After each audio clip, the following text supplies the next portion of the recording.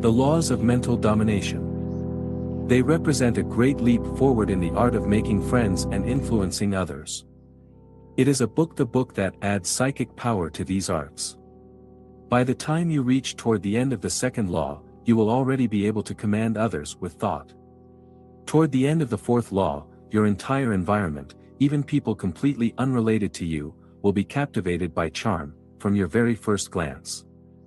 No longer will you be the average, solid type of man who, for better or worse, goes about his daily business, but a powerful individual who directs others with his gaze without them even noticing.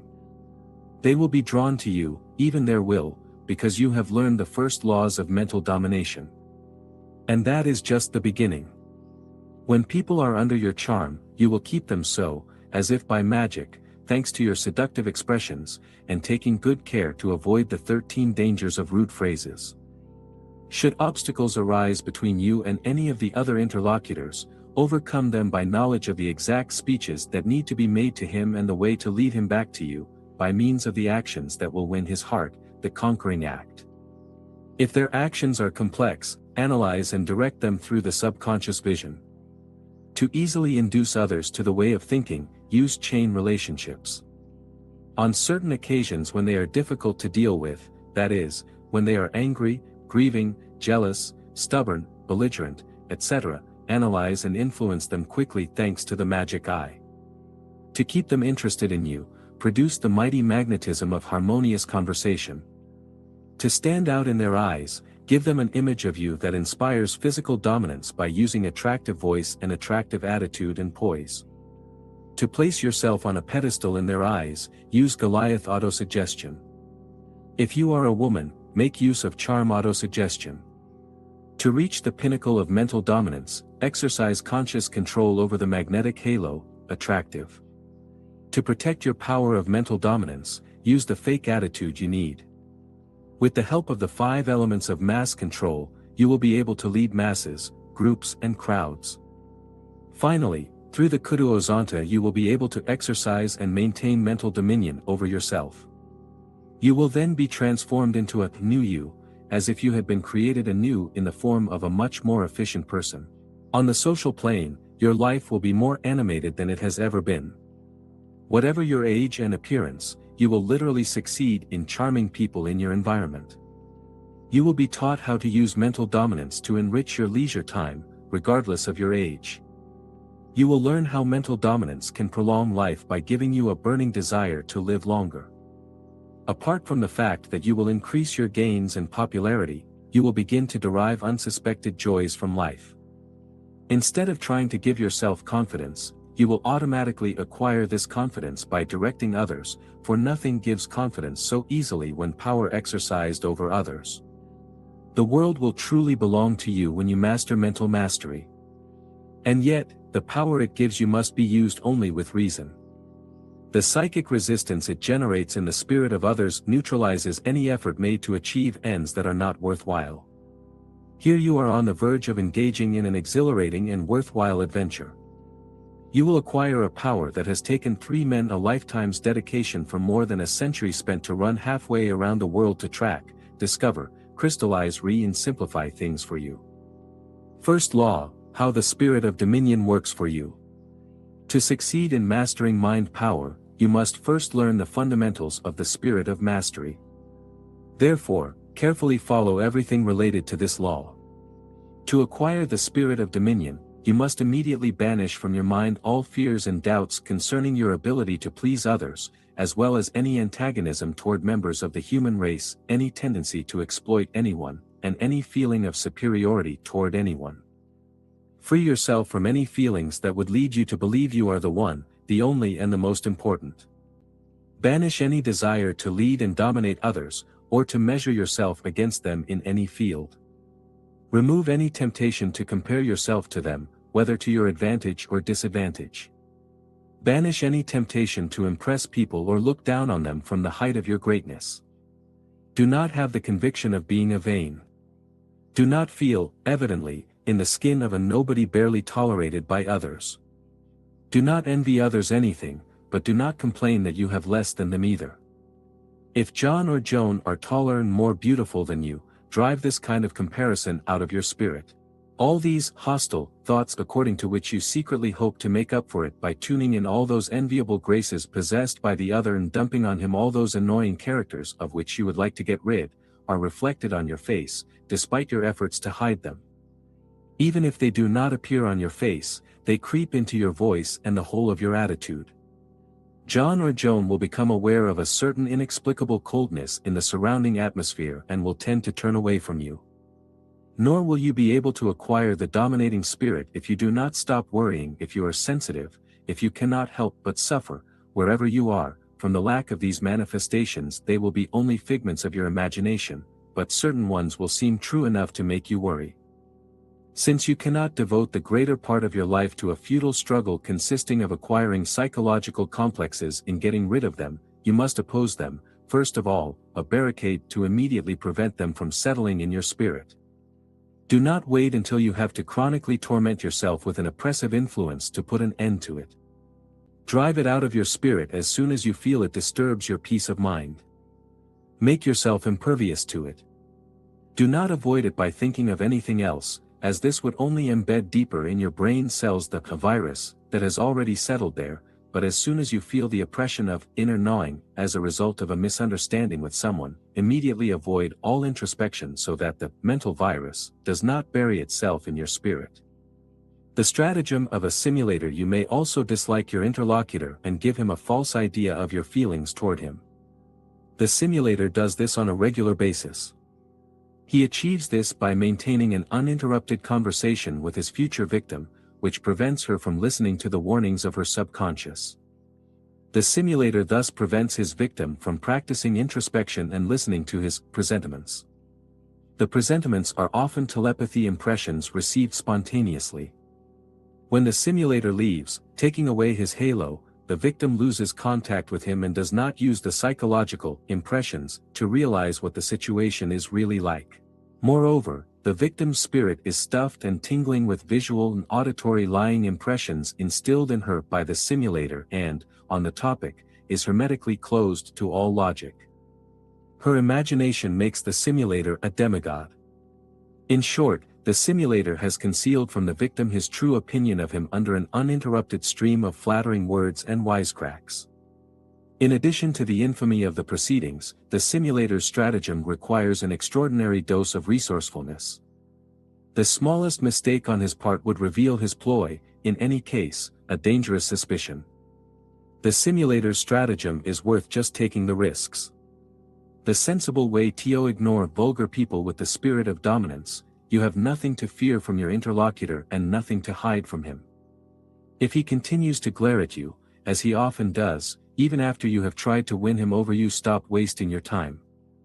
There is an extraordinary percentage of people who allow themselves to be dominated. Ignore, therefore, this tiny amount who cannot be influenced. But try not to have contact with these people lest you have to avoid them later. Do not exhaust your mental strength in this kind of situation. If this person is rude enough to ignore you, ignore him, too, as you would ignore a puddle in the street. As you approach it, do not empty yourself of your mental vitality to spend the rest of the day deploring the incident. A vulgar person is not only vulgar to you, she is vulgar to everyone. If you adopt an attitude of bitterness toward her, without realizing it, she will meddle in your relations with others and you can no longer exercise mental power over them. The spirit of domination and lack of security: the spirit of dominance banishes a lack of confidence. You lack confidence if you doubt your ability to please others and lead them. You do not lack security when you are alone, in your room, with a dog or a cat, whom you are not afraid of not pleasing. When you lack security, you only dissipate spiritual strength by trying to please others while no longer having the ability to show yourself to them in your best light. There are sympathetic people who, knowing you well, will continue to love you even if you lack confidence, but if you have only rare relationships, they may misinterpret your lack of confidence and mistake it for selfishness or arrogance. How the spirit of dominance can overcome nervous tension: the spirit of mastery fills you with another important benefit. It spares you the tension caused by trying to give you courage and confidence. The fact that you take on a new attitude produces a tension, especially if that attitude is not founded on anything specific. You cannot be sure, for example, that you have charm by simply using charming manners. Confidence in one's abilities is but the finished product of a thoroughly possessed quality. Blind confidence has little value since, sooner or later, you will be expelled by failure. This is equally true of courage and other positive mental attitudes. The same is true for negative mental characteristics such as lack of confidence or courage. They result from the failures that abound when you try to launch into a new specialization. Never hastily conclude that you cannot succeed at a certain thing, just because you have previously done it poorly. But neither should you claim that you can do something if you do not already know that you are capable of doing it. How to by the basics of the spirit of domination exercise make a void in the spirit. This very simple exercise will rid you of all self-consciousness, so much so that you will be able to banish all doubts and fears about how to please others, about your rivalry and the need to outdo, to subdue, to impress others and to look down on them. It will also free you from the opposite needs, that of feeling inferior to others, or of fearing that they will not like you, despite all your efforts. You will have established, then, the basis of the spirit of dominance. Standing alone, in your room, imagining that you are walking on a sidewalk and meet someone you do not like. This person triggers feelings of inferiority in you and destroys your charm naturally. But, as it is impossible for you to avoid it, it will become the ideal element to practice this exercise simultaneously in fantasy and in everyday life. From the moment you set your eyes on her, make a vacuum in your spirit by casting out all thoughts of her. Fix any point on the wall and mentally repeat to yourself, point. Dot. Dot. Now, project the kindest thoughts toward her and fill yourself with the desire to meet her. As you get closer, exclaim, I am so happy to see her again. Prevent any introspection by thinking again, period. Period. Period.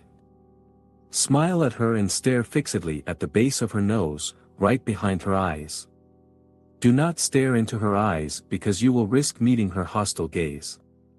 But, she thinks you are looking her straight in the eye. Do not wait for her response and add to what you have said a peak the unimportant thing, for example, about the weather. You will know more, about harmonious conversations, in a forthcoming law.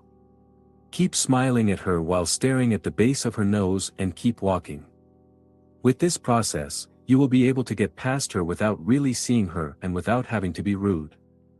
How this exercise can help you in your relationships with people in your environment. The foundations of the spirit of dominion are most easily acquired when you practice the exercises thinking about an obnoxious person instead of in front of a well-behaved relative or friend who is fond of you.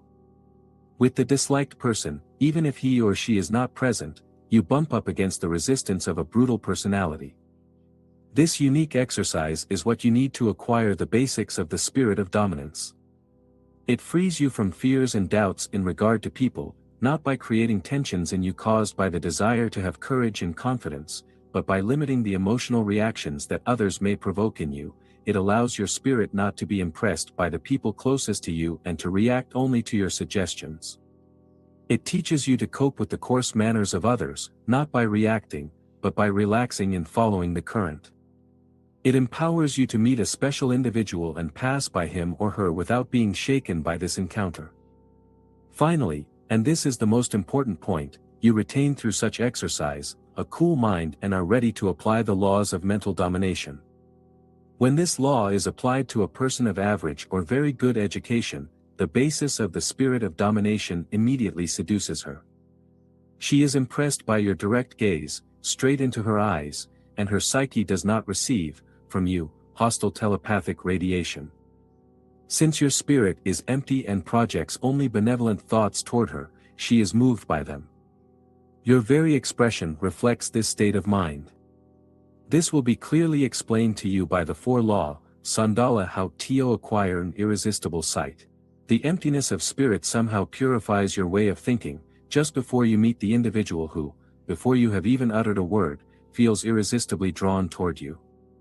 How the spirit of domination works for you is the first law of mental domination. Master it at once by practicing the exercise consisting of making the empty in the spirit.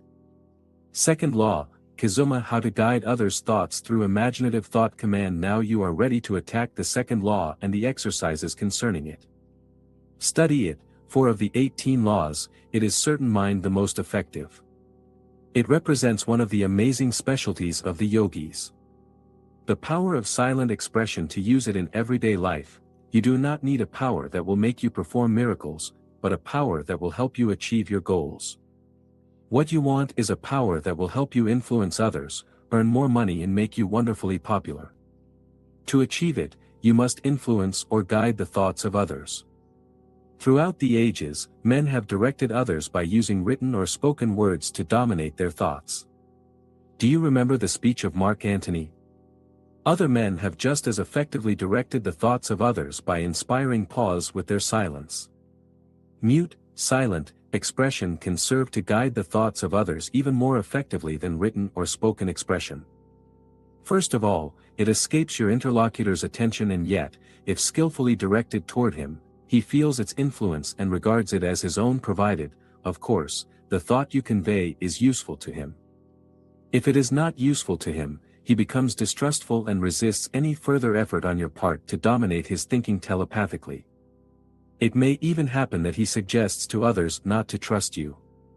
The first condition required to successfully guide thinking: the more valuable your thinking is, the more it benefits the other person. You also gain because the other person feels attached to you and exalts you. Your fame increases. Jesus Christ and other mystics also applied extrasensory perception to valid purposes. It is easier for you to exert your power over another person if you love them. This is why certain religious leaders know so often miraculous healings. When we heal others of illnesses, it is certainly because we love them. The doctor gains from curing the patient, the merchant and the salesman gain from pleasing the customers, the politician has an interest in pleasing the voters, and the lover worships his beloved. The first condition required for successfully guiding the thoughts of others is to try to do with the thought some valuable thing for the person whose thoughts you wish to master. It will, of course, need to be something that they, too, consider valid. But this, too, constitutes a problem. If you want to free her from a bad habit, it may well be that such a habit gives her pleasure and that she wishes to keep it. When a person becomes a slave to a certain thing, it means that he falls in love with this thing. It may also be that the person is willing to contract a new habit, but resists it because she gets the wrong idea about it. It may be that she is willing to exercise, but fears for her heart. She might want to eat more fruits and vegetables, but is convinced that if she did, she would feel weak and never full. She may wish to stop smoking and drinking, but fears that this will harm her social activities. You will bump up against a psychological barrier raised against you by the person whose thoughts you wish to guide. But let us proceed further, attempting to divide the domain of thought into a series of stages that you will easily overcome. Practice them, and you will be amazed at the power you will acquire through the second law. The four main stages you will need to overcome to guide the thinking of others. First stage, the forma mentis that subjugates others. It is the stage best calculated to benefit the other person. Nothing subdues more than love. Those who believed in Christ loved him, and he performed miracles for them. In his region, where he was not highly honored, he did not perform miracles. He, for his part, loved the followers, and this chained them to him. Moses, Muhammad and the disciples of Jesus also guided the thinking of others. To successfully guide the thinking of others, one must, first of all, earnestly desire to help them. Exercise for acquiring the forma mentis that subdues. A. Sit alone in your room and imagine that you are looking at the person whose thoughts you want to guide. Take a sheet of paper and note down the thought or thoughts you want to instill in her. B. Next to each thought, note the benefits you want her to derive from it. Make sure that these benefits are not just your own. It is necessary for the other person to really derive benefits, for if not, he or she may discover a selfish motive in you and escape your psychic control. If, for example, you are a salesperson and hope to gain an advantage from selling, erase from your spirit any idea related to that advantage. Replace it with the idea of the benefits that the eventual customer will gain from the item you sell to him. If he buys the item at the price you quote him, you will make a profit from this sale. So, why think about this profit all the time? Start selling the merchandise. Your profit or commission will come automatically. To sell the goods, think only of the savings your customer will make, the benefits his purchase will bring him. Imagine him realizing these things and showing you his appreciation. Take care, for the moment, to please him. That is what the mindset that subjugates is. It makes the other person your slave. Act the same way if you are a businessman, a husband, a relative, a friend. To bind someone to you to the point of subjection, imagine him with conviction as he profits from the ideas you inculcate in him by guiding his thoughts. Second stage: selective subjugation. It is equally necessary. Although you have a sincere desire to help an individual, it may be that you try to instill in him an idea that displeases and irritates him. If you are a doctor who wants the patient to stop smoking, he may take it very badly. If you are the father or mother of a girl whom you want to prevent from dating a man you dislike, it may be that she resists you because she is, or thinks she is, in love with him. It may also be that you want to sell someone a product of which he absolutely needs and that he does not realize that need. These are the kinds of difficulties you bump up against every day. Under these conditions, guiding another's thinking to your liking is not an easy task. You will need a lot of tact and perseverance. Even succeeding, when you stop influencing his or her thinking, the other person will revert to his or her old ways. In the case of the girl blinded by love, it may be easier to send her to a distant school and let hopes and new interests detach her from the man you dislike. If you are a salesman, you may have to resign yourself to selling your customer something that conforms to his tastes. If you are a doctor, you may have to compromise by persuading your patient to smoke less. In life, you can never predict 100% success. The man who succeeds best is the one who knows when to compromise. The unsuccessful man never resorts to compromise, he throws himself forward, head down, toward disaster. However, do not resign yourself to failure just because you cannot completely look at the thinking of a quirky or original person. If you can influence her to some extent, you have already gained some advantage over her. After several attempts, you may be able to influence her thinking in an appreciable way. Exercise to arrive at selective subjugation. Note down, next to each of your thoughts, the exact reaction you expect from the person you want to influence, imagining that you are orally imposing these thoughts on her. If you think that her friends will laugh at her and taunt her until she heeds your advice, note it down. Do not overlook any of the difficulties you might encounter. If it seems to you that the person would have a tendency to buy your goods if you do not insist, note it. Note anything that might trace your efforts to guide his or her thinking. The process consists of guiding others by thought may prove more subtle, more effective and more attractive than the verbal process, but it forces you, nevertheless, to wake up the interlocutor's subconscious to inculcate your ideas in him. If you cannot wake him up enough, you will never be able to guide his thoughts. Success will come more quickly if you can find an easier means of subduing the interlocutor, for example, make him love you more, arrange for him to talk to you longer, for him to listen to you more attentively, to have more respect for you. As you become more experienced and more confident in the art of guiding the thoughts of others, you will be able to choose more difficult means. Third stage: how to establish psychic rapprochement. Once you have acquired the forma mentis that subdues and selects the means to subjugate, you are ready to guide the interlocutor's thinking. You do not try to guide him with your thoughts but to direct his thinking. You do not even want him to doubt what you are about to do because he would become defensive, but you want him to consciously think that the thought born in his spirit is really his own, that your presence is only incidental, like your thoughts at this very moment. Guiding the thoughts of others is an art of extreme subtlety. The slightest suspicion of compulsion or insistence on your part can bring everything down. You must establish such perfect telepathy with the other person that he or she will be compelled to obey you without resistance or fear, as if in a state of hypnosis. You must that she obey spontaneously, without hesitation the orders you transmit to her, except to be surprised later by her own attitude. Exercise to achieve psychic rapprochement. Sit in your room in front of a mirror and imagine that your image is that of another person. Remain calmly seated, breathe quietly and stare at this image benevolently. As you stare at it, think of the other person. I want to do you all the good that I am capable of, and even better, going so far as to sacrifice. I am ready to do anything to make you happy. My main care is to serve your interests in the best way. It is evident that this statement is by no means a reflection of the truth. If you are a salesman or a businessman, your interests are your main concern. But you cannot allow the subconscious mind to transmit this thought to the other person by telepathy because it would become psychically defensive. Instead, you want her to open wide the doors of her spirit to receive your telepathic messages with as little resistance as possible and to regard them as her own at least for a time. You will then have established a psychological rapprochement with her. How to realize that the psychological wall is about to give way.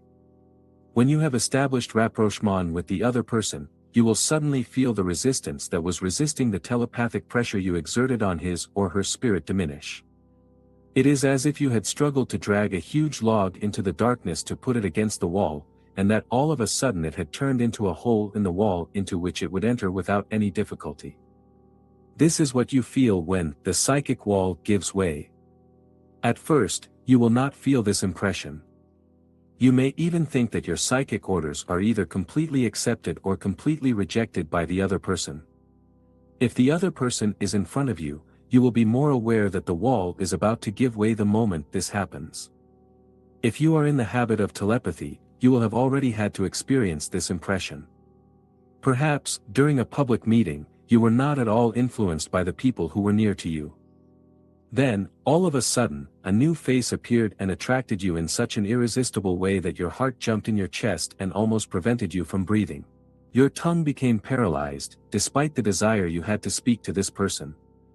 Despite the emotion, you pretend to care about her, and let her disappear, perhaps forever, from your life, but you will remember her eternally with deep regret.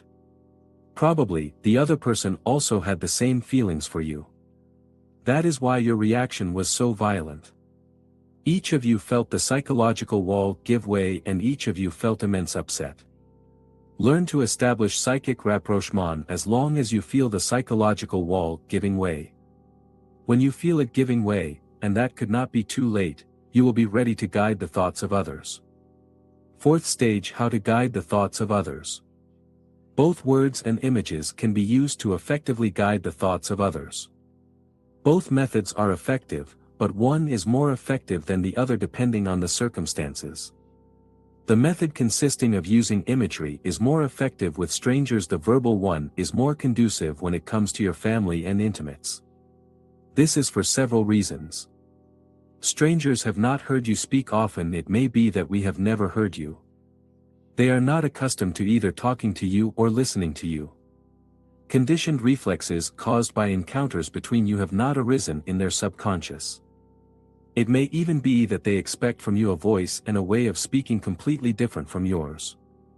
When you have gained sufficient experience, it will matter little which method you use, but at first it will be useful for you to apply the visual method with strangers, and the verbal method in the family and with intimates. They are conditioned by your verbal relationships and will better assimilate verbal messages. How to guide thought by means of image. If it is an outsider, choose well the target you want to use to subdue him. This applies equally well, whether to a prospective client, a new sufferer, or a new customer. Let the mental image of the means you have carefully chosen to dominate him penetrate well into his spirit by thinking of it yourself and transmitting it to him. Let it float in the air and open a passage beyond the wide open doors of his spirit, and keep it before him, mobile and well alive. Do not create a static, lifeless image. A dynamic living image, projected by your spirit and representing the stranger in the act of doing exactly what you want him to do, will captivate his subconscious and prevent him from closing the doors to your thought messages. A vivid and seductive image never causes boredom. Boredom is an obstacle to psychic rapprochement except when it is used for hypnotic purposes. Do not project the image for too long. 3 or 4 seconds will suffice. Withdraw it before the stranger's subconscious resists it. If it becomes conditioned to resist your messages, all future efforts to guide its thoughts may prove futile.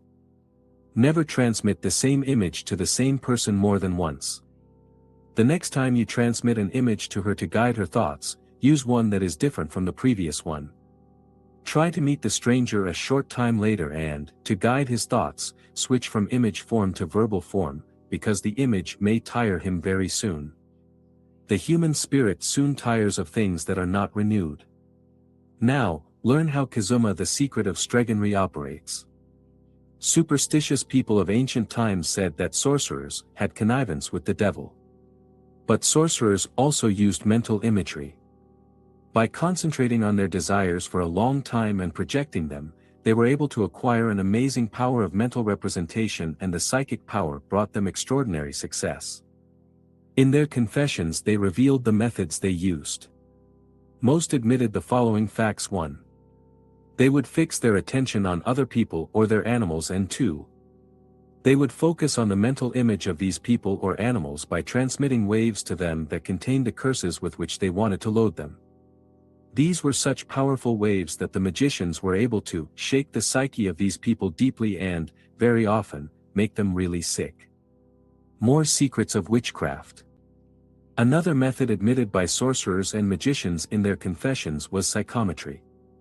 They would obtain objects belonging to those they wanted to make their victims, hold them in their hands to establish astral contact with the owners to whom they transmitted evil waves.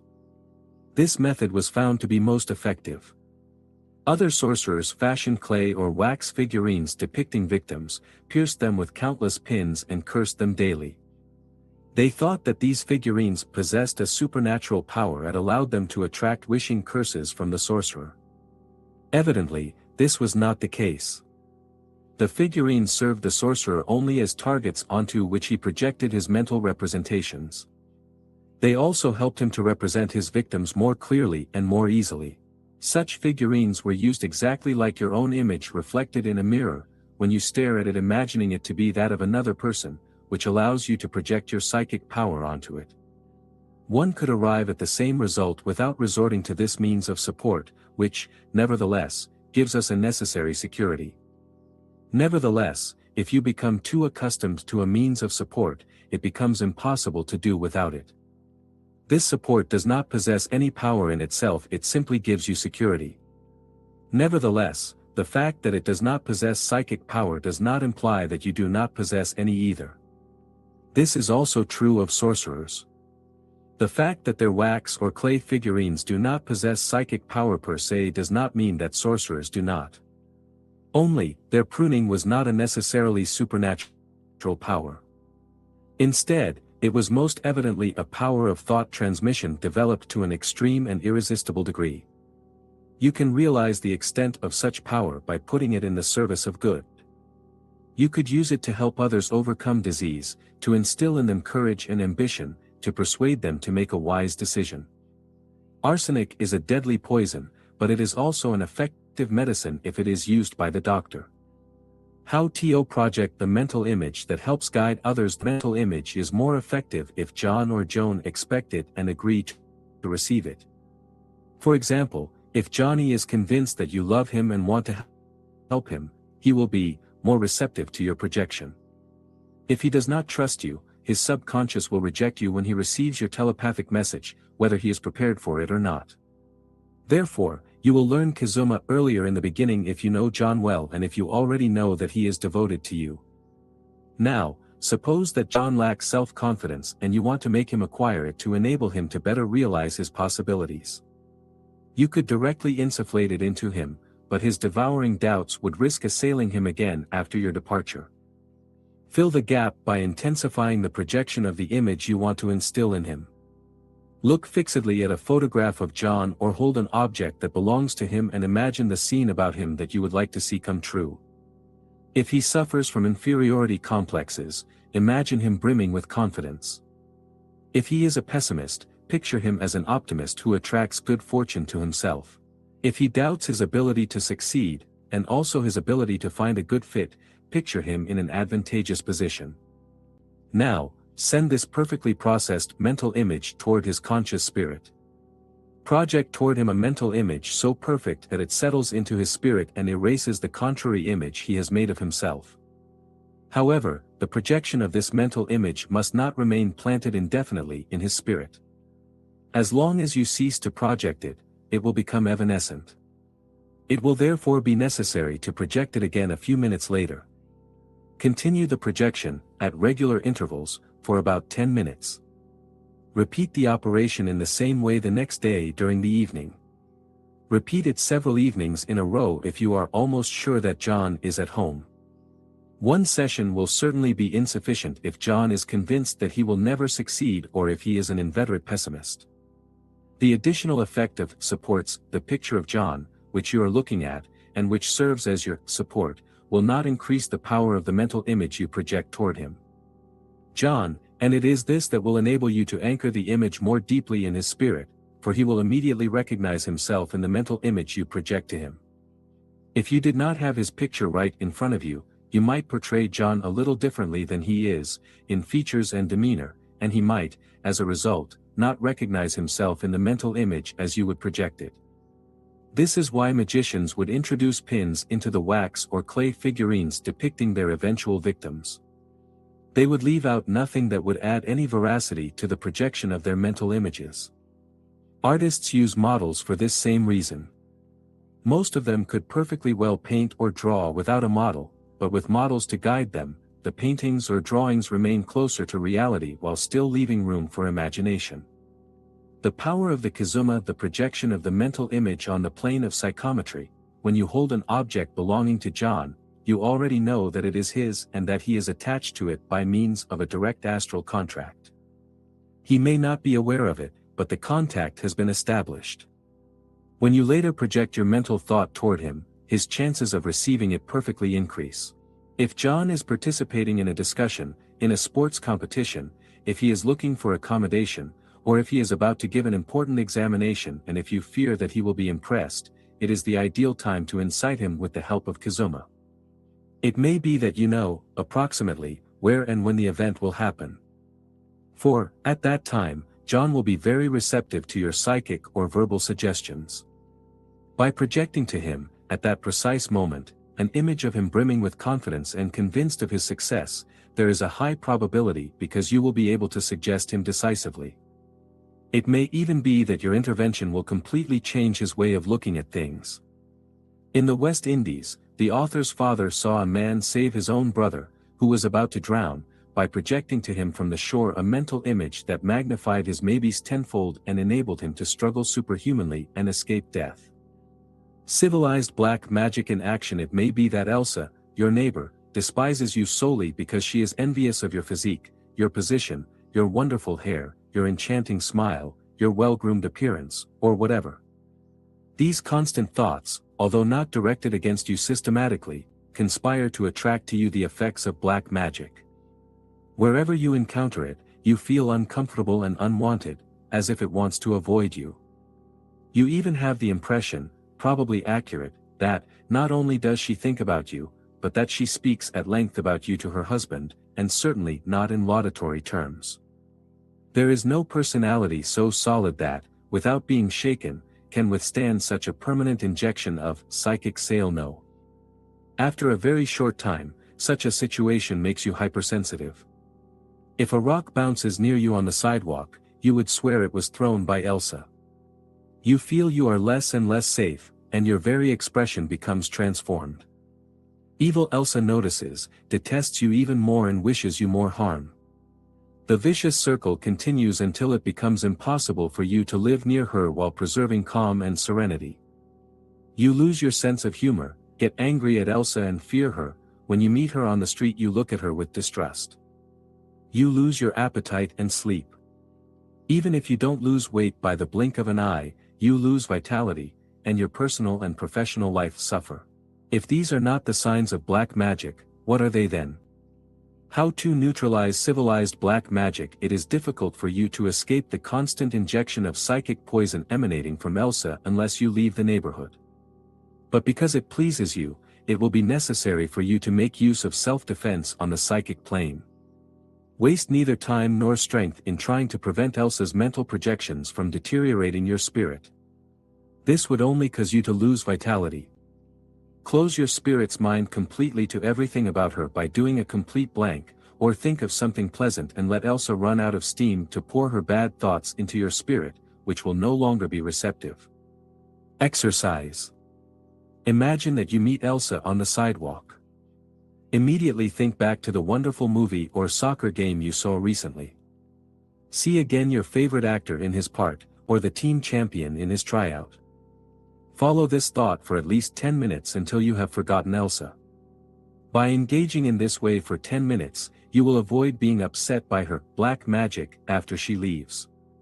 The more sensitive you are, the more you are condemned to loneliness and the more this kind of situation perturbs you. You must therefore learn to neutralize thoughts quickly.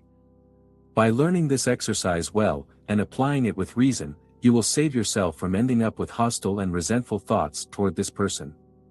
Practice this exercise until you can easily apply it when needed. Examples of the indescribable power of mental image. First example, the Trinidad planter. Jonas Cook, a brutal sugarcane planter, treated his workers like slaves. This happened in Trinidad in the 19th century. He mistreated and punished them mercilessly. Many of them died young. No longer knowing what saint to turn to, the workers sent one of their own to the wizard Bejan, promising him a barrel of molasses if he could save them. Bejan accepted the bargain and sent the worker back with a small package.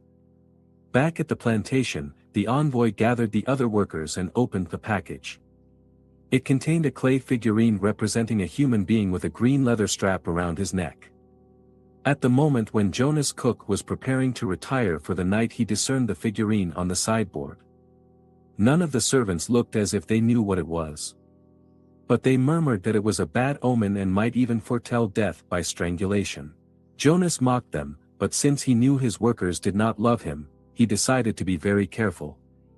A week passed, then 2, then 3 without anything happening. The clay figurine continued to stare indifferently at Jonas from the top of the sideboard. Jonas would not make up his mind to make it disappear for fear of confessing his fears. But he felt uncomfortable. During the 4th week he had a bout of malaria that got worse. Furious, he sent a servant to call the nearest doctor. When the doctor arrived, he found Jonas dead. He had contracted pneumonia and drowned himself in mucus.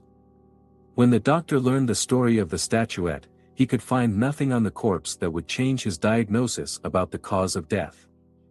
What was surprising was that the figurine always towered over the sideboard, but it was decapitated. As the green leather strap had dried out, it had shrunk tighter and tighter until it clutched the head of the figurine, breaking it off. Bejan, the magician, still had this mental image in Jonas's spirit, so that as the green leather shrank, Jonas would get sick and die himself. Bejan knew how long it would take the strap to shrink to the point where it would decapitate the figurine and, every day, sent telepathic messages to Jonas' subconscious mind. The fact that Jonas knew himself guilty and felt disturbed by the presence of the statuette made him receptive to the evil psychic currents. The man's appetite and physical stamina declined, and he was stricken with a disease current in the tropics, malaria. Then, his fears increased and, from then on, he was an easy victim for Bejan's maneuvers aimed at his death. Second example, the Panama farmer. At the time of the construction of the Panama Canal, a farmer, Gastiazoro, owned a farm 5 kilometers from the town of Agua Dulce. There were 2 routes leading from the farm to the town. The shorter one was a meandering path for 3 kilometers through the woods, while the longer one was a road full of dry mud, all zigzagging, that covered a 5 tiring kilometers. There was only one black spot. To take the shorter route, Gastiazoro had to cross the farm of his old enemy Pretelt. The latter had warned several times Gastiazarus from entering his property and had threatened him with harm if he did not obey him. One day when Gastiazoro had again sneaked all the way into Pretelt's farm on his way to Agua Dulce, he was suddenly seized by a terrible cramp in his legs. Despite desperate efforts, he could no longer lift his legs off the ground. Immediately he suspected Pretelt coming toward him with a stifled giggle. "Buenos dias, Señor Gastiazoro," he told him with a reverence and a big scape with his sombrero. "Since you so enjoy being in my lands, do me the pleasure of being my guest for 2 or 3 days." The cramp in his legs became paralysis and Gastiazoro told Pretelt how he had been reduced like this. "What a pity," replied Pretelt mocking him. "But what does it matter, since you like to give him this place? The evil eye I cast on you really worked." "What do you say, Señor?" cried Gastiazoro desperately. "Did you say the Malocchio?" "But yes, certainly," replied Pretelt with a smirk of satisfaction. "I have cast a spell on you to prevent you from passing through my lands until I remove the nail I have planted on the footprint of your footsteps in a spot over there." In response to Gastiazoro's frantic prayers, Pretelt admitted that the spell would be valid only within his property, but not on neighboring lands. And with a great laugh of satisfaction, he walked away giving him a big hat salute and throwing him a "Buenas noches, Señor. My farm is yours. Stay there as long as you like. And don't worry about the mosquitoes tonight. What does it matter if they throw themselves at you by the hundreds? Your lean will be much fuller and more beautiful after their bites. Truly, hombre, could you wish for a cheaper beauty treatment?" Gastiazoro spent a hellish night, screaming for help and feverishly trying to chase away the countless waves of giant mosquitoes that burst upon him and indulged in a feast. By morning, he was covered from head to toe with huge blisters, was no longer himself and was on the verge of hysteria. As the already hot sun rose, the insects gradually retreated to the nearest swamp, and Gastiazoro, ever paralyzed, tortured his brain to come up with everything he knew about witchcraft. Completely exhausted and weakened from hunger, but terrified of spending another day and night in that dreadful situation, he made another desperate effort to free himself. He took off his jacket and tore it in 2 parts. With a superhuman effort, he managed to slip one under one foot. Immediately, it became normal again. On the verge of fainting with joy, he slipped the other half of the jacket under the other foot.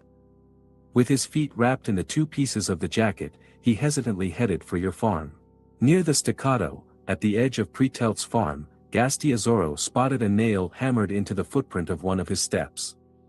He tore it off, freed his feet from the rags that wrapped them, and found that he was no longer under the effect of the spell cast on him by his enemy. He had all of a sudden become a sadder but wiser man. As he walked away, he heard Pretelt's huge laugh. The mental image Pretelt projected onto Gastiazoro to subdue him had found receptive ground because the latter felt guilty and Pretelt had already threatened him. When Pretelt drove the nail into Gastiazoro's footprint and pictured this nail driven into his neighbor's foot nailed to the ground, this mental image appeared in the culprit's spirit so realistically and vividly that he accepted it as a fait accompli and his subconscious nailed his feet to the ground. Third example: the wiles of lovers in antiquity. This happened several centuries ago and still happens in the present day in some localities. Girls would pull out some locks of their lover's hair and braid them to make a small bamboozle symbolizing the object of their love. Then, they would braid some strands of their own hair to make a doll symbolizing themselves. They would place the baby dolls facing each other, separated by a distance equal to the height of their lovers. Each day, they would pull the dolls a few inches closer together. When they get close enough to touch each other, the belief was that it was time to get married. This same process, but this time in the opposite direction, was used to remove an undesirable suitor, a rival, or any bad omen. It is evident that, if the girls achieved the desired purpose, they did not owe their success to the symbolic puppets but to the mental images these puppets helped them project. The mental images were helped, certainly, by the psychological and psychometric results of the braided hair. Fourth example: the costumes of Oriental lovers. Mirza was burning with the desire to seduce Kafir. She called his image into her spirit and courted him in an attempt to seduce him. When she led the maneuver continuously, Kafir found it difficult to resist her. Mirza could even attract to herself an unknown man from anywhere in the world. All she needed to do was to focus on the image of her ideal, and he would come to her in the desired time. It is what is called the clairvoyance of spirit. It is not a mystery. Many of us have applied this method without even realizing it. They projected mental images through space until they reached the suitable human being to receive them. This immediately established a relationship between two people and drew them to each other. Fifth example: couples bearing twin rings on their fingers containing a lock of hair for each were bound to each other forever, with nothing to separate them. Exercises that enable people to buy into the practice of Kizuma and use it to achieve worthwhile goals. Exercise 1: You are a woman and you want to win Albert Radford. Obtain a photograph of him or an object that belongs to him. If, in order to do this, you have to resort to illegal or condemnable schemes, you had better do without. Sit or lie down in the darkness of your room. Close your eyes and imagine Albert in his bed but not yet asleep. This is the best time to project effective psychic power. Create in your spirit an image of yourself as you would like to settle it in Albert's spirit. Picture yourself dressed elegantly and suggestively, looking young and attractive and in a friendly and seductive attitude. Recreate this image in your spirit until it is so perfect in every detail that you really have the impression of seeing yourself in front of you in the dark. Project this mental image into Albert's conscious spirit and hold it for a second or two. Immediately afterwards, withdraw it for a minute or two, or until you feel rested enough to begin the projection again, and begin the procedure again. Start again the next day evening. But you must be almost certain that Albert is at home, in bed, otherwise, the projections would lose vigor in trying to find him. They will, moreover, have no effect, unless, with practice, you have acquired extraordinary psychic power, if he is in the company of another woman whom he likes very much, or if he is enjoying the company of friends. If you repeat these projections for several evenings in succession, however, you are very likely to find him at home, in bed. A word of advice: do not project the same image of yourself every night. If you manage to make contact with him more than once, he may get used to this image. It is understood that he does not recognize this image as a mental image emanating from you, but as the image he makes of you himself. This is what makes the process effective. It is therefore necessary for you to project a different image of yourself every evening, adorned with a new and well-done hairstyle, new slippers, with a new robe, etc. Date attractively, but in an atmosphere that makes Albert feel at home. Second exercise: imagine that you want Mr. Darby, your principal, to give you a promotion or a faster pay raise. In such a case, it would be preferable for you to have in your possession an object that belongs to him, a pencil, for example. Do not, however, turn into a despicable thief to get hold of it. Kizuma can be useful to you even without the help of psychometry. You will only need to create a more perfect mental image. In any case, if your mental images do not approach perfection, the projections will not give you the expected successes. Sit in your room or lie on your bed. As for exercise 1. Imagine Mr. Darby in his home, getting into bed. Now, try to reach his conscious spirit. Unless he is very annoyed with office matters, you should succeed very soon. Next, create a flattering image of you in the office, men 3 work for him, and get it into his spirit.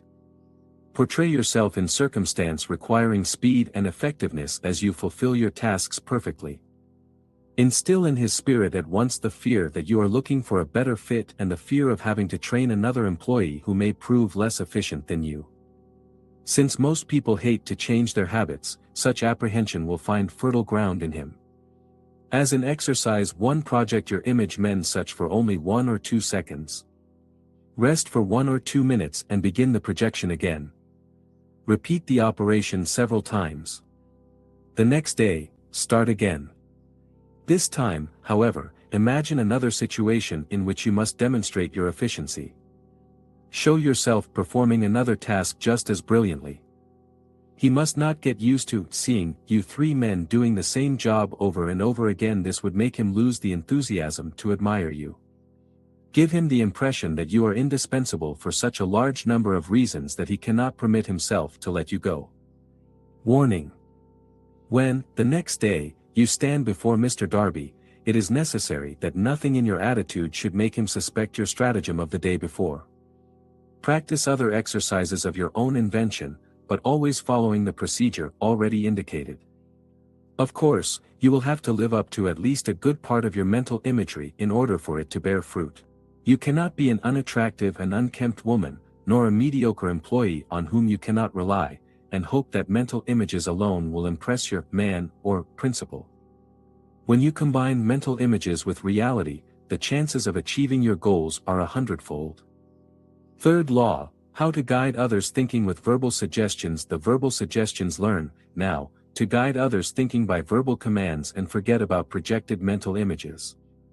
This law is most effective if you are in front of John or Joan. This way of influencing people with words should be presented in the form of advice.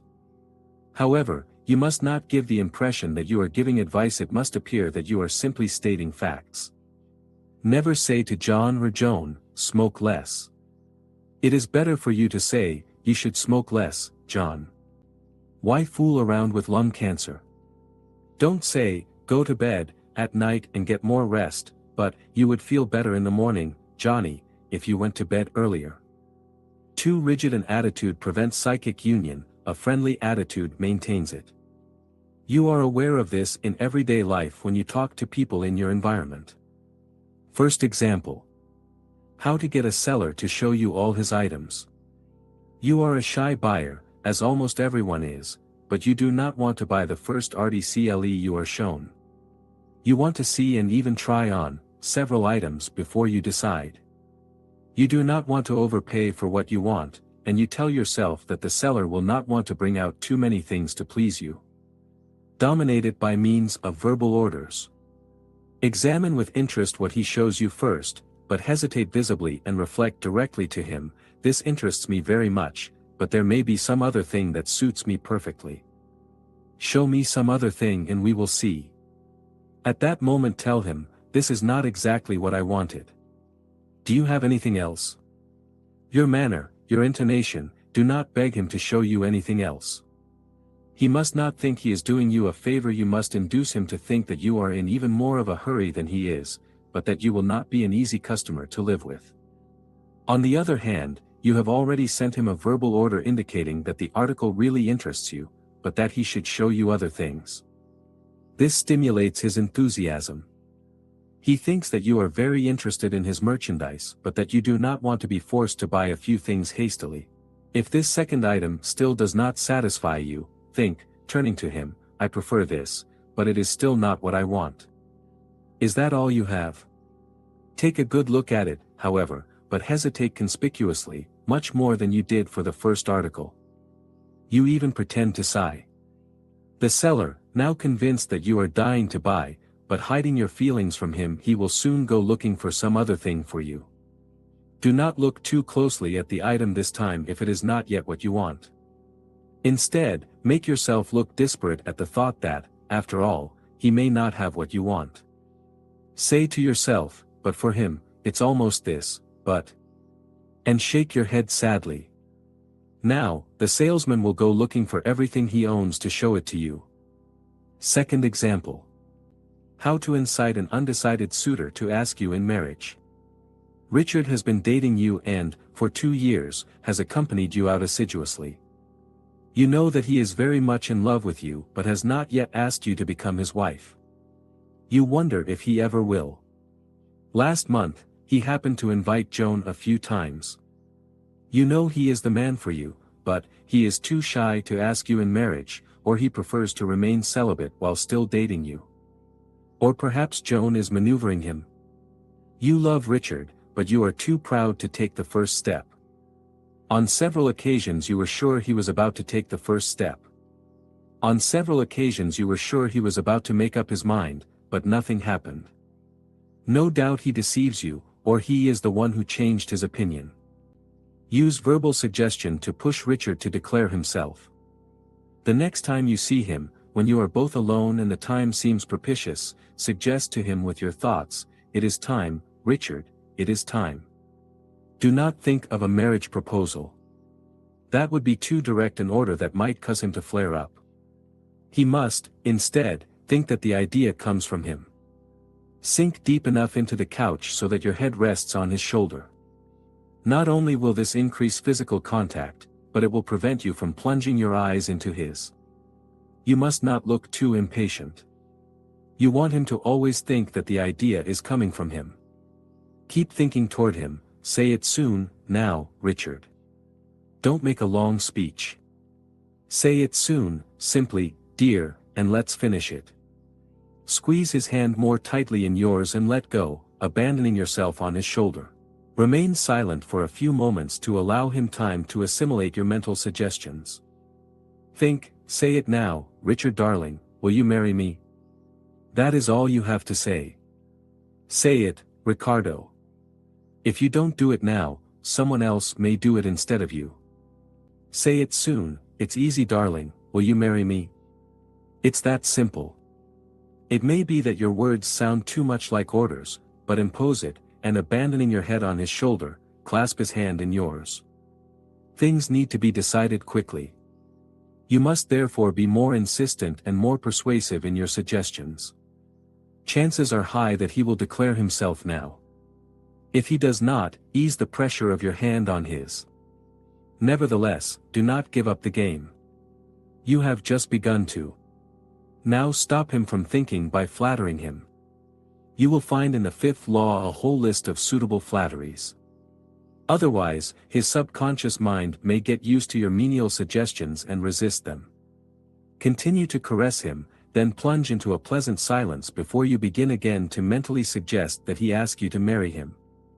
Richard, it must be done this evening. I am so well disposed to welcome your application. Do it soon, Ricardo, and I will accept it immediately. We are so made for each other.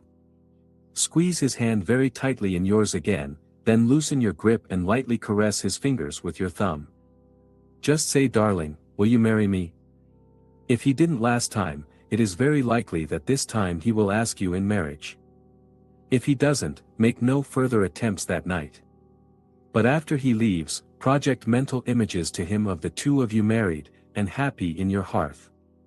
Also, project to him images of the two of you attending evenings with other couples and having the time of your lives. Project to him images of your home life with two beautiful children and Richard in charge of this little world and treated like a pasha. Only project images to him that overlook at him. Don't suggest, now, that he asks you to marry him, but you are not forbidden to propose images of the two of you on your honeymoon. In the imminence of meeting him again, suggest to him again with the thought of asking you to be his wife. Do not order him to do so, but imagine him asking the question. When you are reunited again and the time is propitious, apply again the method of mental suggestion to incite him to ask you in marriage. If he is truly made for you, this time your efforts should be successful. Third example: how to get rid, without offending her, of a person who wastes your time. You are in a great hurry, but you meet old Bill. He is a nice old, retired man who has all the time. You can't just walk past him and throw him a "good morning, goodbye, I'm in an awful hurry." Bill is very sensitive and would think you are avoiding him because it is very difficult to stop him. Greet him as if you are excited to see him. Do not give him the impression at all that you want nothing more than to leave him. Do not ask him about his health, but tell him that he is looking very good. Do not give him an opportunity to talk about his real or imagined ills. But continually repeat mentally, "I'm late for work, Bill. I need to leave you right now, right now." Before he questions and latches on to you, look at your watch and exclaim, "What? Am I so late today?" Sigh deeply and think toward him, "You are kind, Bill, tell me to hurry." Shake his hand warmly and say to yourself, "One of these days, Bill, we'll spend a good deal of time together up front, but I have to go now. I'm not being rude, I love you too much." Shake his arm affectionately, and leave immediately shouting, "I'll see you again soon." Evidently, you cannot be as polite to him as if you had stopped to chat with him all morning. You must do as well as you can under the circumstances. Note, you will be amazed at the effectiveness of verbal suggestion. It penetrates into Bill's subconscious and prompts him to do what you want him to do, as long as it is not something dishonest or dishonorable. Fourth found law: how to acquire an irresistible look. The previous three laws taught you how to influence John or Joan directly, while the laws that follow, how to increase your ascendancy over them, they will also bring you material gains. To achieve this, psychic dominance alone would not be sufficient. The irresistible look, like everything related to mental dominance, is best acquired through thought. Cunning women and men can employ irresistible gazes and fool people most of the time. But they are soon found out. If they use irresistible looks for dishonest purposes, they must be wary of the law. If they are dishonest, their irresistible gaze is only a pantomime. Certain kinds of irresistible looks are not recommendable. There is little to be gained, after all, by being shrewd and disappointing. Moreover, when you have nothing to fear from the law, you acquire a peace of mind that expands the disarming power of your irresistible gaze. How your irresistible sight produces its effect on others. Although it receives a boost from your spirit, its effects on John or Joan are immense. It affects the spirit of the one you dominate by suggesting to him that you are well disposed toward him. This fosters spiritual union. He regards you as a long-lost twin brother, as the only person in the world who thinks and feels things exactly like him. The power of the irresistible sight. Almost everyone judges the expressions of others from when they remember more typical expressions of childhood parents and friends. When they were in a bad mood, their expression was stern. When they were happy, their expression was pleasant. These individuals had natural and elemental reactions in front of them. Few have met or attended enough thinkers to understand that a stern expression can also accompany great concentration or intense application. Few, too, have attended enough skilled simulators to conceive that a pleasant expression can be coupled with hypocrisy. And yet, it is perfectly natural to regard a stern expression as the very appearance of a hostile and coarse nature, and a facetious expression as the very appearance of an understanding nature full of regard for others. Coarse and unkind people look unpleasant, it is fact, although they do not necessarily appear severe, while understanding and considerate people look pleasant, but not necessarily sweet and kind. As a result, almost everyone struggles to define the character of people in their environment. Simulators will be all this by instinct and take advantage of it by using the irresistible gaze. The two essential qualities of the irresistible look. The irresistible look possesses characteristics that are instantly liked, characteristics that indicate to people that you have a kind and generous personality, a mindset and an attitude that are favorable to them. The exercises you need to practice to apply this law will teach you how to acquire this irresistible look, to make use of it immediately. To make the best use of these exercises, you will need to know what this irresistible gaze consists of. It has two essential qualities. First quality: total absence of tension on the face. This indicates that you are easy to treat and easy to be around, that you are kind and do not like quarrels, that you are easy to please and have no tendency to offend people, that you would not try to dominate others or look down on them. The total lack of tension on your face indicates that you can be turned to in case of need, that you are without malice, but at the same time, quite intelligent, that you are not a cunning and sly simulator. It indicates that you are much younger than you actually are, that you are loyal to friends and practically loved by everyone. When you are with other people, this lack of tension consoles them of mental aberrations, doubts and fears about their personal charm. Those without an attractive personality live in constant fear of being abandoned, ignored, despised and even insulted by others. When they meet someone who possesses the irresistible look, they rush at him. In fact, you must be careful that they do not cling to you for a long time. Second quality: you show immense interest in Joan or John by the expression of your eyes, lips and features. The interest you show them will cause John or Joan to think that you want to come to their aid by being their friend and defending them. This interest indicates that you have a healthy spirit and will and energy necessary to help them in a good way. It indicates that you will not ask to be paid for everything you do. To acquire this quality, you need your eyes to be alert and fixed on their private affairs. A shifty look suggests a sly investigator, while a straight, attentive gaze implies a sincere interest in the individual himself, a flattering feeling that few experience during their lifetime. Nothing can make John or Joan bend sooner than this gaze can. How to buy the irresistible look. In summary, the two major qualities of the irresistible look are 1. A total lack of tension on the face. 2. The interest you show in John or Joan with the expression of your eyes, mouth and features in general. Learn to acquire these two qualities and make use of them. 10 exercises to acquire the psychic impulse that produces the irresistible gaze. Exercise 1. The life of the spirit. Repeat the exercise learned in the first law. Sit quietly, alone, in your room. Imagine that you suddenly meet, somewhere, the hateful Lily. This unpleasant encounter stretches your features and gives your face an expression of anger. Then immediately, stare at the wall, facing you at any point located at eye level. Remain quietly seated and think, to escape the tension created by stopping to really think. Point. Point. Point. A simple dot on the wall is not enough to awaken your interest, and so, you stop thinking. Exercise 2. The total extension. Now that you have emptied your spirit, relax your face. You should feel the muscles of the forehead, cheeks and lips relax. Also relax the rest of your body, especially your feet and hands, so that your fingers are in a normal position and your toes stop digging into the soles of your shoes. But make sure the chest does not sag. Good posture has an important function in the domain men such. Total relaxation adorns the face with a peace and beauty that is often noticed on the face of certain people just after death. It is an element of natural beauty.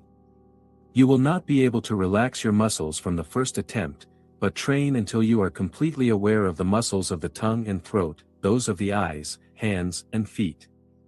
Total chin relaxation will relieve your nervousness as well. Exercise 3. Limited activity. This exercise and the next will get you used to maintaining an irresistible look even when the body is in action. Then, stand up and walk around the room, but work only the muscles of the lower limbs. All other muscles must be at rest. Boxers train themselves to relax even when they slide into the ring, with their fists closed, ready to throw a punch or receive one. Even when they throw a jab, their body is relaxed until the precise moment when the punch hits the opponent.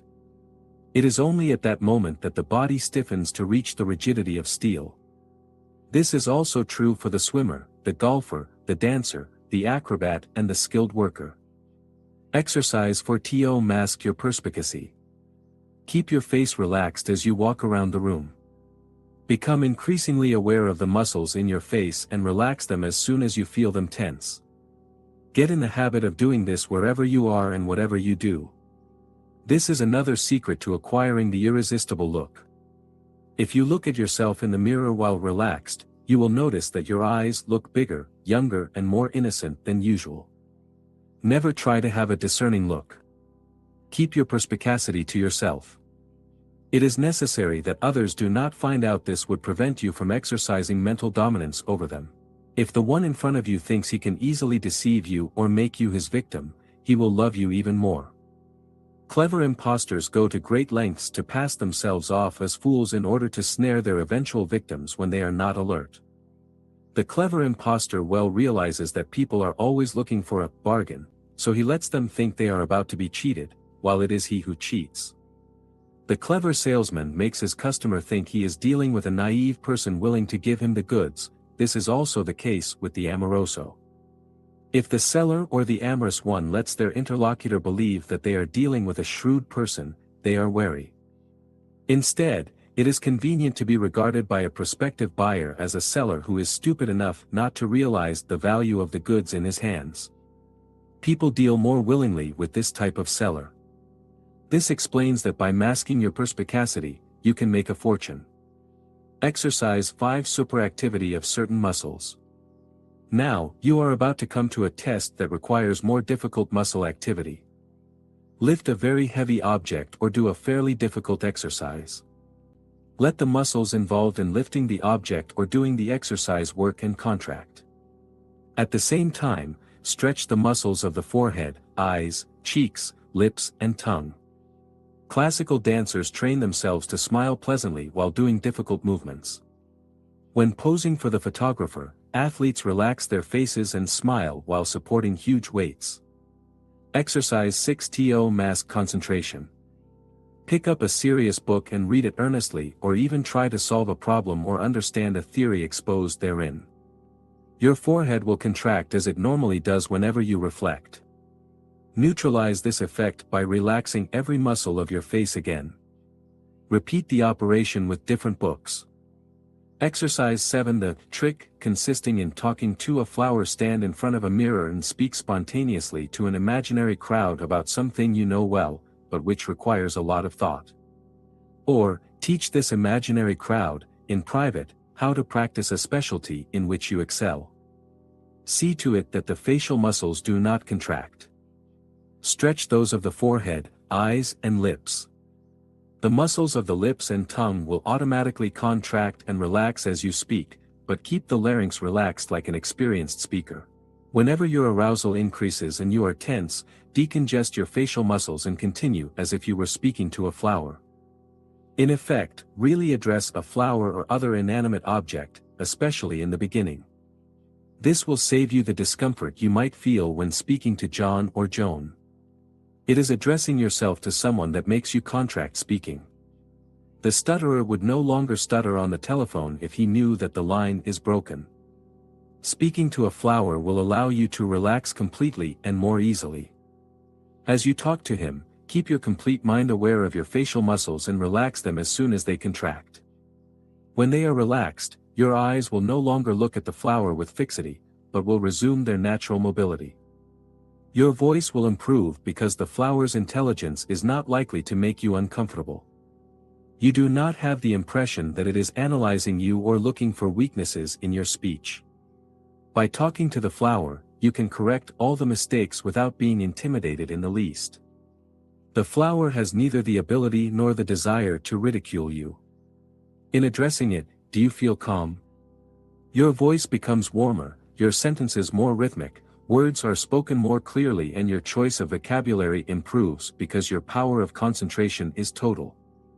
Exercise 8. The secret power of the flower. Stand in front of the mirror again and look straight into each other's eyes as you would into John's or Joan's. But instead of seeing your own image, you see that of the flower. Keep talking as if you were talking to him. Despite all your efforts to remain relaxed, you are about to contract. So, turn back to the flower, continue talking to it and relax again. Once relaxed, look again at your image in the mirror and turn to it.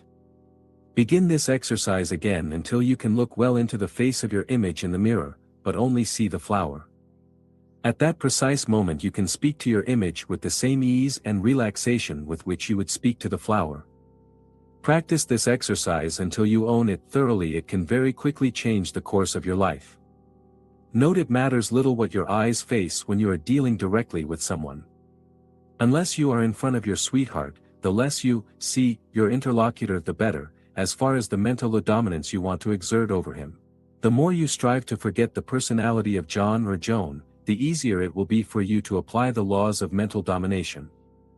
Being overly conscious of your interlocutor can only make it more difficult for you to apply your techniques and prevent you from achieving the total inner cohesion you need to dominate yourself, as you can do instead when addressing a flower. In doing this exercise, make every effort not to dwell on the details of your interlocutor's features or expressions, trying instead to look him squarely and serenely as if you were looking at the flower. He will suspect you for this, but he will be amazed at the amazing explosion of mental dominance emanating from your true self.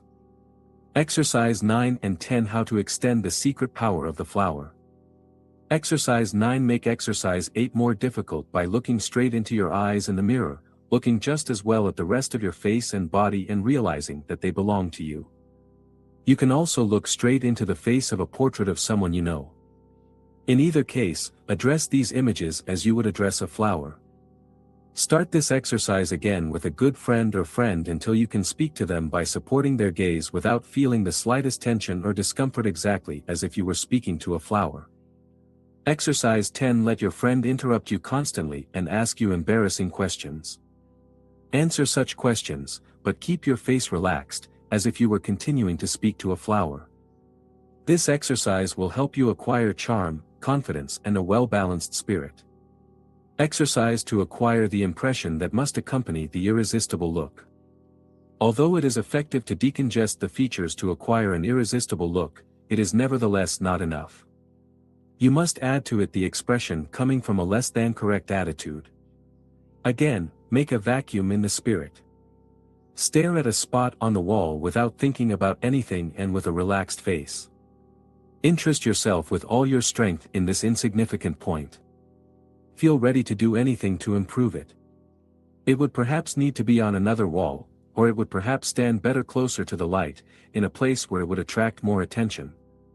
It will obviously be more difficult for you to be interested in a spot on the wall than in a person you like to see. On the other hand, you will not like the sight of most of the people you meet. Some will be genuinely likable. However, you can, by simple suggestion, awaken in you some interest in them, just as you do with the dot on the wall. As soon as the person feels that you are really interested in them, they are already all yours. Everyone who works is bound to meet people about whom they care little or nothing, but have to hide their feelings and die that they love them. Here, then, is a summary of exercise I. Fix an insignificant spot on the wall. 2. Make a blank in spirit by thinking only of the words, dot. Dot. Dot. Until you forget everything else. 3. Relax the muscles of the face, forehead, eyes, and lips. 4. Fill yourself with the desire to help that point with all the means at your disposal. You don't have to think about the means to help it, just feel ready to help it. Do not be impatient to help him like a zealous reformer. Look at him for a long time, with your face relaxed, and let your thoughts reflect on your face.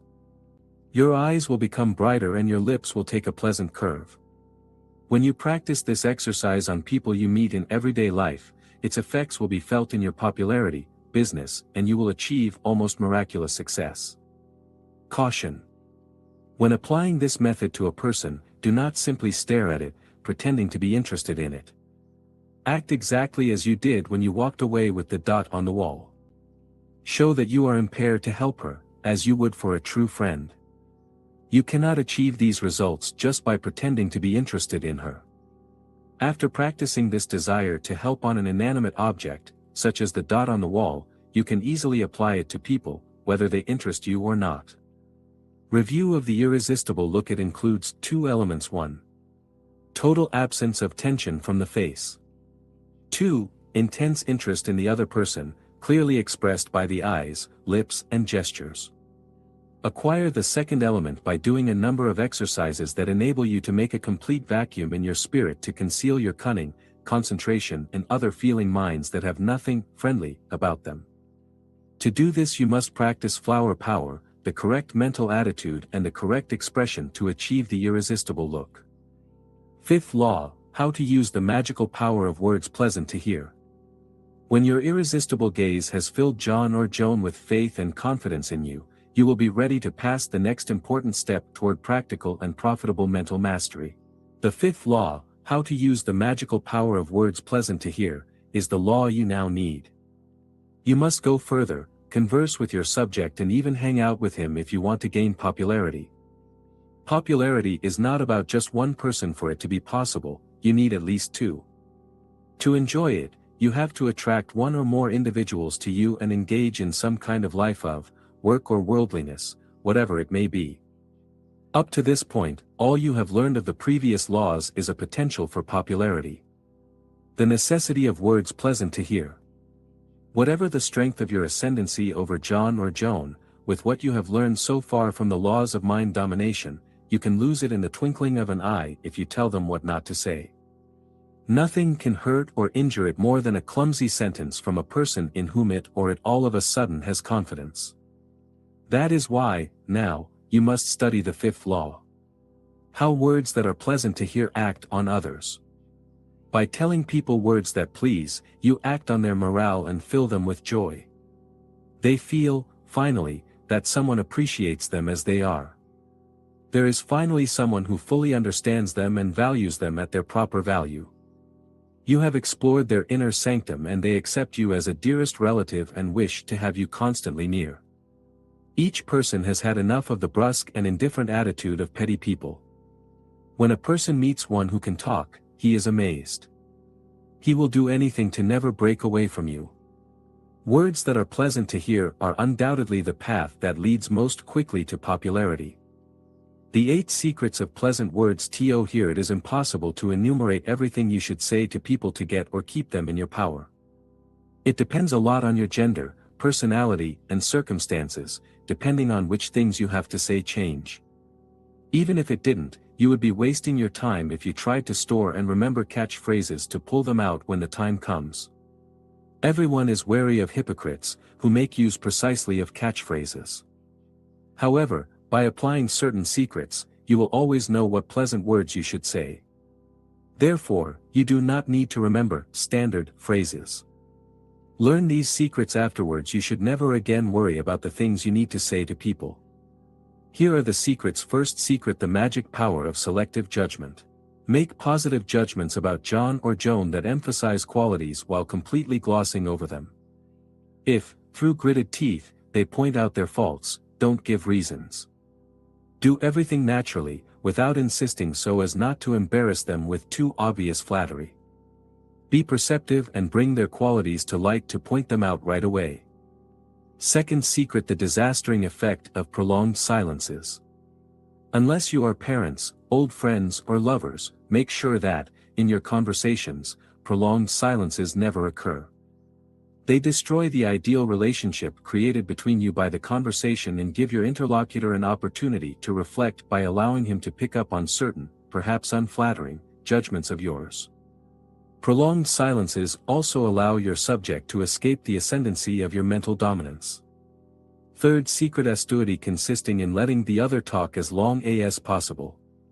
During your conversations, encourage John or Joan to participate for as long as possible. To accomplish this, ask them questions on familiar topics, pretending to attach great importance to the things they tell you. That is to say, on an intellectual level, you must put yourself in the position of a debtor. Do not attack him by asking him what he does and how much he earns. Let him himself, spontaneously give you this information. Instead of asking a mechanic how much he earns, rather ask him what model of car he recommends you buy this year and why. These kinds of questions give him the impression that he is an important person who gives good advice. This gives him an opportunity to talk to you about something you do not know, but which he knows thoroughly. If, in order to get him to adopt your point of view, you have to show him his ignorance of the subject you are discussing, do so without looking him straight in the eye and without bombarding him with rigorously logical arguments. Tell him, rather, that you know someone who thinks so and so about this subject and describe this person's ignorance for the purpose of identifying it with that of the mechanic. This will allow him to save face, and he will have no resentment for you. Fourth secret: the careful look. When John or Joan addresses you or a group of which you are a part, do not look aloof or indifferent. Respond to them with your irresistible gaze and lower your head from time to time to express your approval. Give them the joy of seeing themselves listened to attentively. Certainly, your attitude should not appear forced. Do not laugh thunderously whenever he or she jokes dubiously. But look genuinely admiring and give them a little word of encouragement whenever the opportunity arises. Do not look strange, enigmatic and discouraging. Fifth secret: why not avoid allegations. Don't try to avoid giving praise to Joan or John when they deserve it. Compliment them spontaneously, even if you are jealous and don't want to admit it. If you try to hide it, John will feel your secret jealousy. Praising someone does not detract from your personal qualities. On the contrary, it incites others, including Giovanni or Giovanna, to consider you an honest guy. This helps you preserve your mental faculties by ridding your system of the jealousy you feel for this person whom you will thus attract to you. It will finally prevent you from being condemned to morbid reflections and complaining. Sixth secret: how to quickly establish real relationships. Converse courteously with your interlocutor. Incite John to lead to good the righteous ambitions on which he relies. Do not think of your own. If it is good, do not fail to tell him so. Do you fear that this will make his head swell? Why? They have been telling him since he was a child. He suspects of jealousy all those who do not tell him. Do not be stingy with compliments. But try to compliment him on qualities that are not too visible. This will please him even more than the usual compliments lavished on him by others. It is not necessary that you keep complimenting him until the end of the conversation, but make sure that you do so from the beginning of the conversation in order to establish, as soon as possible, ideal relations between the two of you. He will derive great satisfaction and true physical well-being from this.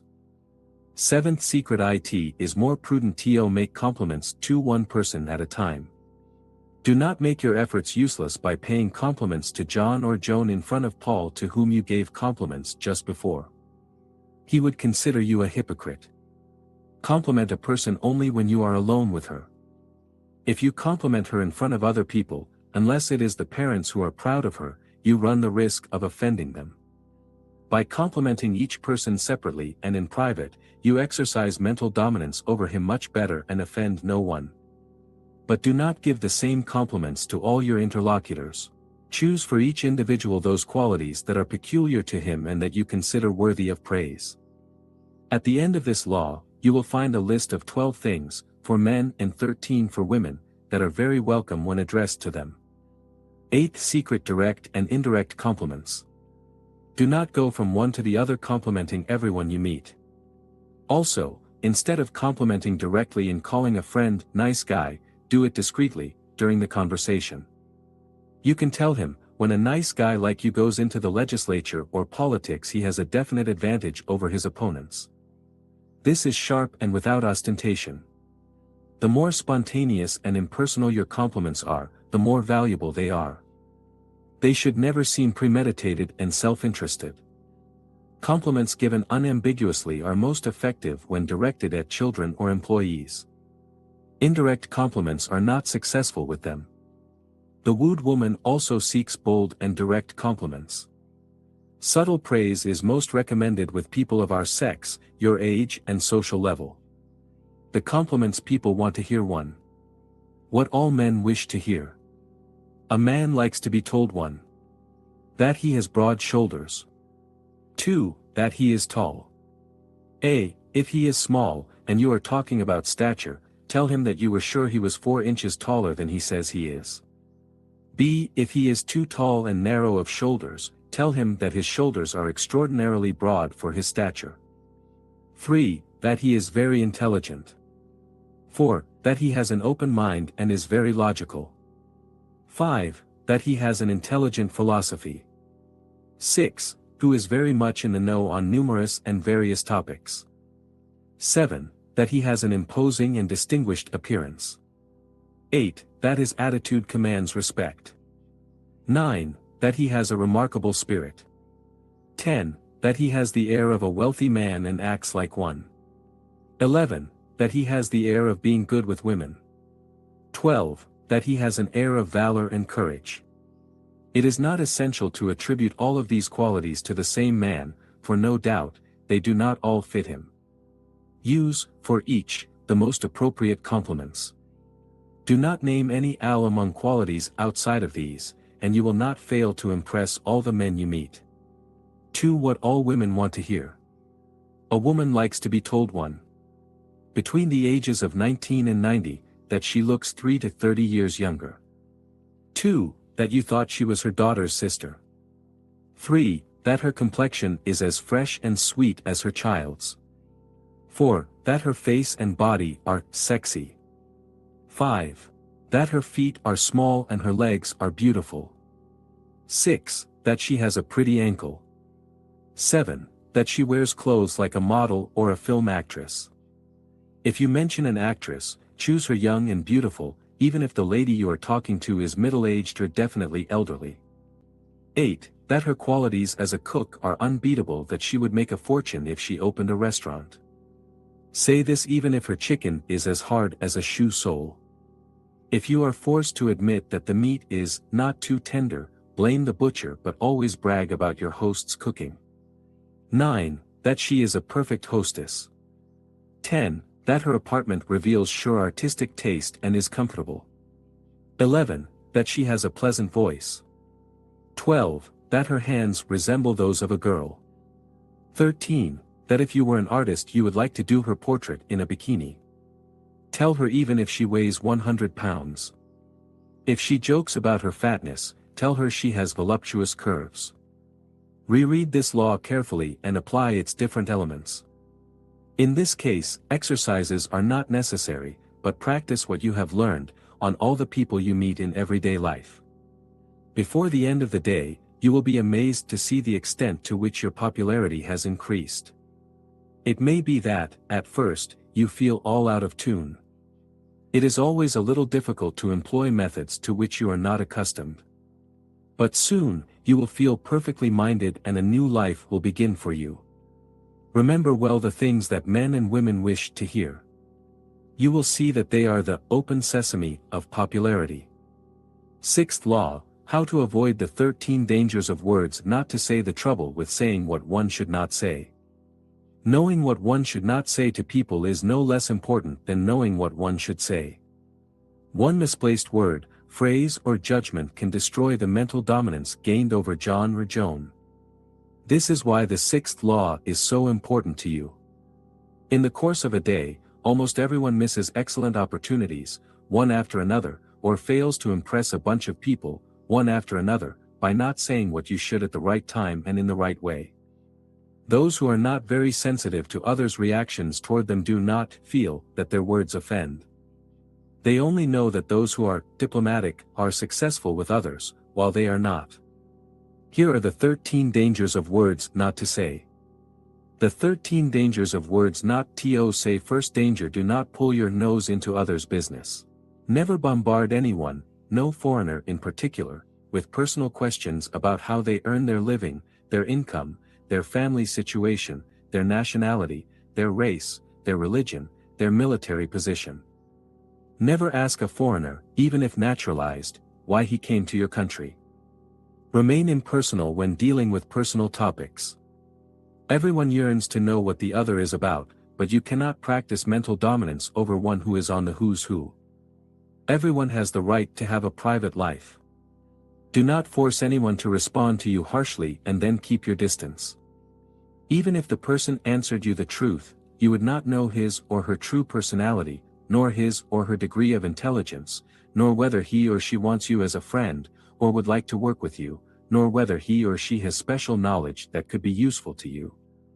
To get a negligible piece of superficial information, you might miss the opportunity to know all these things and even more important ones. In any case, he would give you all this information himself in the course of the conversation. If he did not, it means that he would have good reasons for not letting go, and that would be within his absolute right. Second danger: don't ask anyone, how come you have this pronouncement? Never ask anyone where their pronouncement comes from. Virtually all immigrants hope to become citizens of the country they have chosen and where they have become naturalized. They do not want to be treated as foreigners. Moreover, it may be that an immigrant has lived in the country as long as you have, and has even raised a family there. He has, no doubt, lost all contact with his country of origin. Your country is his own. Just then you come along and remind him that he is a foreigner, by asking him irritating questions, because he feels like a man without a country. Unless he is a fanatical nationalist, consider him a citizen like you if you want to exercise mental dominance. Third danger: do not seriously threaten the interlocutor with your finger. Never act like an examining magistrate with people. If your interlocutor proves stubborn and impertinent, cleverly change the subject by asking him a question that distracts his attention from the ongoing discussion. Never bark, "All right, think as you want, I think as I want." It really does not matter socially whether or not you can convince your interlocutor that he is wrong, therefore, why try? Don't even make fun of him or her, unless you have known each other for a long time and are in the habit of joking with each other. Talk about something else, rather, and when he starts shouting again, pretend to be fully of his opinion, then change the subject again. When, in court, you are being tried by an impartial jury, or when arguing before an impartial audience, you have an interest in pointing out your opponent's contradictions. But, in worldly life, all you want is to earn his admiration, and therefore you need mental dominance. By pointing out his flaws, you would create an implacable enemy. Fourth danger: never give freedom to emotions. If John or Joan gets crass during the discussion, deflect them from the topic and cleverly compliment them. Use one of 12 or 13 things men and women want to hear. Do not abruptly interrupt the discussion and then leave. If, underneath, you are insulted, turn a deaf ear, and above all, do not respond. In fact, you must, or feel, that you have not been touched by these insults and respond as if you had not heard them. Take care that your voice is not altered and do not give vent to your feelings. If he continues to want to bicker, smile, shrug your shoulders and walk away. Since he is not a friend, why waste your time talking to an enemy? As Eisenhower said, why do you waste your time even thinking about people who do not love you? Such an attitude avoids conflict, and in your environment you will be admired for your calm and dignified behavior. Should this happen at a reception, the hostess will bless you. At your reception, you will be invited, but the other person will not be there. It is not by having the last word that you have the upper hand in an argument. The one who wins is the one who manages to retain the respect and admiration of those who have the discussion. Fifth danger: do not blame yourself for perverse adulation. Do not adulate John before Paul only to diminish Paul. Do not congratulate Piero on his excellent speech by demeaning Michael, who listens to you and speaks badly. Compliments should be constructive and not destructive. Not only do they hurt deeply when used as a whip, they make the person to whom they are directed uncomfortable. Instead of attract the friendship of one person, you lose the friendship of two, since none of them will ever trust what you say to them again. It is extraordinary to see how many people play this game and then marvel that they have no influence over people. Sixth danger: do not be a bad language. If you are a bad tongue, you will not exercise mental dominion over anyone. Backbiting creates a general malaise because it makes people afraid. Sometimes, it may amuse some people, but mostly it brings you enemies.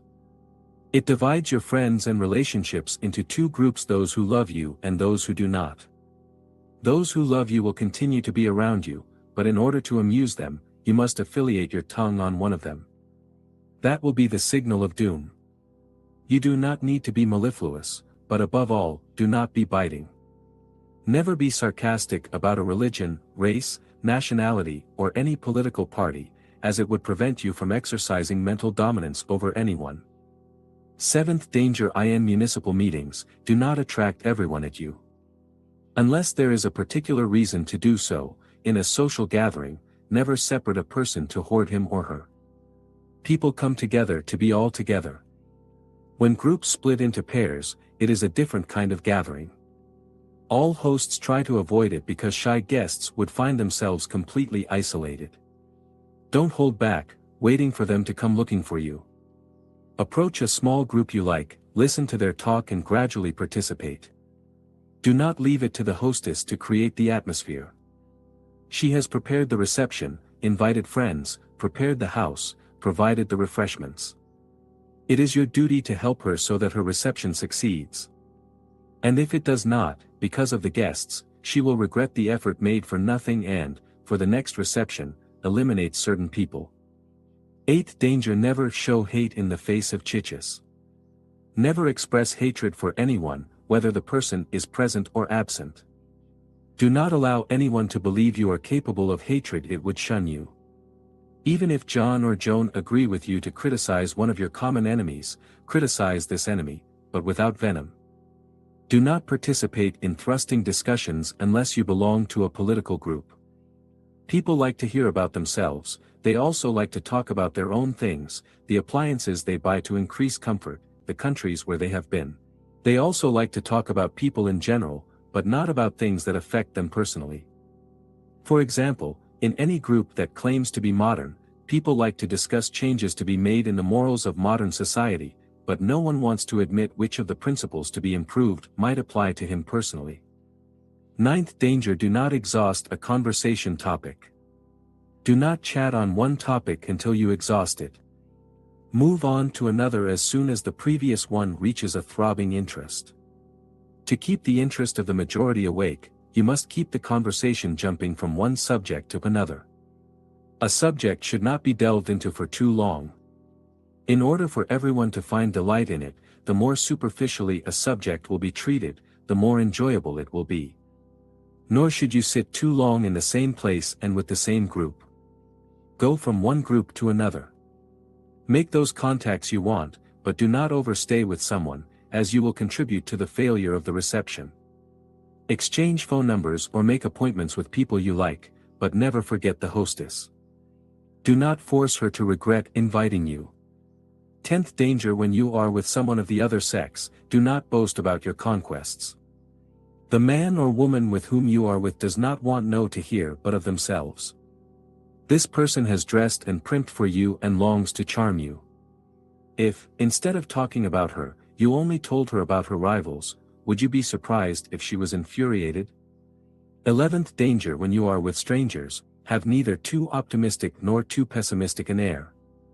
Rather, in order to establish ideal relations with them, have a somewhat lived-in air, as long as you are neither dismissive nor sarcastic.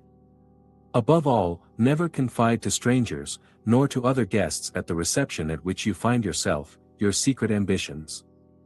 You would only arouse the jealousy or irony of those who listen to you know. It is not by bragging and talking about you that you will succeed in exercising mental dominance over others. It demands that you completely forget about your ego in order to think only of others.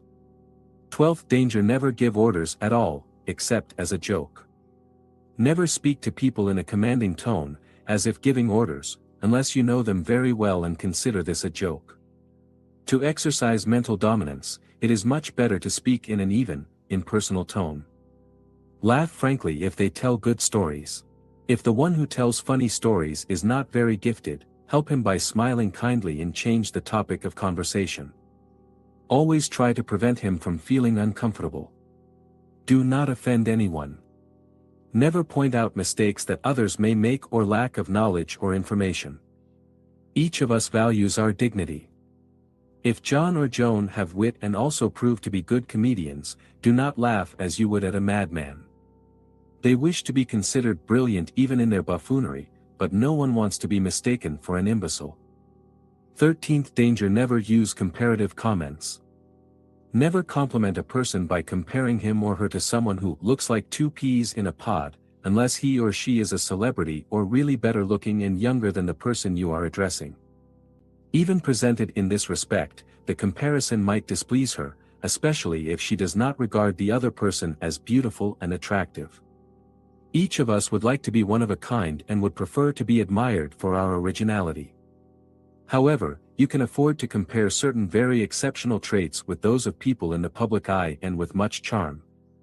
The worst insult you can make to a well-built man is probably to tell him, "You are very well built. You remind me of someone with the same gait as you, only bigger than you." Even if it is true that you know this someone, never say this phrase to the one to whom you pay a compliment. It is the surest way to lose any chance of dominating him mentally. Never tell a brunette woman that she is very pretty and looks very much like a very pretty but blonde and taller friend of yours. Whenever you make comparisons, you take a risk. The slightest sign of preference for another person, even if it is an insignificant sign, may diminish your opportunities to exercise mental dominance over them, instead of increasing them. For example, by telling John that he is better made than Piero, except that Piero has broader shoulders than he does, you have insulted John much more than if you had given him no compliment at all. Likewise for a woman not tall enough, with hair not soft enough, and with a chest too low. One more word to end. By avoiding these 13 dangers, you will never tell people what you should never say. It will be easy for you to maintain the mental dominance you have achieved so far. The things people don't want to be told: what no man wants to be told. 1. That he doesn't express himself well. 2. That he is getting old. 3. That he acts like an idiot with women. 4. That he is prodigal. 5. That he has no character. 6. That he looks effeminate. 7. That he is petite. 8. That he has narrow shoulders. 9. That he is short. 10. That he is perhaps impotent. 11. That he doesn't get the joke. 12. That he is not smart. 13. that he has a bad memory. 14. That she has a defective education. What no woman wants to be told. 1. Never tell her that she keeps well for her age. 2. Never tell her that she has white hair. 3. Never tell her that she is gaining weight. 4. Never tell her that she looks exactly like a woman you know. 5. Never ask her age. 6. Never ask her if she has been married before. 7. Never ask her if she works. If she tells you, feign wonderment and ask how, while working, she can keep herself so beautiful. Never give the impression that you take it for granted that she works. 8. Never allude to her varicose veins, onions or warts, or other imperfections. 9. Never ask her if she has children. Tell her that she looks like a girl who has led an easy and luxurious life. 10. Never ask her what size shoe she wears. 7th law, how to overcome obstacles and make friends by talking to others. It is important to say what you say well. Simply using your lips for the words that need to be said will not help you maintain mental dominance over the person in front of you. It may even be that she will regard a simple compliment, if it is not done in the right way, as offensive sarcasm on your part. Witty people attract relentless enmities when their jokes are misunderstood. As long as your interlocutor considers you a joker, you had better hold your tongue. While waiting for him to get to know you better, what you say or write to him with subtle humor, you risk being misunderstood. You may make a fierce enemy of him instead of a sincere friend, and what is certain is that you will have lost any chance of exercising mental dominance over him. Carefully practice the exercises that relate to this law and learn the art of saying what you say well. Not only must you express yourself clearly and intelligibly, but you must give your voice the proper inflections. The thought that dominates the words you utter is not enough to combat the impression they may produce if they are said badly. The 5 secrets to saying what you need to say well. First secret: adjust the volume of your voice to your speech. Speak neither too loudly nor too softly. Speaking loudly is unbecoming and irritating. It also draws attention to your faulty behavior and prevents you from exercising any mental dominion over your hearer. To maintain and increase mental dominion over John or Joan, you must not give them the opportunity to discover faults in you that would disappoint them. When you speak loudly, people may think that you have a habit of bickering and they will turn away from you. On the other hand, if you speak too softly, you fatigue them by forcing them to make an effort to listen to you. At some point, they will not even bother to listen to you anymore, and they will hope that someone will give them a chance to leave without being noticed. Your sense of humor may be handicapped by the fact that you speak too softly, because John or Joan, not having been able to hear one or more words, do not know what you want to say, and words of wit, when repeated, lose flavor. And yet, when you speak too loudly, your witty mottos may seem forced and intended only to put you in view. By speaking too loudly, you give the impression that you want to command, while by speaking too softly your attitude may seem servile. An exactly modulated voice, that is, neither too loud nor too soft, attracts the audience. It suggests a sense of intimacy and surrounds you with an aura of respectability, intelligence, and poise. It perfectly maintains mental dominance, which is aided by the right words. Second secret: you must turn your mind directly to your interlocutor. Speak to your interlocutor and not in his direction. Imagine your words as they penetrate directly into his body. Do not speak to him as if he were anywhere around you and should overhear you. Do not look left and right, but straight between his eyes most of the time. Do not spit words in his face, but send your breath in his direction. Healthy, fresh breath is most important for the exercise of mental mastery. It emanates from the major body cavity and conveys to the other person something about you. If it is pleasant, it draws the other person toward you and calms him or her. But it must be a healthy breath coming from a well-kept mouth and a digestive tract in good condition. When you envelop your interlocutor with a breath like this, a harmony is established between your halo and his. A woman's sweet-smelling breath has been spoken of in thousands of poems. When you speak to a person and not in her direction, you are more likely to act on her spirit. She feels more important and realizes that she has been distinguished among others. To attract someone and have influence over him, the best way is to give him importance. This silences his doubts and prevents him from realizing that, with your words and thoughts, you are exerting your influence on him. It is like when you pet a cat. After petting him for a while, you can do anything to him, gently pulling his tail and even tickling him to a certain extent, many things, in short, that before petting him you could not have afforded. When you speak to another person, your words take all of him because you have drawn all his attention to you. When you speak in his direction, his attention is divided between you and some other thing. Not feeling that you distinguish him among others, John is not in direct relation with you. He has the impression that your words are directed partly toward yourself and partly toward him. However, when you speak to him, he feels that you honor only him and a perfect relationship is established between you. It is easy for you, then, to increase the mental dominance you exercise over him. That is why the best politicians try to address their partisans directly without looking at their notes. If the speech is too important to be spontaneous, the speaker must know it almost by heart in order to be able to look directly at his audience as much as possible. How to give confidence to someone. Speaking to someone intensifies his or her reactions to you because of the relationship that has been established between you. This result is of the greatest importance when you have to, for example, give confidence to John or Joan to find accommodation, to show up for an exam, to find a suitable spouse, to show up for a sports recital, etc.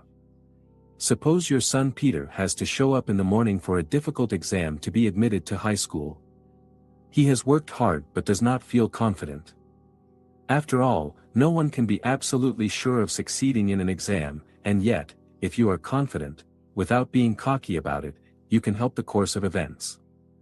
Confidence can not only preserve intellectual stamina, which is indispensable for coping with an exam, but also promotes the repose of the spirit by enabling it to think clearly and remember cognitions that, under other conditions, it might forget.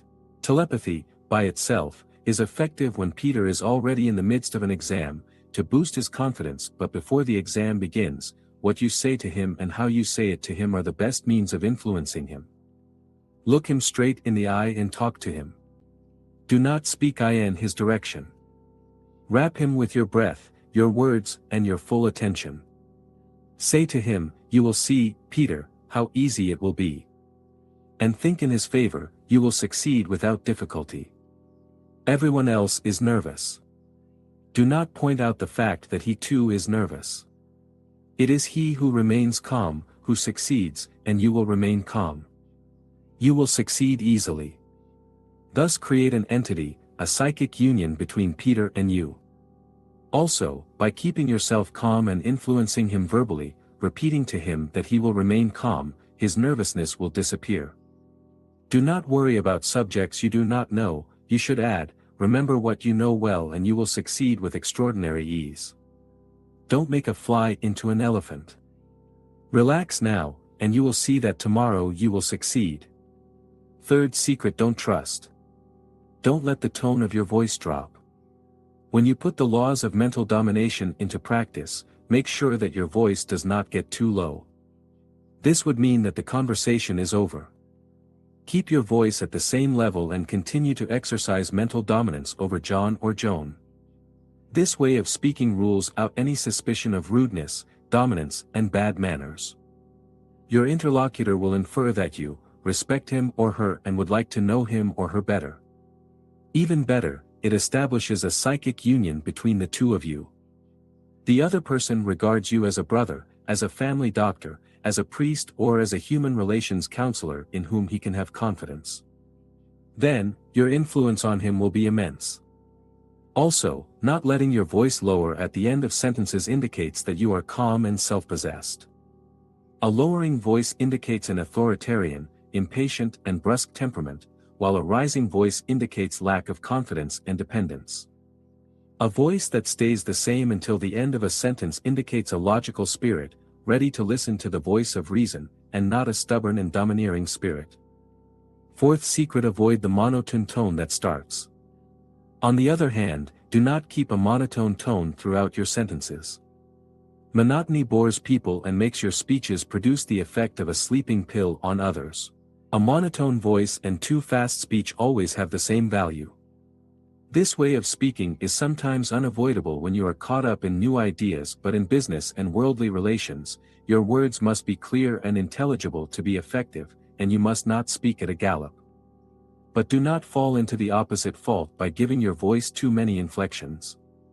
This will damage your exposition and you will look like a child or weak-minded. Do not use inflections that when you imitate someone, but not out of habit. It is better to modify your tone of voice. A higher or lower tone it is the way you speak that proves most effective. Fifth secret: don't sing while you're talking. Do not mark syllables too much. This happens when you move too often from the low to the high pitch.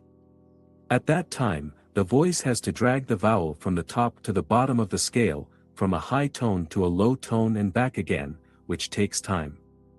In contrast, when you speak in an even voice, diction is faster because of the suppression of inflections. If you modulate your voice moderately, it will be musical enough, but not too musical to the point of making you sound like an idiot. There are, however, exceptions to this rule. When you make exclamations or welcome John or Joan, you must lengthen the emphatic vowels of key words, otherwise, your welcome would have a distant and unfriendly air. Once the conversation begins, stop expressing yourself in this way, since you would risk sounding emotional, and stop mentally influencing John or Joan. Only if you were playing a character on stage, or if you were a famous eccentric, could you allow yourself to express your emotions. Those who do not know you well, but who have worldly and business relations with you, will only admire you if you have the air of a reasonable and sane citizen. So, do not dwell on syllables. Try not to be mistaken for an eccentric or a merry jester. Exercises for saying what you need to say well. Exercise 1 to avoid giving orders to you. Repeat the following orders as if they were not such, but simple statements. Get out of here. Never return to this house again. Go and get hanged. You are the worst idiot there is, on earth. With what you don't know on this subject, one could fill books. Your stupidity cannot be expressed in words. Don't bother me with that. These phrases are offensive, and it takes a lot of skill to pronounce them without sounding loaded with hostility. They cannot be used in any conversation between civilized people, but they are an excellent exercise to train you to never seem authoritarian. Later, when you repeat phrases that are not offensive, such as the following, but might seem so, you have learned to assume the tone of a sympathetic companion. Legislation is a subject that requires a lot of reasoning. This article is exactly what you need. This color suits you better than that. Second exercise: to not speak neither too high nor too low. Read this excerpt, taken from Camille's Tirada del Cid, in a quiet and equal voice to train you not to speak either too high or too low. O anger, O despair, O old enemy! Have I therefore lived so long, only for this infamy? And am I whitewashed on the works of war only to see withered so many laurels?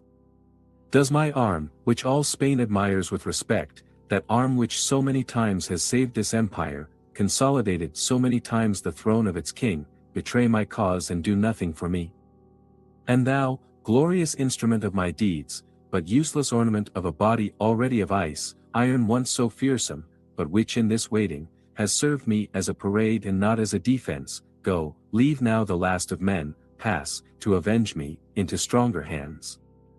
Third exercise: to talk to a person in private too. This exercise will get you used to speaking to a person, and not in the direction of that person. Read the 10 Commandments, reproduced below, as if you were reading them to someone, and think about the meaning of each word, but do not overdo it. 1. Do not take the name of God in vain, O Lord your God, for the Lord will not leave unpunished those who take his name in vain. 2. Remember to keep the Sabbath day holy, for the Lord your God has willed it so. 3. You shall do in 6 days all your work. 4. But the 7th day is the day of rest of the Lord thy God, therefore shalt thou do no work, neither thou, nor thy wife, nor thy son, nor thy daughter, nor thy servant, nor thy maidservant, nor thy cattle, nor the stranger that cometh to thy door. 5. Honor thy father and thy mother as the Lord thy God hath commanded thee. 6. Thou shalt not kill. 7. Do not commit adultery. 8. Do not steal. 9. Thou shalt not bear false witness. 10. Thou shalt not covet another's woman, nor his house, his field, his manservant, his maidservant, his ox, his donkey and all that belongs to him. Fourth exercise to avoid letting your voice lower. Repeat the 10 commandments making sure that the voice does not drop at the end of each one. Fifth exercise how to avoid speaking in a monotone mode. Read the 10 commandments again, but this time, give the voice some inflections without mangling the vowels too much. Drop on the emphatic vowels of important words, but fly on the articles and prepositions, except when they are important. You cannot give equal importance to every syllable in a sentence. If you did, your tirade would become labored because it is expressed in the same tone. Your voice should be soft but not single-stringed, except when you practice hypnosis or want to put a child to sleep. Sixth exercise A. Without being sacrilegious, repeat the 10 commandments by chanting and changing the intensity of your voice. Go from the lowest to the highest tone. Note well that you are not convincing. B. Reread them in an irregular voice, in the same tone from one end to the other, as if you were constantly tapping on the same piano key. This will give you an idea of the way you talk when you talk too fast in everyday life. It is the way in which you must not speak. C. Repeat the 10 commandments again, giving your voice just the inflections you need and treading on the main syllable of each word. This is how you must pronounce to be convincing. Seventh exercise. This exercise will accustom you to using all voice modulations and exclamations by incorporating them into words belonging to the mental domain. Exclaim emphatically as you have already learned to do. For the rest of the sentences, express yourself normally. Try the following sentences. Hello, Johnny. Where have you been, then, since you haven't been seen? I was wondering what had happened to you. I'm glad that all is well. You look as good as ever. How is the rest of the family? Note the effectiveness of these phrases regarding mental dominance. Although they contain some flattery directly addressed to John, they overflow with subtle flattery because they express a certain uneasiness about him.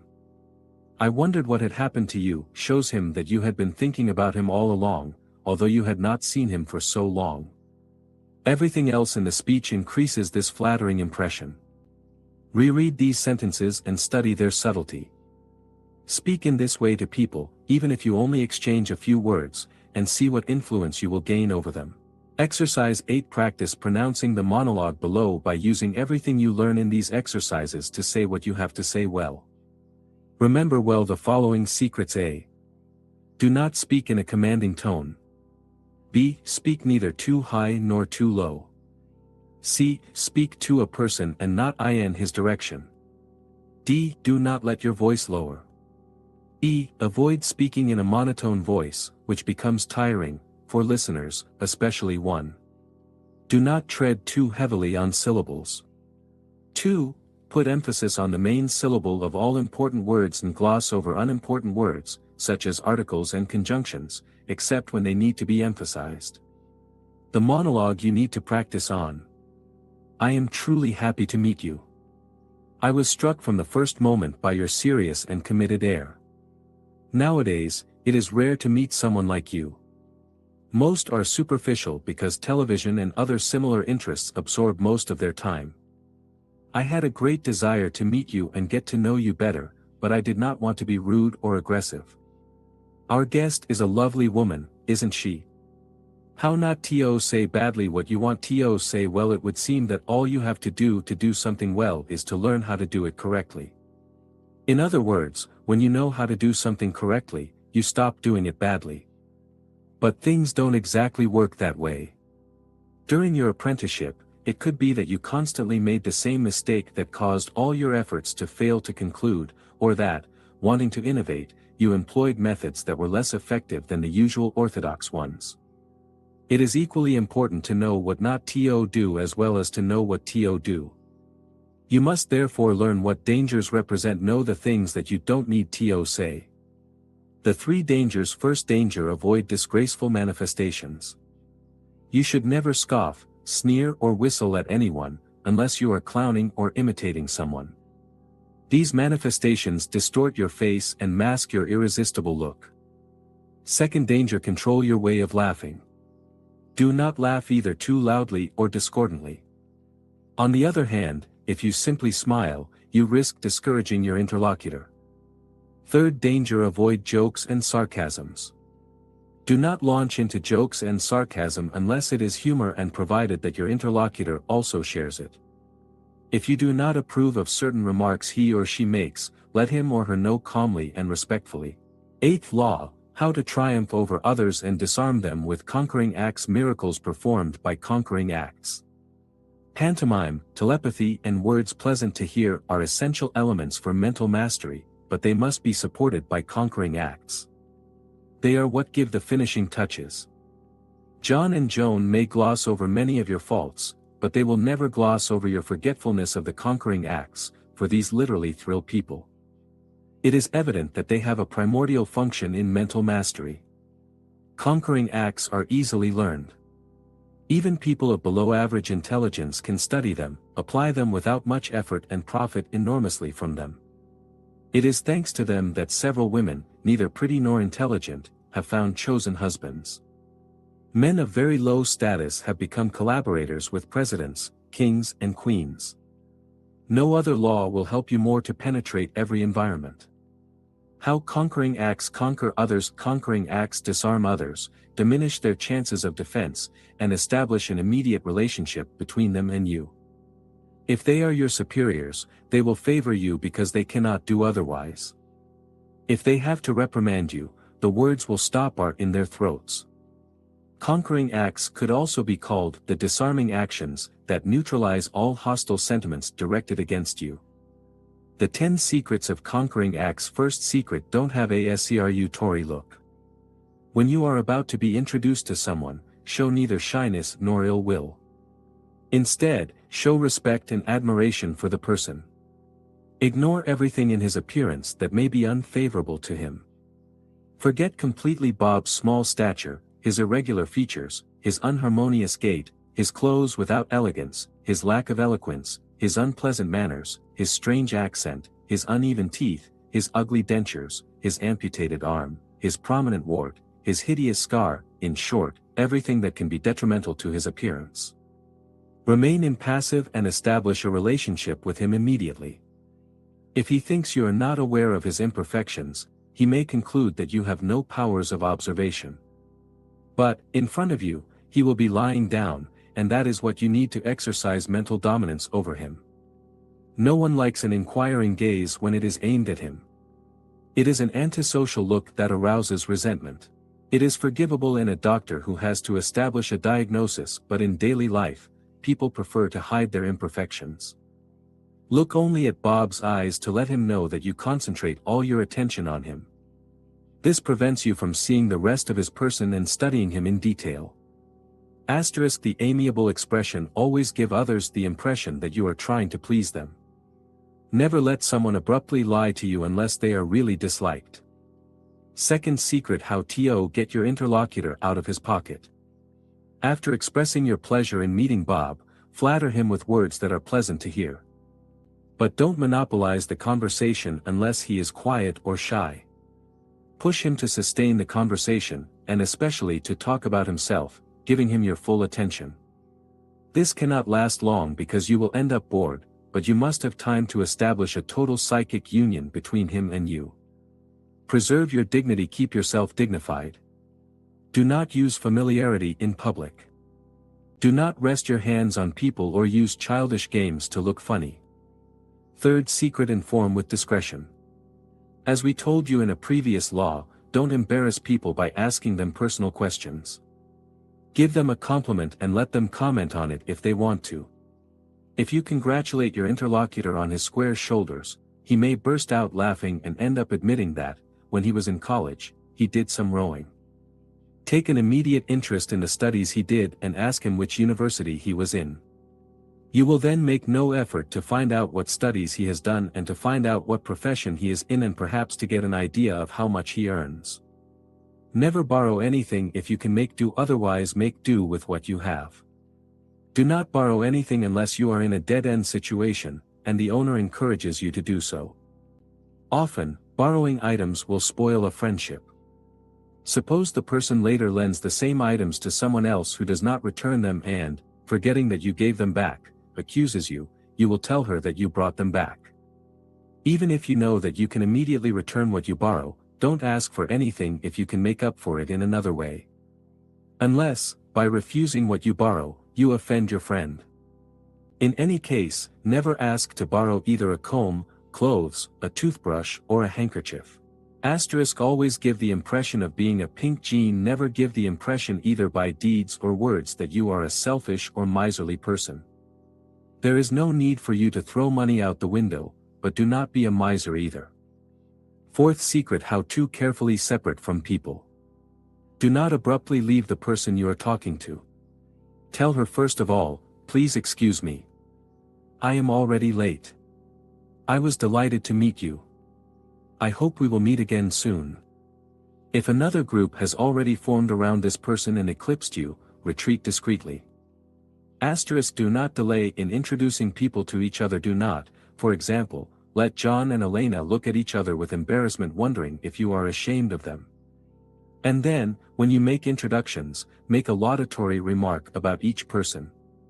Or, reveal to them what they have in common so that they can get acquainted more quickly and easily. Do not be afraid that they will later prefer their company to yours. If they find each other mutually interesting, they will be grateful to you for introducing them. If you know how to be a good audience and if you use the irresistible look, you will never be left alone for long. Fifth secret: always be of the same humor. During a social reception, never be carried away by anger or rage. Never vex or humiliate anyone, even if it is an antipathetic person. Do not be sadistic when you are among people. Do not hurt the feelings of those around you. Don't retaliate by inflicting anguish on others in exchange for real or imagined offenses that they would have you suffer. Besides, the feeling of revenge alters your features and gives you a styled appearance. Sixth secret: use with others a democratic attitude. When you are at work, in particular, never look down on someone who occupies a position inferior to yours, even if he belongs to another service. One day, you may need him. Moreover, if you have an antisocial attitude, everyone will know it. What's more, if you are known for your bad manners, people will expect the worst and distrust you. Your best guide to transposition. Before you do or say anything to someone, always ask yourself, what would my reaction be if he did that to me? If you are sure that this would appeal to you, do it. Chances are high that his reaction would be the same as yours. If you think you would be irritated by it, then, don't do it. For, not only would you infuriate him, but if you were at a reception, the master and hostess would be very embarrassed. In the next law, we will teach you what transposition is. Learn it well. At first, practice it only on those occasions when you have time to think ahead, but then you will make use of it even in the most unexpected situations. When you get used to practicing it throughout the day, you will increase your mental dominance wherever you are. Seventh secret: don't boast. Do not boast of your earnings as if those who work with you are poor. If you are a woman, do not boast about your beauty. If others do not notice how pretty you are, so much the worse, other people will notice. Eighth secret: be, or praise to be good public. Don't give yourself the air of knowing everything. Don't be thought of as a simpleton who believes everything he is told, but don't be stubborn and don't give one the impression that it is impossible to influence you. People want you to listen to what they have to say. Do not walk away when your interlocutor gives you his opinion on an issue. Even if his arguments are not valid, do not insult him by showing rudeness. If he is inexhaustible, interrupt him by telling him something that interests him, then immediately move on to another subject. If this change proves difficult, turn to one of the participants in the conversation and ask him for his opinion on the topic discussed. Never bicker with the one directing the conversation. Asterisk how you can be a good audience. Never interrupt people when they are talking, unless you have a good reason for doing so. Even then, apologize in advance. In group conversations, this is indifferent because they take place without order or laws. But in business and mundane discussions, beware of constantly interrupting your interlocutor. This would prevent him from revealing to you the depth of his thinking. If he is sensitive, this would irritate and upset him. Learn to listen while maintaining a relaxed and attentive expression. The danger of knowing how to listen too well, like all qualities, that of knowing how to listen too well can be a calamity and draw tireless talkers around you. You would end up listening to everyone without ever being heard. There are too many talkers who can spoil your evening. Chatterers do not even hear a word you say, and they keep talking even when you talk. They cling to you when you show that you want to move away and continue their chatter.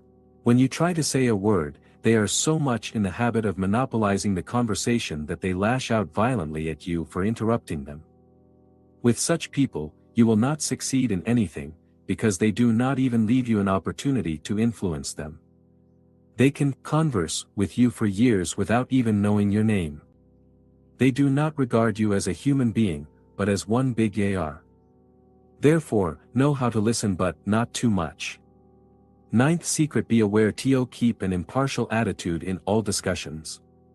Do not turn toward the one who is next to you to murmur sarcasms about the person monopolizing the conversation. This would put your neighbor in an awkward situation. You would force him to make a choice, which would be antisocial, even if he secretly agreed with you. Avoid all personal discussions. Never talk to your interlocutor about his or her private life, character, or reasoning abilities. Limit yourself to discussing the topic you have brought up and do not raise a controversy that could lead to an inflamed discussion. Arguments prevent you from exercising your power over colors around you. Asterisk: do not pose as a meditator in an argument. Do not necessarily insert yourself into a group in the midst of discussion. Rather, ask to be admitted to this group. Make sure, however, that you are not unwanted and that you have interesting things to say. Too many people are terribly eager to flaunt their knowledge or debating skills. Thus, even if you possess the arguments that would help end the discussion, do not force yourself into it to detect yourself. You would only contribute to someone else's undoing. Do not shorten the pleasure of the discussion for those who participate in it. Wait until you yourself are engaged in a similar discussion or until someone requests your opinion. You are not trying to prove your logical ability to certain people, but you are trying to draw them to you. 10th secret: respond to people with words and not with hands. There is nothing that indisposes people more and makes them accuse you of being haughty than when you respond to their words with head movements. She wonders whether you regard her as animals or as slaves. No slave would dare respond to his master with nods of the head, but more than one master would do so in response to his slave. Thus, do not insult people by responding to them with gestures instead of words, unless they are unbearable to you and you wish to remove them from you. Respond with words even if they are only yes and no, otherwise you will lose your influence on others very soon. Do not try to be a second Voltaire. Do not be sarcastic in the face of anything. Don't hold back from laughing when others expect to see you laugh, but don't laugh with an annoyed air, as if you feel that frank laughter is unrefined. Laugh naturally and spontaneously. If you don't know how to do it fully naturally, practice it alone in your room. Do not laugh at any thoughtless remark, especially if you do it to please someone who thinks he or she is funny but is, in fact, boring and tiring. Claim that you have to part one re, or that you regret not hearing most of his words. 11th secret: don't go up on the stage to recite the first part. Don't act important in front of conversing people to put yourself in view with a resonant voice. For sensitive and refined people, such posturing is unbearable. 9th law: how to analyze and direct the actions of others through transposition. Transposition is faculty to see inside the other person so that you can treat them exactly as they want you to treat them. The technique of transposition, it is much simpler than you imagine. It can be summarized as follows: 1. Put yourself in the other person's place. Do your best to imagine that you are John or Joan instead of yourself. 2. Consider what strikes you as his greatest flaw and evaluate the influence of this flaw on his personality. Does this make him a curmudgeonly brawler, a mean humorist, antisocial monster, an egotistical braggart, a sulky winner, or an extroverted buffoon? 3. Immediately thereafter, consider what strikes you as his greatest quality and evaluate its influence on his personality. Has his masculine or feminine beauty gone to his head? Has his keen intelligence made him impatient and argumentative? Does his stature and strength make him resemble a bull? Does his sense of humor make him sarcastic at times? Does his temerity make him super-aggressive? Vision by transposition helps you discover the person as he is behind the mask and allows you to mentally dominate him. Here are some examples that will enable you to put vision by transposition into practice in daily life.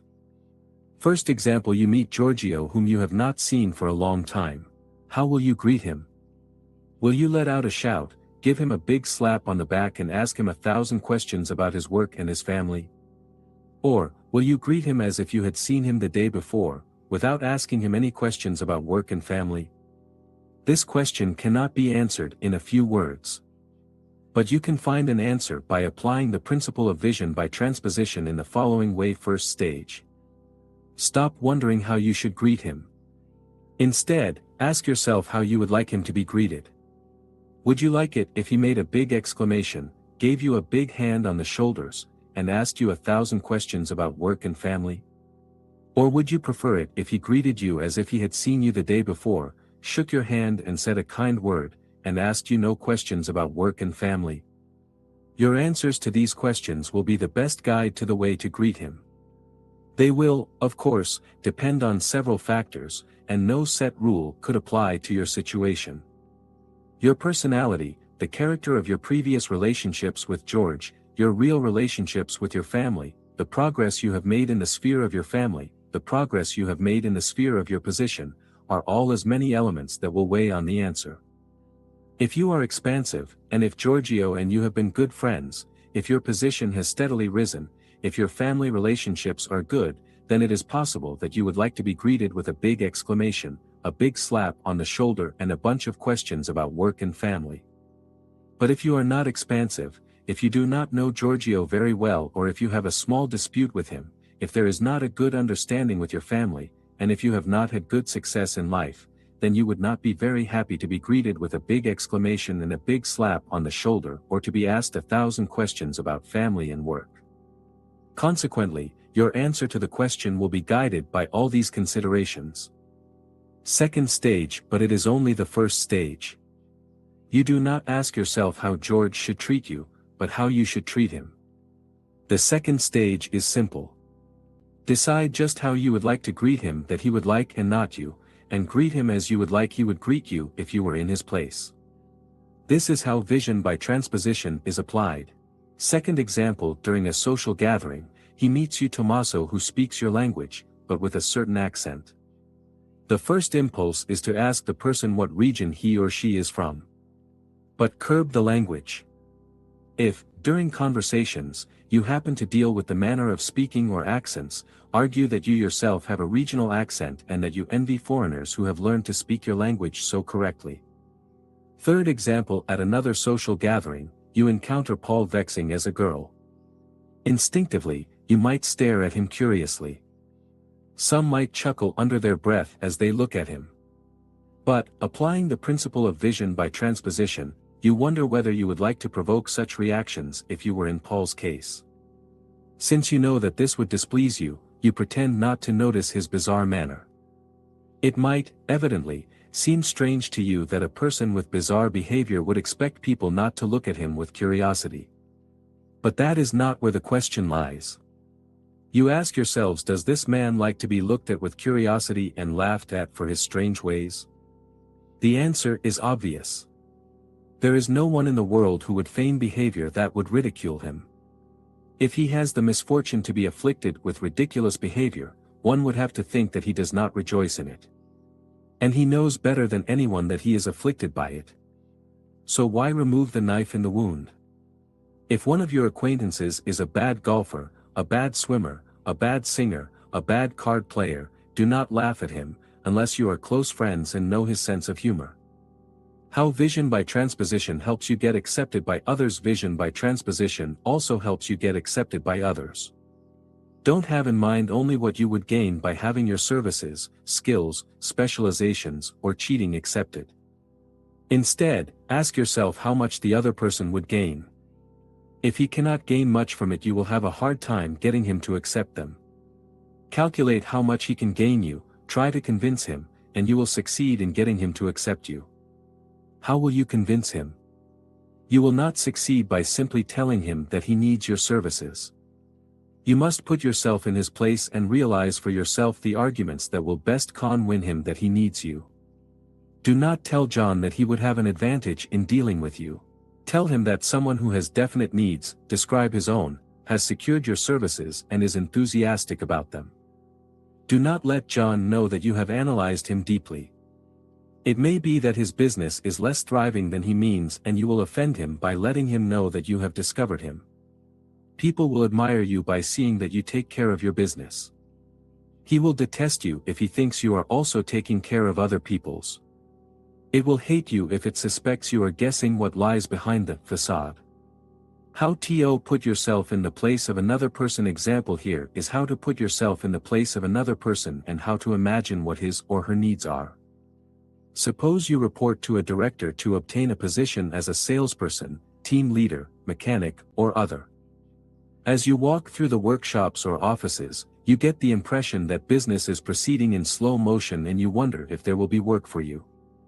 But it may be that this slowdown is only temporary and business will resume soon. To make yourself safe, during an interview, present the two sides of the issue.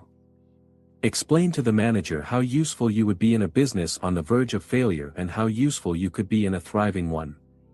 Unless he asks you direct questions about yourself, insist on the urgent needs of the establishment and not on your personal qualities. Commit to explaining to your prospective employer what you could do for him. Example of using vision by transposition. To analyze and direct the actions of others. First example, how to use vision by transposition. To induce your son to choose a career suitable for him. Your son Henry is immersed in dreams that give him a glimpse of a prestigious but uncertain career. He may or may not have the required aptitudes, but you prefer that he show good judgment and pursue a career he can count on. Henry is a reasonable guy in respect, I know, but also very stubborn and, right now, he has the bacillus of prestige. Thanks to the transposition, put yourself in his place. Stop arguing with him on this issue as a father or mother does with their child.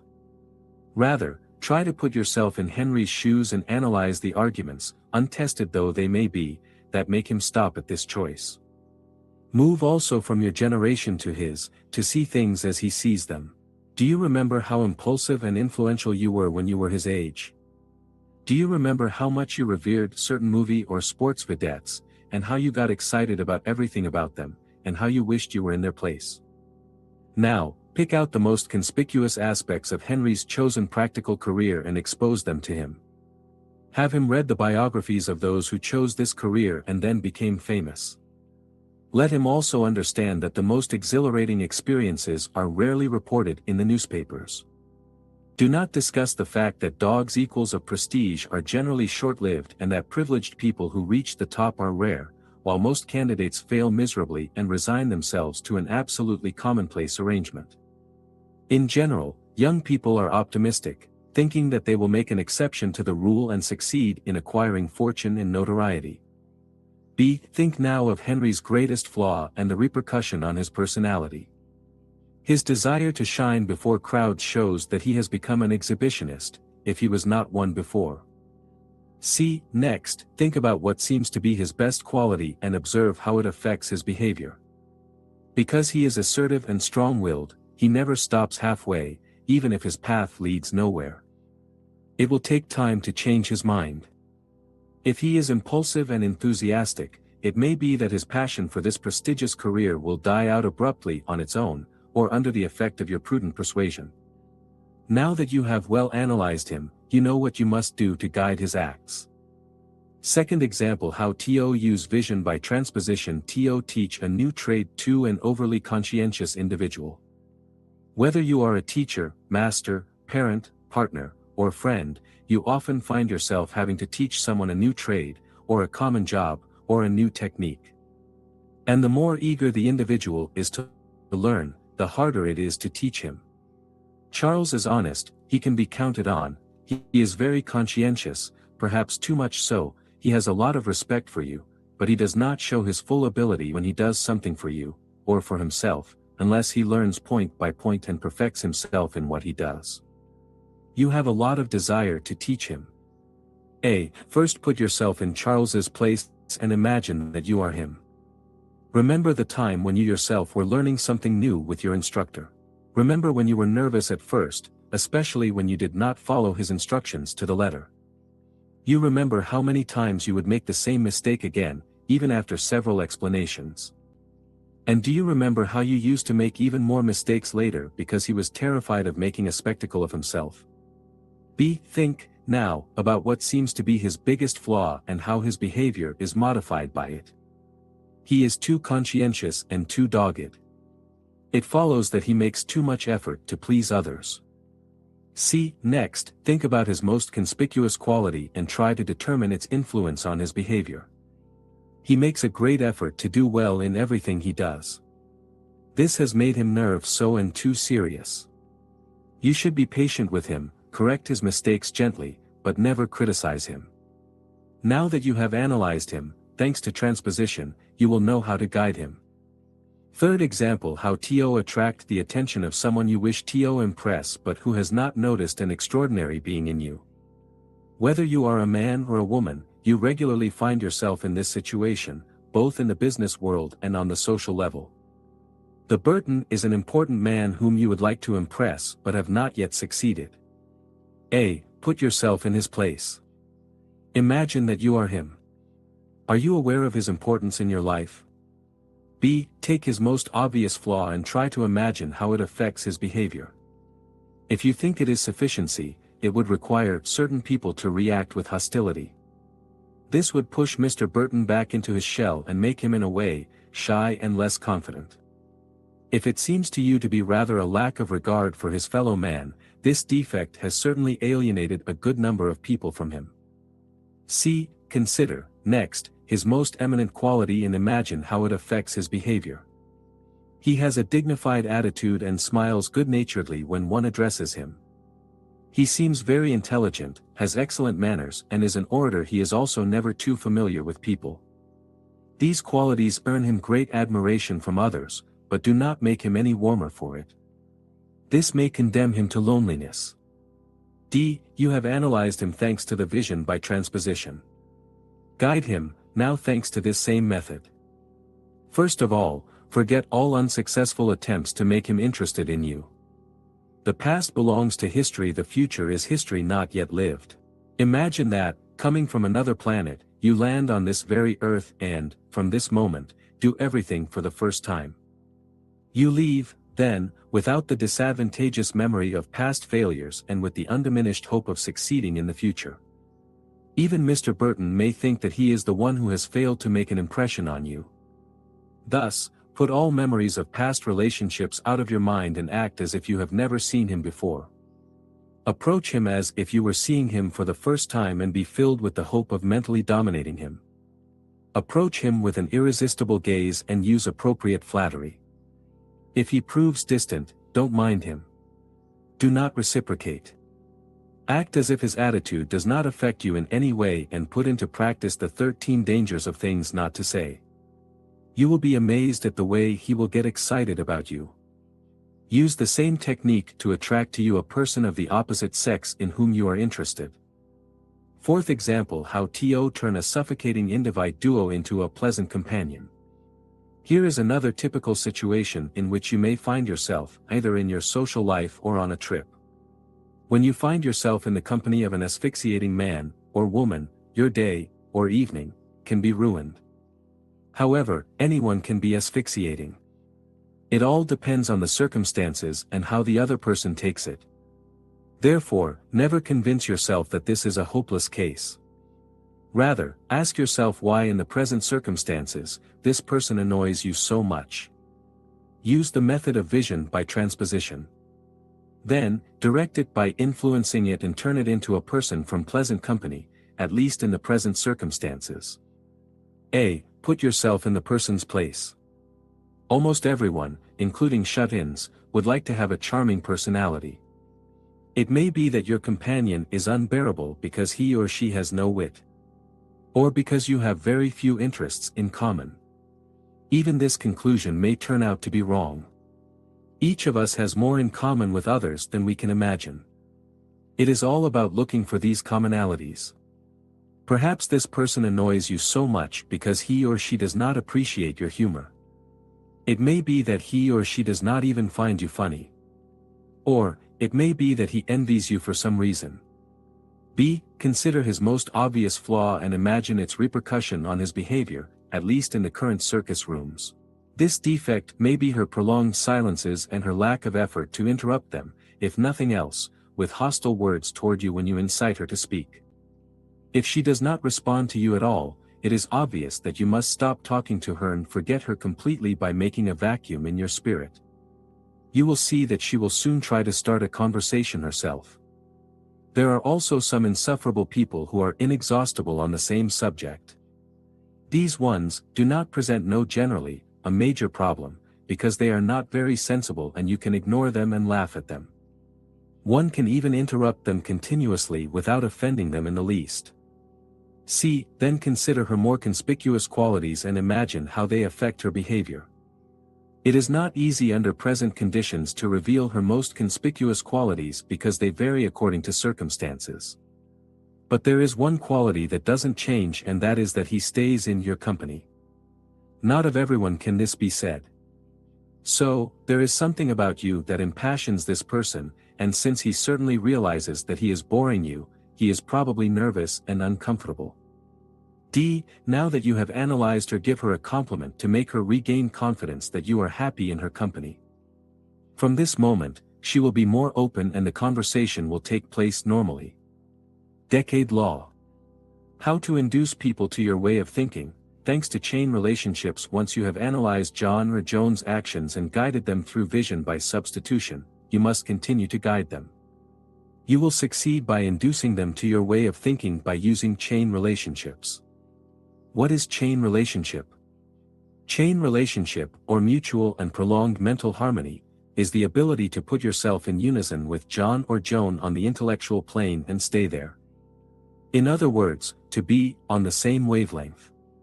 You bring the other person to your way of thinking, while letting him or her believe that it is SHE who has led you, and having bent them to your way of seeing, you keep them that way even when they are far from you, using a thought projection from time to time. Whether on the social plane, in work or in love, the chain relationship is an amazing law. The 4 steps to establish the chain relationship and easily induce others to think like you. First stage. During your discussions, avoid influencing John or Joan. Influence them only when it is obvious or when their reactions are rather lukewarm. Second stage. Do not try to transform your interlocutor, but simply bend his logic to establish mental harmony between you and him. He will soon deduce that you have a very pleasant personality. Third stage. If he is difficult to influence, you will only need a few minutes of harmony to overcome his mental resistance because, unconsciously, he will be afraid to end relationships that fascinate him. Fourth stage. Never end a meeting, conversation or discussion with John or Joan without having established such harmony with them on several occasions. To do this, do not wait until the end of the conversation, for you would run the risk of having their antagonism, after your departure, mutate into real hatred. The invincible rule.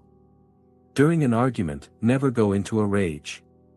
Never allow one of your conversations or discussions to degenerate into a quarrel. The slightest sign of disagreement between you and John or Joan can end in bickering. Do not be determined to prove that you are right or that you hold the correct information. If your verbal exchanges do not take place in the courtroom, they will rarely be very close to logical.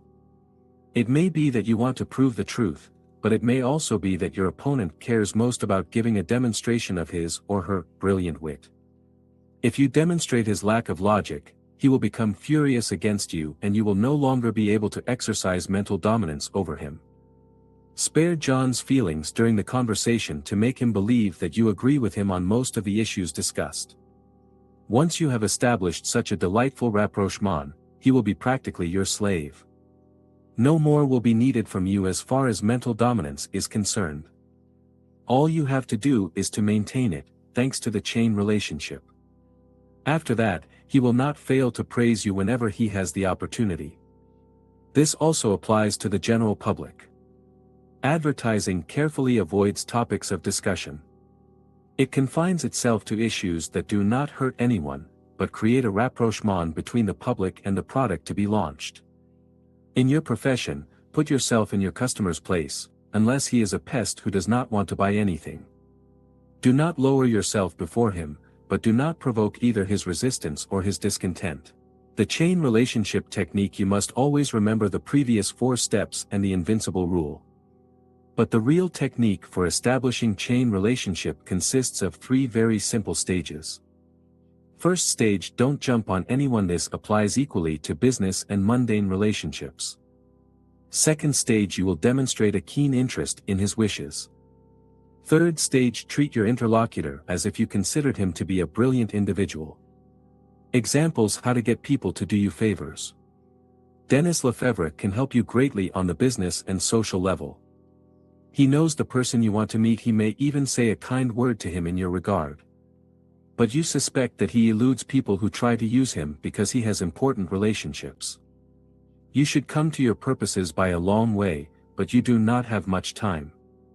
Warning: make sure that he is himself interesting to know because of his qualities, because a person of his kind could, because of his influences, become a dangerous enemy. During a social gathering, have Mr. Lefebvre meet you and introduce himself.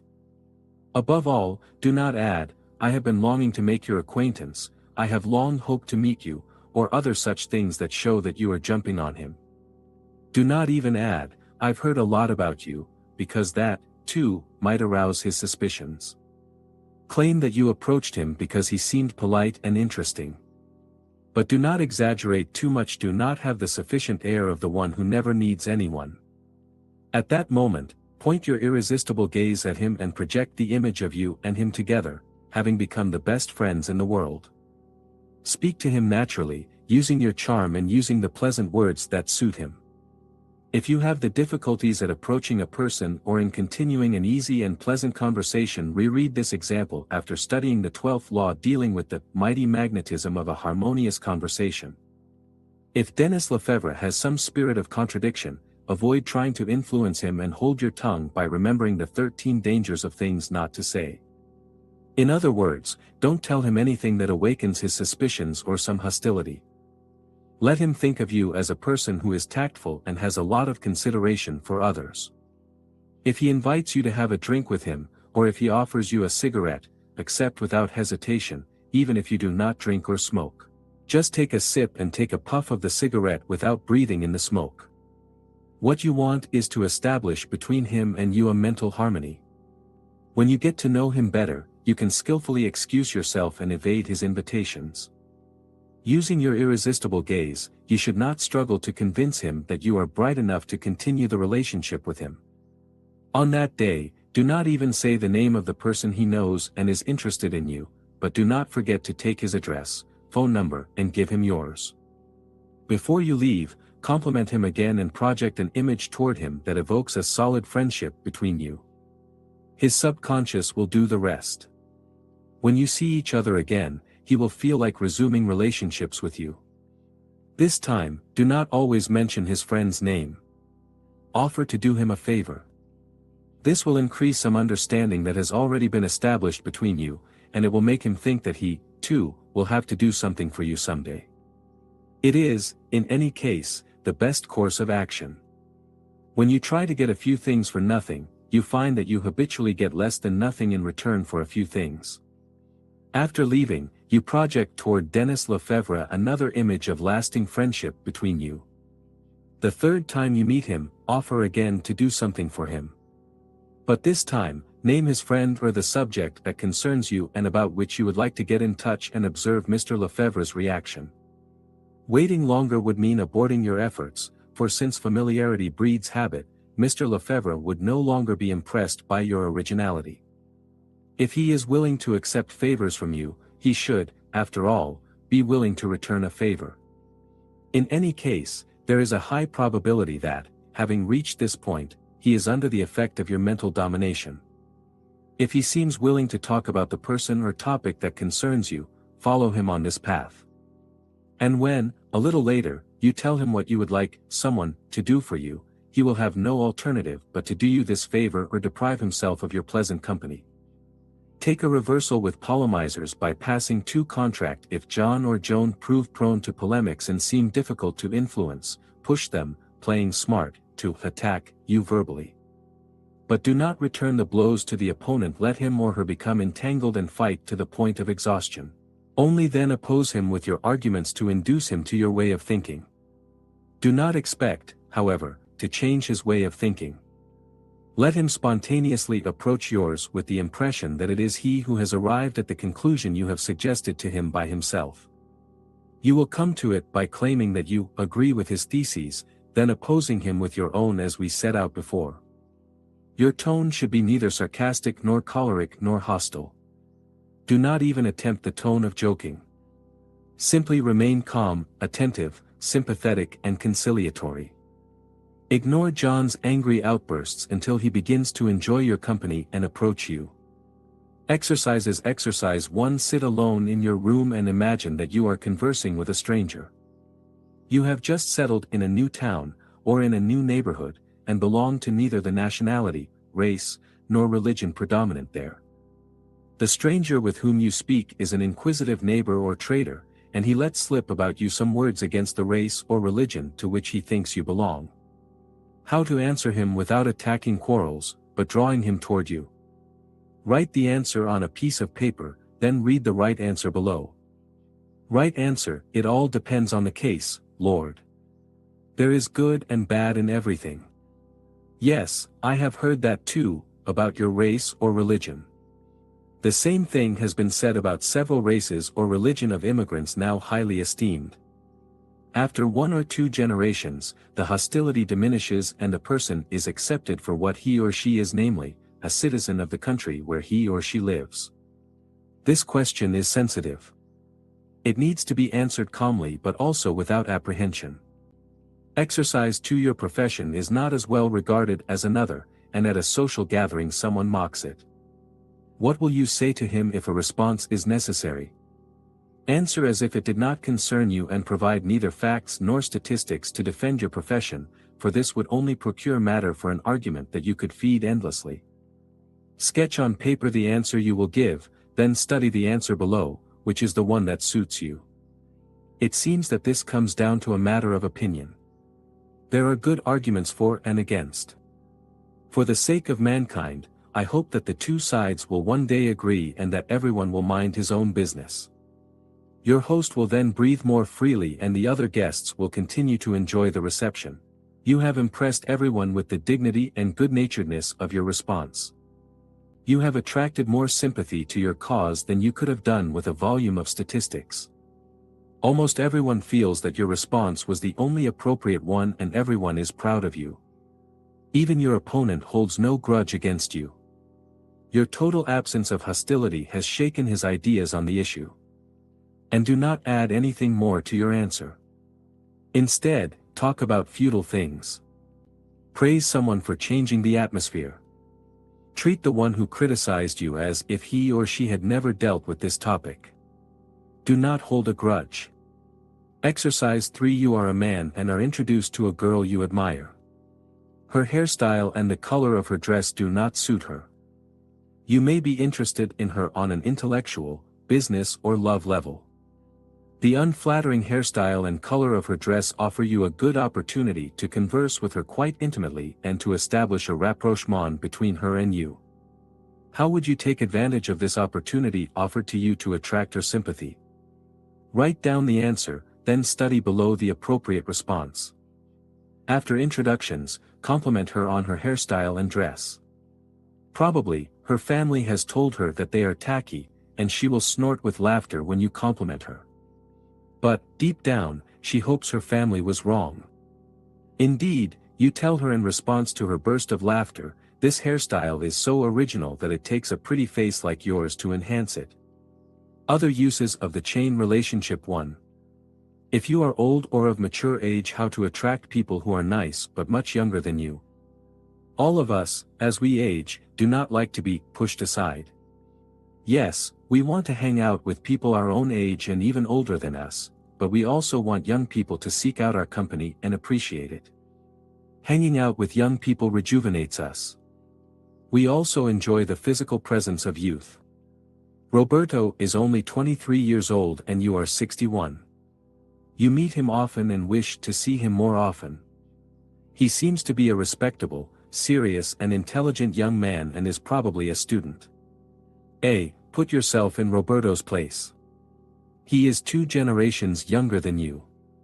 For a boy of his age, a man of yours should have been buried long ago. He thinks your ideas are outdated, your gait deplorably slow, you are very near the end, and your interest in sexual matters, dead forever. Unless you look much younger than your age, or he is very lonely, there is little chance for Roberto to be attracted to you. But you can get his attention. Don't make propositions to him. Don't take him by the arm, saying with a light in your eyes, "I have a story to tell you," and then overwhelm him with such a flurry of words that you won't let him utter a single syllable, which will elude you for the rest of his life. And this is not an exaggerated description of the way older people make young people flee.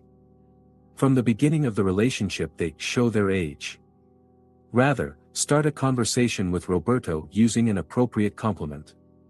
He needs to think from the beginning that he has met an admirer and not a suffocating old bum. Remember the 13 dangers of things not to say in order not to lose the ground you have gained through compliments. Increase Roberto's interest in you by means of the irresistible gaze and project toward him. Mend such images by painting yourself as good friends who enjoy each other's company mentally. Especially if he is well-built, use words that please and suit him. He boasts you, for example, his square shoulders, then ask him what sports he plays to be developed in such an extraordinary way. If he seems studious, use the compliment that flatters his intelligence. Then, ask him if he is a student, writer, or other thing that flatters him. Soon, he will tell you about himself in particular. Let him talk. Let him tell a good story and be his audience. If he happens to express an opinion different from yours, or tries to attack an argument, do not emphasize it. Charm him with the irresistible look. If necessary, argue that you are also of his opinion. People, and especially young people, often change their minds. If you have hopes of frequenting Roberto for a long time and enlightening him about the argument he is talking about, do so later, when he knows you better and can no longer do without your company. At first, your aim is to draw him to you, and the chain relationship will take care of this work. Before you leave him, try to know more or less, when you can see him again. But don't look like you want to cling to him. Let him think that it is he who needs you and not you who need him. After taking your leave, project mental images in his direction that show him happy to be in your company. Prompt him to take such a liking to you that, subconsciously, he will want to see you even more. The next time you see him, act the same way. Never talk about your little miseries and do not especially say, "When you are as old as I am, you will not have the energy you have now." Do not underestimate his cognition on any subject and do not even remind him that you are old. After seeing you several times and being well in your company, he will have completely forgotten the age difference that exists between you and him. By reminding him of it, you would only erect a new barrier between you. Thereafter, your relationships will progress rapidly. You have for a companion a boy much younger than you, and this friendship is useful for both of you. If you interest him greatly, he will perhaps introduce you to his young companions and even to his lady friend. Exercise all the chain relationship on them. At first, they will certainly be impressed and wonder why Roberto seeks the company of an old man, but they too will soon be fascinated by your chain relationship. You will soon have around you a carefully selected group of young people to brighten your old days. Several of them will write to you for years, when they have married, when they have changed cities or countries, and invite you to go and see them together with their family. And you will intrigue many more by using the chain report in the same way. 2. How thanks to chain relationship you will prevent the rise of indifference or abi tudden you are a woman and you regularly go out with Patrick. At first, he almost kissed the ground where you passed, but for some time now he seems to find your presence absolutely natural. You evidently do not expect him to be as ceremonious as in the beginning, but now he treats you more and more like a sister instead of the girl he will soon ask to marry you. Yet you feel that you were made for each other. You would prefer not to resort to petty methods such as the one consisting of sneakily mind-gazing at other men over his shoulder, because Patrick may think you are no longer interested in him and may stop inviting you out. Chain relationship is there to restore your faltering love relationships. A. Put yourself in Patrick's place.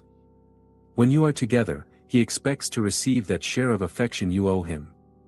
You always seem seductive to him, both in elegance and personality. He is absolutely sure that you will agree to become his wife when he asks you to. Now that he knows that he has won you, he does not have much more to do now. Certainly, one day he will marry you, he says to himself, but why hurry? In the meantime, he lives with his parents, which is comfortable and cheap, and he can take advantage of your presence at your home, several times a week. What is 6 months, a year, or even 2 years more to wait? Either way, he plans to marry you. Moreover, in your actual situation, you pay for your clothes and little whims, which allows him to set aside some money and by himself shares. It is true that he buys you flowers now and then and makes you some present on certain occasions. He does not prefer any girl to you. But why hurry, then? B. Thanks to the chain ratio, do not propose to him. Do not show yourself offended and disgruntled. He may fear that you will become a grumpy old woman, and that will drive him away from you. Instead, attempt to flatter him. Act less like a sister and more like a flirt with him. Without him realizing it, forestall his desires. Though he says nothing, he is uncomfortable with a girl he will soon marry and acts like a sister to him. Stop, therefore, behaving in such a way. Begin to excite him so that he forgets the prosaic image he has made of you and to which he has become accustomed. Awaken him from his torpor. He will be afraid that someone else will ask you in marriage if he does not do so soon, since it is true, after all, that you are very seductive. But never speak to him about another man, for he may lose his confidence and never see you again. Go so far as to wear bold clothes when he comes to see you. Show a little more of your legs and breasts while staying within the limits of decency. Make him beg you more to kiss him and for you to kiss him, but if he desists too soon, kiss him yourself quickly and run away laughing. Put a little salt and pepper in your relationships. Make him stop finding everything about you natural. After he leaves, project images of your eventual honeymoon toward him. Show yourself in a fluffy chamber robe and in the act of flirting deliciously from one part of the room to another. Do all you can to transform the image he had of you, namely that of a sister, into that law of an exciting creature. Show more youthful behavior even in the images you project toward him. Make him see you as a reward and feel like deserving it. Give him a glimpse that, starting from the honeymoon, he will have nothing but joy and happiness. Proceed in the same way during the next 2 meetings. Be careful, however, not to put on a show in public. This may embarrass him and make him run away. During the 3rd meeting that will follow your new attitude, try to push him to ask you in marriage. You will be amazed at the results. Undecestime law, how to use magic eye to quickly neutralize and dominate people of difficult character. You are about to learn, now, to neutralize and dominate people when their attitude changes momentarily under the effect of anger, distrust, jealousy and other feelings of the same kind. The magical eye is the subject of the law we are going to study and which you must use until Giovanni or Giovanna have returned to their normal state and you can start using the other laws again. Here is a list of the most common elements that can influence the behavior of normal people. 1. Anger. 2. Grief. 3. Distrust. 4. Distraction 5. Stubbornness 6. Suspicion 7. The disbelief 8. The fear 9. The inordinate and distracted optimism 10. The belligerent mood 11. The indifference 12. Curiosity toward you 13. Excessive familiarity 14. A possessive attitude 15. The need to argue 16. Jealousy 17. The closed attitude 18. The susceptibility 19. Distraction clearly, there are many others, but they fall more or less into one or more of the categories enumerated above. How to use the magic eye. Whatever unpleasant attitudes John or Joan may have, if you follow certain directives, you will very soon be able to analyze and influence them. These directives, concerning the magic eye, are as follows. 1. Quickly notice the general appearance of John or Joan. Study their expression and behavior and identify as best you can the cause of that behavior. Fear, sorrow, belligerent mood, jealousy are moods close enough to each other to enable you to assess the probable attitude early enough. 2. Do not detect the hostile attitude or even attempt to change it. Do not even let it be suspected that you are aware of it. It is better to let them believe that you were surprised, confused and deeply hurt. In other words, let them think they have insulted you for no reason. Let them not think they did not hit you, but it is clear that you should not leave with the pyre. Let them feel guilty and remorseful, struggling to mitigate the death blow they gave you. Let them forget their own importance to think only of you whom they had intended to hurt, but not to this extent. 3. You have succeeded in influencing them morally by suggesting that they want to apologize for hurting you. Unconsciously, they will tell themselves that the best way to redeem themselves is to do something for you. Root this idea well in their head by conveying the appropriate idea.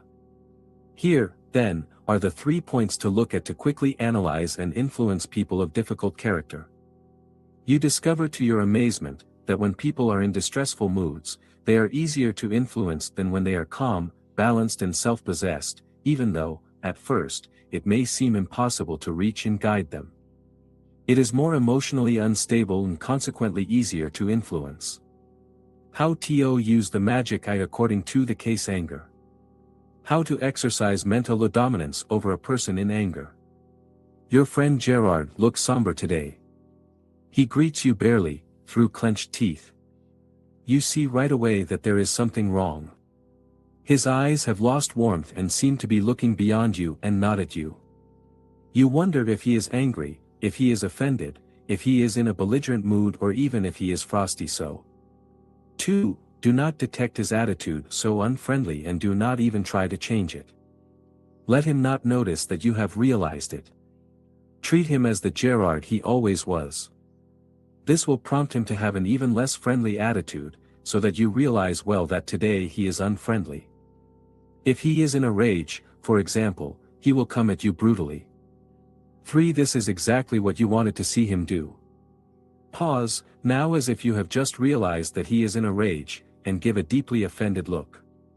After 3 or 4 seconds, lower your eyes and pretend you want to leave him.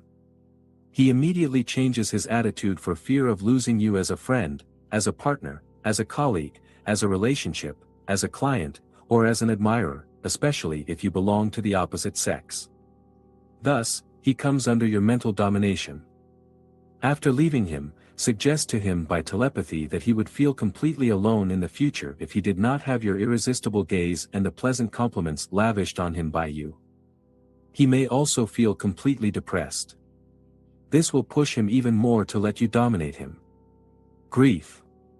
How to mentally master a grieving person and how to help him or her overcome that state. It is within everyone's reach to help a relative or close friend in grief. But it is not as easy to help a person who does not know you well and would rather not confide his or her troubles to you. And yet, if you want your friendship with this person to become more intimate, it is when she is grieving that it is easiest for you to influence her, if you know how.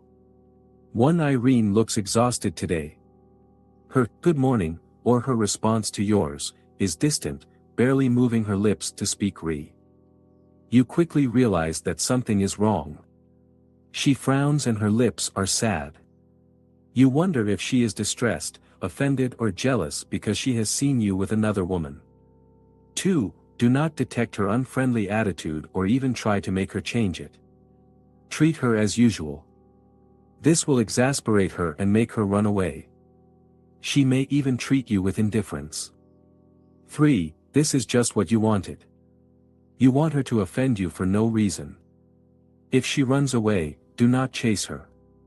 However, if she bursts into sobs, which will mean she is distressed, show alarm, take her by the arms and ask her to confide her troubles to you. If she refuses to talk, look deeply irritated at her attitude and ask her to apologize for asking her to talk about personal matters that she could only confide in a true friend. But do not leave her until she cries. She will appreciate all the attention you use on her at that time. You are applying mental dominance. If she continues to refuse to confide in you the reasons for her grief, look dejected and, when she has stopped crying, apologize and withdraw with a humble air. This will immediately make her forget the reasons for her sorrow because she will be afraid of losing a relationship so full of solicitude for her. As you turn away from her, mentally suggest to her that she may be without you in the future and that she may lose forever the joy your kind reflections and gentle, friendly gestures bring her. On the verge of panic, she will run after you to join you, or she will telephone you the same evening begging you to excuse her. She will then tell you the reasons for her pain, and you will be able to express all your sympathy and help her overcome her grief. She will have the impression that she has incurred a debt to you and that is why you will be able to influence her more easily. Distrust. How to mentally dominate a distrustful person. 1. Lorenzo is on the fence today. He greets you in a very kind way, but he doesn't trust you. You can see right away that something is wrong.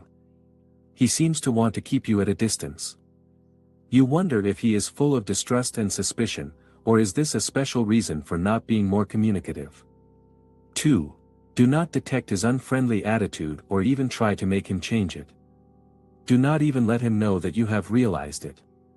Treat Lorenzo as at solely to. His attitude will become more unpleasant. 3. It is just what you wanted. All of a sudden, show that you have realized his state of mind. If he insists on his attitude, look him straight in the face, then gradually assume an air of disappointment. He will feel embarrassed at having treated you in such a way and will be desolate at the thought that he may lose you as a friend. He needs you now. It is up to him to make an effort and show gentilleux. This will bring him more and more under your sway.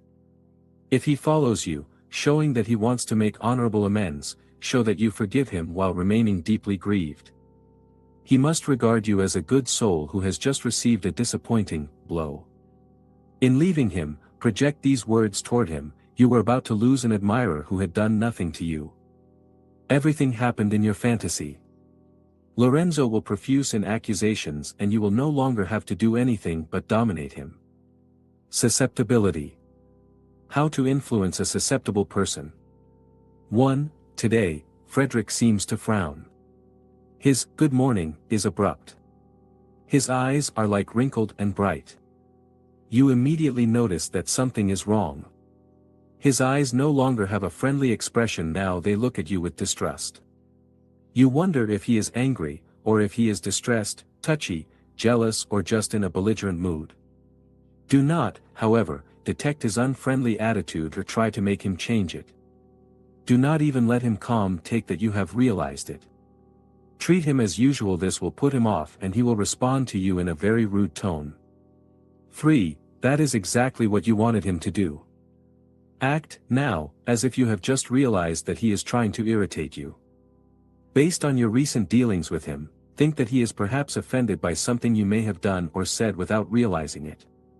Take a good look at his face, as if you are amazed at his new attitude.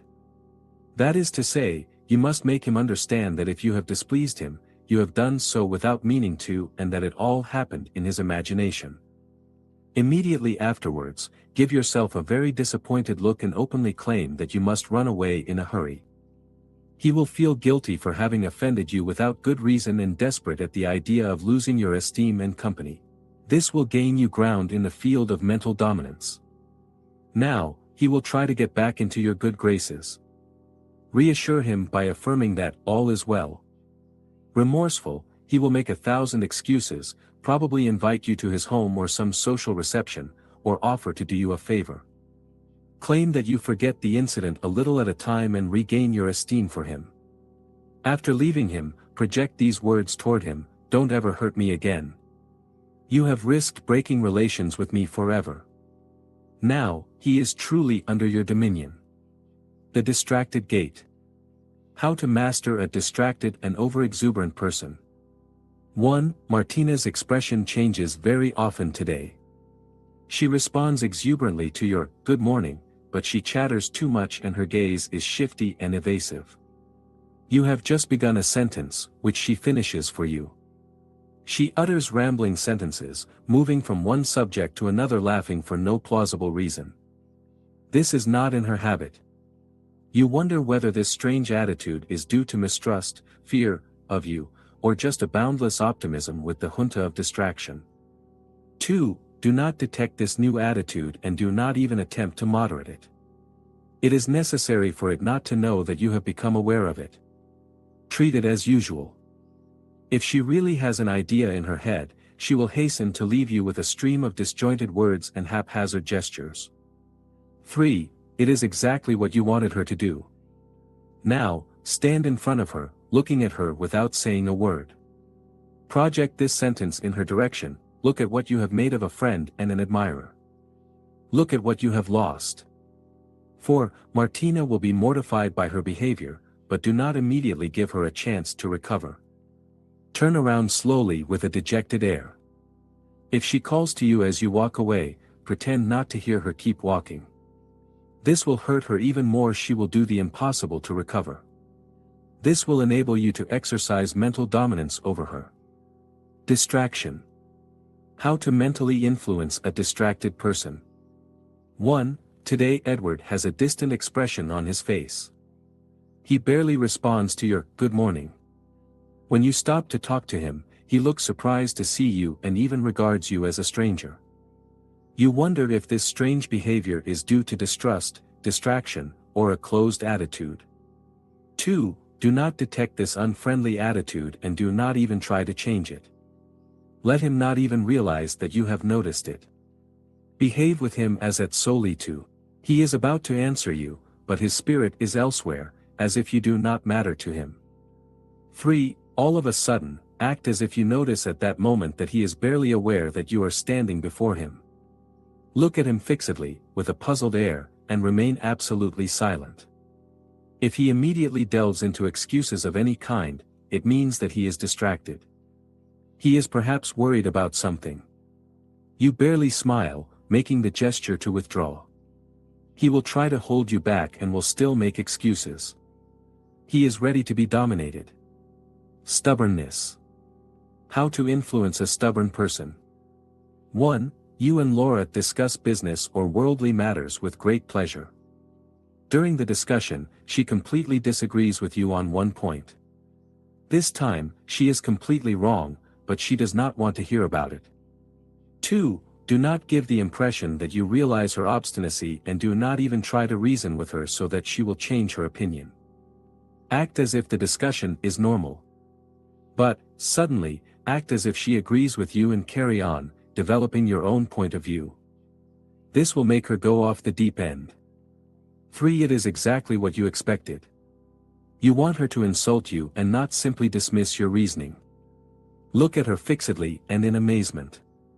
Then, lowering your eyes and retreating back to your chair in a voice that is barely audible, mutter, "Whatever."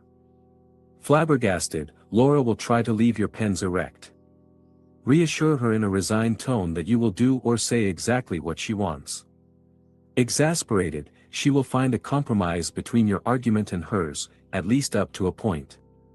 You have won, and she is under your mental domination. Suspicion. How to mentally dominate a suspicious person. 1. You are certain that Fred does not trust your intentions toward his daughter, or his son, if you are a woman, and wants to prevent you from marrying her, or him.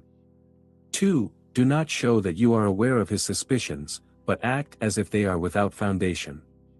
The more he suspects you, the more you will have to ignore his suspicions. Seeing that it is useless to use guile with you, Fred takes the bull by the horns and unceremoniously tells you what he thinks of you. 3. It is just what you expect. Laugh at him. Pretend to protest, then stop suddenly and look at your feet in despair while slowly shaking your head.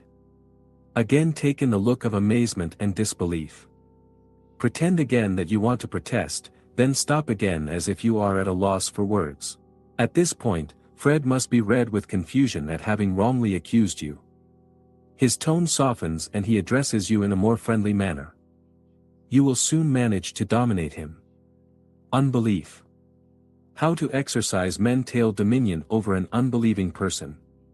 1. You have tried, on several occasions, to reveal the truth about certain things to your friend Dionysius, but you have never been able to win him. Since you have no concrete proof of what you claim, you are short of arguments. 2. Do not detect Dionysius' attitude and do not try to reason him into changing his behavior. Simply explain to him what you have discovered, as if Dionysius believed you. This will force him to take a stronger stand against you. He will respond to you with sarcasms, mockery, and a big laugh. 3. That is just what you wanted him to do. Immediately stop talking and look at him in amazement. Then, lower your eyes and say no more. 4. After a short pause, change the subject and grumble a few things about the weather. Dionysius will be embarrassed and try to calm you down. He will even go so far as to resume the topic of your conversation and tell you that he believes the facts you have communicated to him. Look at him in amazement and continue muttering a few things about the weather. Dionysius will make yet more efforts to calm you down. With this attitude, he submits to your mental domination. Fear. How to influence a person in fear. 1. Nina is a girl whom you have frightened with something you said or did without bad intention. You want to regain her affection. She may be your daughter. 2. Do not detect her attitude by telling her to stop being afraid. Do not even utter the word fear. Rather, look surprised and, if she started crying, exclaim, "Oh my God! What did I say? That's not what I wanted to say. I meant to say yes." Then, say exactly the opposite of what you said. "I deceived myself, I confused everything." 3. Instinctively, Nina will be grateful and submit to your mental dominance again. The belligerent mood. How to master a person with a belligerent mood. 1. Frederick is known for his irritability. You have just exchanged a few words, and lo and behold he looks at you meanly. He is more robust than you, and you prefer not to attack quarrels and even less barfing. 2. Do not accuse him of bragging. Act as if nothing extraordinary has happened. Frederick will be openly belligerent for the pleasure of seeing you suffer. 3. It is just what you expected from him. Throw him an astonished look, as if you realized at that moment his unbearable villainy.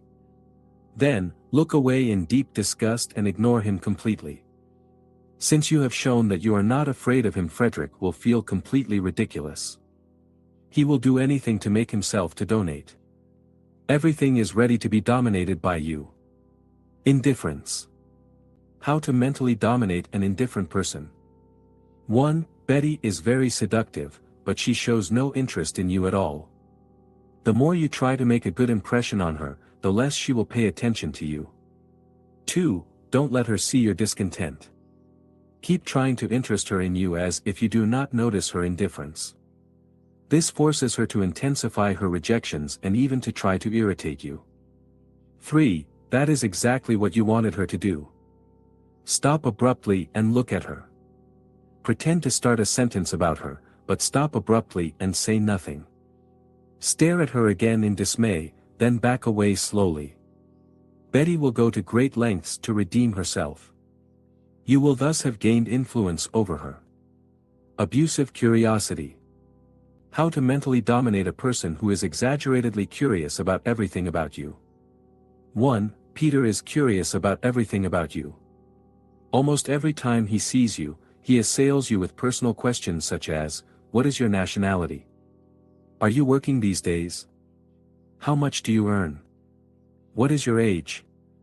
How long have you been married? 2. Don't irritate him by asking him to stop. Simply pretend next time that you do not understand what he is telling you.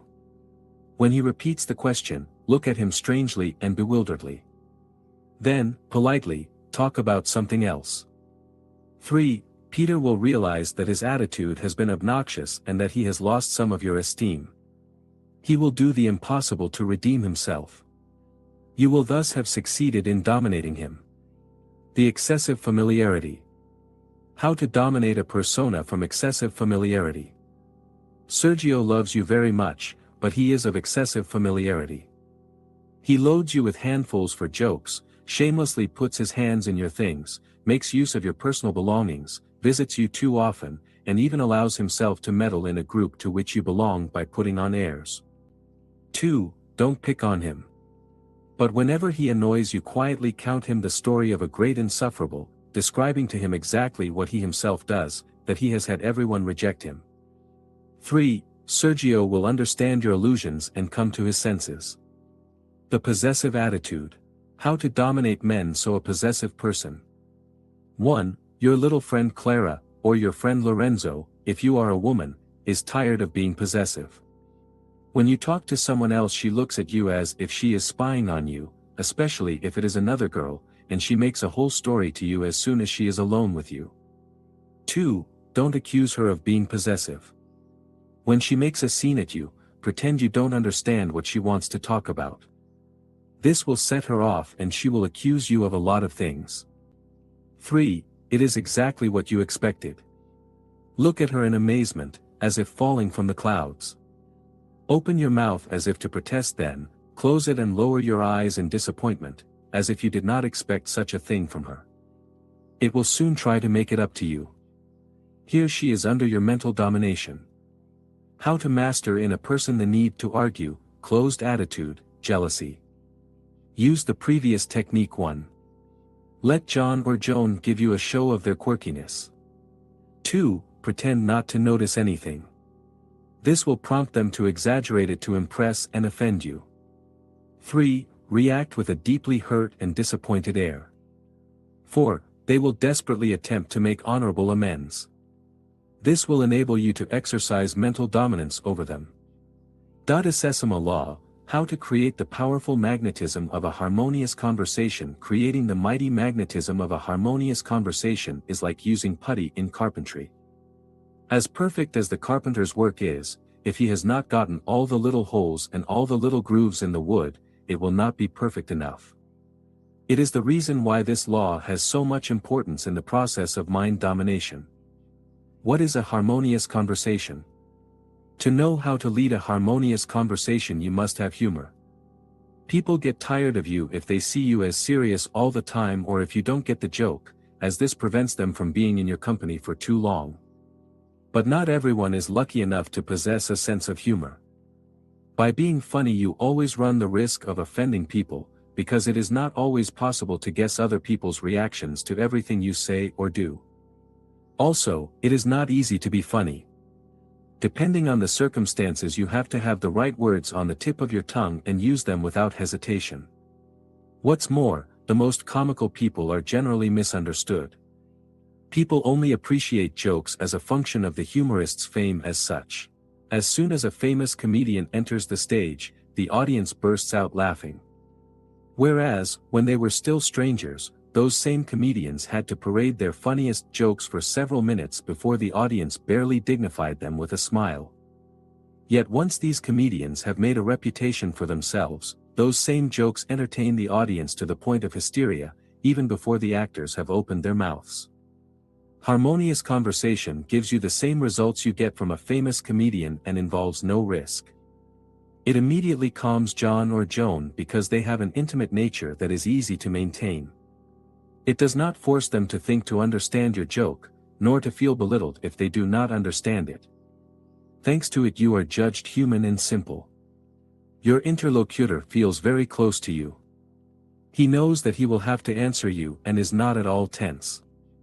The fears he had that you would not like him vanish because you have convinced him that harmonious conversation does not bother you. He no longer fears that his education and knowledge of current subjects are insufficient for him to be able to talk you decently.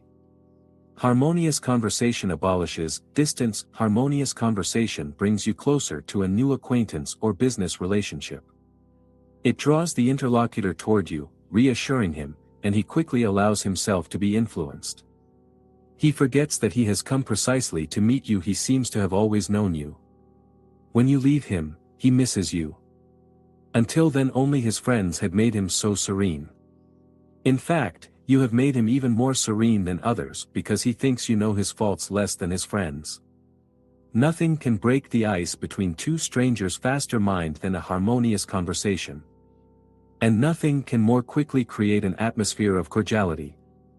The appropriate state of mind for starting a harmonious conversation, you probably cannot put it into words, but you certainly have a general idea of what a harmonious conversation is.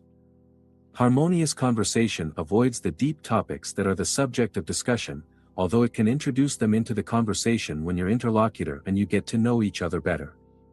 The important thing is to know how to start this conversation. The usual foundation of harmonious conversation is found in your spirit. Once you adopt the suitable state of mind, it will come automatically.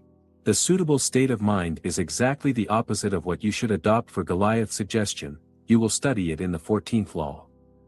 Instead of giving yourself importance in the eyes of the interlocutor, you must shrink, not physically mind but morally, to the point of naivete and forgetfulness of yourself.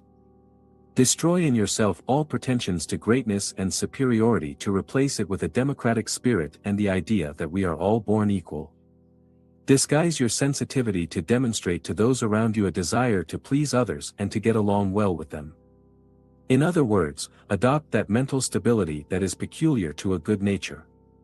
You are not there to argue with your interlocutor, but to approve of him or pretend to approve of him. You want, by going, to leave a good impression on him for the rest of the day. Whenever he expresses an opinion, you must respond to him with care and interest.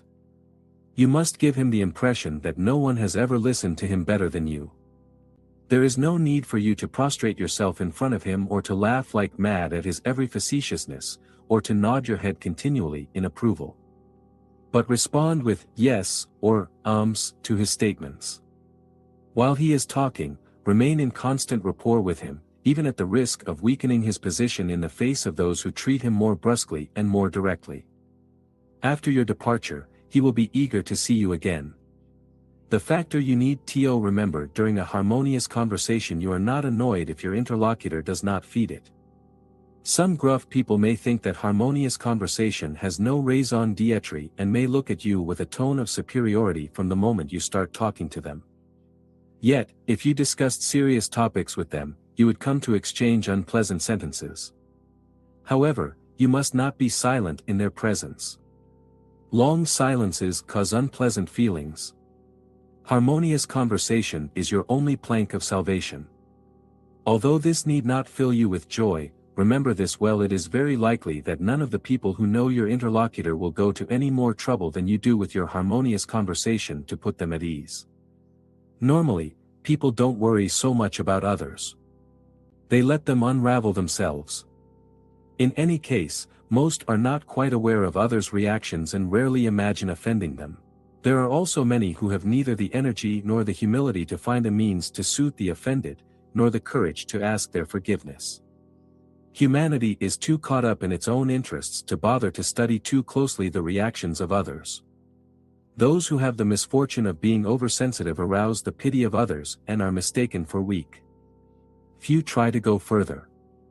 Practically, no one will try to be as kind as you are toward him, no one except an excellent salesman, a man or woman seeking a love affair, jealous parents or children, or a scrounging child.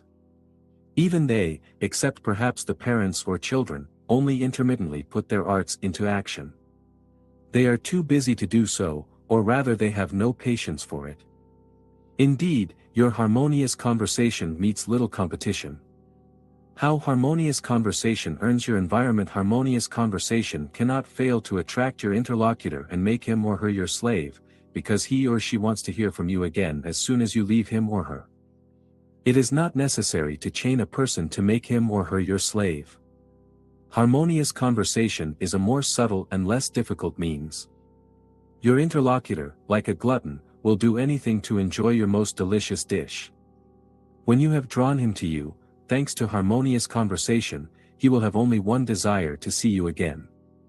The appropriate state of mind for directing a harmonious conversation can be summarized as follows: 1.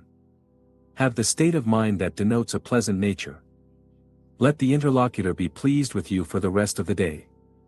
2. During the conversation stay very close to him, her, and insert personal and intimate remarks. 3. Do not be irritated if, during harmonious conversation, he shows some bad manners. This does not prevent him from finding your company exhilarating, since, most likely, no one has ever had such a desire to charm him. How to attack a harmonious conversation with disgusting people. Weather is a great topic for attacking this kind of conversation. No weather is exactly stable, and it is difficult to predict what the weather will be like from one day to the next. However, it may be that a bland, unimaginative individual will get annoyed at hearing you talk about it and tell you, like Mark Twain, that everybody talks about the weather, but nobody can do anything about it. Content yourself to smile and reply, "Yes, it's about time someone could do something about it." If you continue to converse with this person, you will realize that she will contradict you in all matters. She disagrees for the sake of disagreeing, and generally does the reverse of what you tell her. Knowing this, keep calm and do not question her unpleasant responses. Do not try to prove her wrong. Do not explain to her why you mentioned the weather, as she may reply, "So why start the conversation?" Despite her distant attitude, your interlocutor would like to be courted. She is very eager to earn everyone's esteem, although she cannot keep her loose tongue in check. Intimately, and without even realizing it, he seeks your company. He is therefore your slave, and, mentally, you dominate him. How to start a harmonious conversation with sympathetic people. In general, a normal person will respond to you with his or her personal opinion about the weather. A brief, friendly discussion will follow. Do not oppose anyone's opinion, even if it conflicts with yours. Rather, express surprise and respect for the interlocutor's wise predictions. It will believe itself to be a prophet and will be eager to see you again, to amaze you again. Before you, no one had ever appreciated it at its proper value. At last he has found someone who understands him. If the conversation lingers, move on to another topic of conversation concerning the news of the day, the radio, newspaper, threats of war, television broadcasts, upcoming championships, if you are among men. Or fashion, children, the home, if you are among women. Rarely will you find anyone expressing truly personal opinions on such subjects. Even if this happens, and you disagree, do not let it show. You are there to dominate people with your spirit and not to change them. Clearly, mind domination can be a mighty tool for a reformer, but the reformer soon creates a crowd of enemies, and that is not your purpose. Listen as much as you can. When the interlocutor is running out of ideas, ask him questions to get him to talk more. Exercises to guide harmonious conversation. Exercise 1. Tomorrow morning, when you go out, practice harmonious conversation with everyone you know and meet. On your way home, make a list of everyone you saw and answer the following questions for each person. A.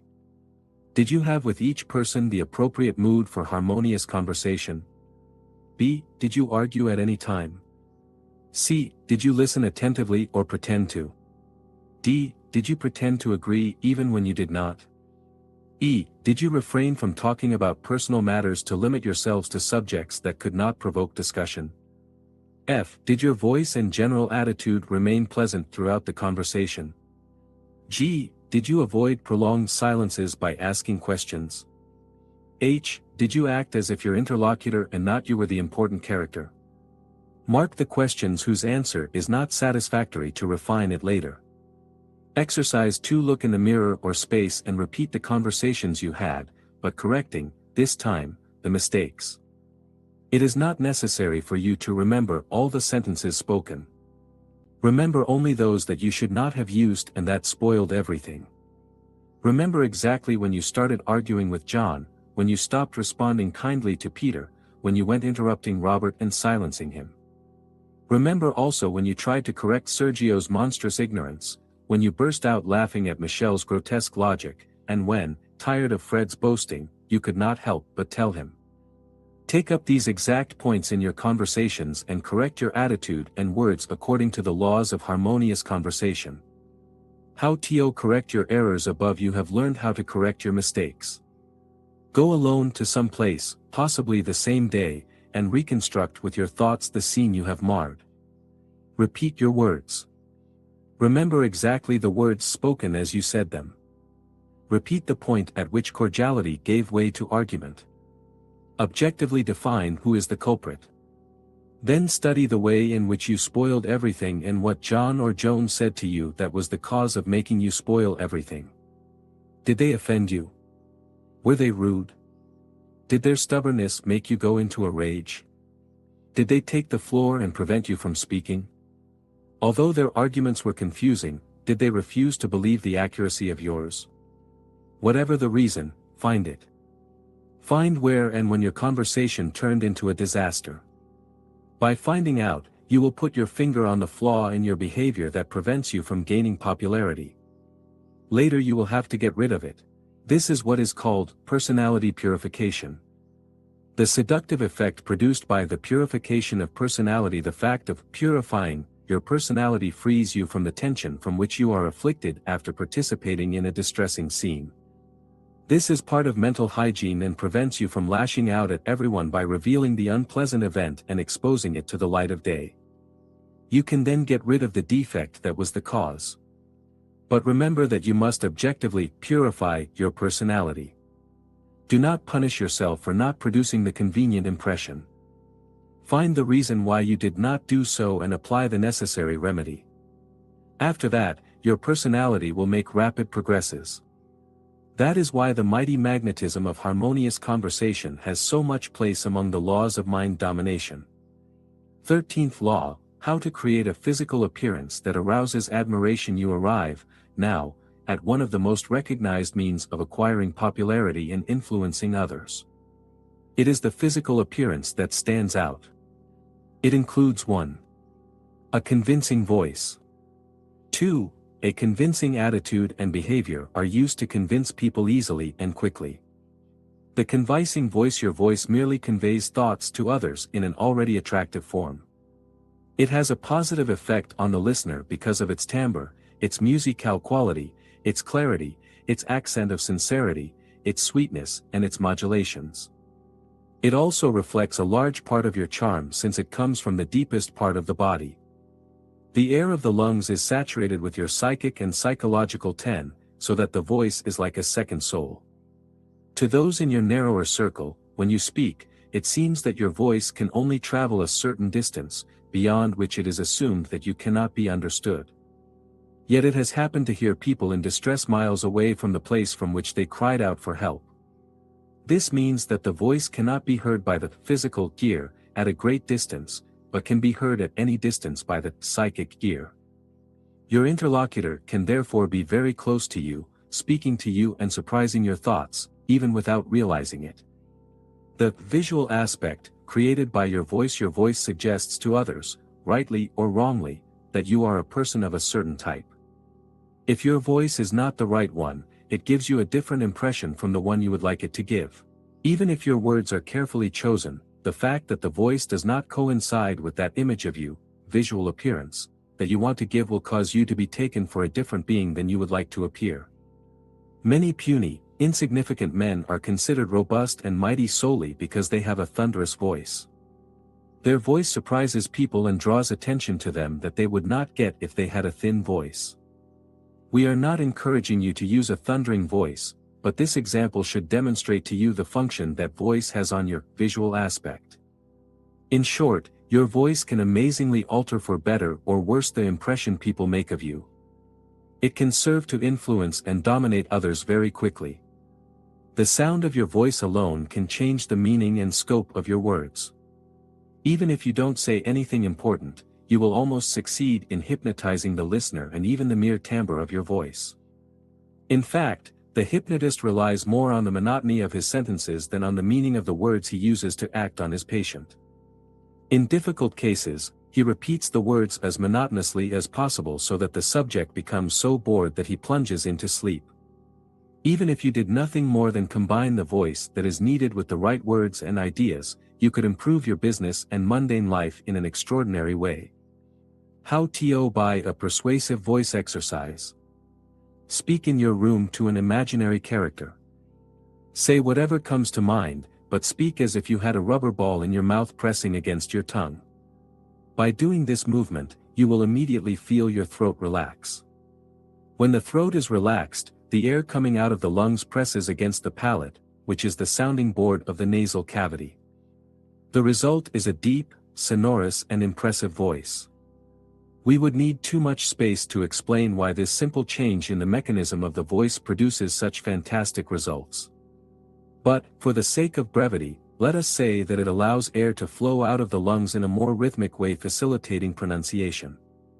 Psychically, your fluid propagates more completely. We will tell you more about this later, and totally envelopes John or Joan. Precautions to take when using persuasive voice. Do not go too far in the illusion of a rubber ball in your mouth. It would make you speak in a guttural voice. Instead, speak normally without raising or lowering your voice for no reason. The imaginary rubber ball in your mouth will automatically give your voice power in magnetism and a solemn tone. If you try to add to it, you will only succeed in contracting your throat and making your efforts vanish. Do not even try to stretch the throat as singing teachers advise. Do not even focus on how to set the voice. Just think of the rubber ball at the back of your mouth and press on your tongue. Of course, do not try to stretch the throat. Refinement exercise. Start by letting your cheeks hang down, having the air of looking from below. Then, imagine that a rubber ball is placed at the back of your mouth and digs into your tongue. Speak while imagining that you are holding the rubber ball. At first, you will tend to forget the ball as you reflect on what you have to say. Immediately, your throat will contract, and you will no longer have a persuasive voice, or rather you will speak through your nose. Immediately think back to the ball and keep speaking. With a little practice, you will be able to keep the imaginary ball in the back of your throat for as long as you speak. To keep it in place, practice this exercise for 1 minute, regularly, every morning, or whenever you get a chance during the day. The voice is such an important element of your professional and social life that you should always maintain the persuasive voice. Whenever you practice this exercise, follow the instructions we give at the end of this law. Do not make changes or variations of any kind to it. For a change, practice this exercise with a book, and you can also read in front of the mirror as if you were giving a speech. More tips for acquiring a persuasive voice. Refinement exercises. Repeat the previous exercise, but walking around the room, bending down, picking up objects, looking up, turning your head, making gestures. Practice making use of the persuasive voice at all times. Make it an integral part of yourself every time you open your mouth to utter a word. Do not be ashamed to use the persuasive voice in public. People do not immediately notice the changes you make to your makeup or behavior. But they are immediately affected. Don't eat your words at the end of sentences, and don't drag out cloths either. Give the impression that you speak naturally, but do not speak naturally, since, if you did, you would completely forget the rubber ball that must be at the bottom of the rubber. Always speak as if it were there. The different steps to overcome to acquire a persuasive voice. 1. Stand or sit upright, with your shoulders and neck well erect. 2. Keep your neck straight, but bend your head slightly. 3. Let your jaw drop. 4. Imagine that you have a rubber ball in the back of your mouth. 5. Read or say whatever you want, but always keep this rubber ball in the back of your mouth. 6. You must neither read nor speak too fast or too slowly. Do not hurriedly pronounce certain syllables of important words. 7. Think well that the voice comes from the deepest part of the body. Exhale with it all your inner fluid and envelop your interlocutor in it. Warning. While enveloping your interlocutor with your voice, do not machine gun him with your gaze. You want him to consider himself your true friend and not your eventual prey. Begin to practice this law. Then practice it every day and do not fail to do so. Above all, never practice it when you are lying in bed. Being lying on your back desiccates your throat, and these exercises may harm your vocal cords. Persuasive attitude and behavior immediately give a good impression of you. They do not make the effect of voice, from the moment you open your mouth, but they overcome the effect of voice before you begin to speak and from the time you are silent. That is, they can precede and prolong your mental dominion over any person. When you leave, at the end of a visit or interview, your behavior and attitude, if defect yes, can erase the good impression you produced during the meeting. They can also, at the beginning of the visit, give an idea of you that you will struggle to change in your interlocutor. However, if you have the necessary composure, you can from the outset win over the interlocutor and make less effort to induce him to your way of thinking. When you have left, convincing attitude and behavior will strengthen your hold on him when he remembers them. If you do not present yourself properly, you will have to convince the interlocutor every time you are in contact with him. If his first and last impressions are not good, he will hesitate to recommend you or your company or products to other people. Undoubtedly, it is not right for him to react that way since your capabilities and the quantity of products have nothing to do with your outward appearance. But each of us is impressed by what we see. Although people try to banish deceptive ideas from their minds, they linger in their subconscious. Moreover, a defective demeanor denotes an unkempt physique and mental laziness, while a good demeanor denotes a quick and active spirit. How attitude and counting can damage your voice. From a voice perspective, attitude and demeanor are of the utmost importance. As you have discovered by practicing the exercises to acquire a persuasive voice, it is not easy to speak well while standing hunched over or with your head turned to one side. Likewise, it is not easy to speak in the best way when you do not hold the proper attitude or position. Singing teachers correct your stance from the very beginning. Since the use of the voice is done in a purely mechanical way, the attitude and position must be correct, otherwise the air coming up from the lungs does not have all the force needed to add the sound box of the nasal cavity. The voice will be less sonorous and lose its persuasive power. Incorrect posture apparently diminishes stature. Although being stooped decreases your height by only 2 inches, you appear to be 6 to 8 inches shorter. Bad posture swells the neck, shortens it, ripples it, and deforms the spine from the neck to the legs.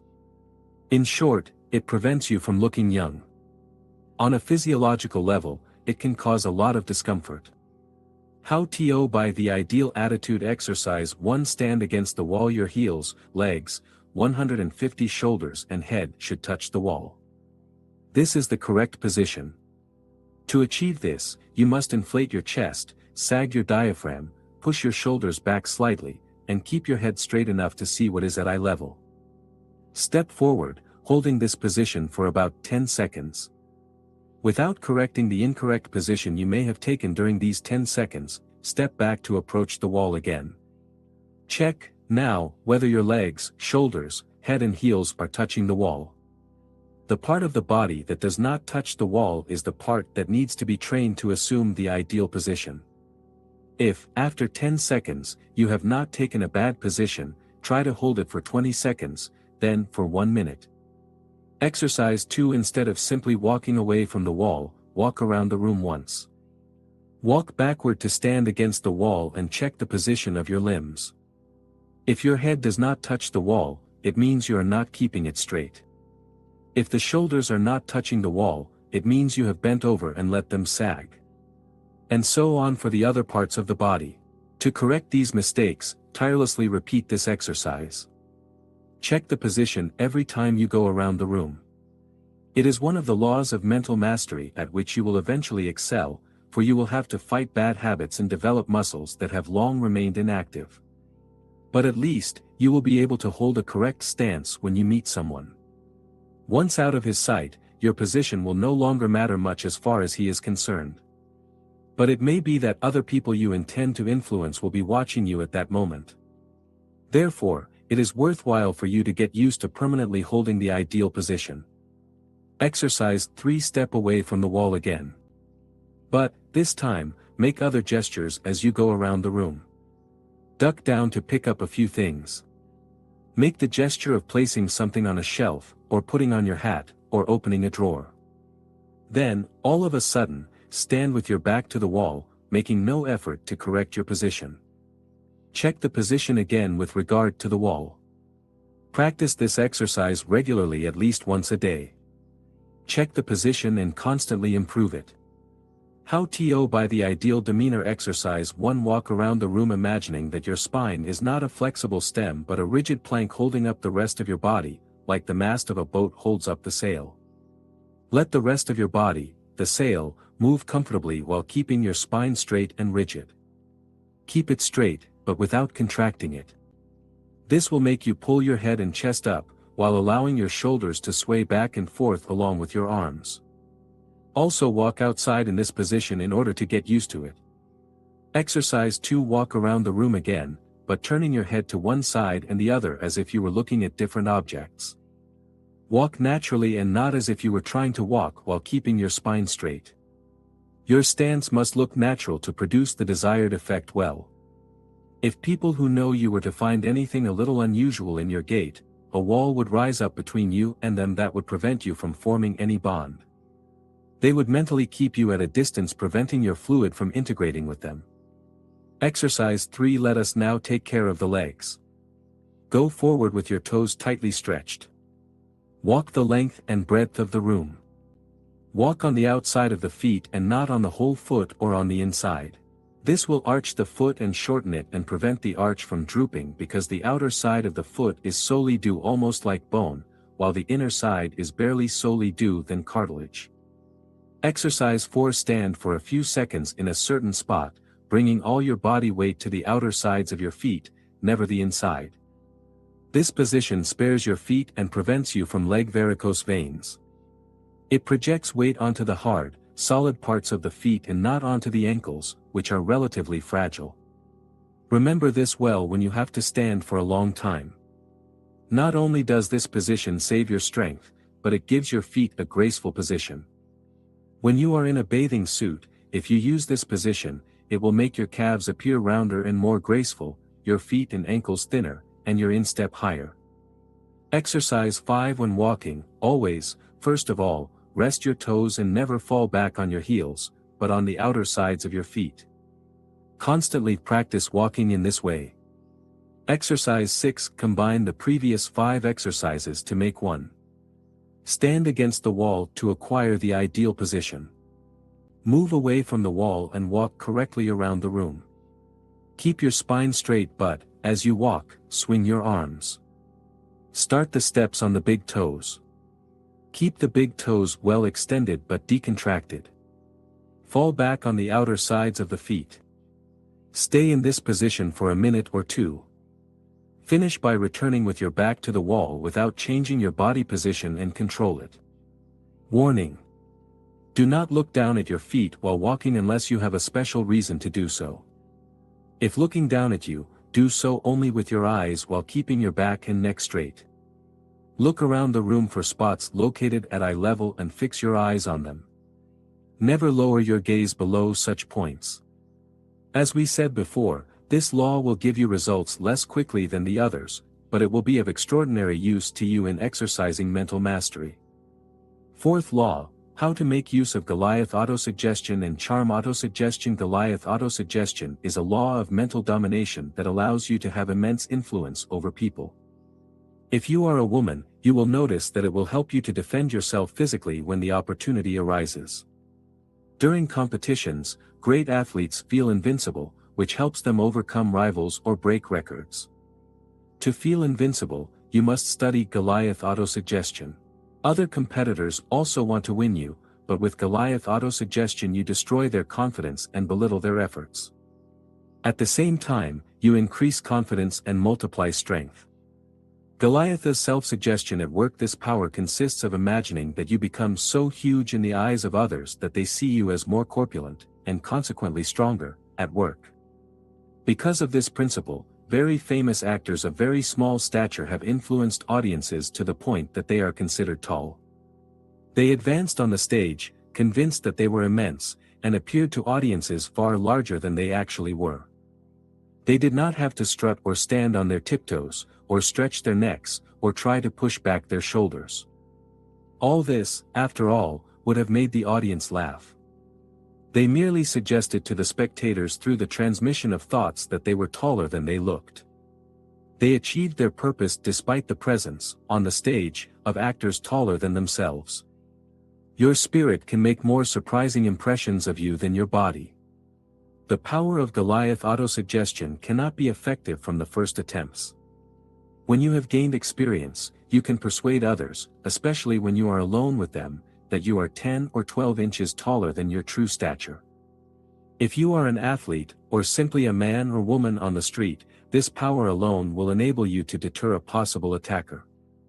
Goliath's self-suggestion, a decisive factor in everything you understand. When you have realized the energetic way in which Goliath's autosuggestion can exert its power over the minds of others, you will be able to understand the energy with which it can reign over yours. It provides you with the psychological bite you need. It gives you the courage needed for a difficult competition against a dangerous rival, whether in sports or business, the courage to continue the fight, in spite of everything, and to achieve victory, even if by a narrow margin. This kind of courage can turn an average individual into a world champion because it reveals his hidden power and all his reserves. It is this courage that makes you an individual twice as valuable as before. Above all, do not confuse Goliath's self-suggestion with blind courage. By rushing wildly onto a boxing square and cashing in unnecessary blows just because you do not have the patience to take boxing lessons, you cannot expect to apply Goliath's self-suggestion. This is also true with regard to business. Do not apply Goliath's autosuggestion when you blindly try to compete with firms stronger than your own. You must use this extraordinary power to gather all the hidden forces and synchronize them before you explode them all at once. Generally, champions beat primates only when they are forced to. Otherwise, they merely win championships over others. When they are closely squeezed by fearsome opponents, their performance exceeds their usual chances because they draw on reserves thanks to Goliath autosuggestion, and that is how they beat primates. How to use Goliath's self-suggestion to increase corpulence. Exercise 1. Stand in front of the mirror and stare at your image. Keep staring at it and imagine that you grow 2 or 3 inches on the instant. Practice this exercise for several minutes until you see yourself growing faster and faster. Exercise 2. Stand in front of the mirror and stare at your image. Keep staring at it and imagine yourself widening 2 or 3 centimeters at shoulder height. Practice this exercise for several minutes until you see yourself widening faster and faster. Sit down to rest as soon as you feel tired. Then, start these exercises again until you see yourself growing and widening instantly. Exercise 3. Stand in front of the mirror and stare at your image. Stare at it and imagine yourself growing 2 to 3 inches and enlarging by as much at the same time. Practice this exercise for several minutes until you see yourself growing and enlarging faster and faster. Sit down and rest, then start the exercise again until you see yourself growing and widening instantly. Exercise 4. Repeat exercises 1, 2, and 3, but this time, grow and widen 9 to 10 centimeters in each direction. Exercise 5. Repeat exercises 1, 2, and 3, but this time, grow and widen 5 to 6 centimeters in each direction. Exercise 6. Repeat exercises 1, 2, and 3, but this time grow 10 centimeters and widen by 8. Exercise 7. Repeat exercises 1, 2, and 3, but this time grow 12 centimeters and widen by 8. Exercise 8. Repeat exercises 1, 2, and 3, but grow 15 centimeters and widen by 10. To make your interlocutor shrink. Exercise 9. Standing in front of the mirror, stare at your image. Imagine it to be that of your rival whose confidence you want to weaken or destroy. Continue to stare at it and imagine that it diminishes 2 centimeters in height in front of you. Practice this exercise for several minutes until you see him shrinking faster and faster. Exercise 10. Stand in front of the mirror again and stare at your rival. Keep staring at him and imagine his shoulders shrinking 2 centimeters before your eyes. Practice this exercise for several minutes until you see him shrinking faster and faster. Sit down and rest if you are tired. Then, resume exercises 9 and 10 until your opponent shrinks or shortens instantly. Exercise 11. Stand in front of the mirror and stare at your rival. Keep staring at him and imagine that he is shortening by 2 inches and shrinking by 2 in width at the same time. Practice this exercise for several minutes, until you see it shrinking in both directions, earlier and earlier. Sit down and rest, then begin the exercise again until the opponent decreases instantly in both directions. Exercise 12. Repeat exercises 9, 10, and 11, but make your opponent decrease by 4 centimeters instead of 2. Exercise 13. Repeat exercises 9, 10, and 11, but make him shorten by 6 centimeters and shrink by 4. Exercise 14. Repeat exercises 9, 10, and 11, but make it shorten by 8 centimeters and shrink by 4. Exercise 15. Repeat exercises 9, 10, and 11, but make it shorten by 10 centimeters and shrink by 4. Exercise 16. Repeat exercises 9, 10, and 11, but make it shorten by 12 centimeters and shrink by 6. Simultaneously for you and your interlocutor. Exercise 17. Stand in front of the mirror and look at your image. Stare at it closely and imagine that you are simultaneously growing and widening 3 centimeters, as you did during exercise 3. Close your eyes for 2 seconds, forget your image in the mirror and breathe with the impression that you have really grown, which will give you the impression that your whole body has increased in proportion. Close this image in your mind. Now, open your eyes again, but this time imagine that the image you see of you in the mirror is that of the other person. Look at the one well, and see it decreasing by 2 centimeters in height and 2 in width, simultaneously, as in exercise 11. Immediately, feel that you have grown yourself by 2 centimeters and have widened by another 2, and so, by contrast, you are larger than him by 2 centimeters and equally wider by 2 as well. So look at his image and consider that he is 2 centimeters smaller than you in both directions, even though your image has not changed. In other words, train your eyes to see things as they are, not physically, but psychically. This inserts suggestion into the other person's spirit, so that he sees the image as you created it, that is, he sees himself less tall and less wide than you by 2 centimeters. When you have acquired enough practice to arrive at this result, you will possess the secret of Goliath autosuggestion. Exercise 18. Repeat exercise 17, but this time enlarge and widen by 4 centimeters and make the other person shorten and shrink in the same proportions. In other words, you see him in the mirror as having 4 centimeters less than you in height and width, although the image you see in the mirror remains unchanged. Exercise 19. Repeat exercise 17, but this time you grow 6 centimeters and widen by 4 while your opponent shortens by 6 centimeters and shrinks by 4. You see him, as a result, in the mirror as having 12 centimeters less than you in height and 8 in width. Exercise 20. Repeat exercise 17, but this time grow 8 centimeters and widen by 5, while your man shortens by 8 and shrinks by 5. You then see him in the mirror as measuring 16 centimeters less than you in height and 10 less in width. Exercise 21. Repeat exercise 17, but this time grow 10 centimeters and widen by 5, while your opponent will shorten by 10 centimeters and shrink by 5. That is, you see him in the mirror as having 20 centimeters less than you in height and 10 centimeters less in width.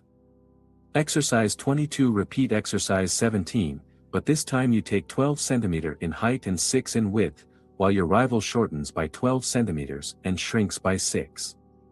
That is, you see him as measuring 24 centimeters less than you in height and 12 less in width. Warning 1. Practice exercise 22 until you can realize it instantly. 2. The more difference you see between your rival and you, the more difficult the exercise will be, because while your image will not change, you will have to imagine him much larger or much peak low in the sense of height and width. To practice mental dominance, you do not have to know more about Goliath autosuggestion. If this law is not very easy and does not give you quick results, it will not, however, take you too long. And what reward will you get? Even if you had learned only this law, it would serve you alone, to acquire extraordinary mental dominance over others. We recommend, however, that you study all the other laws and apply them. Since width is 1/3 of the total height of the individual, but you cannot and should not increase it in the same proportions as height. It may be that a man who is only 20 centimeters less than another has the impression that he is half as tall. It may be that his shoulders are only 4 to 8 centimeters less broad than the other man's, and that he has the impression that his shoulders are half as broad as his rivals. Similarly, you do not need to be twice as tall or as wide as another person for him to have the impression that he is half your size. By making you grow 12 centimeters and making the other person shrink 12 centimeters, you can give him the impression that his measurements are half of yours. As a result, he feels half less strong than you. His confidence is shaken as a result, and so you can guide him. The autosuggestion of vicinity: if you are a woman, if you belong to the weaker sex, the autosuggestion of charm will serve you to the same extent as Goliath autosuggestion serves men. It consists in imagining yourself 1. That you are 20 years younger if you are 50, and less in proportion if you are younger, considering only your face. 2. That your face and body are attractive to the opposite sex. 3. That your feet and calves have attractive curves. 4. That you wear clothes like a movie actress. 5. That you have a most graceful voice. 6. That you are slender like a girl. 7. That you have a sweet, placid, compassionate expression on your face. These 7 qualities give you immense power over people when you address someone from the stage or podium. The following exercises will help you acquire them. Exercise 1A. Sit in front of the mirror and look at the image of your face. Study the signs of age that you cannot disguise either with dyes, flushes, makeup or dentures. The frowning of your eyebrows and the intensity of your gaze contribute, perhaps, to making you look older. Or the skin of the neck, just below the chin, hangs too far forward. There are perhaps deeper furrows on the cheeks and around the lips. Sit close enough to the mirror to see all these wrinkles. Now, sit far enough away from the mirror that you can no longer make out these flaws. Dim the light as well. This will help you. You will look 20 years younger if you are 50, and proportionately younger if you are less than 50. C. Move the chair closer until you can barely make out the wrinkles. Force yourself to not see them, and see yourself as you appeared in the mirror in B, when you were away from them. At first, you will see the wrinkles, but picture yourself as you were in A, and make the wrinkles disappear. D. Pull the chair back again. The wrinkles appear deeper to you, but again, force yourself to not see them, and try again to see yourself as you were in B, when you were further away from the mirror. Practice this exercise to perfect you. When you do it on the stage or podium, the spectators will receive the image projected by your spirit and see you as you see yourself. You will need to practice this exercise for more than one session, but you will be rewarded for the rest of your life. If you are over 50, progressively imagine yourself looking 20 years younger. Exercise 2. Stand across the room and look at your image in the mirror. Examine yourself well from head to toe and take a good look at the details that harm your femininity. Is your jawline too wide and too masculine? Are you too tall and too strong-boned? Are your ankles too thick? Are your shoulders too broad? Is your chest too flat? Is the waist too big? Fix your image well and focus well on all these points separately. Picture them as they should be in order to be seductive. Imagine your chin sharper, your joints thinner, your stature smaller, your shoulders less broad, your breasts higher, your waist narrower. Practice this exercise until you are able to instantly imagine a new image of yourself. Exercise 3. Stand in front of the mirror from across the room and look at your legs. Imagine that your ankles are thin and your calves well-rounded. They must now be prominent, halfway between the ankle and the knee, then tapering toward the knee. This is how a leg considered graceful must look. Now, stand in profile in front of the mirror and observe you in step. It needs to be high to look young. Imagine that the feet are shorter than they actually are, from the front of the ankle to the base of the big toes. Exercise 4. Stand in the room, well dressed, and look at your image in the mirror. But instead of standing stupidly, imagine that you are a movie actress in front of the camera. You pose shyly, then advance on your hips seductively, as if you want to control something. Smile innocently and walk lightly around the room with a slightly affected step. The dress will wrap around your neck or adhere to your body in an exciting way. Do not, however, look too sophisticated. Act vexatious just enough to remind those watching that you are a woman, and not simply a brain in women's clothes. Exercise 5. Make a speech in front of the mirror, using the persuasive voice. Check your lips carefully to make sure you notice their movements well. If they do not move enough, you will not look feminine. Do not murmur rapid mind. Articulate words in a high enough tone, but without an affected air. You must sound sweet and grand ladylike. Exercise 6. Stand in the middle of the room, facing the mirror and examine your figure. Whatever your corpulence, you need to see yourself as thinner than you are. Continue this exercise until you come to see yourself as instantly slender as a girl. Exercise 7. Sit down and examine your image in the mirror. Carefully scrutinize your expression. Do you look too smart, too fearful, too indifferent, too distant, too careful? You can have the best nature in the world and look haughty and warlike. Make yourself a sweet, placid, compassionate expression that comes close to the irresistible look. Do not frown, stretch your lips, do not contract your jaw, and fill your eyes with love for those around you. To control the masses, use charm autosuggestion instead of Goliath autosuggestion, if you are a woman, and you will have as much success with the public as men who use Goliath autosuggestion. Fifth law, how to reach the summit of mental domain using your attractive fluid. The fluid and its different colors. The fluid or psychic atmosphere is a light, ethereal radiation or emanation that surrounds every human creature. It extends from 60 to 90 centimeters in all directions from the human body and is oval in shape. The part closest to the body is the thickest and densest. The part furthest from it is the finest and least distinct. It resembles a luminous cloud, a phosphorescent flame, deep and dense in the center, and gradually fading at the edges. Indeed, it extends far beyond the distance that can be perceived by the most skilled scientist, for its psychic influences can be felt, in numerous cases, at extraordinary distances. Sometimes, it resembles a calm, magnificent and luminous sartia. At other times, it launches in several directions immense flames that fall in great waves. Still other times, it projects from the depths of mental vibrations, corpuscles resembling sparks from a stove and disappearing in all directions. These are telepathic suggestions. Men of science have photographed the fluid by means of fluorescent screens and claim that every human being is radioactive. The fluid is never perfectly calm and quiet. It manifests constant movements and changes. Even during its periods of relative calm, it reveals a wave-like motion, like a pulsation, with iridescent clouds of color moving to the surface or to the depths. When the individual is in the throes of stormy mental activity or emotional tension, his radiation turns into a wild picture, with vibrations so intense that they can be felt by any normal person. When the honest man is dreaming, whether dreaming or sleeping, his radiation is similar to a kaleidoscope of great beauty. It possesses a hazy clarity colored by hues and shades of different colors that blend to give interesting combinations.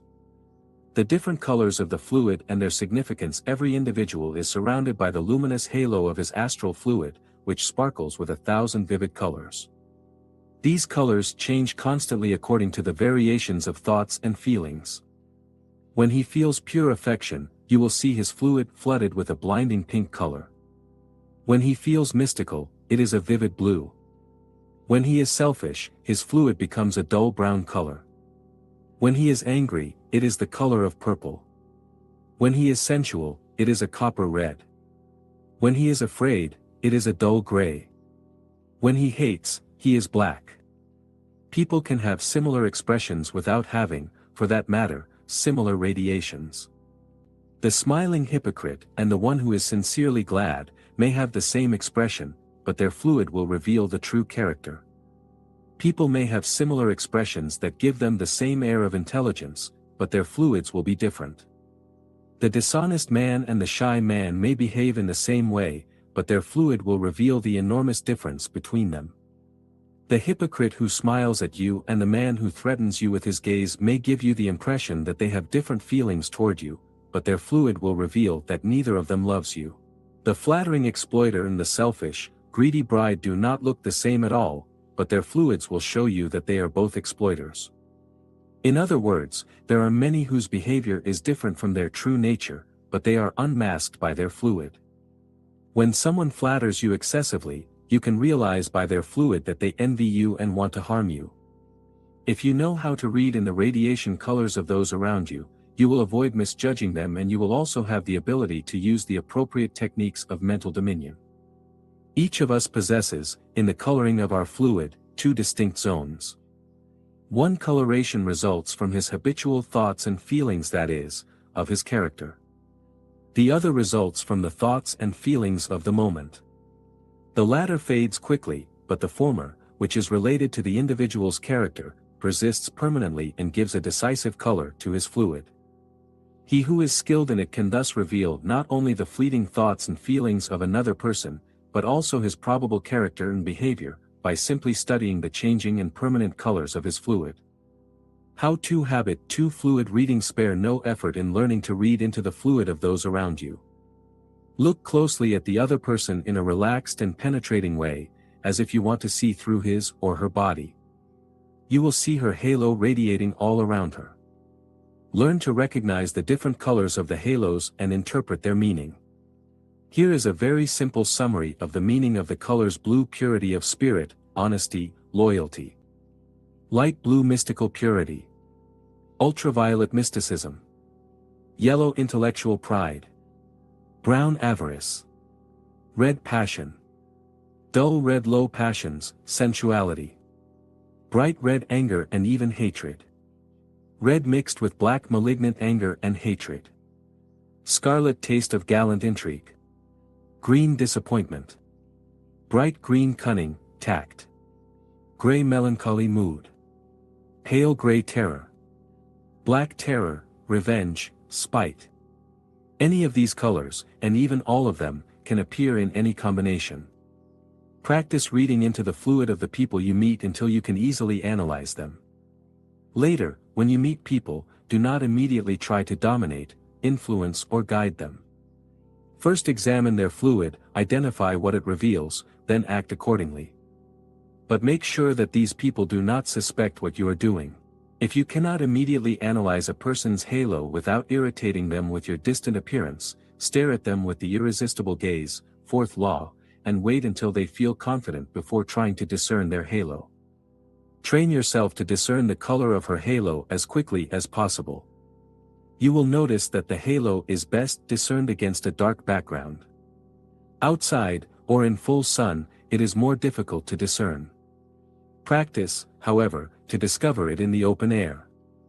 However, since most important business is transacted indoors, it is more important to know how to spot it inside. Hypersensitivity to fluid. By adding hypersensitivity to fluid, to the detection of radiation colors, you will become a master in the subject. If you struggle to distinguish fluid, you can rely solely on your sensitivity to it, with results almost as good in what concerns the mental domain. You will achieve hypersensitivity to fluid by making a complete vacuum in your spirit to focus on the fluid of others, so that you can feel their emotions and personality. Through fluid hypersensitivity, you feel the vibrations of another person's fluid and are able to interpret the moods that cause them. Some fluids make you uncomfortable and give you painful heartbeats, others are soothing. Under the influence of your spirit, the fluid undergoes physical and chemical transformations. A medium may be able to accomplish transformations by entering a trance, then, using the power of his or her subconscious with even greater dynamism than the subject in a state of hypnosis. It is not yet known how the medium manages to perform this miracle, but experiments have shown that the medium can project its fluid onto the subject to perform feats considered miraculous. Apparently, the composition of the fluid can be changed at will. How to scientifically control your fluid. Although you cannot perform the same feats as the medium, you have enough power over your fluid to influence, to a certain degree, its composition by means of your intelligence alone. By giving an order to your fluid, you can serve veins as successfully as if you used your intelligence to direct a tennis ball, the fall of a pair of dice, or the trajectory of a billiard ball. The more you make a habit of subjecting your fluid to your will, the better you can control and direct it. It has been proven by experiments that you can give a pulse to certain objects by dazzling them with your gaze.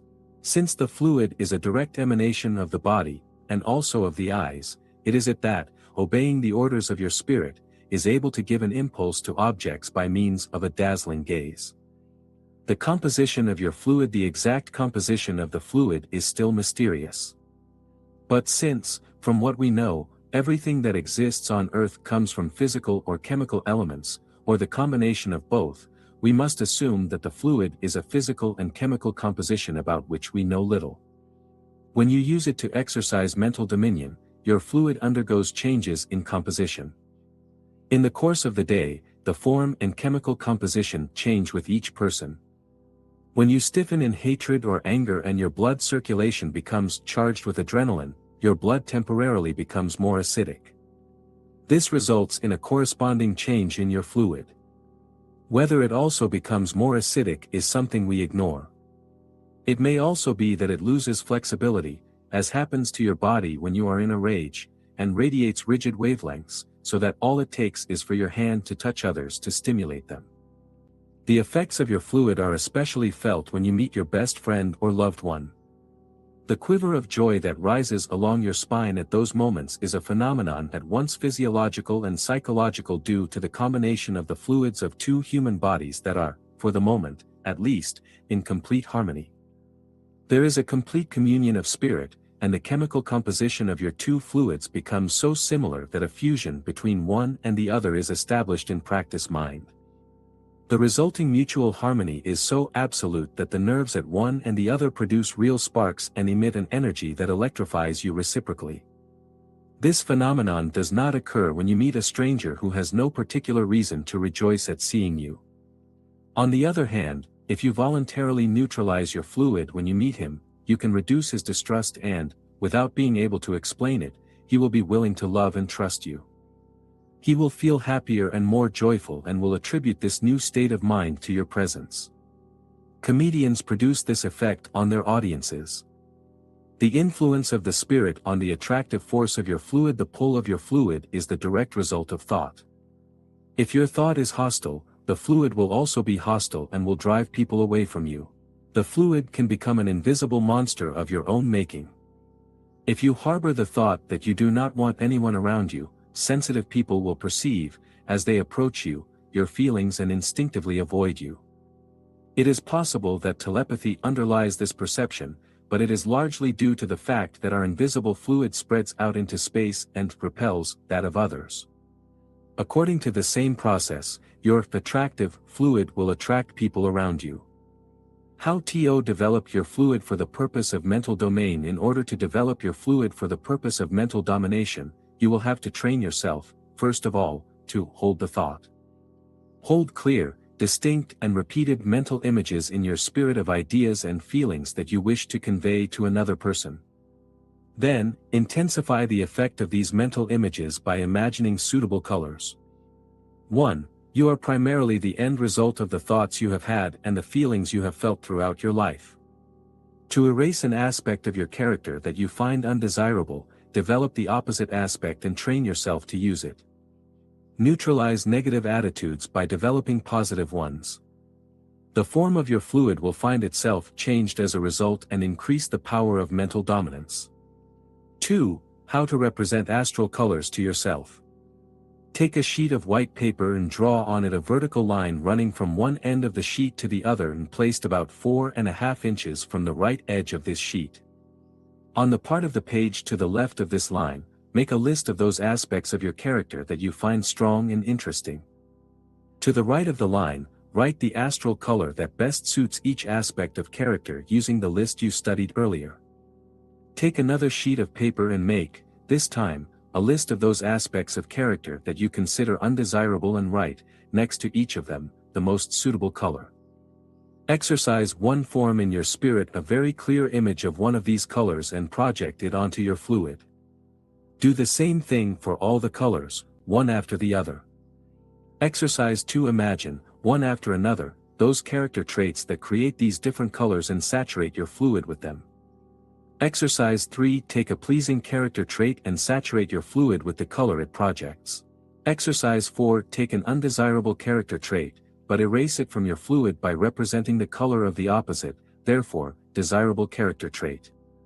If one of your defects is anger, fill yourself with anger, then neutralize it by depicting the color corresponding to placidity. Do the same for all other defects. Exercise 5. To represent different colors to you more easily, practice focusing your attention on objects of those same colors, for example, a red rose and a green leaf. Order and demand at the same time that the vibrations of that color change your fluid. Patience, perseverance, and sustained interest yield remarkable results in this area. Changing the color of your fluid is one of the most effective means of influencing others. How to change your fluid? To protect yourself from the influence of others. Orange, yellow, and the colors in the same range are the vibrations of mental protection. They are the colors of intelligence. When you saturate your fluid with them, they help protect you against the efforts of others to convince you, your misguidedness by means of fallacious arguments, plausible reasoning, erroneous examples, etc. These colors help to enlighten your spirit, attract the faculties of perception, increase your reasoning power of judgment, and sharpen the gift of prompt response. Exercise 1. Imagine the appropriate mental attitude and flood your fluid with orange and yellow. Efforts by others to influence you will bump against your fluid and fall back on them. Exercise 2. If your opponent's influence is truly undesirable, flood your fluid with several blue tones. Examine some bright, clear blue tones, choose the one you prefer and load your fluid with it. Sixth law, how to protect your power by adopting the necessary appearance. The 10th commandment says, "Thou shalt not covet another's woman, nor his house, nor his servant, nor his field, nor his ox, nor his ass, nor anything else that belongs to him." The incessant rivalry with your neighbor violating the 10th commandment brings more pain and shortens more lives than any other evil in peacetime. Envy, hatred, greed, and other states of mind that lead to ruin make you grow old earlier and deplete your intellectual reserves. These defects not only prevent you from recovering from the tension and struggles of daily life, but also affect your morale by giving you worries, anxiety, and feelings of frustration and inferiority. They also push you to constantly compare yourself with your neighbor, Mr. DuPont. You are always afraid that he earns more than you, that he has a nicer car than you, that his wife is prettier and more seductive than yours, that his children are smarter and sturdier than yours, that his health is better than yours. Anything that can improve Mr. DuPont's life throws you into a state of prostration. And yet, you must not realize your jealousy towards him then, adopt a facade, an appearance, when you are before him. At that moment, your true I transforms into a pitiful monster. In your inner self, you begin an incessant combat with Mr. DuPont, and nothing is more exhausting and useless than imposing introspection. In the field of the sport of music, for example, competitors train and repeat in a more or less calm spirit, then go to the meeting or show up for the competition. During the last day of training or repetition, their nervousness reaches its peak, then disappears shortly after the test begins. When the competition is over, whether they have won or lost, they relax again. Although discontent with the jury's verdict, the critic's opinion or their own essay, their nerves are no longer tense. They may prepare for another competition or decide to quit, but that competition, at least, is over. Your fight against Mr. DuPont, on the other hand, cannot end unless one of you retires and quits the fight, or changes wards, or you lose sight of each other completely. Otherwise, you will continue to envy each other until the last hour, when you will both be as old as Methuselah and each will even try to outlive the other. Consciously or not, this state of mind oppresses you during work or when you move around. And meanwhile, your wife and children are certainly not helping to make things right by demanding that you give them everything the DuPonts have and even a little more. Not knowing what to do, you go back into your shell to savor the hatred and turn into a frightening monster. You explode at your wife and children at the slightest infraction and they treat you as an old buffoon. More than one husband, in a similar situation, has eventually decided to abandon the family. You excavate your own tomb. Relentless competition undertaken against your neighbor seriously limits your power of mental dominance. Your true I, attacked by the acids secreted by yourself, causes a transformation for the worse of your complete state of mind. Your fluid, the telepathic waves you involuntarily emit, your whole philosophy of life is transformed for the worse. You can read in your eyes a solid and latent hostility, and you are discontented with the whole world. You become sad and lose your sense of humor. Without humor, it is impossible to start a harmonious conversation. That is how you no longer attract anyone to you. You feel desperate. If you could only grasp this DuPont and take him down. If you could prevent his steady rise, that his car is nicer than yours, that his earnings are greater than yours. Perhaps you also envy his voice, his eloquence, his culture, his belly flatter than yours, his stature greater than yours. When jealousy sets in, it knows no bounds. Like cancer, it may limit itself to the beginning, to some small differences existing between you, then it generalizes and encompasses all possible differences, major or minor. And, once you have set yourself up to envy Mr. DuPont, you also drag in Durand, Bonnet, LeBlanc, Lenore, all neighbors and acquaintances. This is also true if you are a woman and if you envy Madame DuPont. You end up envying all the other neighbors and acquaintances because their husbands give them more comfort or luxury than you have, because their children have better educational achievements than yours, or because, although older than you, they are lucky enough to look younger.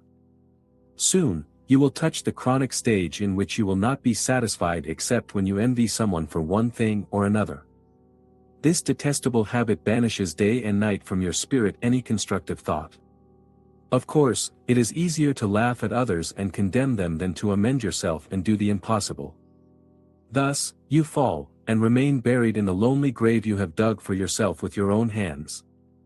The disastrous effects of envy on mental domain. When you envy people, when you detest them and greedily desire everything they have, you have a hard time showing yourself pleasant in front of them.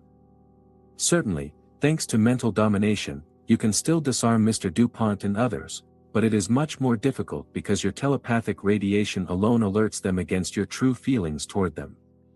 For example, Mr. DuPont, distrustful by nature, already expects you to envy him for what he possesses, just as he envies his neighbor Bonnet for what he has. He is therefore ready to perceive with astonishing acuity your psychic reactions toward everything he possesses. The slightest sign of spite in your eyes, the slightest hesitation in your voice, the slightest change of color in your face are immediately discerned by him. It may even be that he feels pleasure from it. Or you are in business and your prospective customer tells you about a product similar to yours, but which he considers better and cheaper than yours. In that case, you must not look alarmed or show signs of impatience. You must take the hit. Others, on the other hand, will admire you more, just as they admire the sportsman who continues to do his best even when he loses, and recovers and wins. The solution to the problem. The best way to combat this disastrous attitude that leads you to ruin is to use mental dominance. It will not be easy to stop envying Mr. DuPont. You know that you will always continue to envy him. And if you are a woman, you will continue to envy Mrs. DuPont. You will also always be baffled by your eventual customer when he makes an unfavorable comparison between your product and another. All your life you have been driven to succeed at something, and in order to succeed, it has been necessary for you to compete with and surpass others.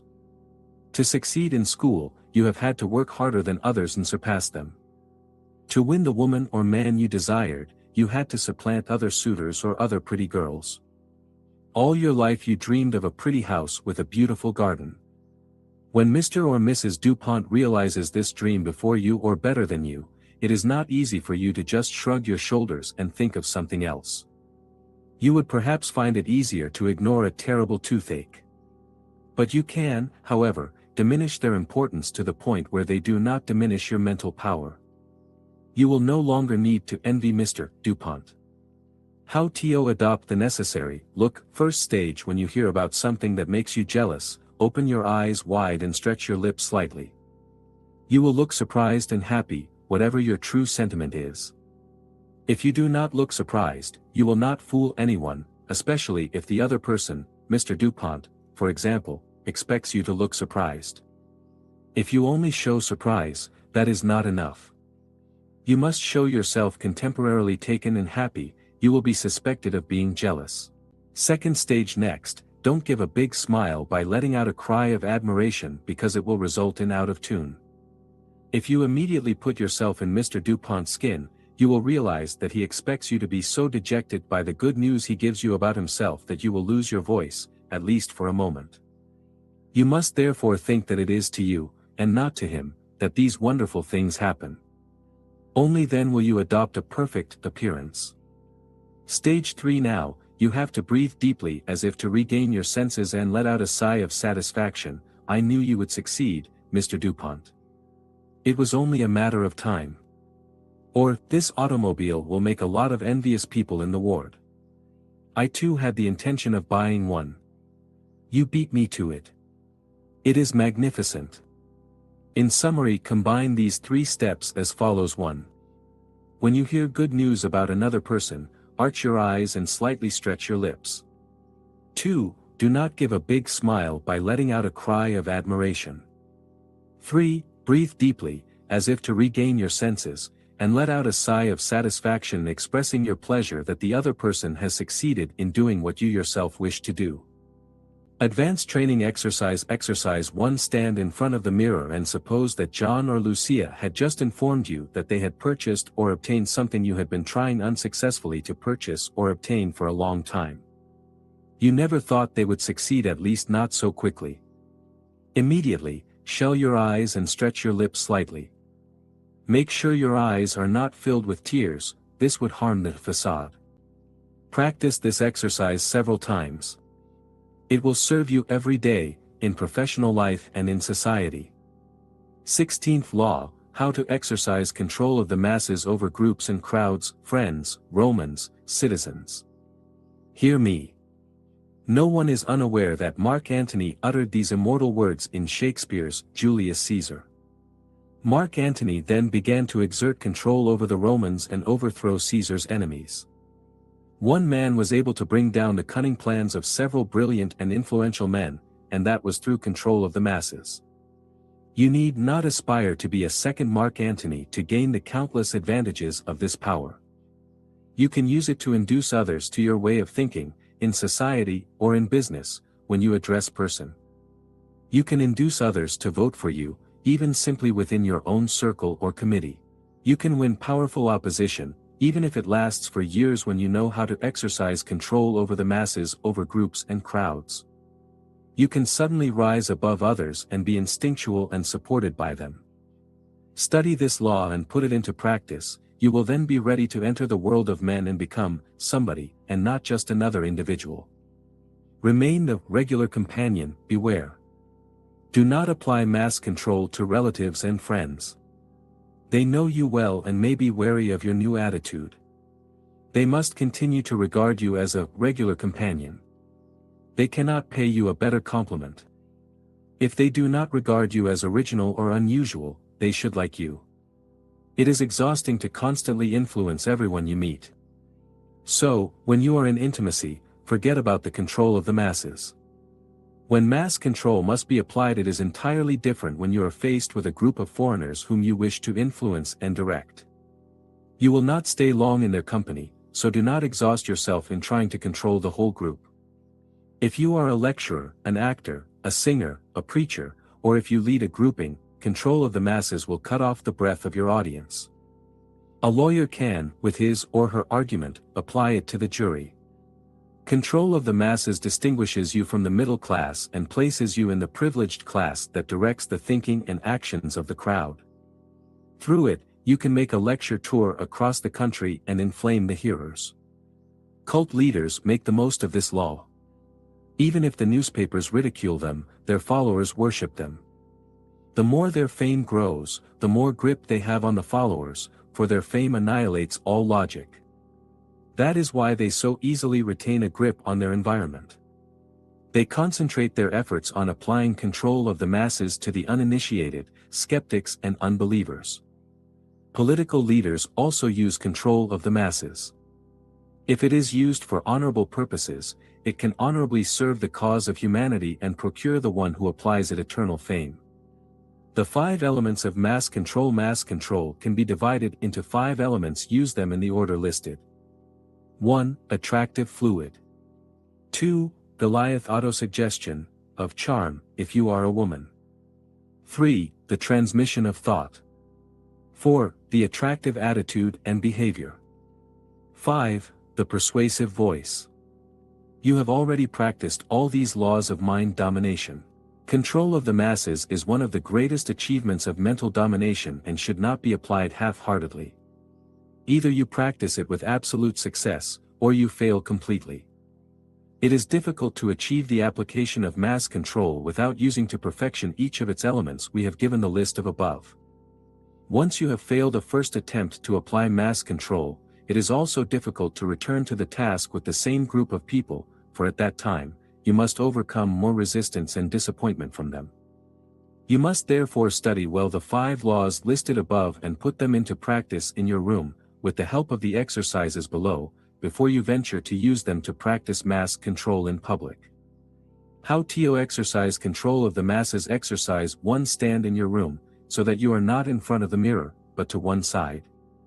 Pretend you are making an entrance on a stage or scene, in front of a huge crowd that you wish to lead, influence, or control.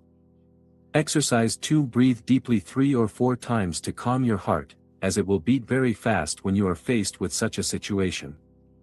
Exercise 3. Now take 2 or 3 steps to stand right in front of the mirror. Your face and body are still sideways in relation to it. Exercise 4. But, at the exact moment when you step in front of the mirror, as if you were stepping onto a stage, breathe deeply and make your fluid explode all over the place in a burst of rich, bright, golden blue, the color of intellectual power. Exercise 5. Turn your face toward the mirror, then turn your body as well. Your fluid follows you and the audience is stunned. Exercise 6. Fix, in the mirror, the image of your forehead, so that you cannot see your eyes. This is how you must look at the audience. Choose the person in the 100th of the last row of chairs at the back of the room and look at his or her forehead. Do not look at any of those nearest to you, nor look at the eyes, shoulders, hands or other part of the body of anyone else. Thus give the impression that you are looking into the eyes of all the people present. Exercise 7. Thanks to your fluid, you have exerted immediate control over everyone present, which puts you in a strong position. But this radiation cannot be maintained for long without losing its strength. Thus, you will have to stop blasting 2 or 3 seconds later. Exercise 8. Immediately neutralize your fluid by totally depriving it of color. This maintains psychic energy. But immediately apply Goliath's autosuggestion to those present. Imagine that you have suddenly grown 12 centimeters, unless you are already in the beginning a giant, and enlarged 6 centimeters. You do not need to imagine at the same time that the limbs of those present are decreasing in height and width, but you really want to give the general impression that you are some kind of Superman, without becoming ridiculous. If you are a woman, use charm autosuggestion. Exercise 9. Do not project Goliath's autosuggestion for more than 2 seconds. Viewers must not become accustomed to any of your actions when you exercise control of the masses. They must remain under your domination and in the grip of perpetual, unexpected, and inexplicable surprise. In any case, the effects of your Goliath autosuggestion persist even after you have stopped its action. Exercise 10. Now, guide the crowd with your thoughts to continue exercising mental dominance over it. Project toward it this thought: here I am, you see me at last. I am the highest of all. Look at me. You cannot take your eyes off my person. You will believe everything I tell you. Look at me. Look. Look. Exercise 11. There is complete silence in the room. Come forward, now, and, using seductive attitude and behavior, say hello, slowly, lightly, deliberately. Exercise 12. Before the audience calms down, after the initial applause, start speaking to them with persuasive voice. Use a very serious, clear, sonorous tone. Avoid speaking in an emphatic tone and make no gestures or mimicry. The aim is to keep the hearers as still as statues, with their eyes fixed on yours. Your gaze is always fixed on the forehead of someone in the back of the room. If there is not enough light to allow you to see that far ahead, fix your gaze on a pillar or poster or any impersonal object and do not allow yourself to be distracted or disturbed by anything for fear of losing your already acquired hold on the audience. Keep speaking like a hypnotist, as if you were personally advising each member of the audience. But do not make too much use of platitudes. They would take all mystery out of the words and the audience would no longer be under your spell. Speak sincerely without overusing key words, as you would in ordinary conversation. Remember well not to look at anyone in particular. The brow arch of one, the curve of another's lips, the frame of a third's glasses, and so many other insignificant details can distract you and weaken your power over yourself and those around you. Exercise 13. Your aim is to keep your hearers in this atmosphere until the end of the speech. If they give the impression of escaping you, try to immerse them again by changing the aspect of the topic. Since these people are not in a state of hypnosis, they will react actively. They will applaud you when they agree with you. This will intensify your grip on them. Do not exaggerate your function during the applause. Wait coldly for them to begin to calm down or for them to last 2 or 3 seconds. If they last that long, then, resume the speech as if you had not interrupted it. If the clapping is very frequent and threatens to destroy the coherence of the conversation, do not stop again, but keep talking to discourage the clapping. If it happens that someone sneezes, laughs for no reason, or drops some object, do not pay attention to it. If this incident temporarily reduces your power over the audience, you will quickly regain it by appearing inaccessible to distractions. People admire those who have a cool and calm attitude. Do not look as if you are acting like a Superman, but, with demeanor, incite your admirers to think that you are one. As you warm up by speaking, your tone rises and you make gestures. They are more pronounced as you approach the climax of the speech. At that moment, you are like the hypnotist who completely controls the subject and orders him to accomplish things that seem impossible. Now, your hearers drink in each of the words and respond to you fervently. It is time to deliver the final blow. You quickly end the speech and the hall explodes with contained excitement. Throughout the speech, you have exercised mass control over it. The secrets of mass control. Unless you appeal to the humanity of your audience, do not let it enter your soul as you apply mass control to it. Remain perfectly serious and, after the lecture, do not meddle with the audience. Do not reveal your intimate thoughts and feelings except to close friends and advisors. Whatever favor the crowd has for the one who directs it, it will not fail to flay him alive if he fails in his undertaking. Never imagine that you are permanently attached to your followers. To retain their esteem, do not give them any reason to doubt your abilities or not to regard you as the demigod who appeared to them on the park. After leaving the stage, disappear and leave your admirers under the dominion of mass control.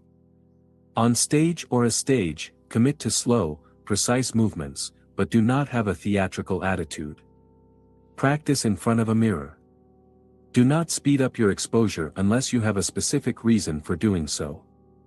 If you have prepared notes, look at them as little as possible, since every time you look away from the audience to look at them, you stop controlling them. Relax your spirit as you speak and think only of what you are about to say. Panic, feelings of inferiority in any manifestation of anxiety will only nullify your efforts to bewitch the audience. There are cynics and pranksters in all audiences who are a threat to your safety and the application of mass control. With Goliath's attractive fluid and autosuggestion, you will be able, by entering the scene, to partially paralyze their critical spirit. Keep them under your influence until the moment you leave the stand. Do not believe yourself alone, for if on the scene you actually are, all members of the audience who are under your influence will emit thoughts that are favorable to you, and these thoughts will neutralize the effects of that lie of your enemies. The control of the masses is a very exalted law. It is one of the most advanced laws of mind domination, because it teaches you to influence the spirits of a large number of people at once. It is 13 also the law that gives the greatest results. 12 Law, how to apply and preserve mental dominion over yourself with the Kadozanta. Whatever perfection with which you succeed in mentally dominating others, the most important is that you know how to dominate yourself. 1. When you know how to dominate yourself with your spirit, you dominate the spirit of others much more easily. 2. When you dominate yourself, you can also improve yourself in any field. You can overcome a bad habit, pick up a good one, adapt to any situation, control your mood, prolong your health and life, eliminate all nervous tension, think more exactly and more practically without externalizing emotions, learn faster, do not be easily influenced by others, feel strong even after any backhandedness, stay more easily in a leading position, avoid all fallacious reasoning. 3. When you come to dominate yourself, and you will succeed because of this law, you will retain in the subconscious all your power of mental domination, thanks to the Kadozanta, the secret trick that will be revealed to you at the end of this law. Thereafter, should you feel the slightest weakening in your ability to apply mental dominion, all you have to do is implement the Kadozanta, and in the blink of an eye, the power of mental dominion over you and others will return to you as powerful as before. Now you realize why this law is the most important of all. Mastery over yourself is the ultimate goal, it is the goal of the one who is master of himself. It is to it that mystic and yogis devote their whole lives, and the results they get from it are so extraordinary, that other men who have only touched on self-mastery call their feats miraculous. Success, happiness, popularity will belong to you much sooner, when your self-control has increased by even 25%. Thanks to this law, it should increase from 100% to 1000%. The immediate block. The first thing you need to learn in order to exercise mental dominance yourself is the immediate block. You cannot self-control yourself if you cannot free yourself from the fetters constituted by worries. If you are sensitive, you will have to suffer daily anguish and insults from individuals who do not like you and who have hostile thoughts about you. Most of these thoughts will often be merely the figments of your imagination, but there will also be enough of the real ones to constitute a cause for concern for you. Since you cannot spend half your life wrestling with psychological complexes, you must implement immediate blocking to prevent them from settling in your subconscious mind. In other words, do not wait until you become a chronic restless person to put an end to the causes of your restlessness. Drive the complexes out of your spirit as soon as you feel that they disturb its peace.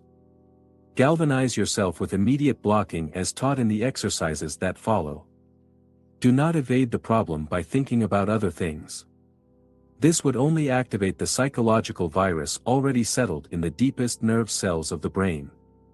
As soon as you feel this inner gnawing at you after an argument with someone, block all introspection before the psychological virus attaches to you. Exercise 1. Recall an incident during which someone bumped into you so much that you became angry. It was perhaps a clown who offended you, or an unscrupulous merchant who sold you goods that were worthless.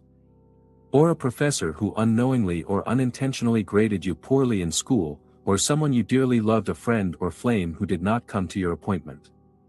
Or a superior who unintentionally showed unfairness by favoring another without taking into account your solid qualities.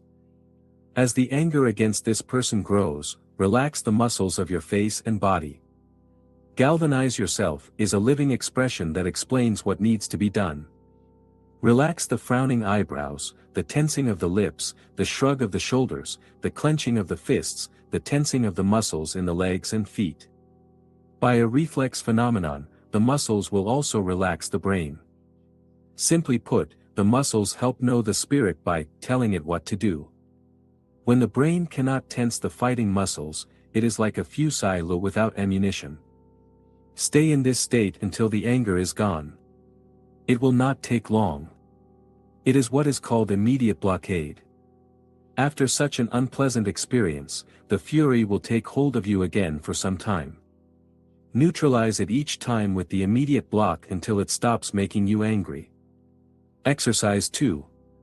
Recall an incident during which he insulted you with all kinds of unpleasant words in front of other people because he obviously did not love you or because he was frosty so of you. Although you have not seen your offender for years, this unforgettable insult has not stopped burning you like an internal fire and has made you bitter and distrustful of everyone. Reenact this exasperating scene, but as soon as you feel anger rising in you, apply the immediate block.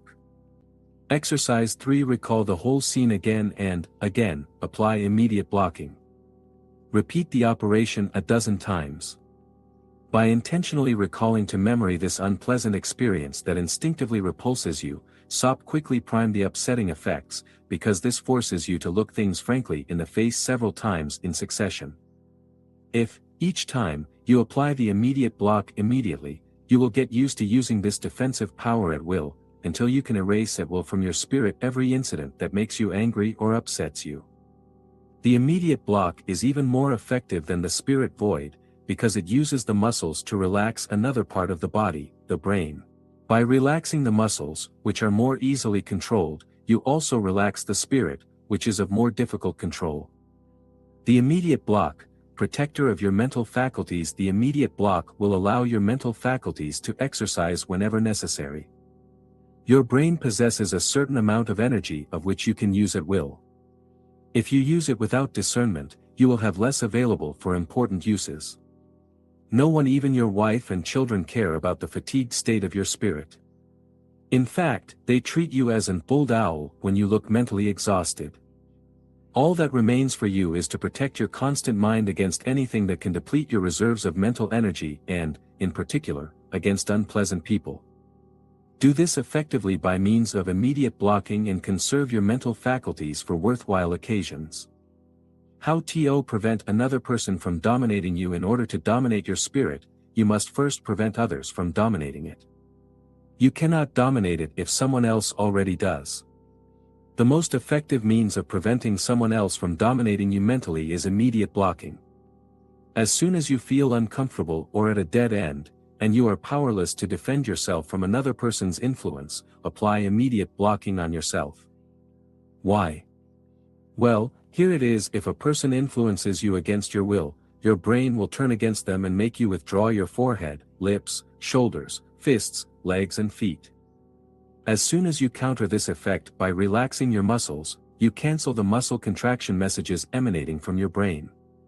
The other person becomes discouraged when he realizes that he is not influencing you at all and stops transmitting psychic orders to you. You will then be liberated and ready to dominate yourself. The difficulties represented by personal mental domination: when you are a child or when you believe in something fanatically, it is easy for you to dominate yourself mentally. But when you are an adult and see the two sides of every problem, dominating your spirit can become a Herculean effort. Then again, to master it completely, you would need to be a mystic or a yogi. Psychologists claim that each of us has two brains. Each brain hemisphere is an independent entity. One is more powerful than the other and its action is predominant. It is, generally, the left hemisphere, which explains why most people use their right hand. The vast majority of nerves go through the brain and spinal cord to the opposite side of the body. In left-handers, the right side of the brain is more developed. In stutterers, the two hemispheres have probably developed in the same way, or nearly so they bicker to guide the words it utters. This conflict contracts his vocal cords and causes him to stumble over words. The more mature and sophisticated we become, the more the two halves of our brain become balanced and the more difficult the mental domination of one side over the other becomes. You do not suffer when you want to influence another person because the two halves of your brain agree well on what they want to do. But this is not the case when it comes to you. At that moment, the two halves are equally concerned, and each has its own ideas about what suits you best. Therefore, you cannot succeed in mentally dominating yourselves without returning to the infantile stage, or fanatical beliefs, to allow one half of the brain to have the upper hand in deciding what needs to be done. How to dominate yourself mentally? The best way is to study an example closely. Example: you are a smoker. You are frightened by the controversy raised by this habit and wish to quit smoking. You agree with the opponents of smoking and fear the consequences tobacco may have on your health.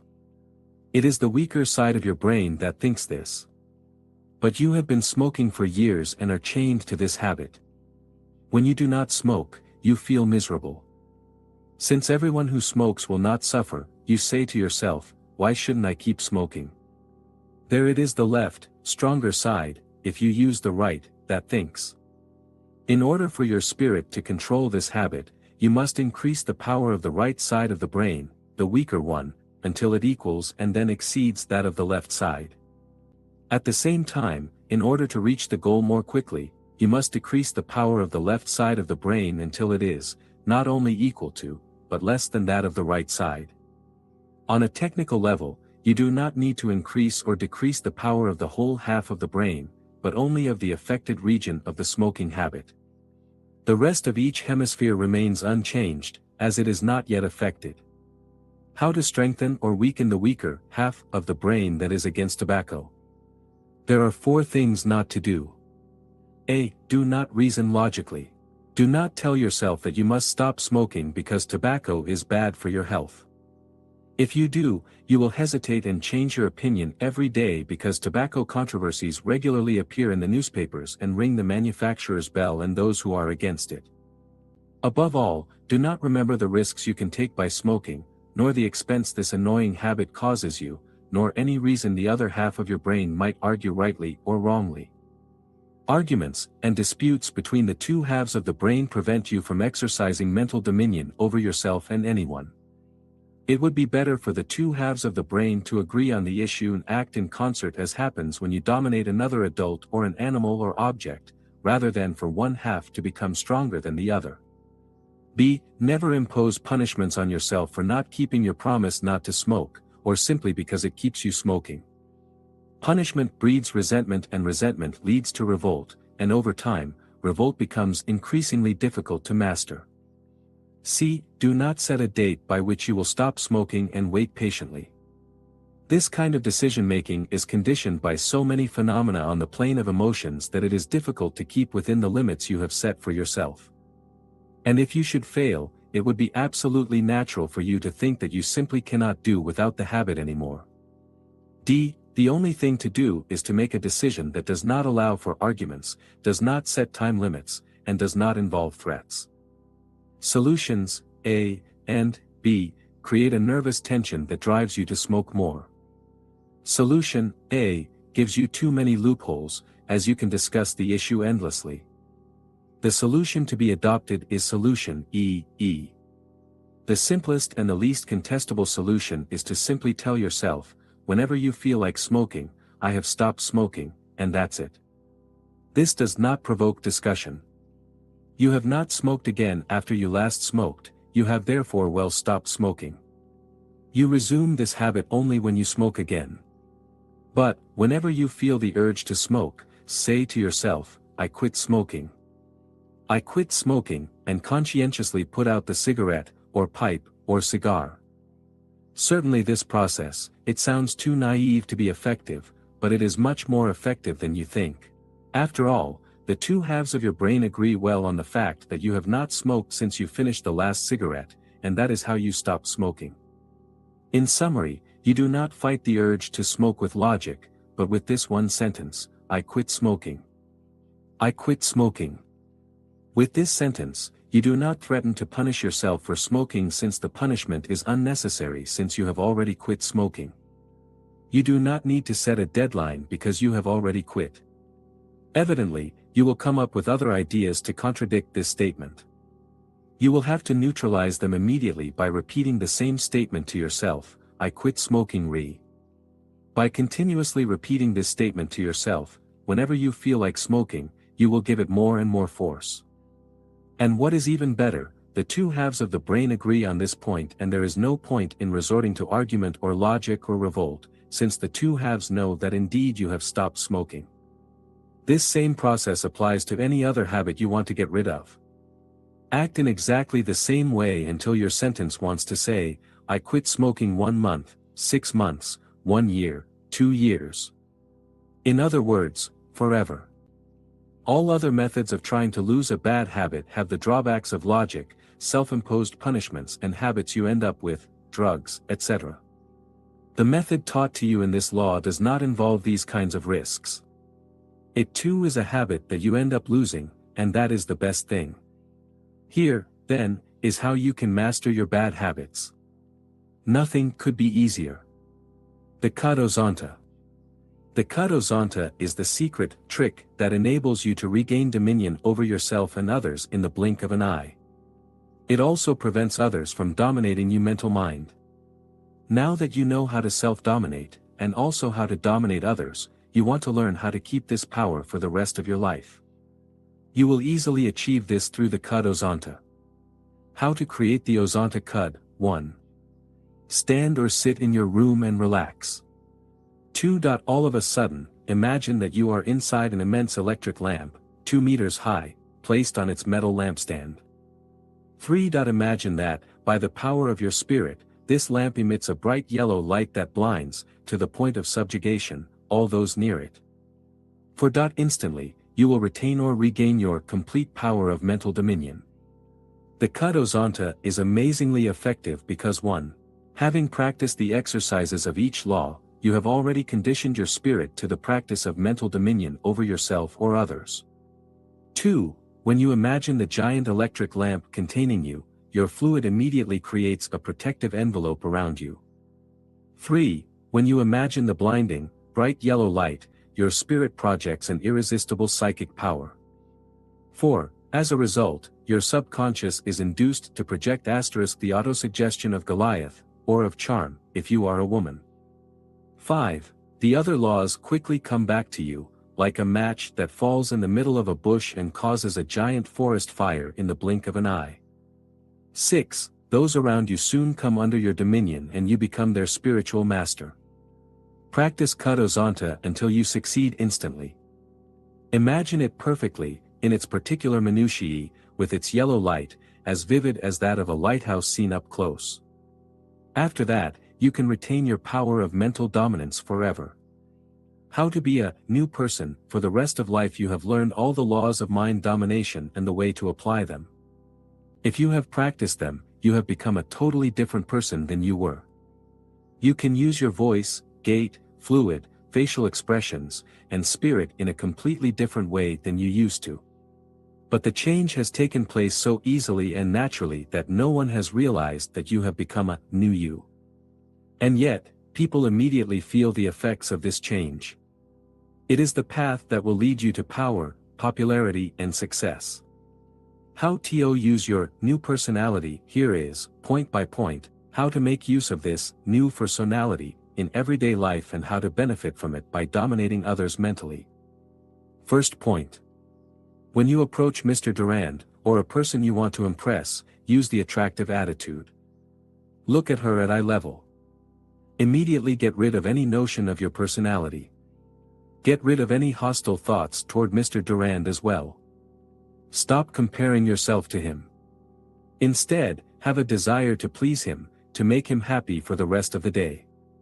Do not think of trying to help him. People do not like receiving unsolicited help. Most of the time, the person thinks you pity them and want to consider them inferior to you. It is wiser to project a thought to them that pleases them and makes them happy for the rest of the day. Second point. While your body is all in vibration from these thoughts, the fluid neutralizes. It is now that you must project it toward him. Fill yourself with a tumultuous, throbbing energy that swells before you. Your palms and fingers feel this invisible and immense ball of energy swelling in front of your chest. Move this balloon away from you and throw it at Mr. Durand to lock him in. Third point. Continue with the irresistible look. Relax your face completely.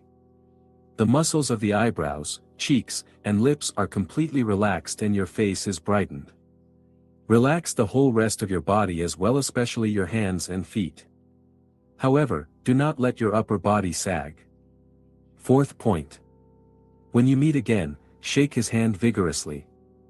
At the same time, pass the energy of your body into his hand.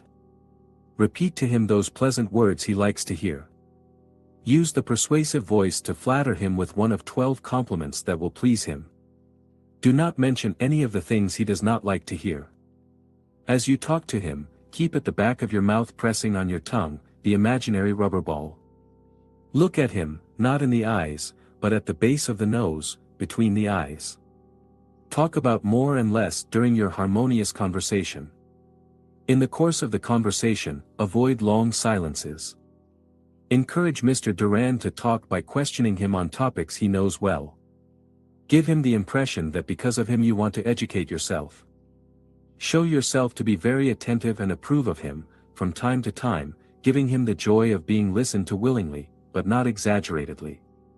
Do not fail to flatter him when he deserves it. Encourage his legitimate ambitions. He has a great desire to listen to a conversation that is about him and not about you. Fifth point. If he is a stranger, do not burden him with questions of a personal nature. Do not ask him about his occupations, race, religion, or accent. Do not act like an examining magistrate, and do not point out inconsistent remarks he might make. If he goes too far in an argument, skillfully change the subject. Do not indulge in vicious adulation. For example, don't flatter one person in front of another, as if you were trying to make a comparison between the two. If you are in a group, do not center your interest on one person, ignoring the others. Do not express disdain for one person whether he or she is present or absent. Do not embroider on a subject until it is exhausted. Change the subject when there is still much to say. If you have a friend, do not talk about your other friends. If you are a woman, do not talk about other men. Be neither pessimistic nor optimistic. Generally, women are rather pessimistic, and men, optimistic idealists. According to your gender, be wary of this tendency. Sixth point. Speak neither too high nor too low. Speak to Mr. Durand and not in his direction. Avoid letting your voice get too low. But, on the other hand, do not always keep the same tone until the end of a sentence. Seventh point. If you are about to be introduced to a person, show neither shyness nor ill manners, and never leave him abruptly. Beg her, first of all, to apologize. Express neither anger nor rage in a business or social gathering. At work, do not show haughtiness to any of those whose position is inferior to yours. Never boast about the importance of your emoluments. Never, to the person close to you, make unkind or sarcastic remarks about the one who grabs the conversation. Try not to respond with nods of the head whenever possible, express yourself rather in words. Eighth point. Give the impression that you are trying to please others, but do not be familiar in gestures and attitudes. Do not ask to borrow personal items except in cases of urgency. Never show selfishness or avarice either by deeds or speech. Ninth point. Never rush in on people in the midst of conversation to take the floor in a thundering voice. Do not break through people to break into a group that is conserving. Do not interrupt others while they are talking unless you are in a group of friends where everyone seems to be talking at the same time. Don't allow yourself to interrupt people except when you have a valid and definite reason for doing so, and don't fail to apologize in advance to the person whose speech you have taken away. Know how to listen. Say nothing with irony. But do not give back too much out of complacency or without reason. The golden rule is the best card: behave to others as you would have others behave to you. 10th point. Remember the 10th commandment: thou shalt not covet thy neighbor's woman, nor his house, nor his field, nor his manservant, nor his maidservant, nor his ox, nor his ass, nor anything else that belongs to him. 11th point. Establish a connection between you and others. Here's how: never show emotion in the course of a business discussion or argument. If you are in business, do not impose the goods on your prospective customer or present the item to him too warmly. Show yourself attentive to his wishes, but not greedy for profit. If you are a salesperson, start by talking about more and less than, talk about your product. 12th point. Treat the person as courteously as you greeted him or her upon arrival and walk away applying seductive attitude and behavior. Assimilate these 12 points well. Your social and professional life will be transformed by them overnight in an amazing way.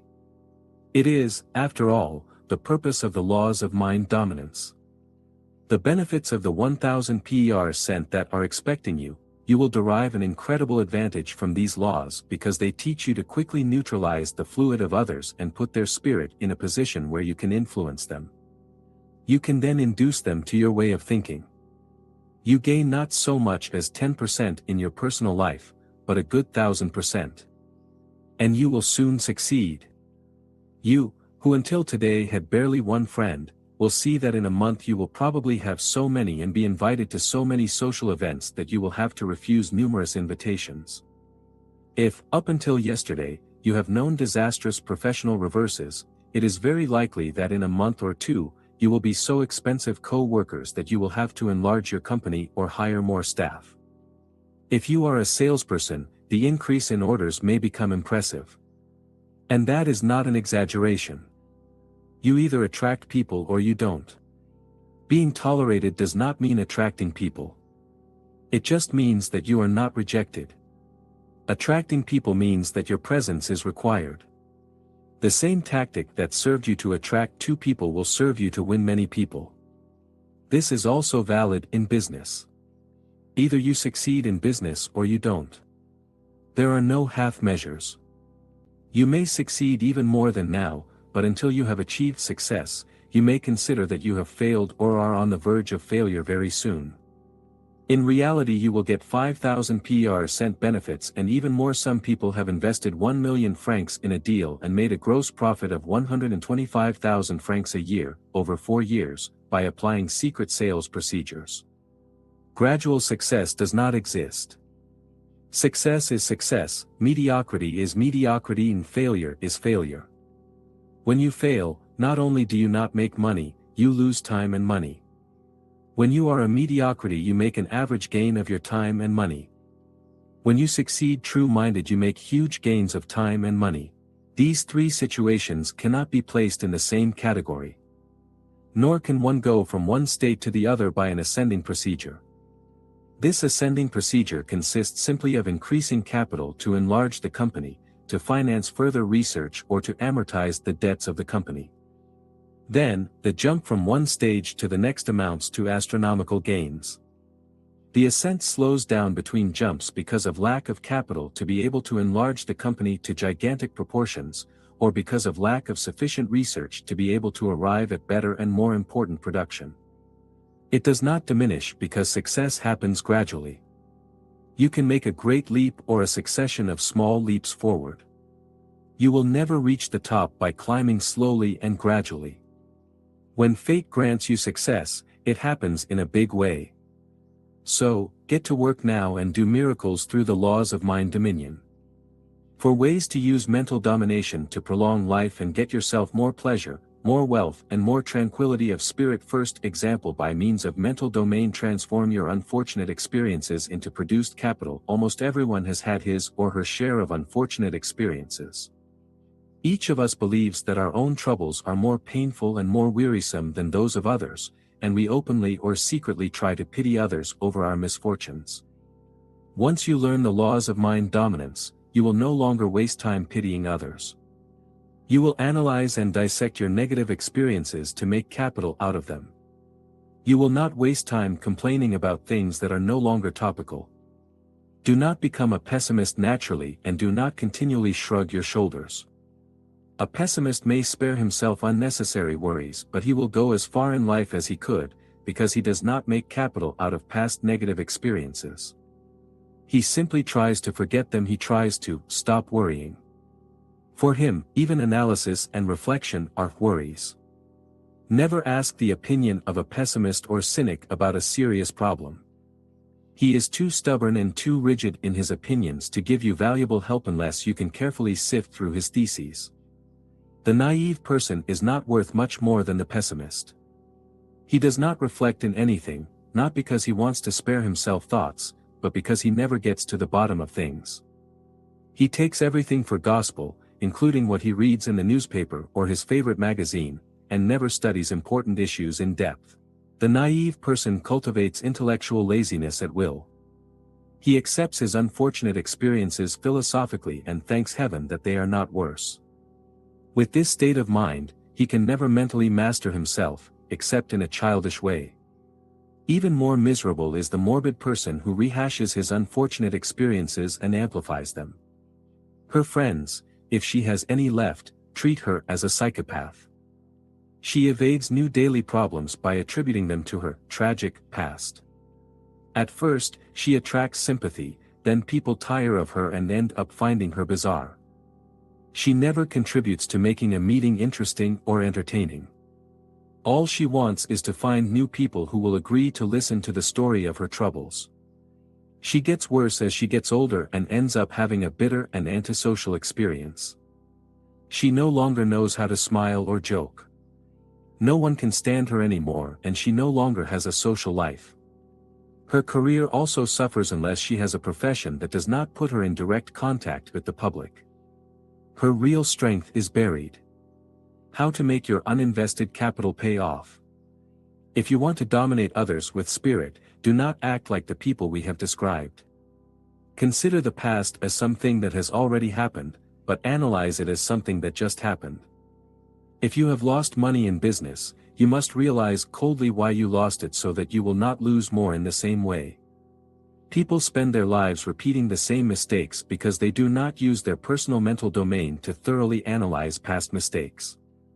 They close their spirit to everything that torments them or what disorients them the most. They invoke, to explain their failures, invalid reasons, and return to the arena of life as unprepared for success as they were before. He who has failed in business will be afraid to begin a new experience again and will let extraordinary opportunities slip through his fingers.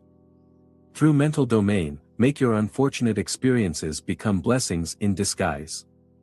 Another way to capitalize on negative experiences is to allow them to suggest solutions to the problems they have created.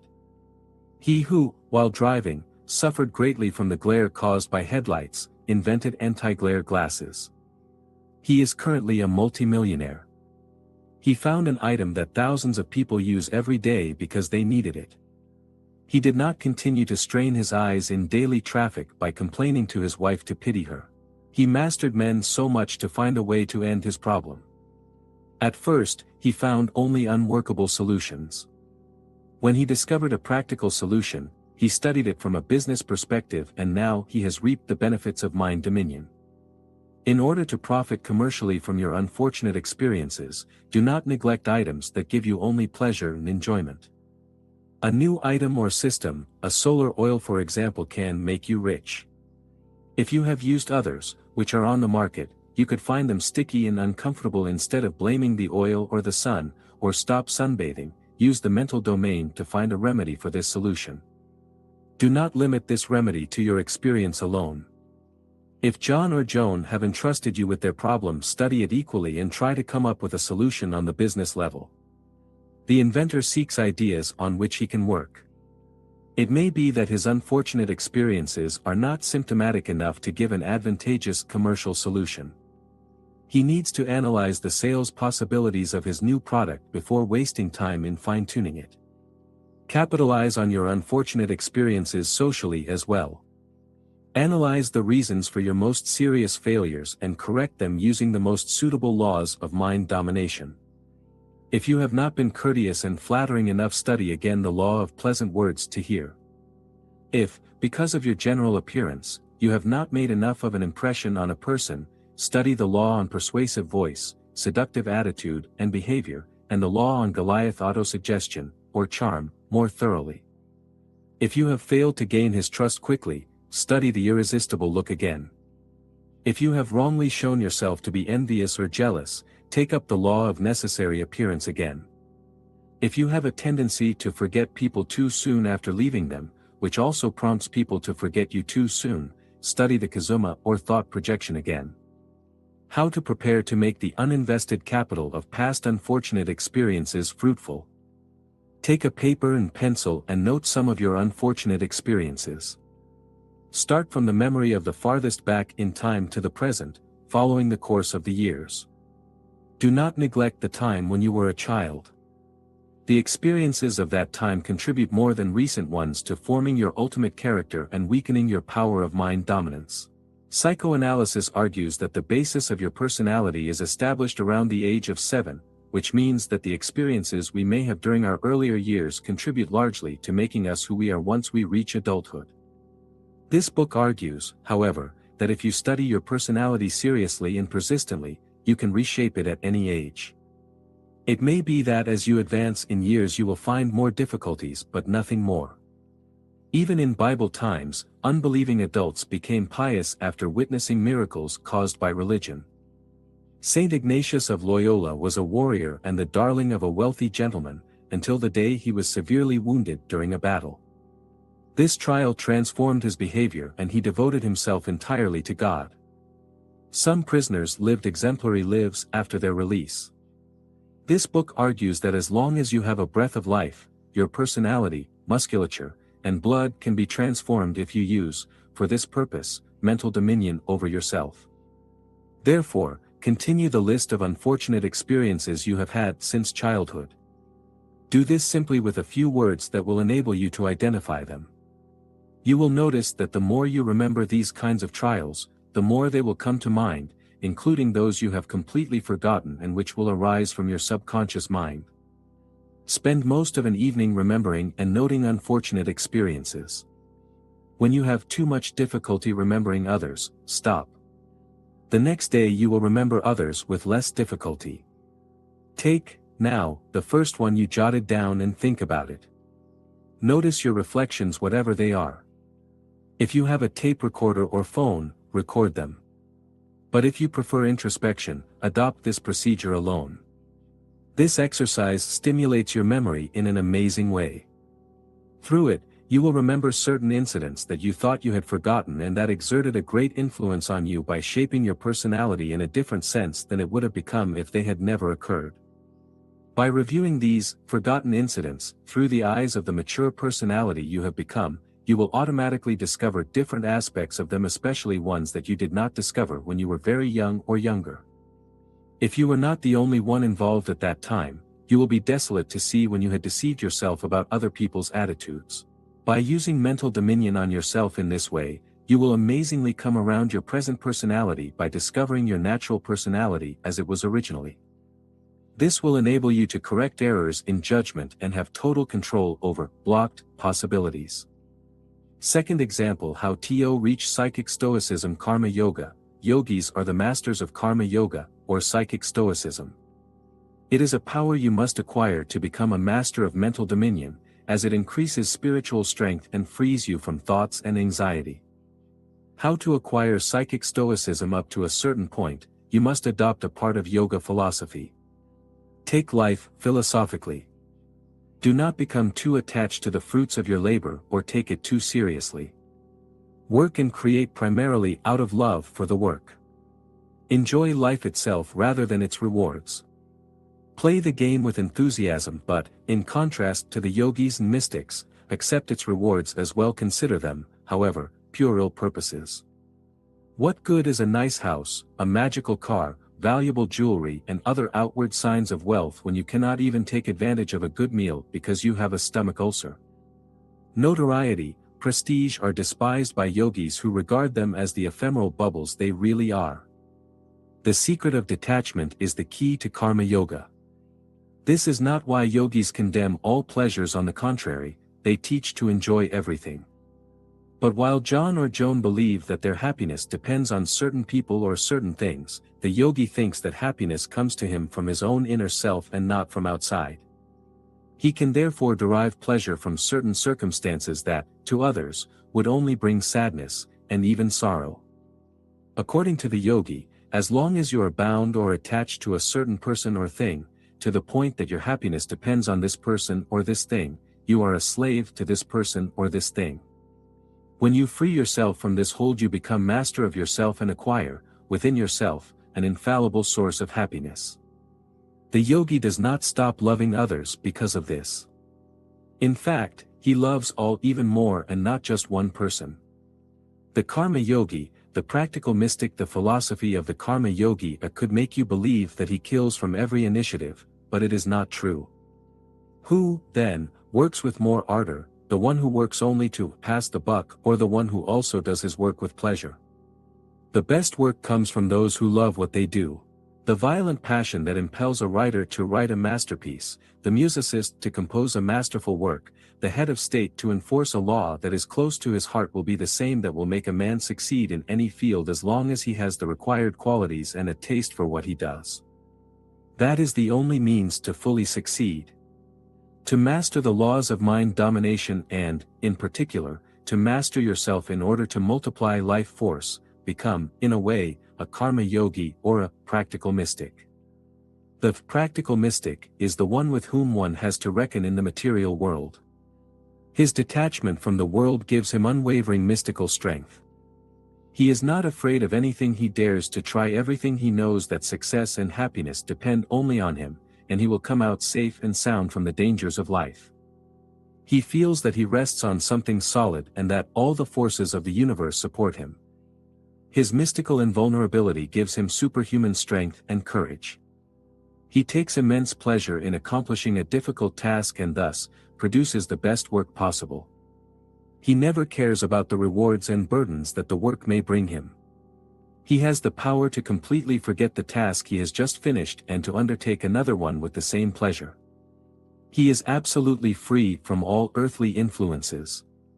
His dominion over himself is of a power barely conceivable. Those who master karma yoga do not provide for the honors and futile things of life. Practically, they have no needs. Their tastes remain simple and they are content with a few things, as long as they are the best. Having freed themselves from the fetters of material life, they enjoy a joy of living that can only be called heavenly. Abstract numerous tasks to which men devote their lives provide them with more misery than happiness. They seek happiness in what they do instead of seeking it in their inner selves. From the moment you make your happiness dependent on an external person or thing, you open the door to sorrow and discontentment. Nothing around you, neither people nor things, will ever satisfy your inner desires. They may well have to ultimately disappoint you. And you must well expect this, for it would be foolish to ask so much of a person or thing. You will experience the greatest happiness and satisfaction by developing your inner strength to the fullest and preserving your health so that you can live long and happy. Others will love you more. That is to say, you will have to give yourself so that it is they who come to seek happiness near you and not the other way around. Edward Carpentier said of love, "He who loves the mortal creature, and nothing else, is no longer free. He has devoted himself to death." Exercises for practicing mystic stoicism. Exercise 1. What are your first ambitions in life? Write them down on a piece of paper. Then, imagine seeing your desires fulfilled in every possible way. Ask yourself, then, what you could do under these conditions. What would your life be in relation to your present one? In what would you spend your time? What would be the reaction of others? How would you feel? What would be your reaction if you were all of a sudden threatened to lose everything and have to return to your current way of life? Answer these questions in writing and without cheating. Answer honestly, even if the answers seem puerile, impractical, or not mature enough. Exercise 2. Assume that 20 years have passed and none of these dreams have been realized. Assume that your living conditions are about what they are at present, that you always have the same position, and that you live in the same place. Make a sincere note of what your REA rations would be. Exercise 3. Return to writing down the answers from exercise I, reacting as you should if you were applying karma yoga. Exercise 4. Respond again in writing to exercise 2, as you would have to do if you applied karma yoga. NB. Although there is no reason why you cannot achieve your dreams at least to a certain extent thanks to the laws of mind domination, these exercises will teach you to adopt the proper attitude in case of failure or success.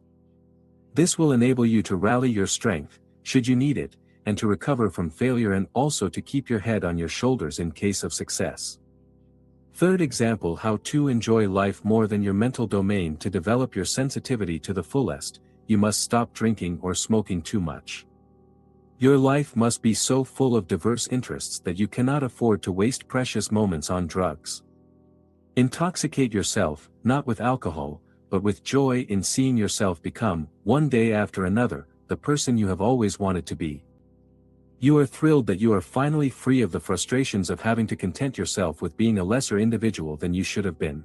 Prove to yourself, now, the superior being you should have been and can become because of mind dominion.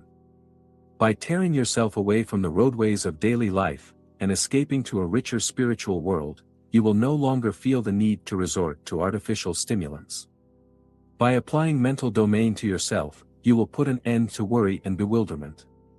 You will no longer be in bewilderment because you will detect yourself and others by developing and using qualities you no longer thought you possessed. It will be the end of your worries because you will have enough courage to face any situation and courageously come to terms with it. Your spirit will be full of new ideas. Not a day will go by without you making new breakthroughs on the social level, and without your life being enriched in an extraordinary way. Fourth example, you live longer than the mental domain who is still young and who is no longer young. Here is a question that should never be asked. Age should not be calculated according to the years we have already lived, but the years we have left to live. James, who still has 10 years to live, is certain mind younger than Renato, who still has only 3 years to live, even though James has lived twice as long as Renato. It is a mistake to say that you are old because you have already lived so many years. Your organs may be older than someone else's, but your life potential may be greater than his.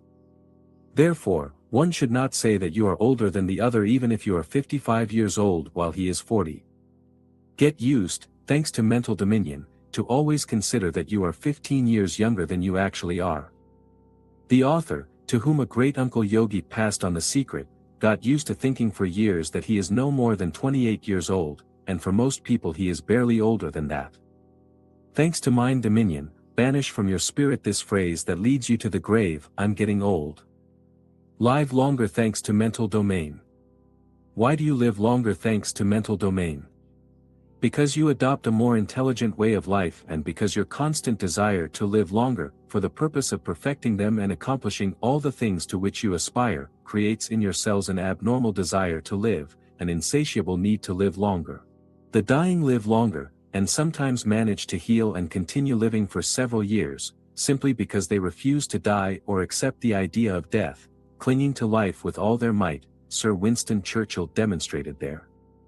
The spirit has a great influence on the body. Moreover, the mental domain incites you to think that you can defend yourself against death, and this thought encourages all your interest in preserving yourself from it. Fatalist philosophers teach you to accept yourself as you are. They forget that none of us knows what we are really like until we are fully developed psychically and in excellent health. He who has poor eyesight should not deprive himself of reading, for by wearing lenses he will be able to recover enough sight to read satisfactorily. He who is poor is really mad if he accepts poverty as inevitable. Those who have had an unfortunate experience with a person of the opposite sex would be ridiculous if you thought it was their fate. 2. Desire to live longer. Nothing is hopelessly out of your reach as long as it is a good thing and as long as you do not make a fool of yourself in trying to get it. If a gas station mechanic aspires one day to become the King of England, he will make a fool of himself without thereby achieving his goals. But, if he aspires to become the wealthy owner of a gas station, even if it is because of an invention concerning automobiles, or a license paid for very dearly, there will be nothing desperately beyond his strength. Aspire to become what you want, of course, as long as you don't need, for that, to be a genius, and use the laws of mind domination to help you succeed faster. The ambition you may have to transform yourself into a higher being and to realize your dreams, increases your desire to live longer, to realize those dreams and at the same time to enjoy the benefits they will bring you. Feeling this desire, you worry little about dying. In other words, take the desire to live. You do not need to live one day after another in fear of death, but you should welcome each day as a positive phase of your improvement, as a day that brings you closer to the day when you will actually be a higher being. Instead of feeling yourself growing old, watch yourself become wiser and more passionate. You will see your qualities, including those you no longer exploit and had forgotten, develop daily through study and practice. You become a kind of perfecter of body and spirit. A perfecter never grows old. He constantly strives to perfect himself, never accepting either old age or decay. The secret to defying death through mental dominance. Your hair and skin may grow old, but your spirit should never grow old if you took good care of it. The spirit communicates to the cells of the body the desire to live longer. Mental domain also helps you resist death by refusing to accept it. As we said earlier, the will to live will help keep you alive when all other procedures have failed. The more you refuse to accept the idea of advancing age, the more powerful your mental domain will be, and the better you will defend yourself against serious disease to live to a very old age. Cling to life to the last and make every minute a source of joy and satisfaction for you. By remaining creative and inventive to the end, you will remain young. Creation and invention are the preserve of youth and also a need. This need keeps your spirit active, flexible and constantly progressing. It prevents you from stagnating, declining and accepting a negative function in life. It attracts young people around you. The vibrancy of your eternally active spirit inspires them. More importantly, remaining creative and inventive gives you an optimistic attitude toward what you undertake. By developing mental dominance, you are a superior being, far above your competitors. Optimism breeds originality, and originality breeds mental health and lingering youthfulness because it fills the spirit with all sorts of exhilarating ideas. This makes your presence in high demand in social life. You derive greater mental health and longer youth from it. Nothing will make you grow old sooner than a pessimistic and ill spirit. Two best way to avoid this is to develop mental dominion over yourself. When your mental dominion is developed, even your eyes have a youthful glow. You walk briskly because you are happy to live. Your conversation is full of enthusiasm, your body feels more alive and your circulation improves. Now it is you who take charge of situations when you are with others. You climb out of the shell in which you are a prisoner, as the spirit leaves a dead body, if you believe in reincarnation, to enter a living body. Those who have to do with you perceive this youthful radiation emanating from your person and are subjugated by it. This enables you to derive even more confidence and satisfaction from your life and to increase your desire to live longer. Instead of waiting impatiently for your end, the family, for whom you provide so much joy, prays that you will remain alive forever. And this also helps you stay young and increases your thirst to live longer. Mental exercises to stay young and defy death. Exercise 1. The next time you feel very tired, for example, after work, or after a long march or strenuous exercise, eliminate, solely by means of mental domain, any feeling of tiredness and imagine, until you realize it, that you are again full of vivacity and vigor. Practice this exercise for about 5 minutes. Exercise 2. Resume exercise 1, but this time, immerse yourself in an arduous book as if you were as fresh as a rose. Exercise 3. Do exercise 1 again, but this time, sit down and write a letter, or write down the events that happened during the day, or draw, or work on a project or invention. NB.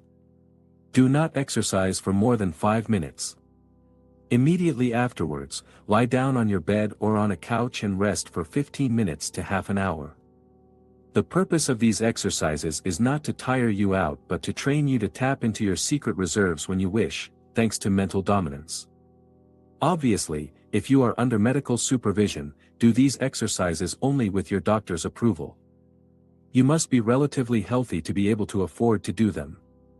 The world will belong to you when you master mental dominion. Now that you have read and studied the laws of mental dominion, do not put the book aside. Do not try to remember it, but keep it handy for reference.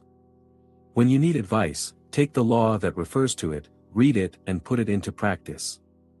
From time to time, reread the whole book but practice only those exercises that particularly interest you. You will feel as if you are waking up from a long sleep, like Sleeping Beauty in the woods. You will no longer feel abandoned in your own little sphere, with nothing but daily work in front of you and forces a few more friends than you currently have. Now, however, work will be able to become something exhilarating. You will no longer need to be impressed by the success of others. Now, you know how they did it. You no longer feel limited in your ambitions. Now, that you have developed mental dominion, your spirit is 10 times stronger than before. You will influence and fascinate others without envying them. You will know how to talk to people to chain them to you in business, in society, on a stage or grandstand. People will go out of their way to get to know you, to be accepted into your circle of friends, to have you as an honored guest, so much so that you will have to discourage them to a certain extent if you want to maintain an appearance of a private life. Your presence alone will stimulate them infinitely. John and the elderly will seek you out because you will never look old even when you are 80 or 90 years old. Your optimism will be contagious and will stimulate weak ambitions in others. You will be a noteworthy camp without even meaning to be. You will also charm people of the opposite sex, both young and old. You will be reborn in the form of a complete new-minded person of great worth in all fields. End. Stargate Book presents Universal Laws, Unlocking the Secrets of the Universe for an Abundant Life by David J. Davidson. Digitally narrated using the voice of Edward Herman. If a man has the capacity, resources, and authority to direct his own life, if he can become the person he desires, or whether he is only a drop in the vast ocean of life, is the key question in today's intellectual landscape. The effects of unemployment, poverty, and need are felt by millions of individuals. Can they get out of it? Can such a split be mended where there are thousands of families divided by marriage? Millions of people lament various sorts of illness and dysfunction. All of this makes us feel as though we are helpless victims of extenuating circumstances. We become fatalists as a result of this belief, rather than being in control of our own destiny and people. A man is already defeated when he succumbs to the sway of a fatalistic belief, thinking that the external conditions are more powerful than his inner strength. In both human biography and the history of the human race, there are numerous examples of men overcoming hardship and dealing with issues in their daily lives. Both anthropology and evolution support the idea that man is ultimately responsible for his characteristics. He has the ability to shape events, and by using this ability, he has produced additional, more crucial events in his ascent. However, other people doubt that we control our circumstances and are more likely to believe that they are the result of hereditary factors, bad luck, the environment, or a variety of other outside factors. They believe that these are the actual causes of our failures. They live with the conviction that we must remain as we are, and that there are natural boundaries to existence. They are confident that what must be will be. On the other side, the scientist uncovers for us a marvelous world of power, opportunity, and promise in his pursuit of the secrets of human life. He claims that everything that happens in a man's life is caused by his mind, that personal circumstances are a direct result of his actions, that all of man's actions are a direct outcome of his thoughts, and that we never make a move of any type without first forming an image or a plan in our minds. These strategies or concepts are strong and practical. They are the causes, whether favorable or unfavorable, of the outcomes, which in turn are consistent with their nature. He claims that these concepts generate a ton of energy. We can effectively use these unseen energies, forces, and faculties when we learn to use our thoughts in productive ways. The secret to success in our daily lives is what the scientist teaches us. Man has a marvelous inner universe that, when revealed, empowers him to do, be, and have anything he wants, as long as it is within his own capabilities or those of nature. I think this area is the driving force behind William Shakespeare's status as the greatest playwright in history. Shakespeare recognized something within the individual that was the source of his failure or success, in contrast to the Greek playwrights who, with their famed insight, always saw the causes in some external fate or destiny that led to the demise of their characters. Dear Brutus, we who are inferior to ourselves are at fault, not our stars. Hamlet is seen battling his hesitant, undecided soul. Because of his ambition, Macbeth is tense and driven. Jealousy torments and motivates Othello. The playwright seemed to be saying, "You are the master of your circumstance. Employ your power, initiative, and ingenuity and be the master," as the characters constantly battled with their inner selves. Make up your own mind about your fate. What is power if every guy has the right and ability to make his own fortune? How do we know it's there? The conditions in our daily lives must be determined by our ideas if all conditions are the outcome of our actions, and all acts are the result or fruit of our ideas. A thought or a collection of thoughts is an idea. An idea is a mental picture or image. Every famous realization and creation must have been the result of an idea or mental image. This has been the original plan from the outset. The great architect God is said to have viewed a finished model or idea before it took root in the first book of the Bible. Before it became a reality and assumed the form of a creature, the Creator had already developed a mental image of it. Every plant in the field before it appeared on the ground, and every herb in the field before it sprouted, were all formed by the Lord God. No matter if he is planning or building a house, a bridge, an institution, or his own life, every architect and builder adheres to the same design. Like the Creator, every man is his own architect and builder. His works originate inside him before they manifest on the surface. Long before they become agonizing reality, all dread of disease, poverty, and old age are impressions, thoughts, and mental images. The law stipulates that every concept and mental image must manifest in accordance with its species, regardless of how positive or negative the image may be. The type of image we have is not questioned or challenged by the law. We simply understand that we must accept what is given to us or what has already been planted before causing it to manifest. Some men have the ability to picture fantastically successful engineering, but they are unaware that using the same technique, they can get over their illnesses and sadness and experience the health and happiness they so desperately want. Both mental and mechanical engineering are fully dependent on creative intelligence. Like mechanical photography, mental photography captures exactly what is seen. A neglected housewife's portrait will not resemble the winner of a beauty pageant, and a short person will not appear tall in a picture. A black picture can never be white, and similarly, destructive, negative thoughts cannot yield constructive, favorable outcomes. When ideas are negative, they also produce negative outcomes. I once met a woman who had all the comforts that affluence might have provided her with to make her happy, including a lovely home in a posh suburban neighborhood. This was a sizable home with lush terraces lining its edges and facing a lovely lake. All around the house, immaculately kept flower gardens were scattered liberally along the paths. Her life was nearly complete, and she had a large number of servants to assist her. Despite her wealth and attractiveness, the woman confided in her friends that she longed for the day when she could live in a hole without worrying about the enormous house or any of her other issues.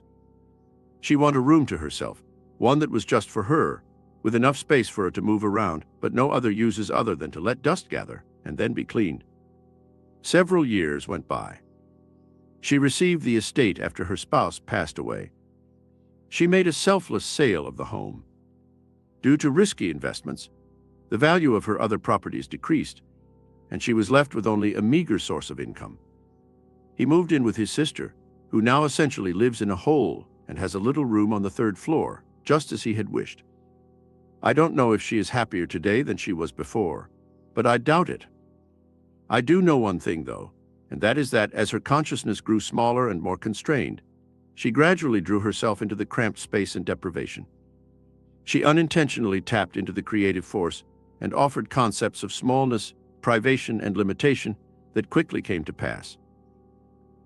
Incorporating these thoughts or mental images into our minds gives us the ability to make them, whether consciously or unintentionally.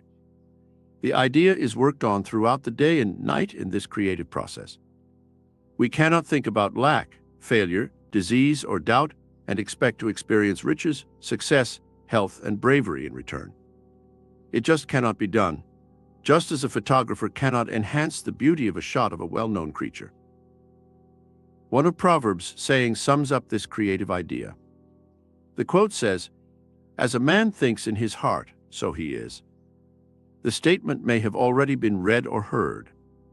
It has been discussed and taught by philosophers throughout history. It's possible that you made an effort to disprove the claim in order to erase all unfavorable memories. but you eventually tire of your tenacious and relentless efforts. Then one goes back to the same circumstances and viewpoints, and if anything, things get worse. Others who heard the statement were unimpressed because they did not believe that all of life's conflicts were caused by their own views or by previous thinking that had become crystallized in beliefs. They would rather place the blame elsewhere or on anything else. God is handed a portion of the blame. Others hold the view that everything will finally come to pass in God's timing. Yet this is untrue. When in reality paradise is a condition and state of mind that you may have now and moving forward, these people are planning a paradise that people will be accepted to in the future. In actuality, you can never have anything in the future if you don't acquire it right now. A guy must eventually accept this creative law at some time in his life. There isn't any other option. Whether they are aware of it or not, everyone is subject to the law. Perhaps some people also think like this regarding prayer. When they do not find the solution they are looking for, they believe it is God's fault, will, or desire. When their prayers go unanswered, or when they are unable to explain an act of God or nature, they use God as their scapegoat and forgive Him. One of the most often and least understood phrases spoken nowadays is, "God, thy will be done." Some people use the concept as a crutch, yet it is actually a potent bridge that allows man to overcome vast chasms and riddles. If God does not hear man's pleas, it is man's fault. If one approaches the creative law in the proper and smart manner, it is always prepared to respond and cannot be avoided. Man receives benefits right away as a result of his ability to connect and comprehend the law. The manifestation is determined by the application of the law of action. For instance, an electrician doesn't sit around and wait for electricity to come. In order to understand how to work with the law that governs electricity, he gains first-hand knowledge of the laws of conduction and transmission.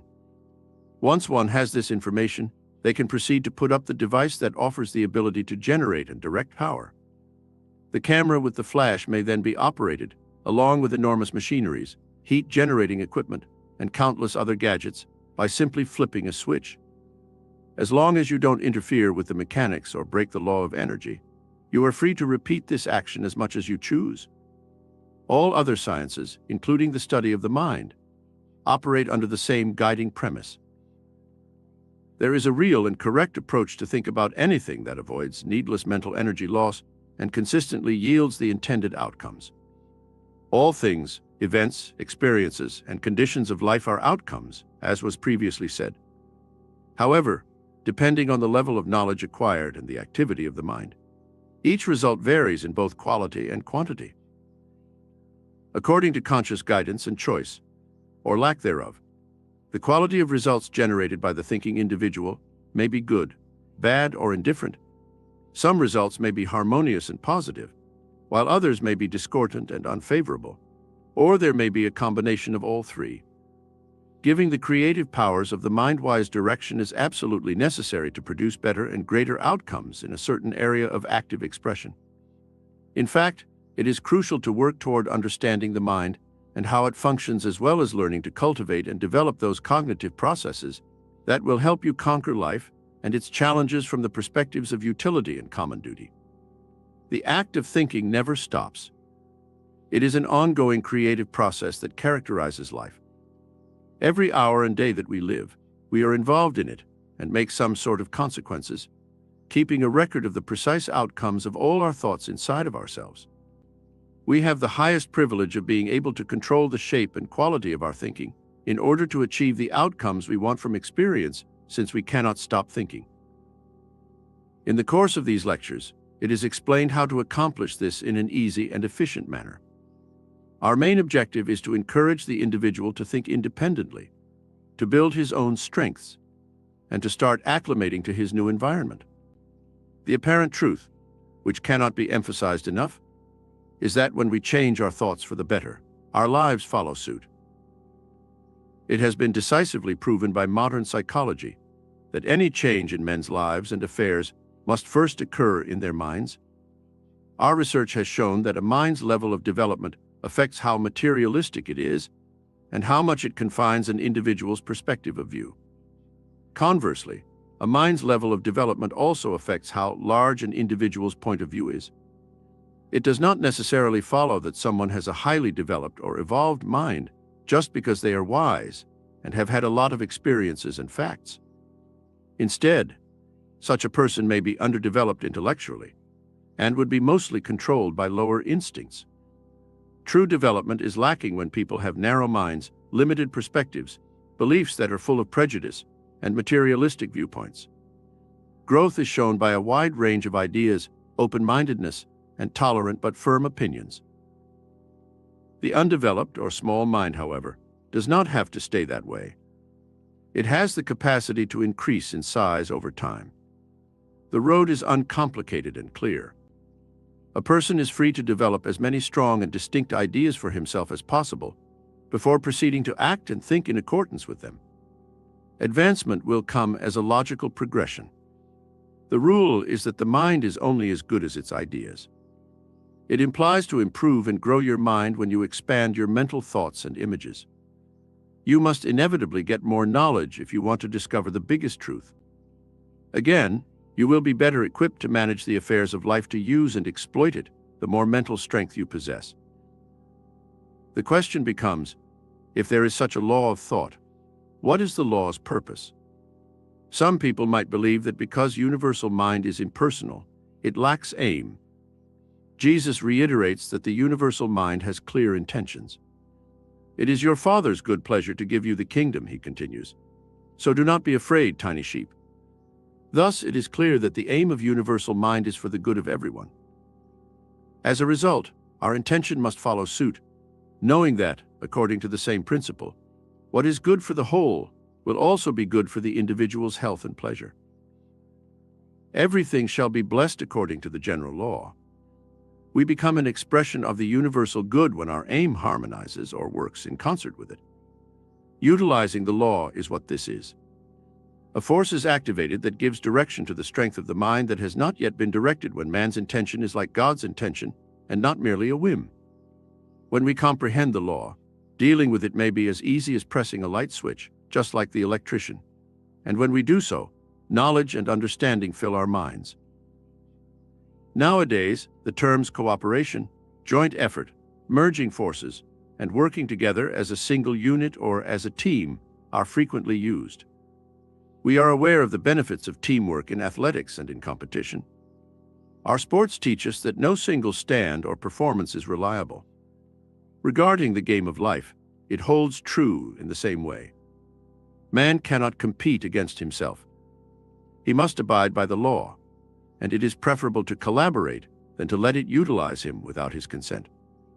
According to someone, the man who has himself as a partner is a fool, but with God the law, he is a majority. Therefore, man will be able to produce an endless stream of good when he is able to unite or direct all of his thoughts, ideas, and wants for good. We observe that the master never took credit for the accomplishments while still referring to him and admiring all the good deeds and wonders he performed. He was aware of the law, and as a result, he was able to use it to execute marvels that left the unenlightened speechless. He declared, "The Father law in me does the work, not I." As a result, everything works in the favor of people who love good and uphold the law, not because they are grateful, but because their love contributes to the flow of good. Failure in life comes from choosing to side with the limited things around us. Siding with the law inside of us is the key to all achievement in life. Working with the law, therefore, entails recognizing it as a silent companion in our thoughts and lives. The myriad advantages all around us become apparent to us as we become aware of the origin and originator of all power. You will never find a fulfilling existence if you strive to grab hold of every concept that comes your way in the hopes that it will act as a shortcut to resolving life's issues. You will also never find happiness if you condemn and attribute your failures and defeats to every misunderstood person or thing. At best, your existence will be varied and altered. Life, with all of its positive qualities, is not something that only a select few people experience. You have to make it yourself. You have to make plans, envision it in your head, and think about it.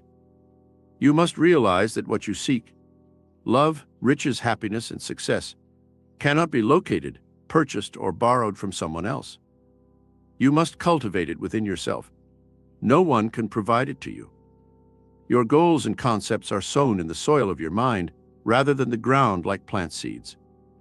After sowing the seeds of thinking, nourish, care for, and preserve them until the time of harvest. Then you will amply reap everything that you have sown. Naturally, those with the cleanest and healthiest gardens will produce the most crops. We can learn from this lesson that we possess the capacity to think, and that thinking enables us to generate desires and ideas. We have the tools, including the concepts and mental seeds we sow in the mental soil. Because each of us possesses the omnipotent force of the mind, we are all powerful. When we appropriately apply the law of life, the law of mind, everything we could possibly want to have or be is ours, simply asking for it. We can use creative thinking to develop our wisdom and strength when faced with a situation that we are unable to handle, are subjugated by, cannot defeat, and cannot dominate. As Dr. John Murray frequently remarked, we exist by our system of ideas. Law of thought. Life appears to be an enigma, a profound, complicated riddle, or an incomprehensible difficulty to the typical person. Yet it is actually very simple if you know the secret. All things are mysteries while they are not understood, but when we understand life, it ceases to be mysterious. Mystery is only another word for ignorance. The growth and cultivation of man's innate abilities is the only way he will be able to undertake and overcome the limitless ocean of progress that lies before him. The capacity to control one's thoughts is a key aspect in determining one's growth, because the mind is the primary factor and regulates power throughout a person's entire life. In order to control the activity and direction of all of one's strengths, faculties, and powers, the aggregate of which will unavoidably decide numerous specific experiences and one's own destiny, one should pay attention to the prevalent state of mind. The person's numerous mental attitudes toward objects, occasions, and life in general make up their primary state of mind. If he approaches life with an open mind, optimism, and sincerity, this will reflect in his predominant frame of mind and will demonstrate a highly constructive and progressive inclination. Since practically all of the forces of personality operate in some way through the conscious mind, and since daily mental and physical actions are mainly under the control of the conscious mind, it is evident that one's mental state will affect the course that their powers take. All of his powers will be channeled in constructive channels if his dominant mental state trends upward, that is desirable, harmonious, and positive. However, if his mental state tends downward, that is discordant and negative, then nearly all of his powers will go in the incorrect direction. It follows that of all the variables that govern a person's life and experience, the state of one's mind most likely has the most impact. Since mental attitudes are the outcome of ideas, and ideas come from viewpoints, pursuing accurate and natural viewpoints will lead to better ideas, which will then influence the current mental state. We have a tendency to believe what we see more often. Some individuals think that the evidence of their senses is the only source of truth, but we must increasingly realize that what we believe shapes what we see. To put it another way, seeing is believing. Instead of moral failings, mental blindness is what causes more losses and failures. Your world will be pretty small if you simply care about your physical requirements. A worm's universe is supposed to be as large as the size of the leaf it lives on. However, frequently it does not live long enough to consume the entire leaf. If a man had to survive solely on his senses, his strongest sense would be sight.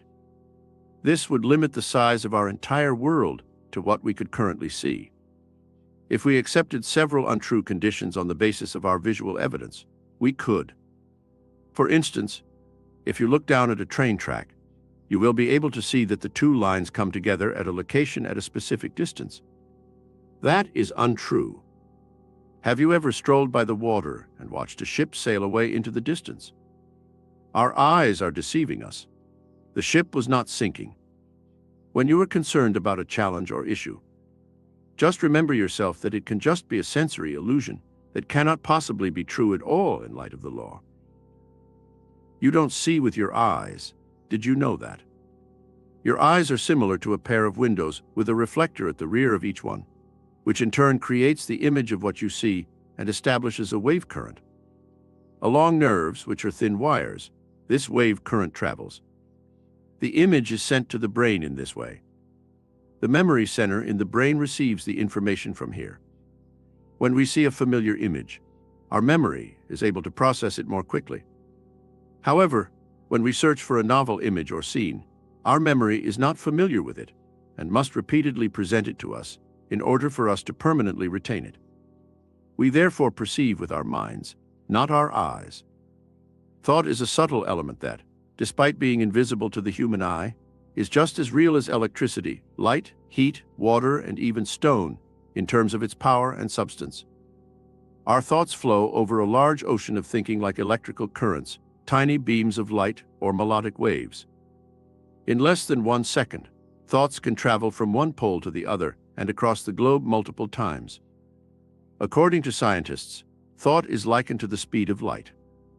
Our thoughts, according to them, move at a speed of 186,000 miles per second. Our thoughts move 930,000 times more quickly than our voice does. There is no stronger or quicker force or power in the universe as of yet. The fact that the mind is a battery of force larger than any known element has been scientifically established. It is an infinite force. Your capacity for thought is limitless. But only one person in 1,000 is capable of being completely conscious of the potential of his own idea. We are merely puppets manipulating it.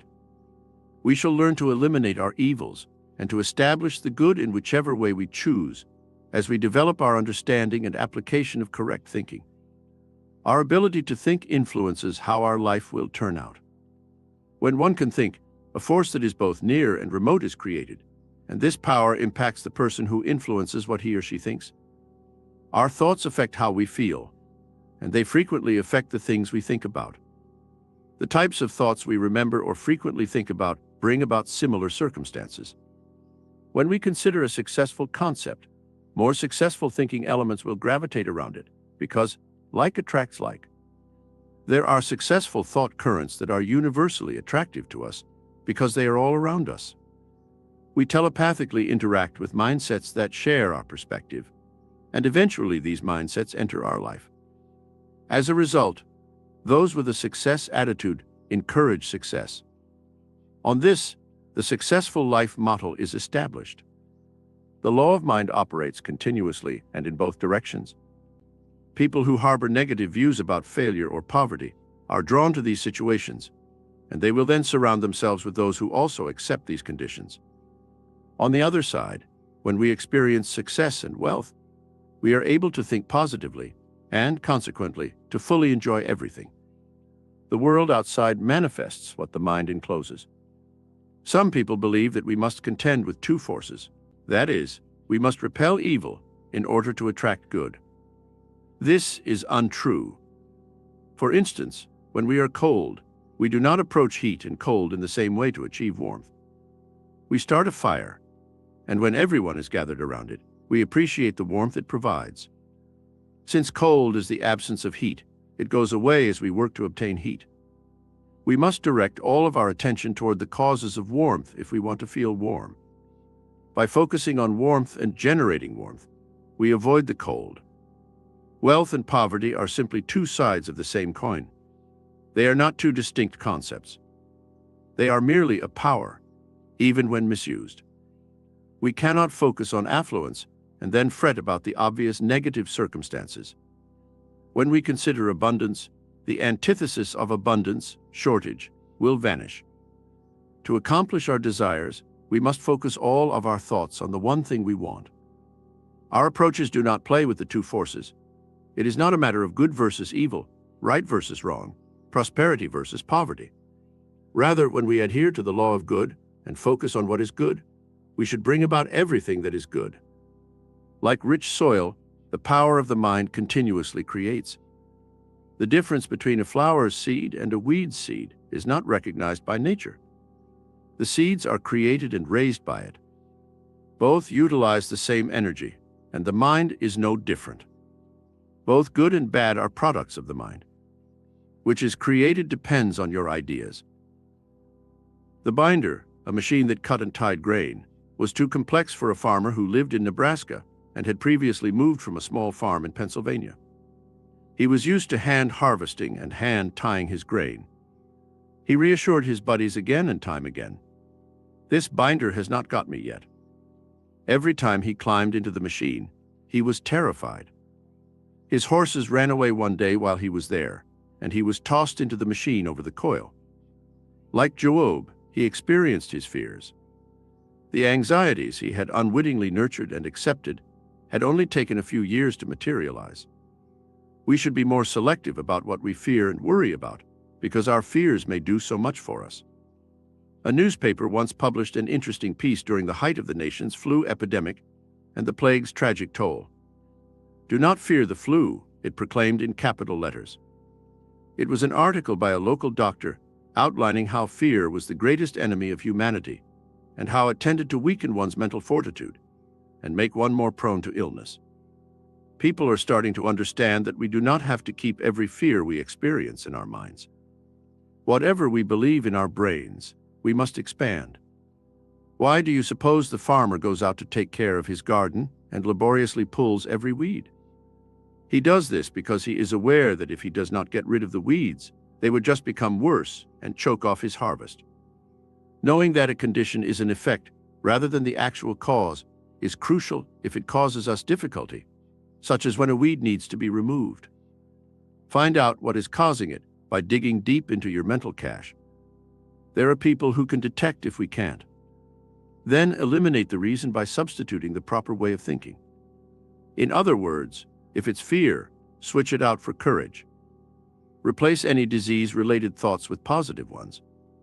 If your mind is constrained, switch to notions of wealth. Force a problem you're having, or alter the thought's tendency. The weed-like thoughts will then naturally wither when you replace them, since you cannot grow weeds. We are investing our energy in something as long as we let things appear genuine to us. Whether we like it or not, we are feeding it, nurturing it, keeping it alive, and placing our faith in that thing. As a result, whether we like it or not, it will grow on its own, because the law of growth is always at work to generate everything that the seed contains. I recall instances of hazing when I was a college student. We had to get initiated and branded because it was a fraternity-specific requirement. They told my companion to take off his shirt when they arrived. He was wearing a blindfold, and they were about to brand him with the fraternity's letters.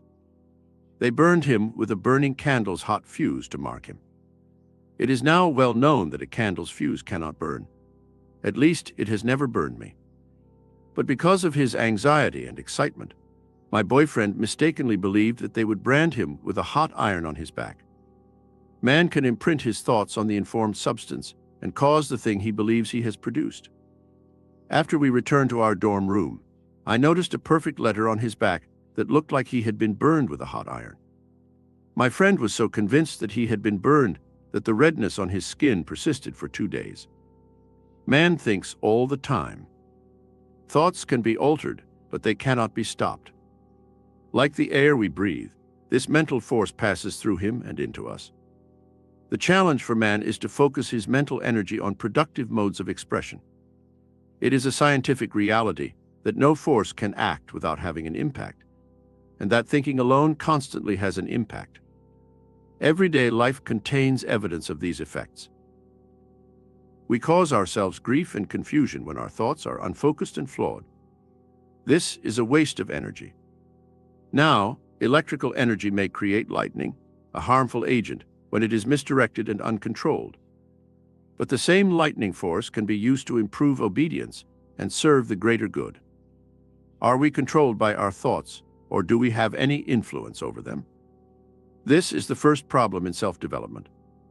Are we abusing our minds for our own gain? Are our thoughts causing us to lose money consistently?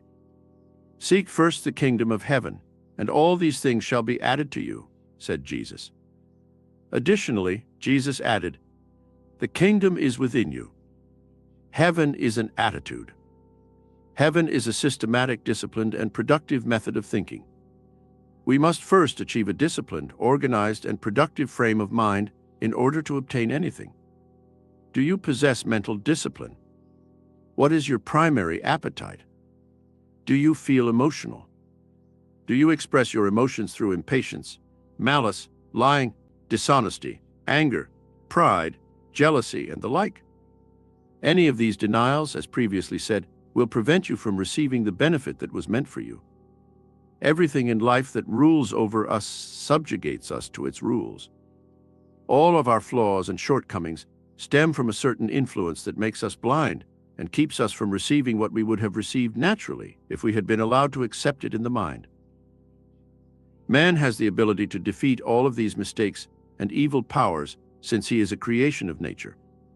That power operates without error. It may be applied correctly to overcome any challenge. Nature has no issues that it cannot resolve or eliminate, and all of its movements are controlled by the law of order and discipline. If man follows the natural pattern, he can say and act in the same way. Nature, on the other hand, takes chances.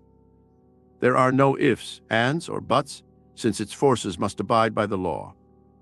A stone that is thrown into the air returns to the ground. This is mandated by law. Our thoughts are subject to a precise law that governs them. Since the conditions of our lives originate from and are caused by the mind, it is here that we start to control and discipline our thoughts in order to find solutions to our issues. We must learn to regulate our thoughts and take charge of our lives because every issue has a mental component. But is our issue psychological? We'll see. We are aware that riches cannot be attained in a specific location or setting. If so, everyone in one city would be wealthy, while everyone in another city would be impoverished. Wealth does not come from frugality or saving. There are many rich people and many impoverished people. Because there are affluent and poor men in the same business, wealth cannot be attributed to any one industry. Wealth is created by something in man's mind, and that something in man's head is the caliber and nature of his thoughts. Observe nature once more. Every movement is clearly structured, as we can observe. A cut flower quickly withers and dies since its life source has been removed. A dog who jumps off a barn's roof does so with a thud and feels anguish for what it has done. A dog is forewarned by instinct to benefit from nature. Does the ravenous lion charge into the bush in search of prey? Instinct forewarns the lion to remain silent, focus on his prey, and pursue his supper. Have you ever seen how the cat waits patiently for the mouse for hours? These are illustrations of the kind of planned behavior that all animals have as instincts. Man ought to honor this inclination. This is the method that is planned and helpful. A disjointed approach would be harmful and destructive. The same way a lion pursues its prey, man must pursue achievement or any good endeavor. To succeed, a man must improve himself. He must not give up. It is insufficient for him to merely rage or shout his remarks. Fear won't cause birds to fall from trees. Instead, it will probably cause them to take flight. We have control over our ideas when they are arranged. In other words, our thoughts are organized to work as a cohesive whole. In order for each thinking process to proceed in a systematic way, our brains must be kept under control. The effect of every action is a thought. It determines our living conditions. Thus, in order to improve them, we must first make an effort to arrange our ideas. We want to live our lives to the fullest potential, yet we lack the proper cognitive skills. The typical person thinks haphazardly. He lacks a distinct mental pattern that he can use to guide his thinking. Even if he recognizes a pattern, he doesn't focus his daily efforts on it. Most of his thinking is unorganized, chaotic, and out of control. Because they thrive on uncertainty, disappointment and failure are thus ever-present threats. The rule of thinking states that we only attract that which we imagine or produce. Success requires us to think, to work, and to become. We must make some hard efforts in order to advance. We must conform our lives to the law of harmony and order if we want to be happy. We must structure our thinking in a positive way if we are to overcome any constraints. Man doesn't sit at the bottom of a hill and beg the good Lord to carry him up, thinking that he will take his body and carry him up, or give him wings to soar if he wants to climb that hill. His ability to collect his thoughts, decide that he is going to climb the hill, and then actually start climbing is his most natural action. He makes a steady ascent while continuously looking up. He might discover a better route, choose to avoid it, take a few steps back, even trip and fall, and need to pause to recover and gather his strength. But if he maintains his mind on the goal and persists in trying to reach the top, he will finally succeed. A woman was looking to sell her home. She had been praying to her for some time, so she could not comprehend what was taking so long for her to respond. "What did you do to cooperate with the law?" I questioned her. "What did you do yesterday?" She had prepared breakfast for her family first, though. She then drove the kids to school. She then claimed that she had read for 30 minutes in silence as usual. After that, Mrs. Jones had given her a call, and they had a lengthy conversation, although it was of little significance. It was then time to get lunch ready. After lunch, her neighbor had invited her outside to see the garden, and for more than an hour, the two had stood and chatted across the fence. "But what did you do in between?" I questioned her.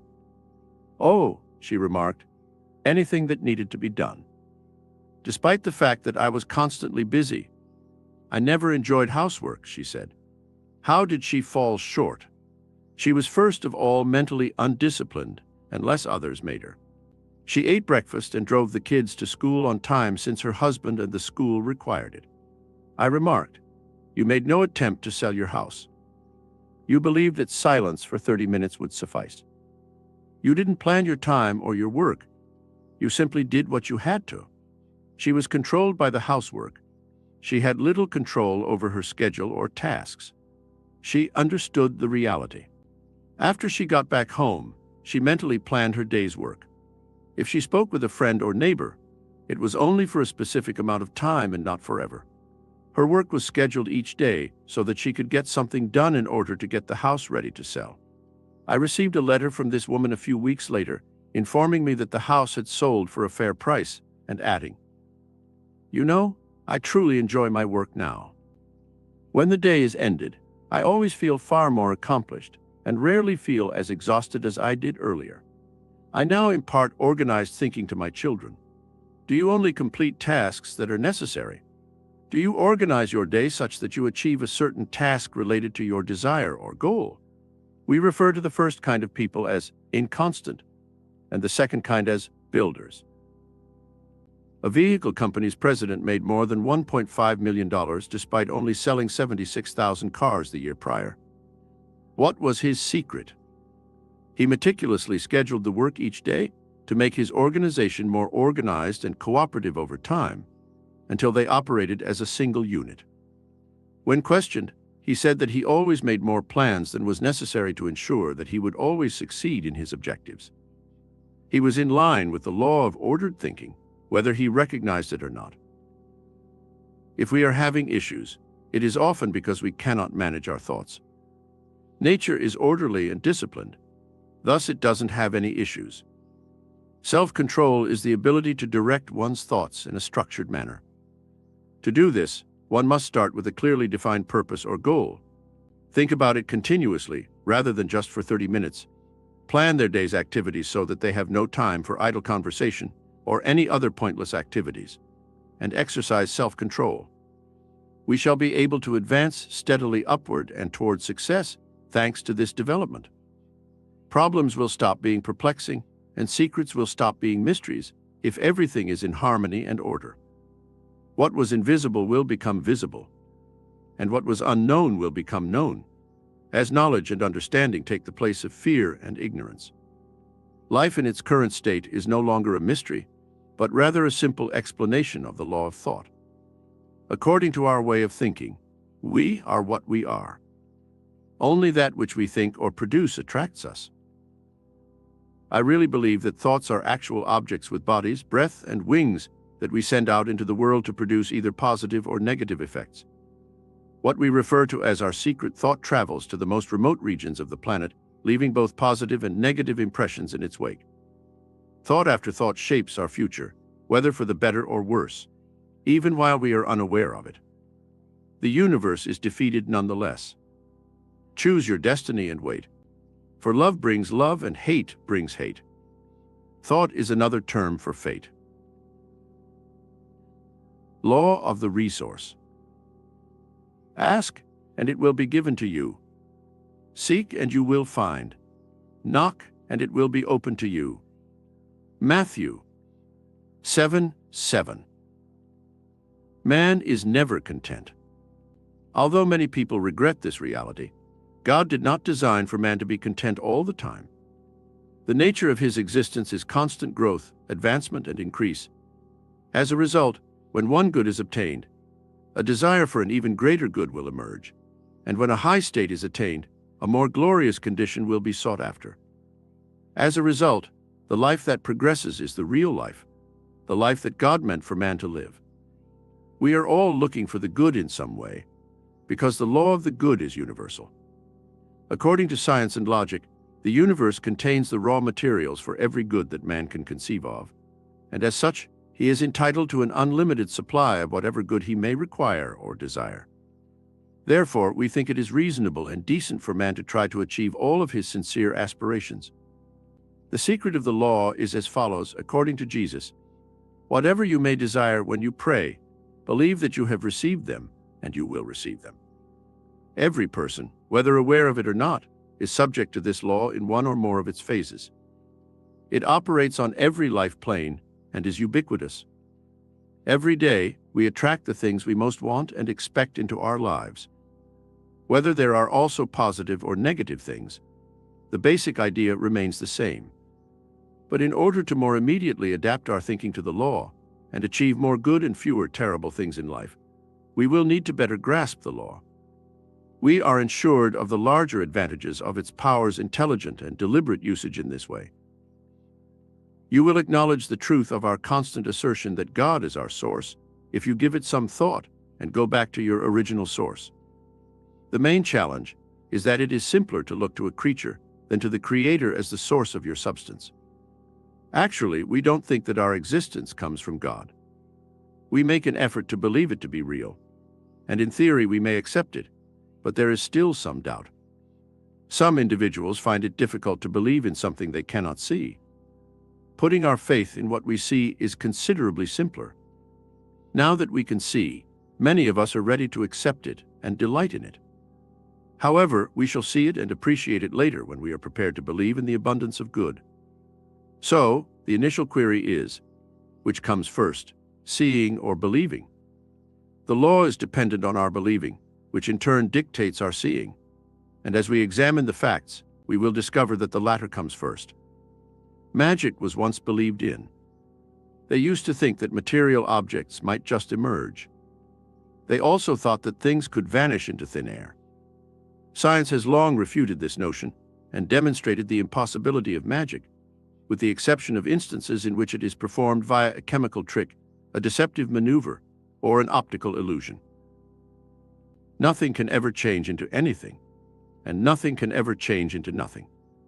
There are countless ways in which substance can be altered, but it can never be eliminated. For instance, an acorn planted in the ground will grow into a tree. The tree will always produce leaves in the spring and drop them in the autumn. The leaves will eventually fall to the ground and mix with the rich soil. After 100 years, the tree dies, falls to the ground, and begins to degrade. This decayed wood gradually assimilates into the earth and hardens into peat and charcoal. To use as fuel in the home, the charcoal is dug and hauled in. Here it is set ablaze and reduced to ashes. The heat produced is then used to heat the home.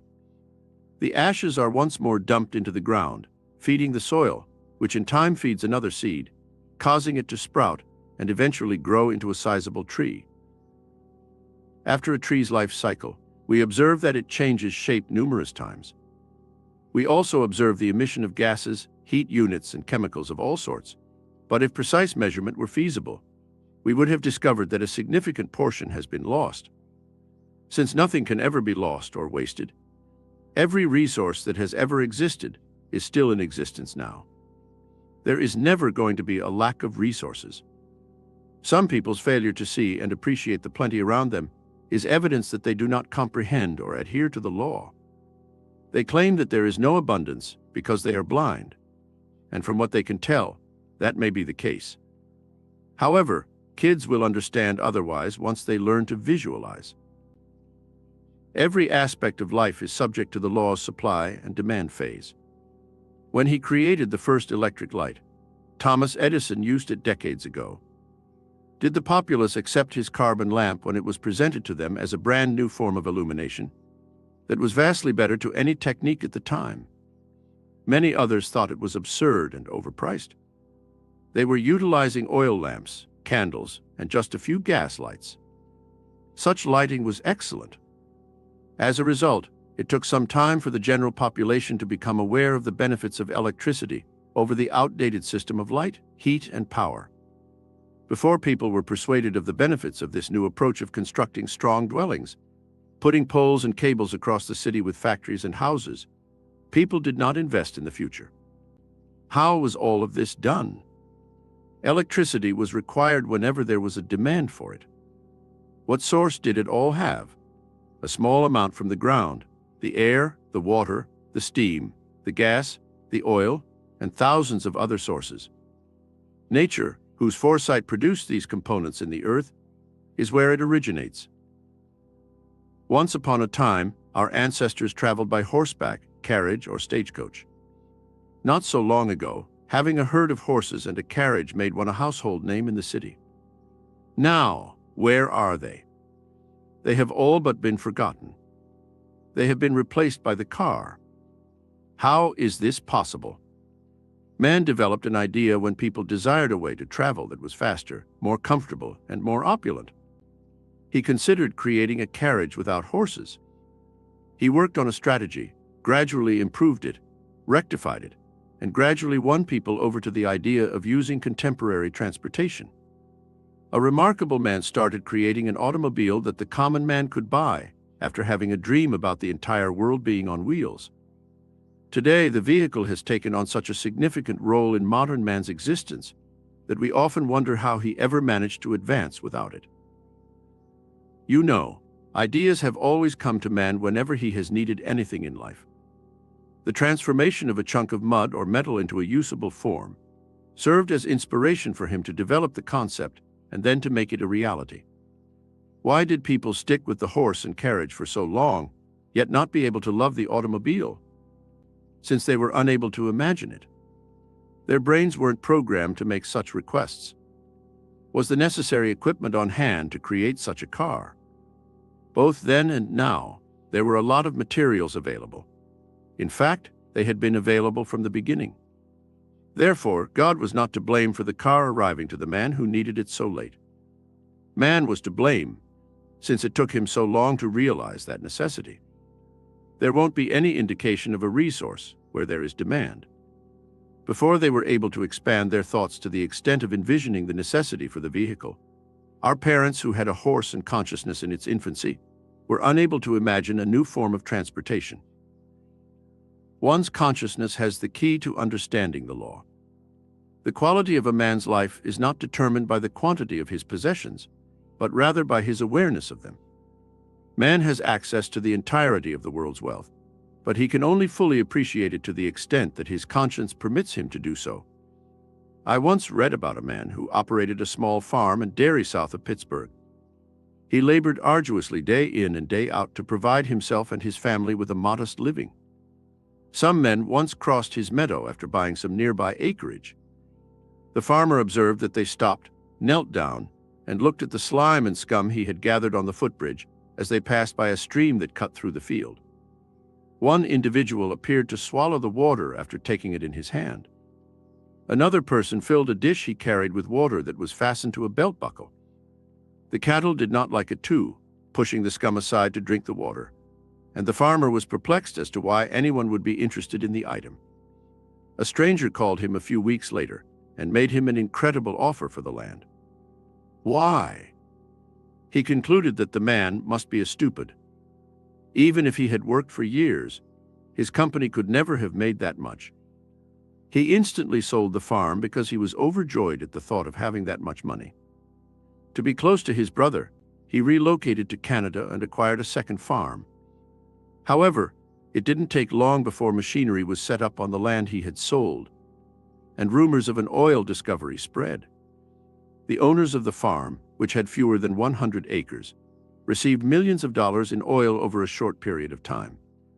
Because he only knew how to scrape the surface and cultivate the soil, the farmer continued to be impoverished and labored hard.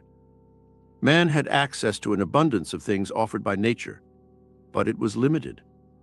The farm was all he could see, a vast expanse of mud and rocks. The fact that man was struggling to make ends meet and had to labor hard was not the law's fault. Man will live in poverty as long as he sees life exclusively as a struggle, a burden, an inconvenience, and a limitation. Worrying about resources or where we will get our next dollar is something we dare not do. Worry and anxiety can limit our options and our access to resources. Whether the drug flow is modest or huge, they frequently stop it. They confine it rather than expanding it.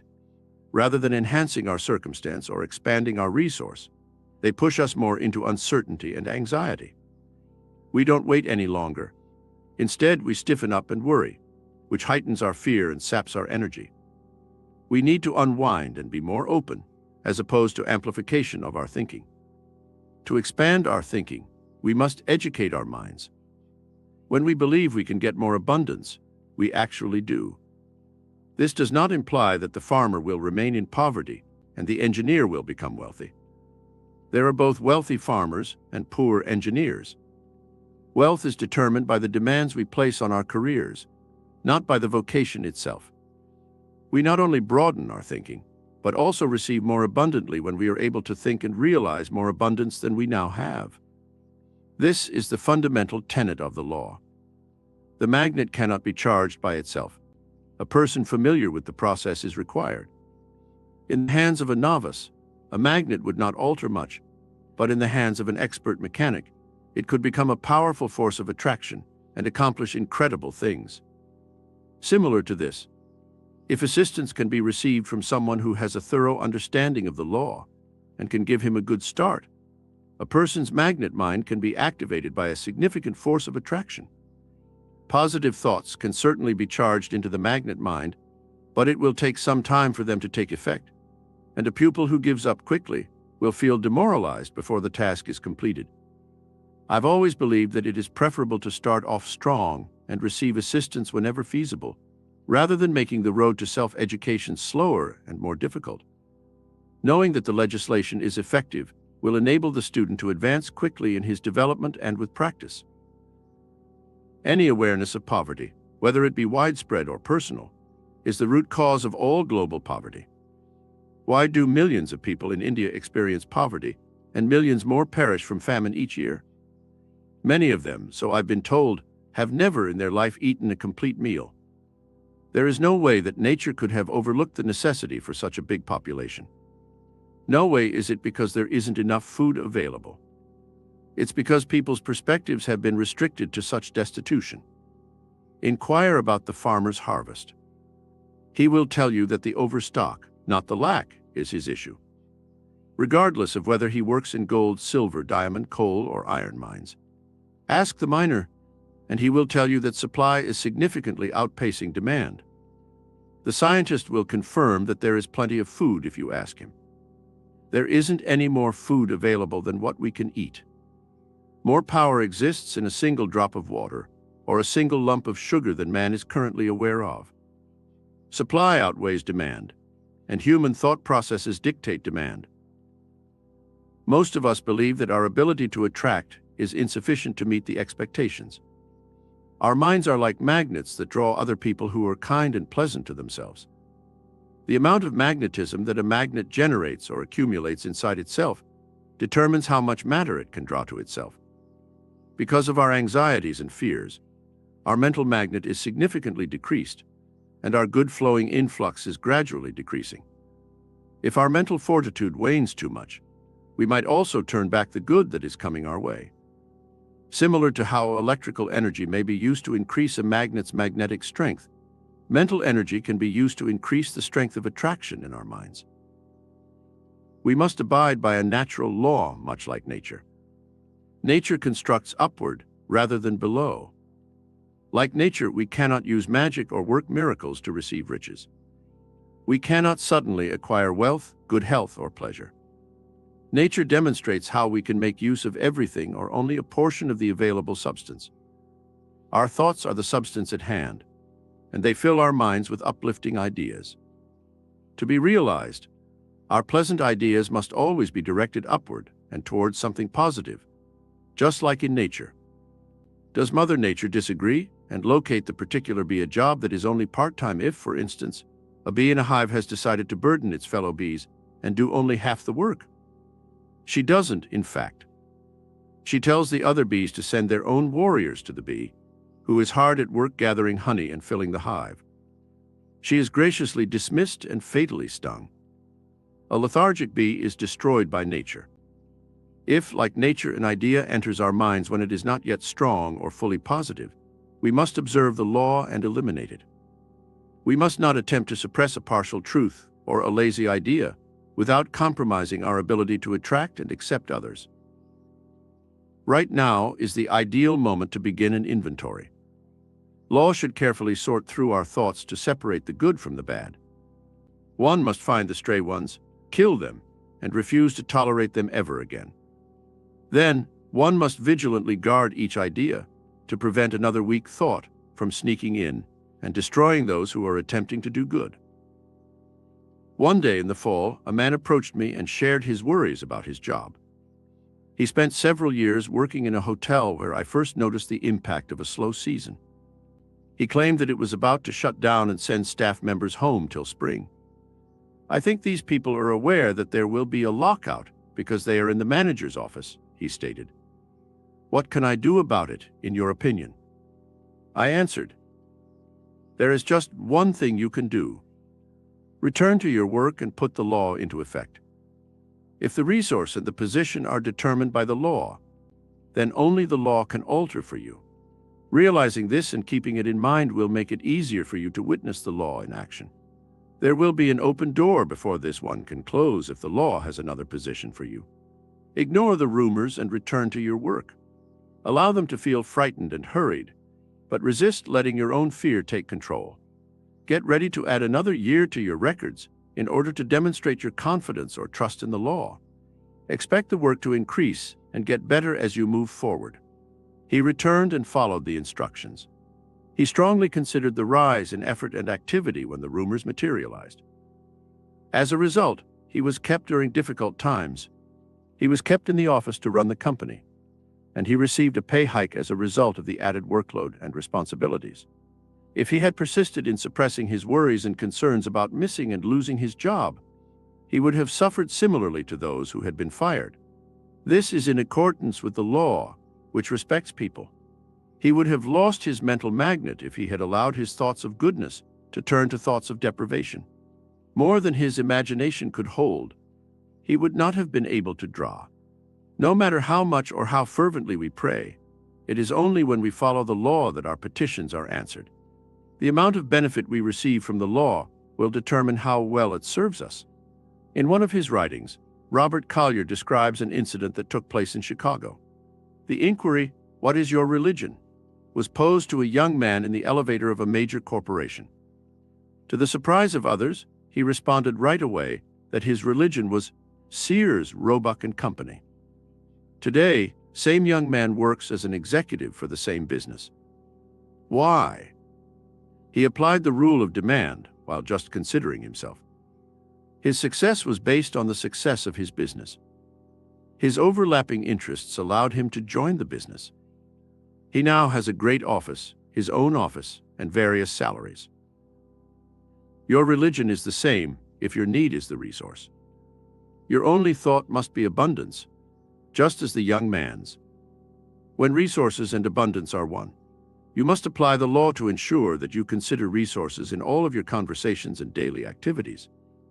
Keep your mind so occupied with thoughts of abundance that any stray concepts of scarcity or loss will be banished. Do not mistake resources with money. One of many available resources is money. The love of money is the source of evil, not money itself.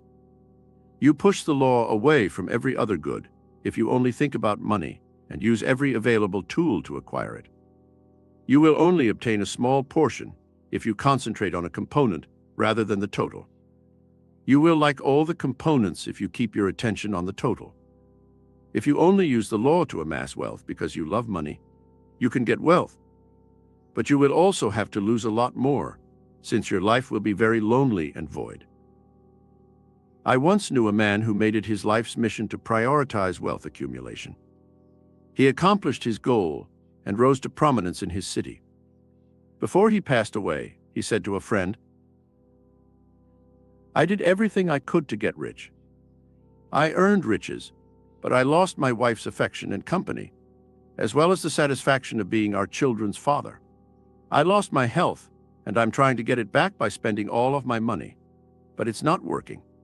Although I did learn how to get money, I never learned how to live. We will be able to satisfy every need if we love the law, use the law as a resource, and apply it wisely. There will be no loss if we learn to live a healthy, free, and smart life. Our lives shall be fully realized as God, the law, intended. There may be a large number of people who are attempting to adhere to ideals of truth, and who have serious words and thoughts regarding the resource, but it seems to arrive in very little or no form. This could be largely attributed to the fact that the senses are still too powerful for the mind to govern. Before one may believe, one must first see. That is, despite your assertions, you actually believe more in what you see than what you are trying to imagine, because you are so used to seeing so much wealth and resources. You must first develop your senses in order to be able to manage the ideas that you are aware you must have in order to follow the law. A crystal clear illustration of this is given by Florence Shin in her book, The Game of Life. She describes a man who was looking for work and contemplating whether to buy a new coat with his limited funds or save them in case he needed to find employment. It was a pricey fur coat that he was encouraged to purchase. This significantly decreased his financial account, but it greatly increased his trust and self-assurance to the point where his future employer was moved by his spirit and offered him a fantastic job. The law met the requirement since the coat let him feel affluent, and the business gave him more boldness and confidence. It is wise to do actions that will make it simpler for the individual to see some prosperity if such a scenario arises, in which it feels better to have some evidence of prosperity. Working for success is undoubtedly counterproductive if you have a mountain of debt, restrictive circumstances, or squalor all around you. It is better to leave such a viewpoint and go elsewhere, where the viewpoint is more in line with what the mind desires. I make an effort to be in a setting that is abundant with beauty, and where the people around me are not constrained when I want to work for success for myself or others. Therefore, since it is God's will for you to enjoy all that will bring you enjoyment and advancement, you can constantly draw all types of good into your life. Expecting good is asking for good, and every desire is an expression of will because both are required to draw in the resource. In order for all good to result from your goal, you must endeavor to align it with God's purpose and the law. Every man, woman, and kid is endowed by nature with an abundance of every essential good. This is an important fact. Living in poverty when there is plenty for everyone is wrong. When peace can reign, it is wrong for a member of the human family to amass enormous wealth at the expense of his fellow beings. It is also wrong for the powerful to exploit the weak, and it is wrong to be denied a good of any kind that might be necessary to advance a person's well-being and happiness. Therefore, anything that prevents fulfillment, harmony, progress, and expansion is abnormal. In order for man to live in closer harmony with the fundamental law of the resource, nature originally intended that his genuine needs, not the urges that arise, but rather his typical precise needs, must be abundantly supplied. Nature is a generous giver of blessings, creating abundantly and always for the benefit of mankind. As a result, everyone has an inherent right to access to all the goods they can use or enjoy. Man, however, has forgotten the underlying reality on which this instruction is based, since he has been trained to use and depend on his resources. Let's first acknowledge that the world of effects in which we live is a sphere behind which a world of causes exists.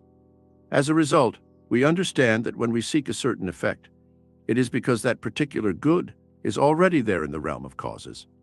Then we understand that our desire for a specific consequence is a component of an underlying cause. Our understanding of the rule of demand is founded on this idea, and if you learn how to put it to work effectively, you will be able to bring more and more good into your life, in whatever form you may require or desire. There is an omnipotent principle of good that pervades the entire planet. It affects us in various ways. Every positive idea serves as a seed for future positive outcomes. Everyone has the right to appropriate and make use of good, and the more good we comprehend and appreciate, the closer our lives are to the intentions of this ever-present spirit of good. There is no end to the good that can be generated and experienced in your life when you discover how to tap the source of the resource for all. In actuality, in order for him to flourish and develop in an organized manner, man embodies every natural law. Therefore, he is not apart from any good that would be required for him to increase his happiness or advance in his development. However, how he makes use of his current knowledge and power endowment will primarily determine whether he lacks or has what he needs or requires. Man will accomplish more good in the sphere of his expression, in his own tiny universe, as he develops a genuine understanding and makes more effective use of his abilities. Law of attraction. The two key phases of the underlying law guiding the resource in the domain of consequences are desire and expectation. The first mental attitude is the law's positive phase, and the second is the law's negative phase. Both indicate enticing lines of force that must be followed for best outcomes. The initial stage of desire encompasses a favorable process of attraction. That is, when someone fervently seeks something, a line of force connecting him to the intangible side of the desired good is established. If he loses strength or changes his desire, that particular line of force breaks off or misses its mark. Nevertheless, if he maintains his want or ambition for the necessary good, it will eventually be accomplished, in part or in full.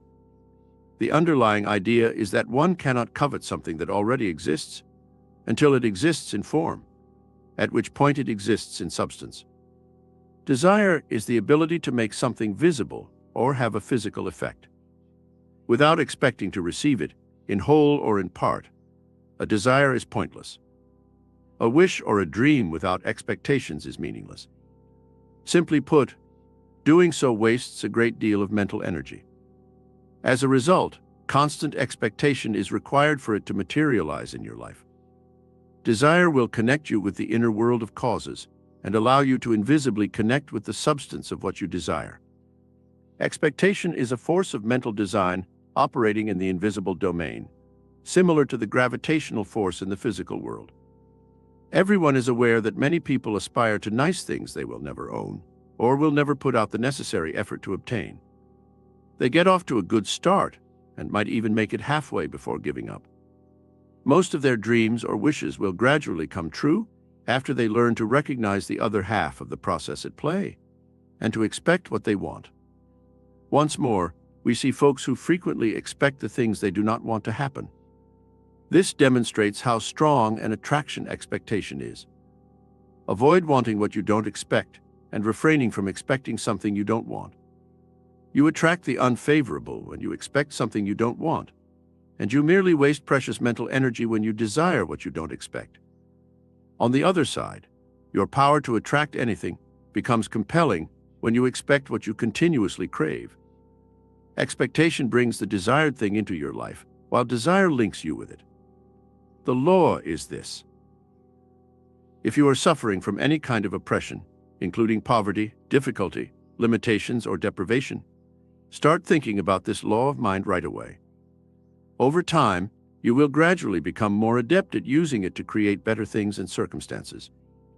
Your right to happiness is an unalienable one. In order to better understand the tremendous latent possibilities within ourselves and the unseen laws that the mind produces, we should endeavor to study more. Nature does not deprive us of anything nice or desirable. Rather, she has given us the mental capacity and inner strength to get and appreciate every good that is necessary for a happy and fruitful existence. The ability to apply knowledge is the true test of its usefulness, since knowledge that cannot be put to use practically is of little or no value. Here is a straightforward approach to using the law of attraction to our life, in order to enhance the amount of good. Create an accurate mental picture of what you want. Wish for a tremendous deal of good in that direction, but don't specify how it will happen or what form it will take.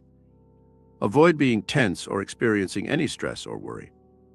It is better to mentally recreate the scene at random times when you are relaxed and unhurried. Allow yourself to visualize the concept or project as if it were a moving image on a screen. Avoid pressing the concept, because it will just lead to congestion and muddle. The outcomes will be better the more composed and silent you are. Maintaining this idea is crucial.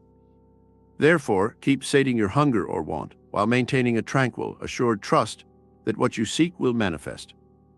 As long as you maintain this attitude, the desired good will draw itself toward you.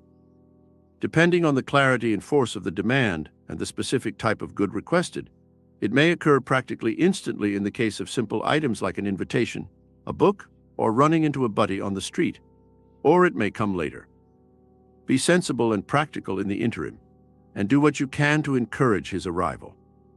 I don't have much faith that the Lord will answer individuals who sit impatiently in a chair for their desired outcome to fall into their laps. It is written somewhere, "Help yourself, and God will help you." Yes, taking action yields results. This supports the creative thought process and gives it a means of expression. The outcomes are then left up to the law. The law will be put to rest if you do your part. The length of time it appears to take to produce your resource will depend on how well or completely you cooperate with the legislation. Time is a construct of man. Nature has no concept of time and always acts in the here and now. Sometimes the outcomes you get will appear nearly supernatural. When there has been a profound desire for a certain benefit without anticipating its fulfillment, adding action will frequently lead to happier outcomes in the end. In actuality, when you combine the two fundamental components of desire and expectation, you are always in compliance with the law. A secret intelligence is activated, connecting you to the actual strategies for realizing your goals. The underlying principle of this attraction mechanism is as clear-cut and demonstrable as any mathematical science principle. We all use it on a daily basis in some capacity, albeit typically unintentionally and hence imperfectly.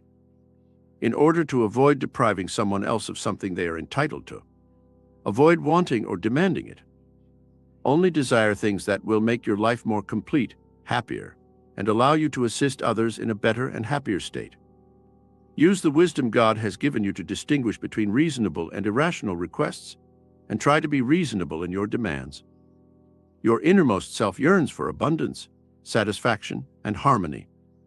When you follow the rule, continually hope for a growth in good as proof of your faith, gain wisdom and trust in the great source of all good, you gradually come to possess these conditions more and more in your life. Everything that matches the condition of the mind at any given time is drawn to it like a magnet.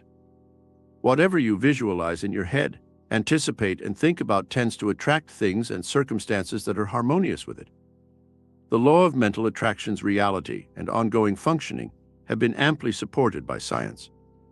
Everyone should therefore use extra caution in how and what they think.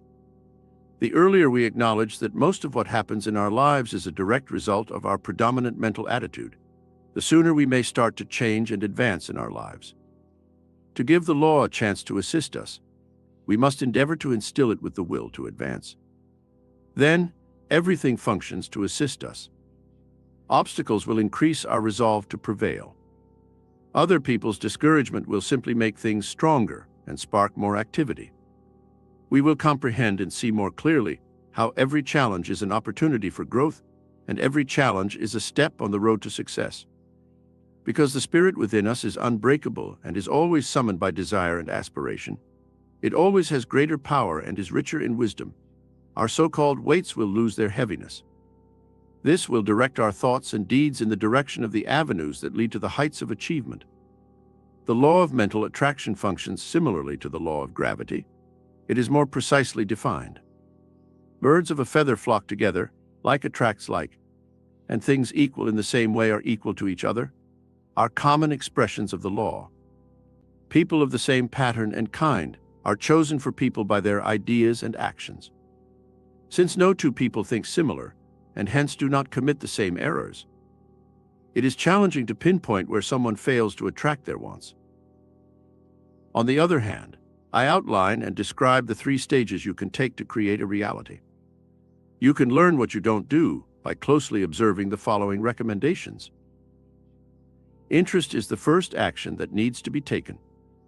Interest is what draws extra attention to a particular object or thing. Being worried about someone or something is undoubtedly involved. Interests have a tendency to visualize what already exists in the mind, in the physical world. Interests are things that are believed to bring happiness, pleasure, wisdom, and contentment. I recall a woman telling me that she always noticed handicapped people in a crowd before everyone else. They appeared to focus her attention on them and elicit pity from her. She had once been hurt and spent several months in a wheelchair. The recollection of the experience was still vivid in her mind and had sparked her interest. Due to the fact that no two people think similar, our interests are mostly unique. One person may be interested in something that another person would not be. Recently, my wife and I traveled to the desert to investigate the river's dried-up bed. She was particularly drawn to the glittering stones that are frequently discovered in this nation and include gold, silver, copper, and iron. I, for one, was searching for gourds that would naturally grow in damp areas. I was particularly interested in the type that the native Indians utilized for their ceremonial dances and employed in their hogans. Together, she was exploring the area in search of these unique stones while I was taking in the gourd-bearing vines. She probably didn't see many of the gourds, and I didn't even notice the stones.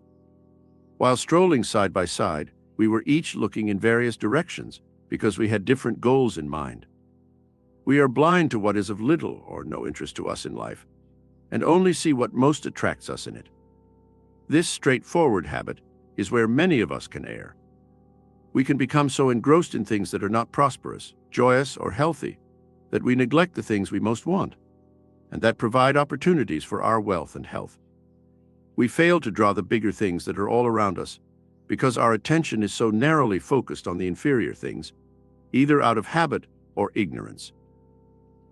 One day, a young man approached me and asked for advice on how to boost his income because he was dissatisfied with his meager earnings. He was an electrician, I found out. He spent several hours each day working. He enjoyed his home, garden, newspapers, and occasionally going out with friends.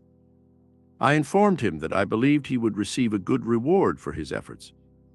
I continued by saying that he would have to pique his interests and achieve higher wages if he desired them. God gives the birds plenty of food and feeds them, but he does not give the birds worms to eat. At the very least, the bird must forage for food. Therefore, every one of us must do action in addition to wishing or praying. He made the decision to attend night school and trade newspapers for books and other resources because he wanted to improve his electrical skills. He developed an interest in radio and was excited about its potential. With the help of this desire, he was introduced to new people and landed a job with a developing radio company. He quickly tripled his little income and discovered a new pastime. Because he was unable to balance his interests and desires, only he is to blame for life's unhappiness. People find it so simple to allow themselves to go into a rut, and these ruts are always mental before they become physical. Those who are mindlessly and subconsciously going in the direction of misery and blindness. A really attractive person who had a condition that had caused her to give up and lose what she desired most came to me. This mother could be proud of her 2 lovely children, a lovely home, a husband who could support the family, a large staff, and many servants. She wasn't happy, though, with all of this. She devoted all of her efforts to raising her boys during their formative years. They were now married and constructing their own homes. Her husband was growing up and becoming a successful guy, which allowed him to go out to clubs and make new friends, both men and women, while she was stuck at home. He spent most of his weekends away because he was so busy pursuing his interests. He only returned home at night.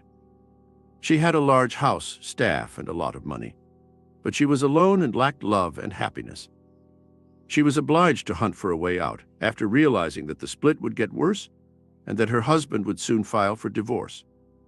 After a thorough investigation, I discovered that she was interested in art and literature, so I suggested that she travel overseas for the summer to experience new places and schedule a winter filled with new coursework. She felt refreshed and ready to start work when she returned. She joined a literary group and found it rewarding. She gradually took on a few minor dramatic roles before her passion in the profession turned into a strong desire to advance at some point.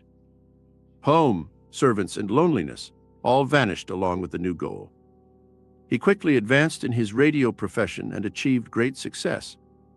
Her husband nearly felt envious of her attention. Her children were proud of her success, and she was really happy. You see, one needs to keep up a certain level of interest. To maintain one's appeal and satisfaction, one must keep their minds engaged. Our ideas should be guided by our highest interests, not by goods. Only through material possessions can we show our interests. A powerful idea or principle serves as the foundation of a magnetic force. Our interests are guided by this notion or principle, which in turn creates an attractive force inside of us. If we talk about attractiveness, a young woman I must refer to as a friend is not very lovely, but she is quite appealing. She has a large group of close friends and is charming wherever she goes. When questioned once about what it was about her that seemed to have her admirers under her spell, she replied, "I cannot give credit to my body, nor to my brand of cosmetics, but I think it is because they like my frankness, my truth, and my pure mind." It is possible to cite countless instances of men and women who became famous and successful as a result of their love for and adherence to specific moral values. According to the law, good is always accomplished by upholding such a concept and carefully pursuing the will. Warning: being extremely interested is not sufficient. This enthusiasm must be applied to our regular tasks. Our focus must reflect our interest, and the more seriously we take anything, the more intensely we will focus. The facts of the outside world are drawn by our curious attention as they take shape in our minds. As we focus on what interests us, our natural magnetism brings to us a lot of ideas that are comparable to our own. When a large portion of our interests are given our whole attention, we will discover that the majority of our small-minded and selfish inclinations are consumed by our higher interests, and we will make steady progress. When I was still a university student years ago, I recall frequently passing through the Williamsport station where a man had offices and was at the time a junior supervisor at the Pennsylvania Railroad. He frequented the premises even after hours and in the late hours, but I could see his office was lighted up, and I could see he was actively working to complete some significant tasks. He appeared to be interested in his work, and he gave it all of his concentration in order to please his employer. Years later, I finally got to meet the man, and that's when I realized why he had always been given promotions to higher-level positions. He is now standing next to the largest railroad in the world's vice president. He gave everything, he did his all, and he didn't stop working on it until he was satisfied with the results. He told me that he wasn't shocked by the pay increase. He claimed, "I just finished work, and the advancement came without my worrying about it." I believe that years ago, when he believed it to be unrealistic idealism, another young man put this law into practice. "For whomever wishes to save his life will forfeit it," he remarked.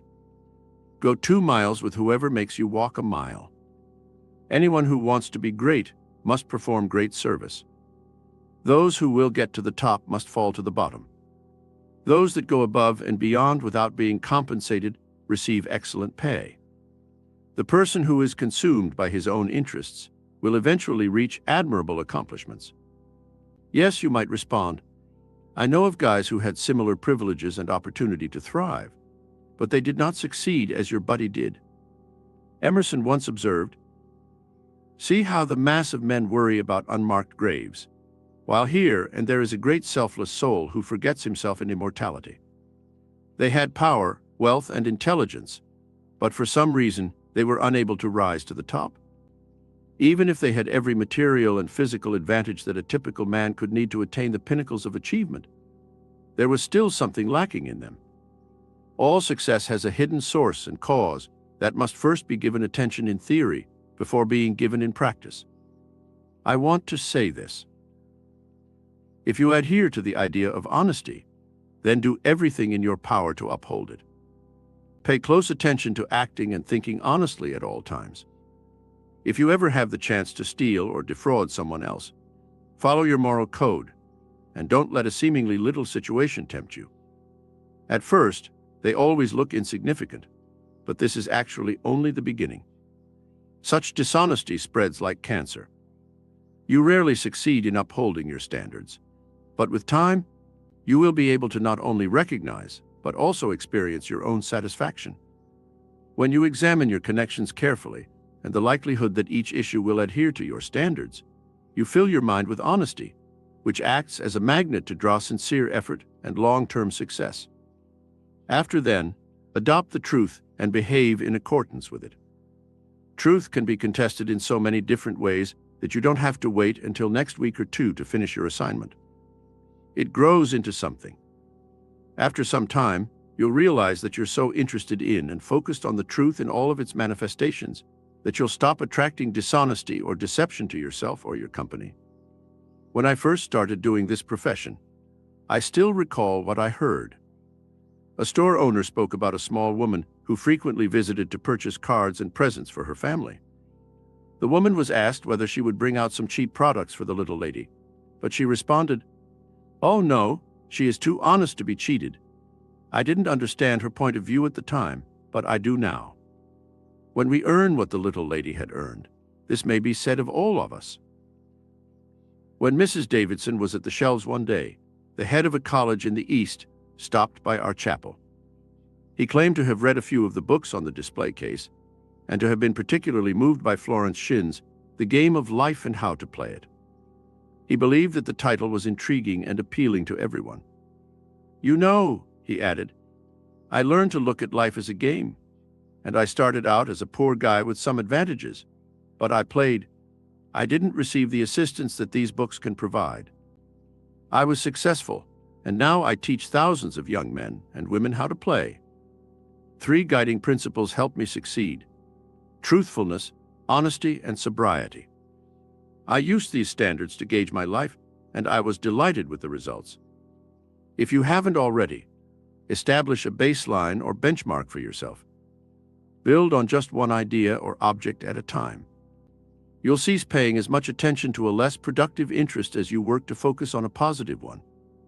You don't need to put in the same amount of effort as certain folks. When people should alter their brains to be free thinkers and fear dishonesty, they act dishonestly. The law demands us to make the necessary corrections within ourselves, and if we do so, it will continue to act in our favor outside of ourselves. Because our thoughts are what pique our interest and focus our attention, let's work to avoid the causes and sources that draw the things we don't desire. Expectation. Our final action is expectancy. This is attention in a proactive manner. It is intense concentration.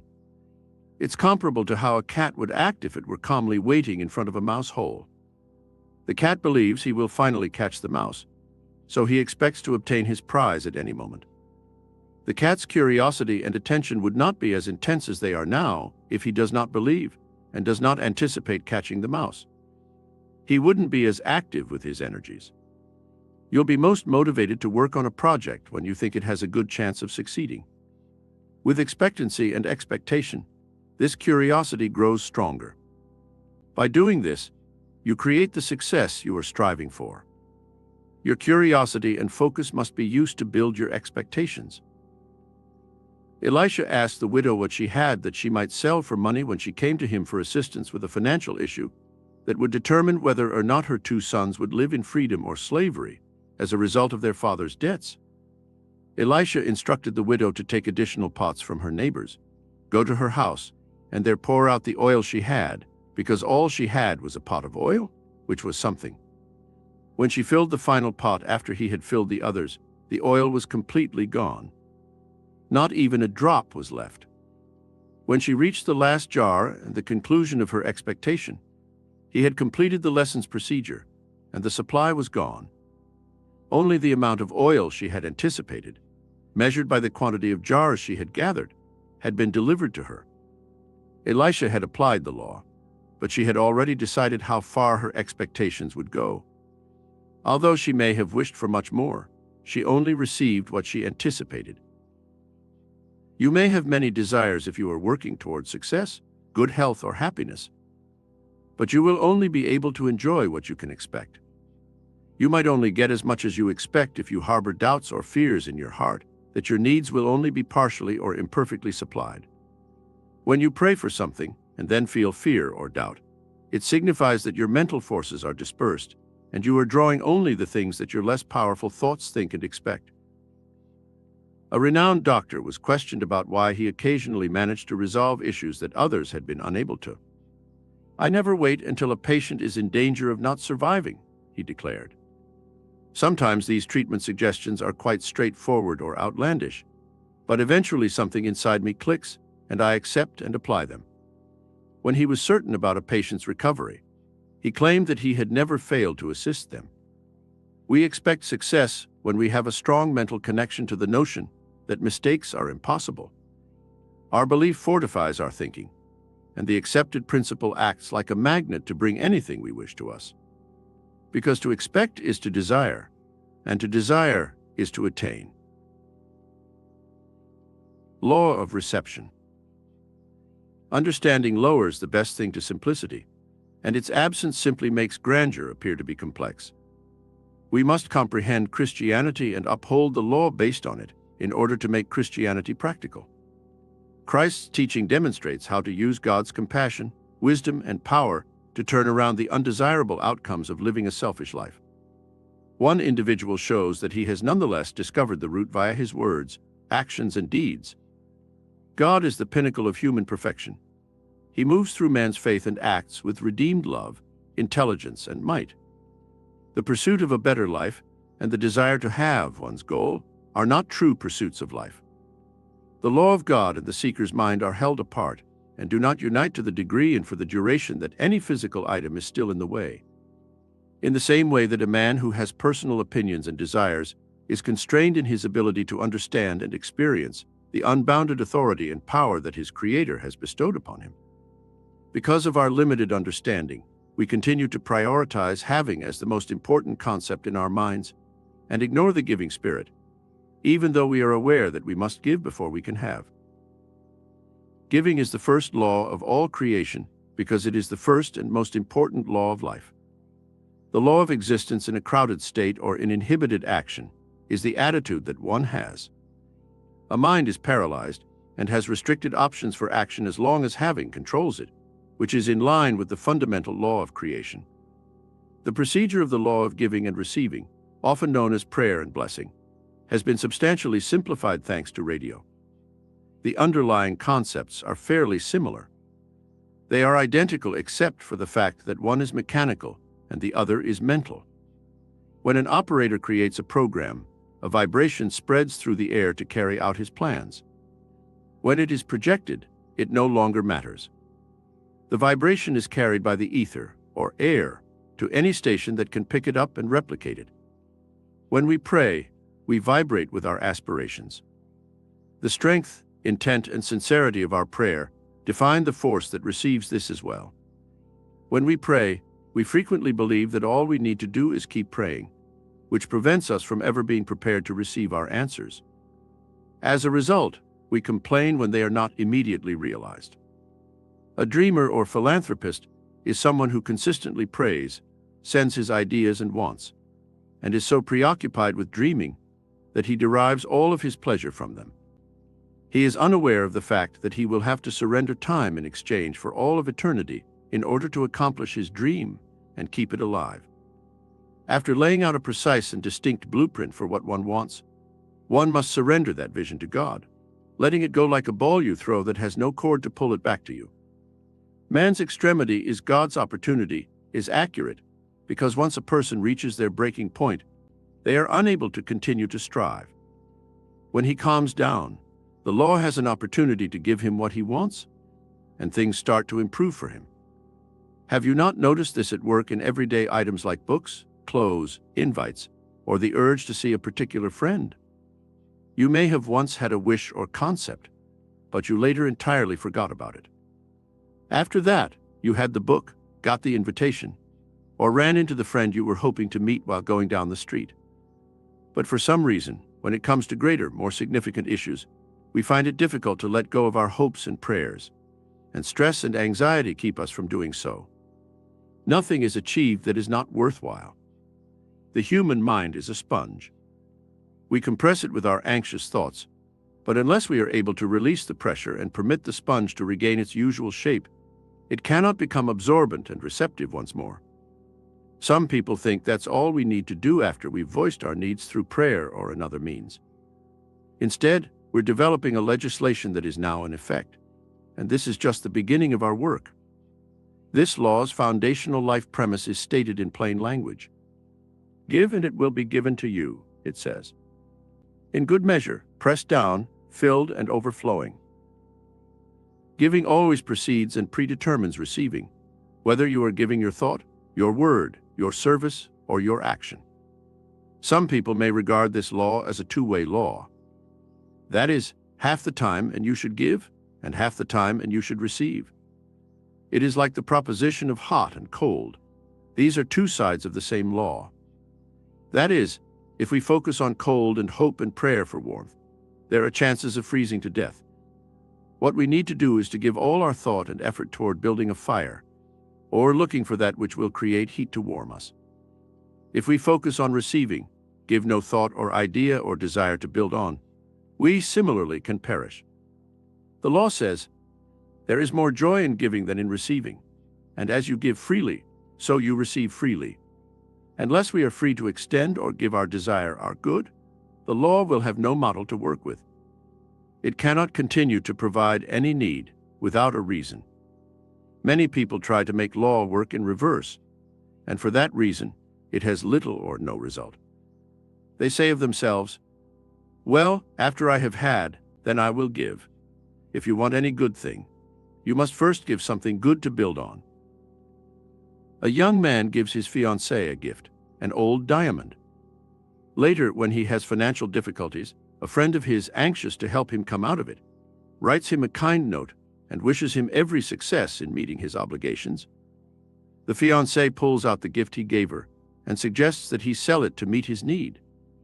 The young man is displeased since he did not give his friend a real diamond.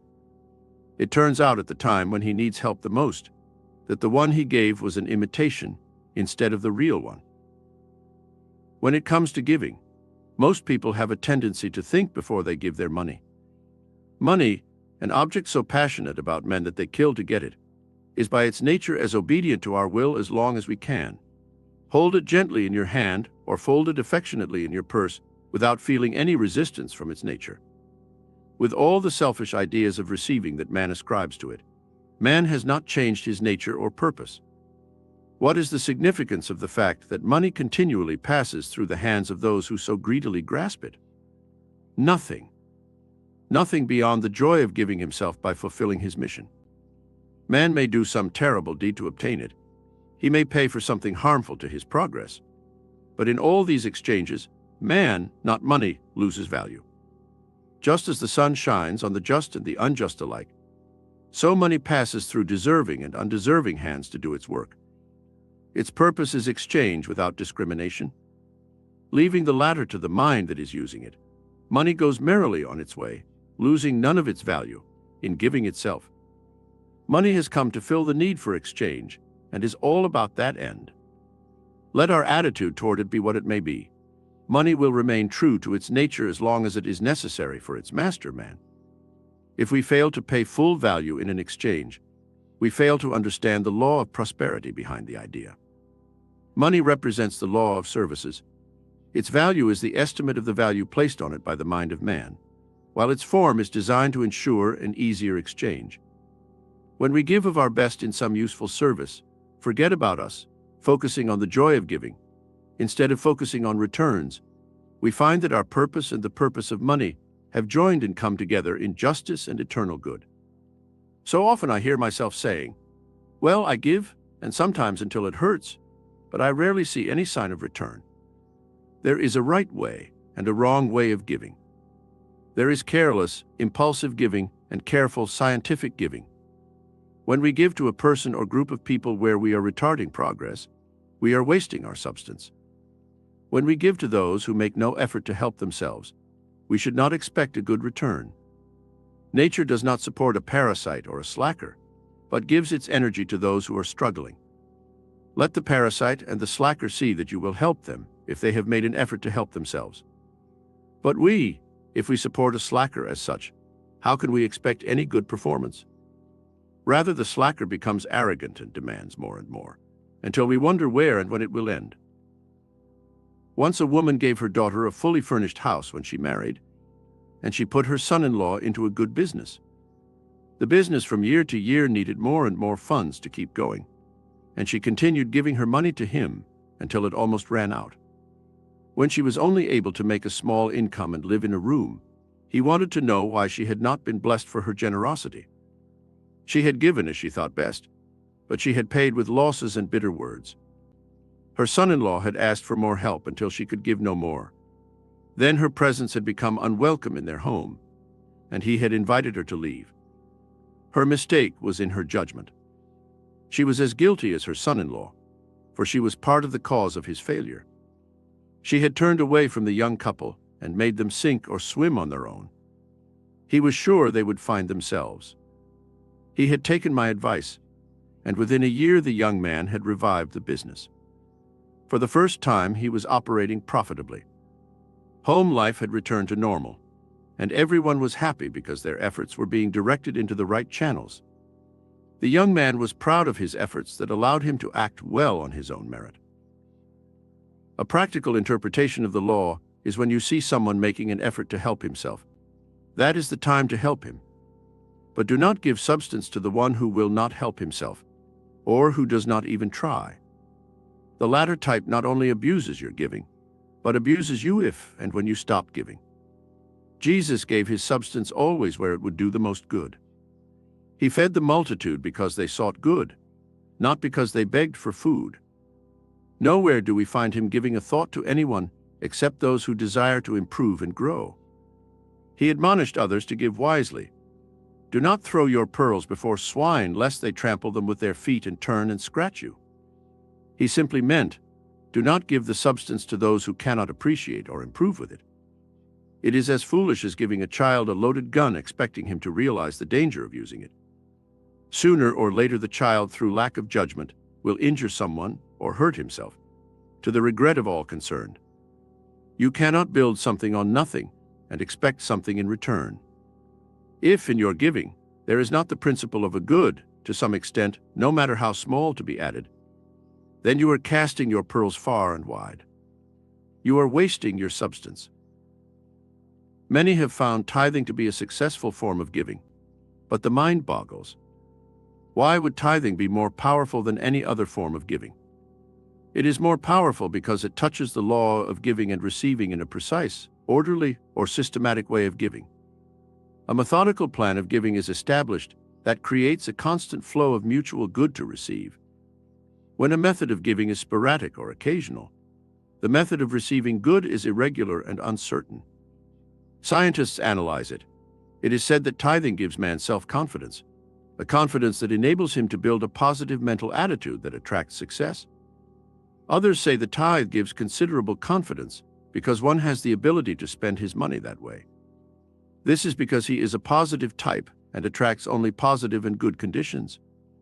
Then there are others who have a spiritual view toward tithing and say that God is their partner, and they are only paying 1/10 of their income as his share.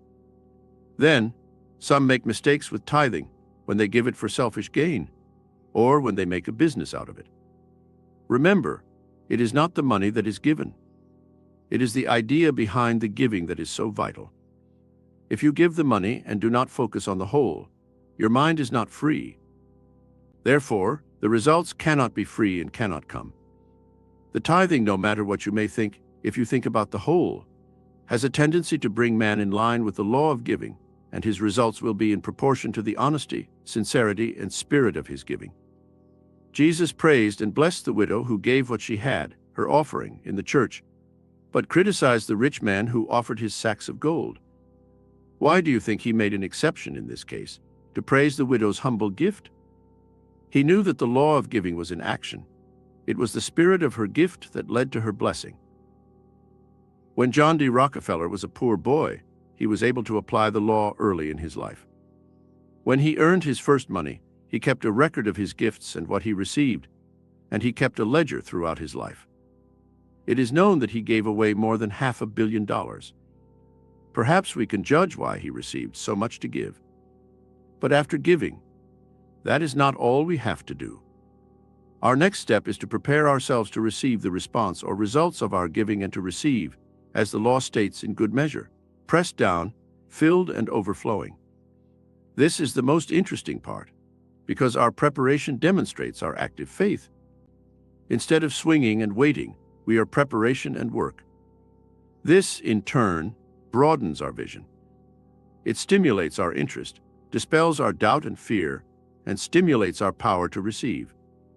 This was clearly illustrated by Elijah the prophet, when the 3 kings came to him and asked him to pray for them, that they might be victorious in battle, and that they might have water to give to their soldiers and their animals.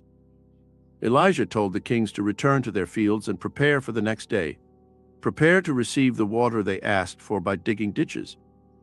Now, if you have ever been in the desert, you know that it was a stupid idea to dig ditches in the sand and expect the rain to fall, but the kings did as they were told.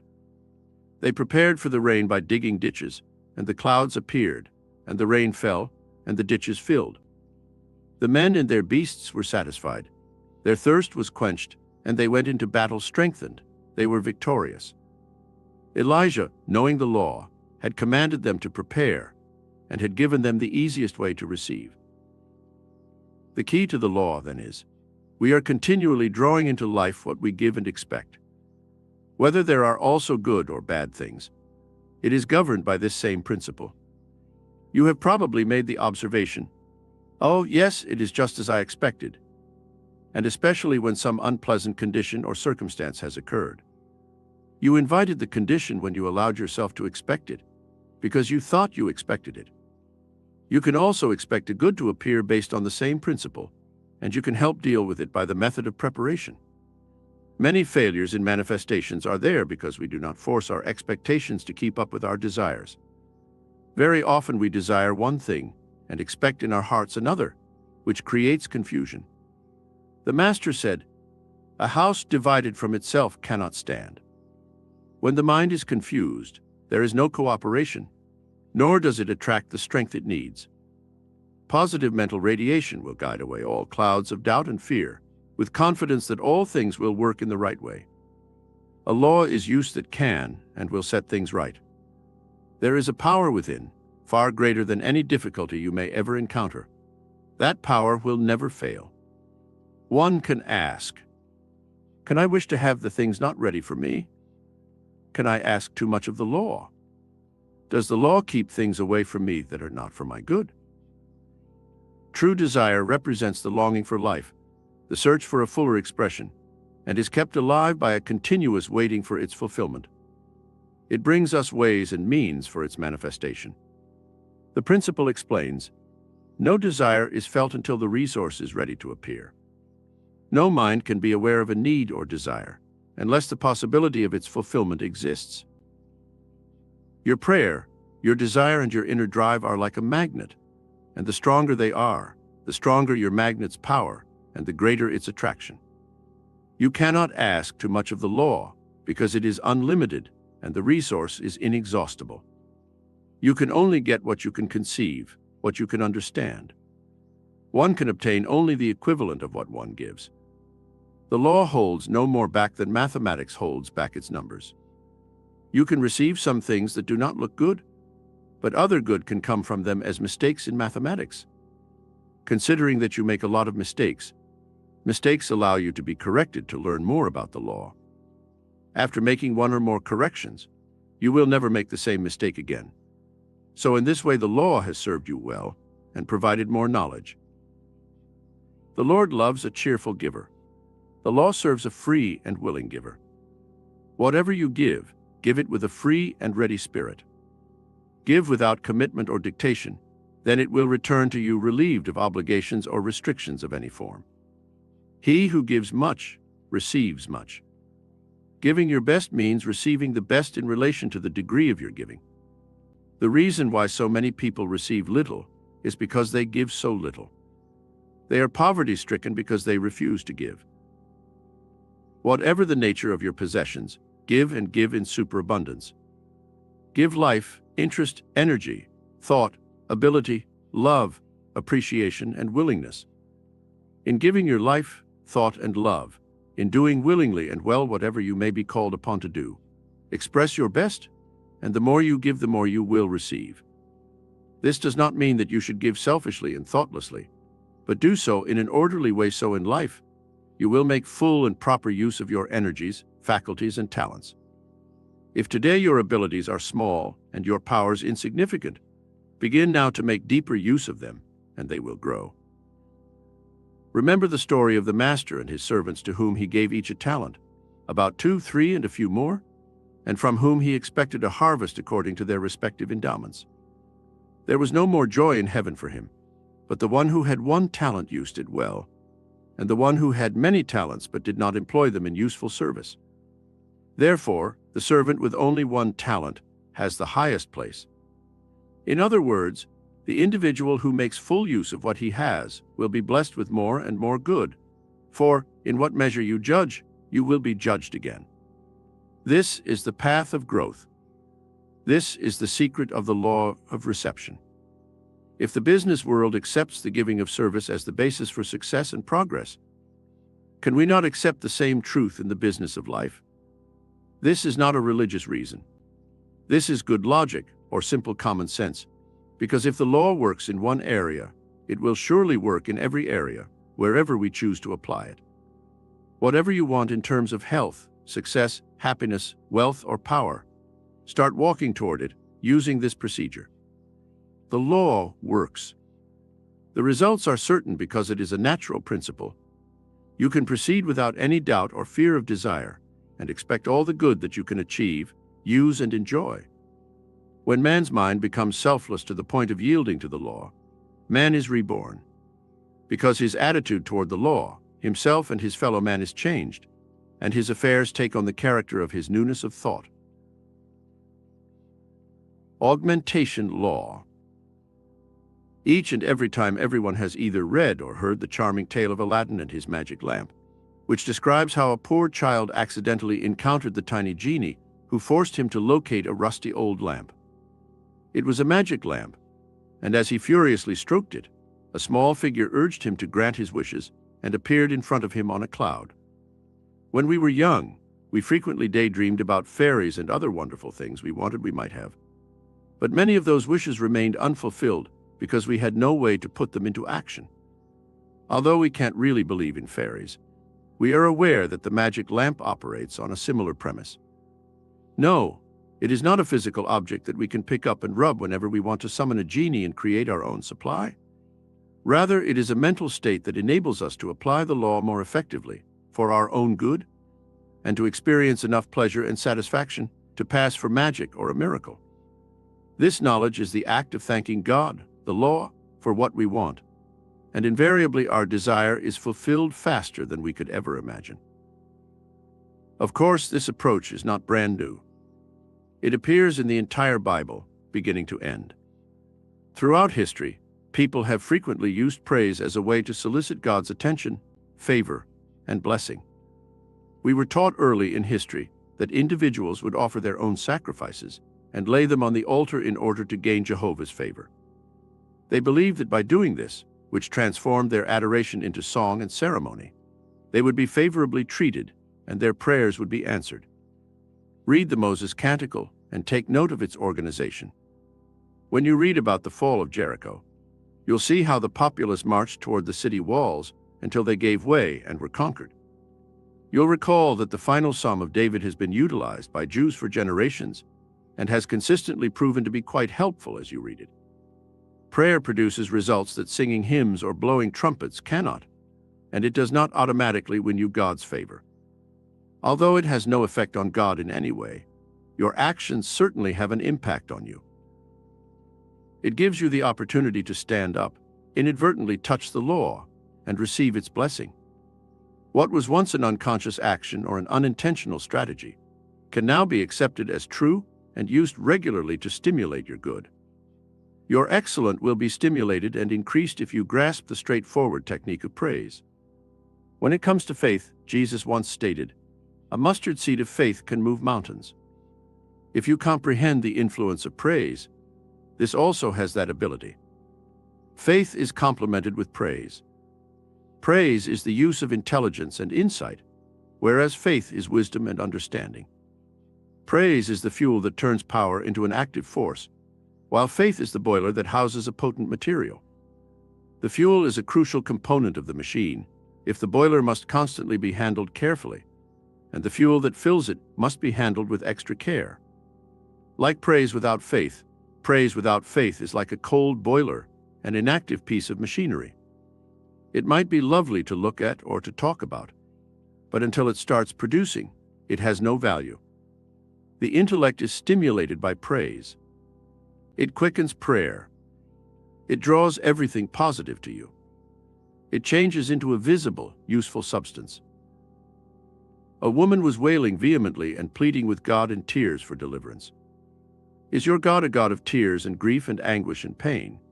The master interrupted her, scolded her, and hurt her. Oh no, God is a giver of happiness, joy, serenity, and love. You beg your Father in tears, even though you long for happiness and tranquility. How can you get white when you desire black? Do you expect a snake if you ask for a fish? Do you anticipate a stone if you ask for bread? Because the immutable law is continually trying to supply you, you can only obtain what you anticipate. Prayer shouldn't be a cry for help when you're down. It ought to be a prayer that exalts, demands, decrees, praises, and expresses blatant thanksgiving. The law of the Spirit is represented through praise, which is a means of prayer. While all other forms only feed on arteries, praise has a wide route. When a man praises, he opens upward to God through this law. He advances consciousness and establishes himself as a big conduit for the blessings that are constantly trying to find him. He can approach God and become more in tune with the divine powers inside him by using praise to open a small door in his thoughts. The fastest method to experience successful prayer is through praise, which is also the quickest way to complete any manifestation. While its opponent, condemnation, confines and closes the intellect down, praise opens it up and expands it. Praise is received favorably by all of creation, and he is happy. You may have seen how a coach would offer his kids a pat on the back or a treat he enjoys after each performance. That man is savvy to use the law to get his students to perform at their best by bringing out their best enthusiasm. You've probably seen how happy children get when they get praise. Those who struggle with their slaves or assistants can learn a lot by employing this strategy, and the quality and volume of labor completed will significantly improve. I have no doubt that you have encountered this law in your line of work at some point. Have you ever tried to please someone only to have them criticize or condemn your efforts? Did you not feel like you were putting in extra effort? Maybe you also had the desire to delegate the task to someone else. After a while, such an event stifled your enthusiasm and energy, and you lost all motivation to improve. When the law is changed, this is how you respond. In light of this, receiving praise for your achievements makes you want to improve and strive for perfection. This pleasure increases your interest, and you begin to spread your enjoyment throughout your surroundings and at work. Since I have witnessed commended flowers that lived longer and improved in beauty, it is well known that plant life is likewise sensitive to praise. There is a physical reaction in our body when we receive or give ourselves praise. Our body's cells react to the law, according to doctors. They appear to learn and grow in power, capability, and even intelligence. Of course, we are aware that the enlargement is the result of the mind operating through each cell. Every cognition is mediated by an ether that is unseen.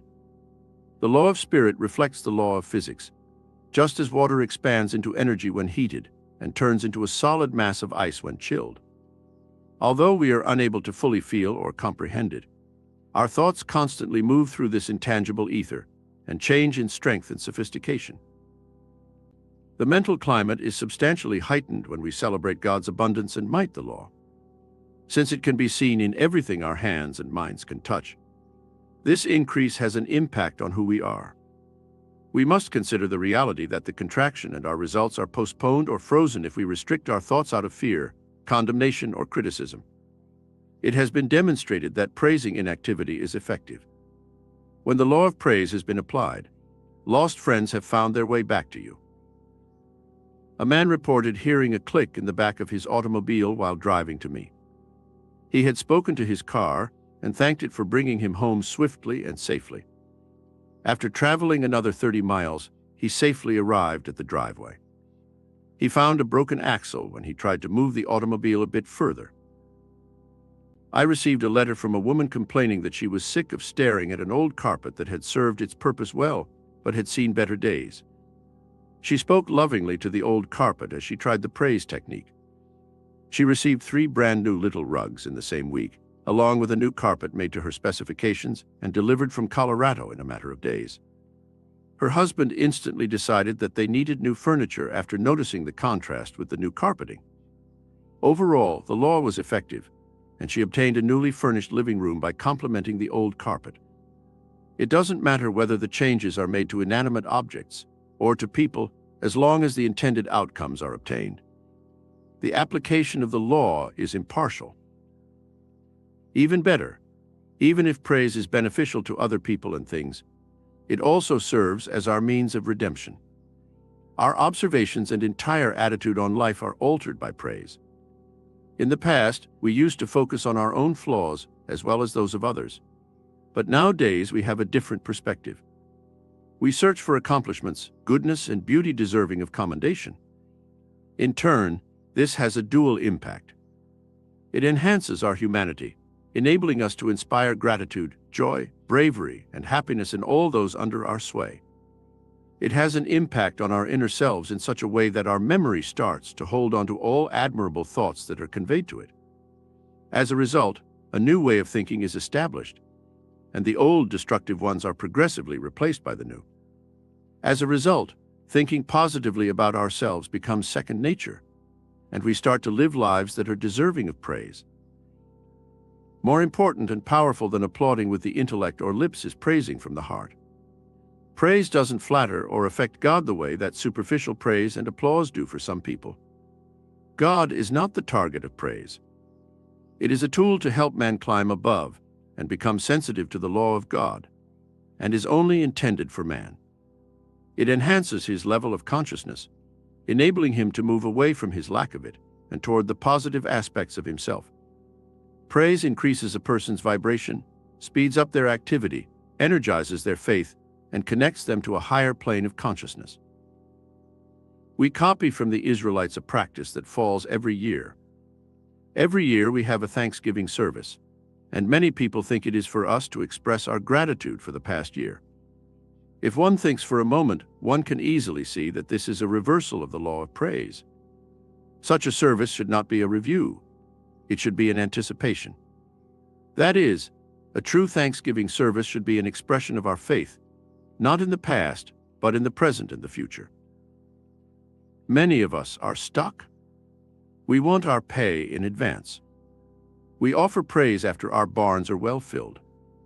If all goes well, we are willing to take a break to give thanks for our good fortune. Anyone can be thankful with the gift already in hand. If conditions are bad, our harvest meager, or problems plague us, we are inclined to forget praise and are preoccupied with our failures and often blame God for his neglect. When we can sing praise in the face of adversity, adversity will soon disappear. This is not a promise. This is a law. Learn to do praise, to be thankful for the good at hand, and you will have found the magic lamp of the Spirit. This mental attitude not only brings forth your desires, but also generates your confidence, strengthens your faith, and builds a guarantee for things to come.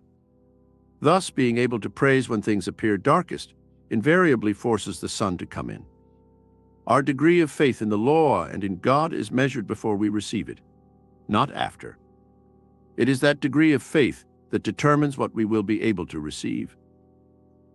This is what Jesus knew when he said, "Whatever you desire when you pray, believe that you have obtained them, and you will obtain them." Praise is this belief in action, and the action is in the present time. It is now.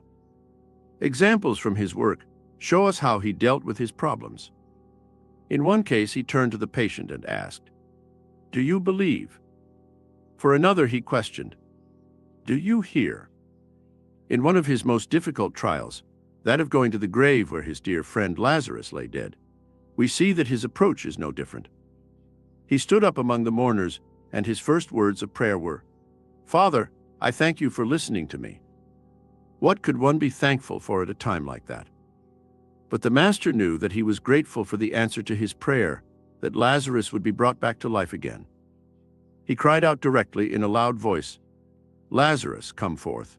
And in the book we read that Lazarus moved into his grave, and the clothes were returned to his body again. At another time, 10 lepers came to the Master asking to be healed. He told them to go and show themselves to the priests.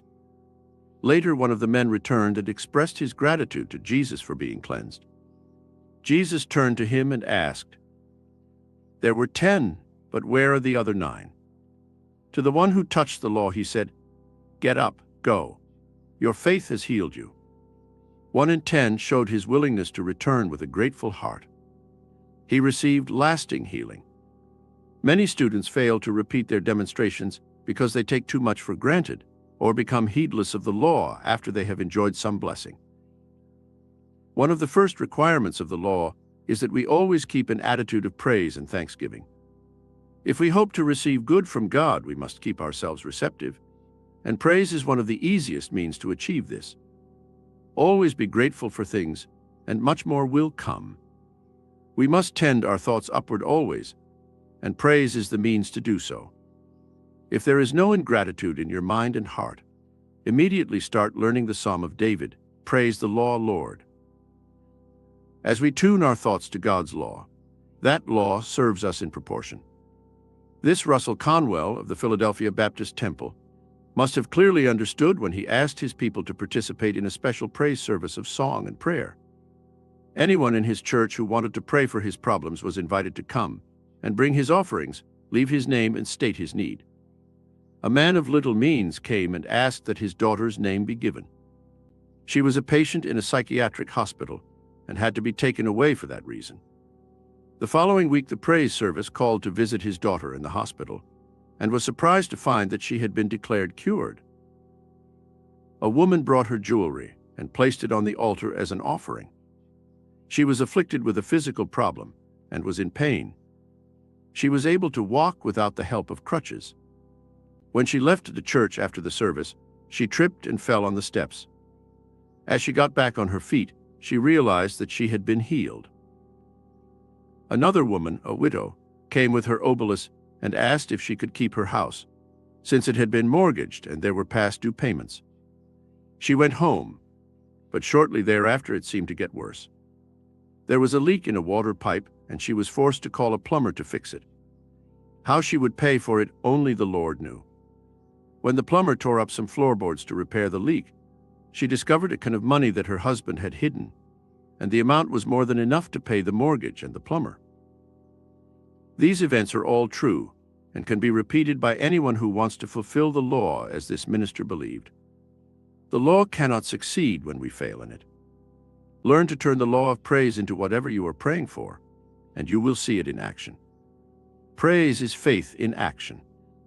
A faithfully observed law will always be able to reward the observer generously. The law of praise will take you from sickness to health. It will raise you from ignorance to intelligence, from poverty to wealth, from weakness to strength, from fear to courage. In fact, the law of praise will promote in all things and in all ways. Start using the law now. You don't have much to begin with, you say. Well, neither did Jesus when he had about 5,000 hungry souls to feed. He had only 5 loaves and a few fish, yet he did something with them. He started the action by praising the little one at hand, and then moved on to something else. You know the story, and the master said that what he did we could do? There are no exceptions to the law. How can it be done? When you learn to take what you have and build on it, not with contempt and condemnation, but with praise and gratitude, you are working the law, and the law will give you an answer. Praise life, which is everywhere good. Law of compensation. One often hears people proclaim, "The world owes me nothing," with a reckless attitude and a willingness to live their lives as simply as possible. The argument that one should obtain a pension so that they can survive on an amount of $200 or less a month is one that is frequently made in front of the fire, at the dinner table, on the radio, and in political debates. Therefore, when we hear the statement, most of us are familiar with it.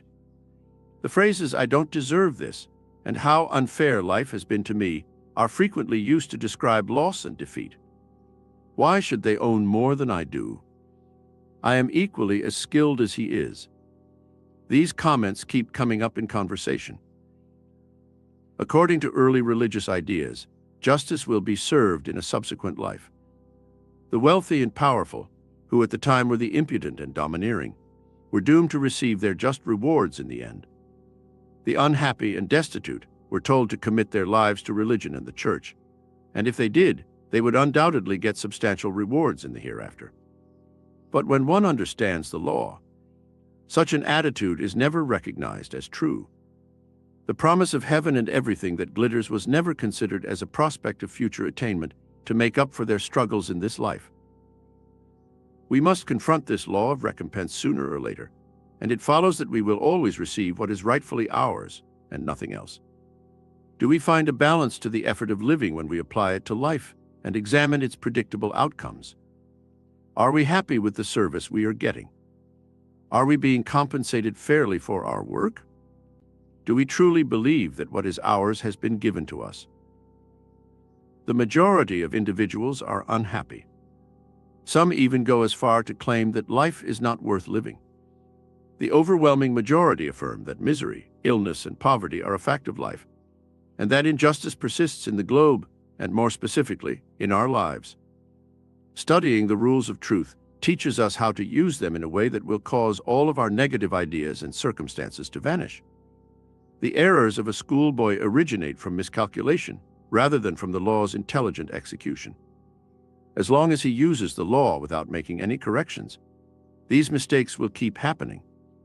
Until he modifies the way he applies the law, these mistakes will persist.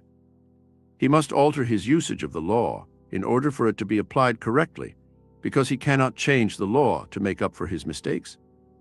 It is our responsibility to change how the law is used in order to achieve better conditions than we have had.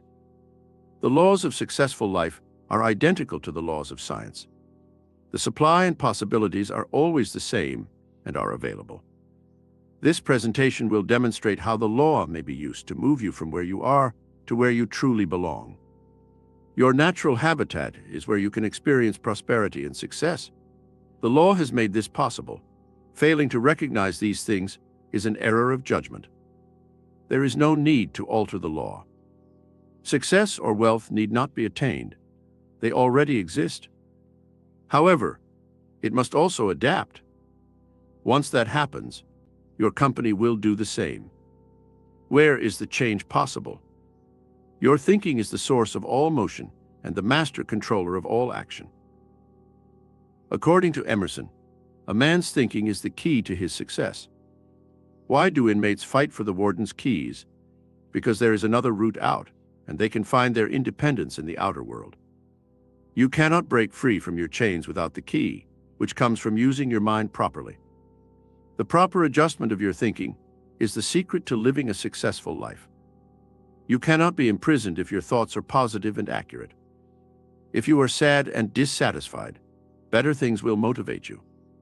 How can you expect to be different if you want to success and riches, but make no effort to change? A drinker never recovers until he makes the decision to give up drinking. Until you decide to quit a habit, you are not the master of your life, whether you have one or are obsessed with it. You will never be able to overcome your poverty and privation until you alter your perspective on it. Many people go through life and death just knowing what has been passed down to them. The circumstances will alter once your point of view does. A condition will only stop drawing our attention when we stop being able to recognize it. Only by altering our conceptions of something can we stop recognizing it. Have you been to various homes and discovered that they are all unique in some way? Or were they drab, dismal, cluttered, dusty, and uninviting? Were they clean, neat, bright, and cheery? The home is an image of what the mind is contemplating. Its appearance reveals the janitor's mentality. If you want to succeed, look around your home. If order is the first rule, then order must also be the first thing you do. No, a house may be neat and tidy, even if you use storage boxes as furniture. A lack of funds is not a valid justification for an untidy home. You need to modify your thoughts in the appropriate way to get the best things if you want a better house, a finer surroundings, or attractive furnishings. The little things matter, and a lot of little things add up to a large thing. If you are incapable of maintaining your current home, it is pointless to wish for a new one. In our area, there was a fish shop run by a couple. They failed to maintain order, were not always polite in their interactions, and failed to produce. After suffering numerous losses, they closed and sold what was left. The couple that purchased the company updated the fixtures, laminated the handles, sanitized the space, and covered it with tile panels, making the shop appealing and successful. They started doing business immediately away, earning a reputation for serving wholesome food in a spotless environment. Despite the pre-existing circumstances, their business continued to grow gradually until it became essential to rent an additional space in order to expand the store. After a few years, this identical company and location saw these two people succeed where others had failed. The legal system supports self-help. This is always how the law of compensation operates. You invariably bring out the best in yourself when you carry out your duties to the best of your ability, or when you do your work well. You become more competent and effective. You improve, demonstrating your supremacy in development. And according to the law, a stronger will invite stronger and better things to happen. The underlying idea is that you will start to draw yourself into something bigger when you get too big for where you are at the moment. You cannot attract the best until you get bigger. Anything you receive must be earned before you can keep it. If someone appears to be acting in that way, it won't last long since, in accordance with the law of compensation, they will discover their true place. Or, to use a phrase that is often used, like water, he will find his true level. Or, you cannot hold a good man down. Actually, your physical unfitness is the only thing standing in your way of growth. In other words, whomever fills their current position the most will eventually progress. This idea is essential to progress, growth, development, and evolution. Without it, none of these things would be possible. The office staff is negligent if there is a mess of papers, magazines, and bundles around the space, and if the boss desk is covered in stacks of mail, some of which is more than a week old. The activity reflects the organization's philosophy. The company is a reflection of its leaders' thinking. How do we identify the origin of any losses? When we go to the top and influence his thinking, the entire organization is immediately transformed. Change the general's perspective, and you change the entire direction and goal of the entire army. It is incorrect to attribute your struggle to circumstances outside of your control or to other people. You are at fault here, not the law. You've got a mental kink somewhere. Your ideas are moving forward on your terms. Check and make adjustments. Are figs to be picked from brambles or grapes from thorns? This law was a major component of Jesus' philosophy. Give and it will be given to you. Do not judge or you too will be judged. You will be evaluated according to the standards you use to judge. Paul continued, "Whatever a man sows, that he shall also reap."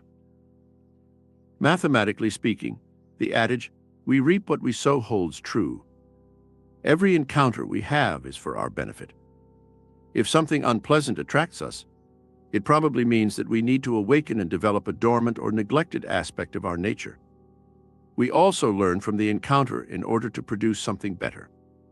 As a result, the level of pleasure and satisfaction we experience in any area of life primarily rests on our capacity to make the most of those experiences. After all, the law of attraction will only send us things that will aid in our personal growth. It must be recalled that we attract whatever we need, and whatever we require is always beneficial, in order to understand this concept simply. This is the right mentality to adopt, because every event is for our benefit, and we need the ability to understand this.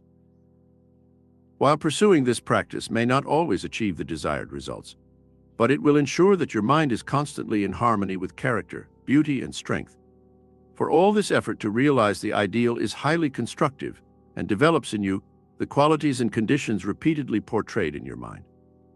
Clear, strong, positive thinking with definite ideals is a wonderful preventive of morbid mental attitudes and negative thinking, which leads to actions and conditions of weakness, misfortune, discord, and trouble. By constantly trying to satisfy and cope with everything, and use the good that can promote improvements, you are giving all your attention to the ideal and cooperating with the fundamental purpose of law. Repel all inferior thoughts with superior thoughts, bad thoughts with good thoughts, bad thoughts with good thoughts, distressing thoughts with pleasant thoughts, and you will begin to overcome the growth of all negative and confused wrong and discordant states. In other words, learn to think constructively of all people, all things, all events, and all circumstances. Evaluate them from the ideal point of view. When you do this, it will gradually transform your whole life for the better. These are the means by which you can constantly promote your well-being and progress. When you train yourself to mentally seek the good, you will move toward the good. And when you form higher and greater conceptions of the good, these elements will be able to begin to find expression in your words, deeds, character, person, talents, powers, achievements, and accomplishments. That is, all things in your life will begin to improve as a direct result of your better thinking. This process does not imply, however, that you are about to ignore life's injustices, empty places, and underdeveloped states of being, but that you think rightly through and beyond them, toward the hidden good or principle within that is always seeking a higher and fuller expression. You will, therefore, stop condemning and criticizing destructively. Instead, you will seek to bring out the good in yourself and others, and to discover and develop greater possibility everywhere. Whatever we possess today is our just reward. Very often it does not make us happy.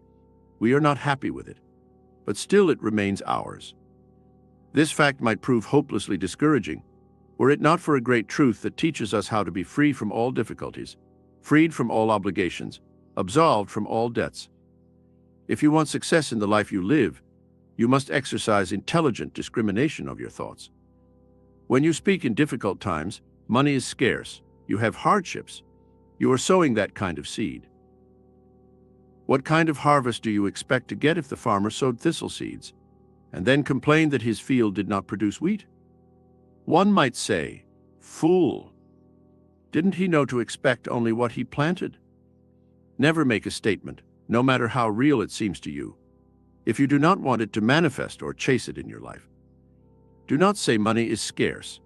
The statement will send money away from you. Do not say times are hard. That will tighten the purse strings so tight that even God will not be able to slide in another coin. Do not say that you are unloved or uninterested in other people's lives.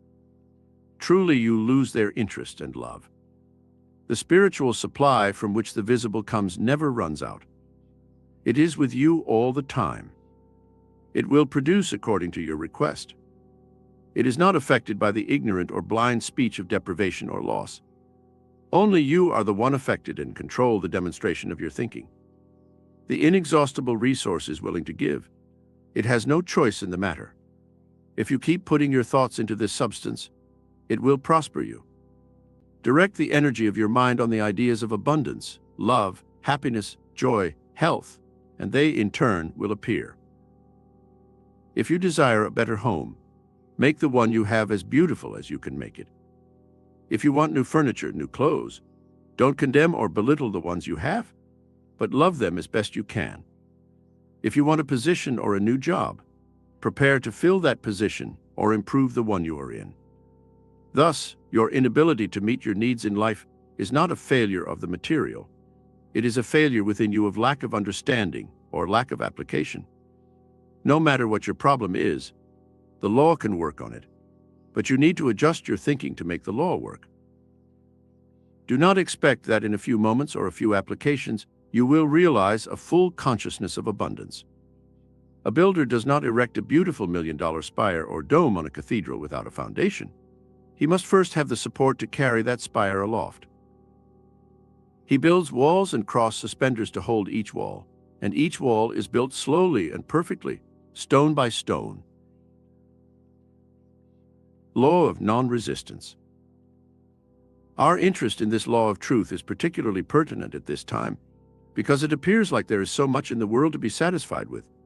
Satisfaction that, for many devout students, cannot be met unless some resistance is imposed. Despite all attempts to stop them, sin and disease appear to have increased.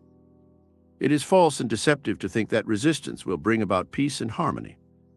True disagreement cannot produce peace, and neither can true harmony. Because resistance does not follow harmony and order, which is the law, resistance is successful. To some of us, the Master's teaching, that you should not resist evil, seems paradoxical. Because when we encounter the opposition, it seems natural to expend our efforts, assemble our spirits, and use whatever means we have to outwit and defeat the opponent. It appears that this is contradictory to how a body naturally reacts. Despite what might appear to be the contrary, when it comes to life's most important issues, we unwittingly apply the law to everyday affairs. This law has so many different titles that it is not always easy for us to identify it as the fundamental law of non-resistance. For instance, in the business world we learn about the psychology of selling, service, credit, free delivery, technical advisors, and every other imaginable assistance that will help us find the right pots and pans for the kitchen, a good style and color of a crib for the nursery, the chair for the fireplace, and the accessories that are so essential to showcase the living room effectively.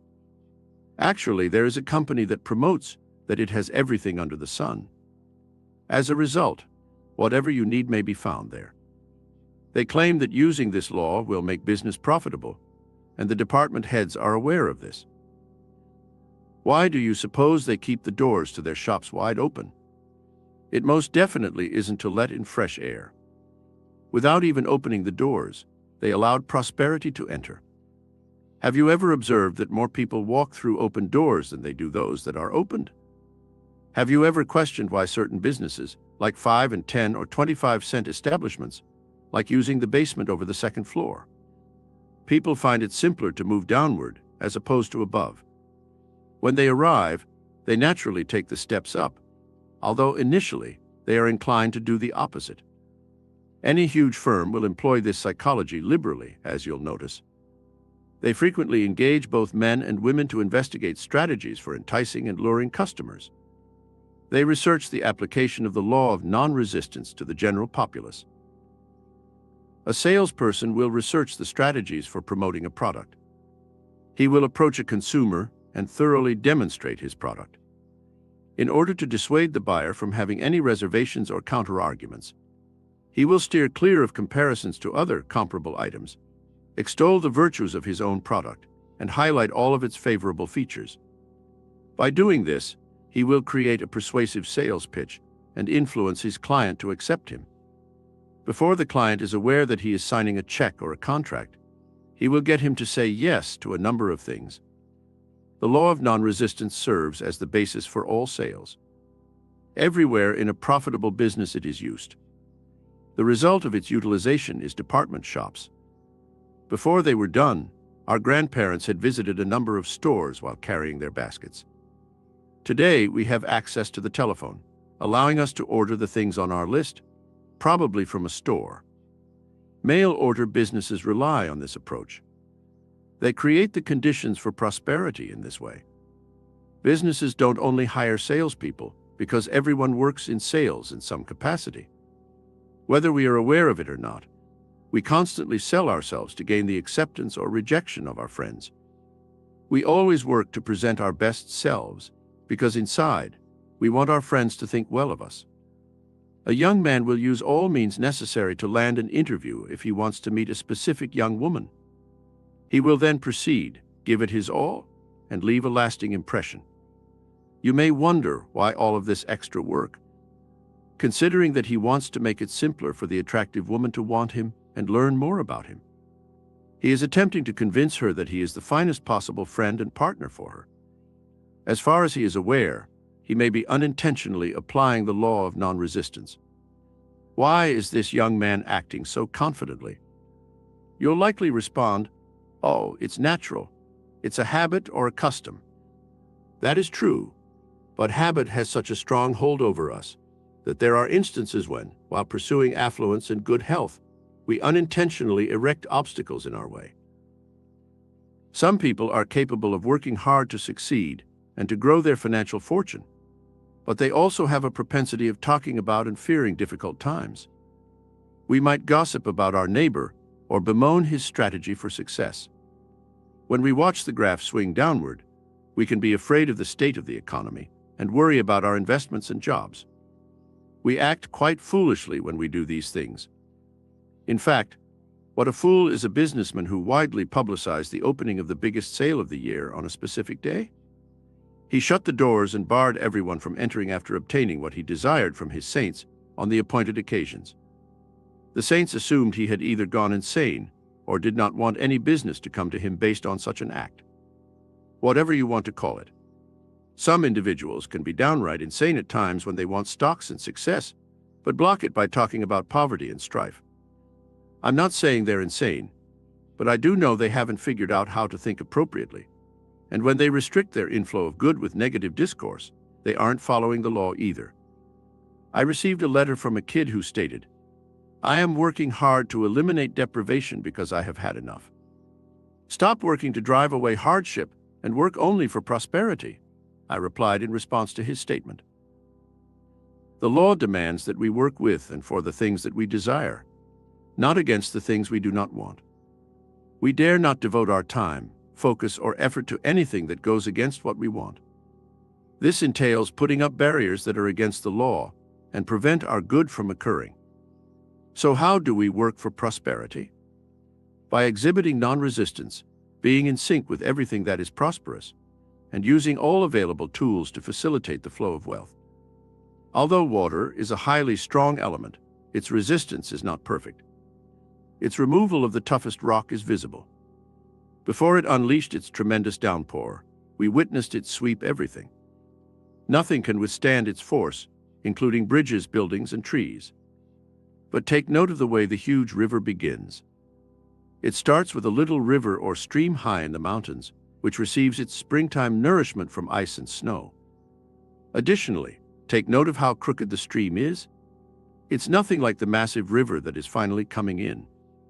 You witness the small stream collide with a huge boulder, a downed tree, or other objects comprised of twigs, decaying leaves, and the like. Does the tiny stream stop at the obstruction, or does it wait until it has enough strength to push the opposition out of the way? The small stream doesn't care about the tree or the boulder because it's on its way to the ocean, a river, and ultimately another larger stream. It moves quickly through the obstruction without wasting any further time, using quiet maneuvers to get past the obstruction, and destined to cross a river before becoming a part of the powerful ocean. As a result, we observe how that small stream navigates a variety of challenges while advancing toward its destination. Some people reject nature's approach and implement their own. When they come across a challenge, they halt moving forward to acquire energy and put and remove it. Friction is caused by the resistance they have built.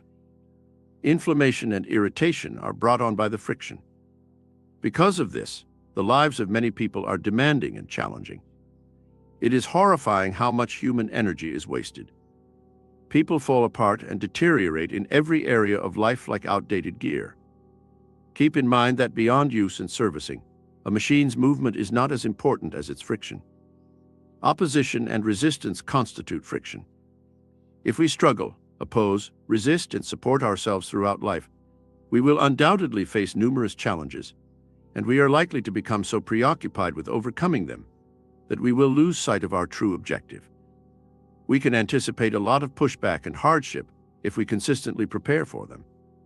As a result, even though we may be forced to work around a hurdle if we don't make an attempt to think about it and keep our focus on the objective or desire we've set out to fulfill, if we persevere, we will eventually succeed. We'll succeed in our mission. Another thing we may take away from the stream is that it experiences more tough times the smaller and more resilient it is. It will initially face so many challenges that avoiding direct opposition will always be difficult.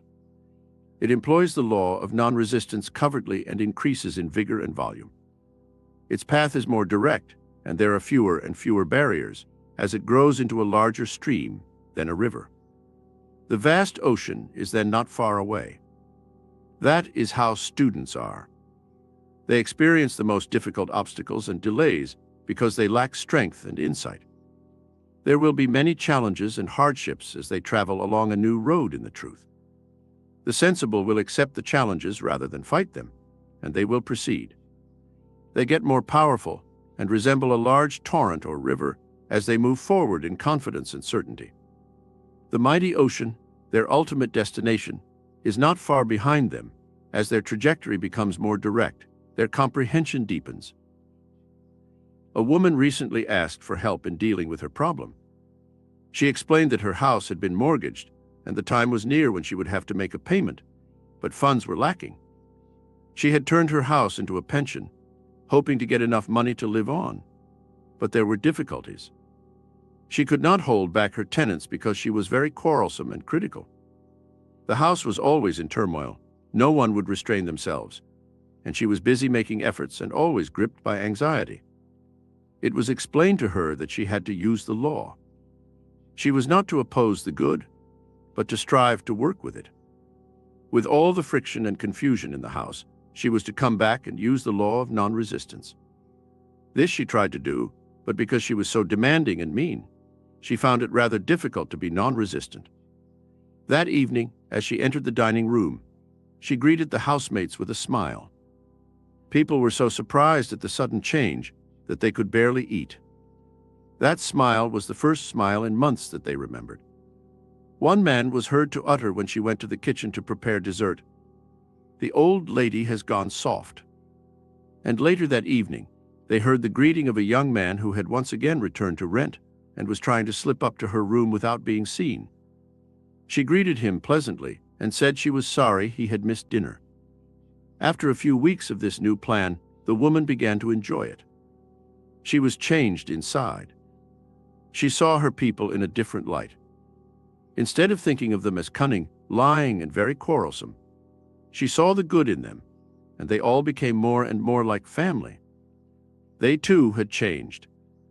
Gathering at the table with the family was regarded as a happy time, and the house filled up.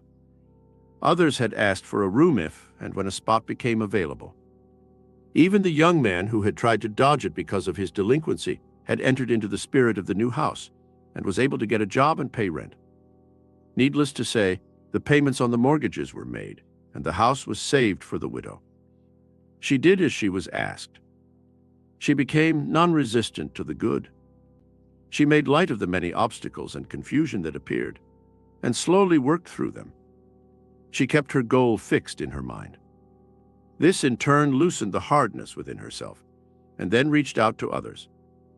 Although she seemed to be too good to some, in doing so, she achieved her goal and won.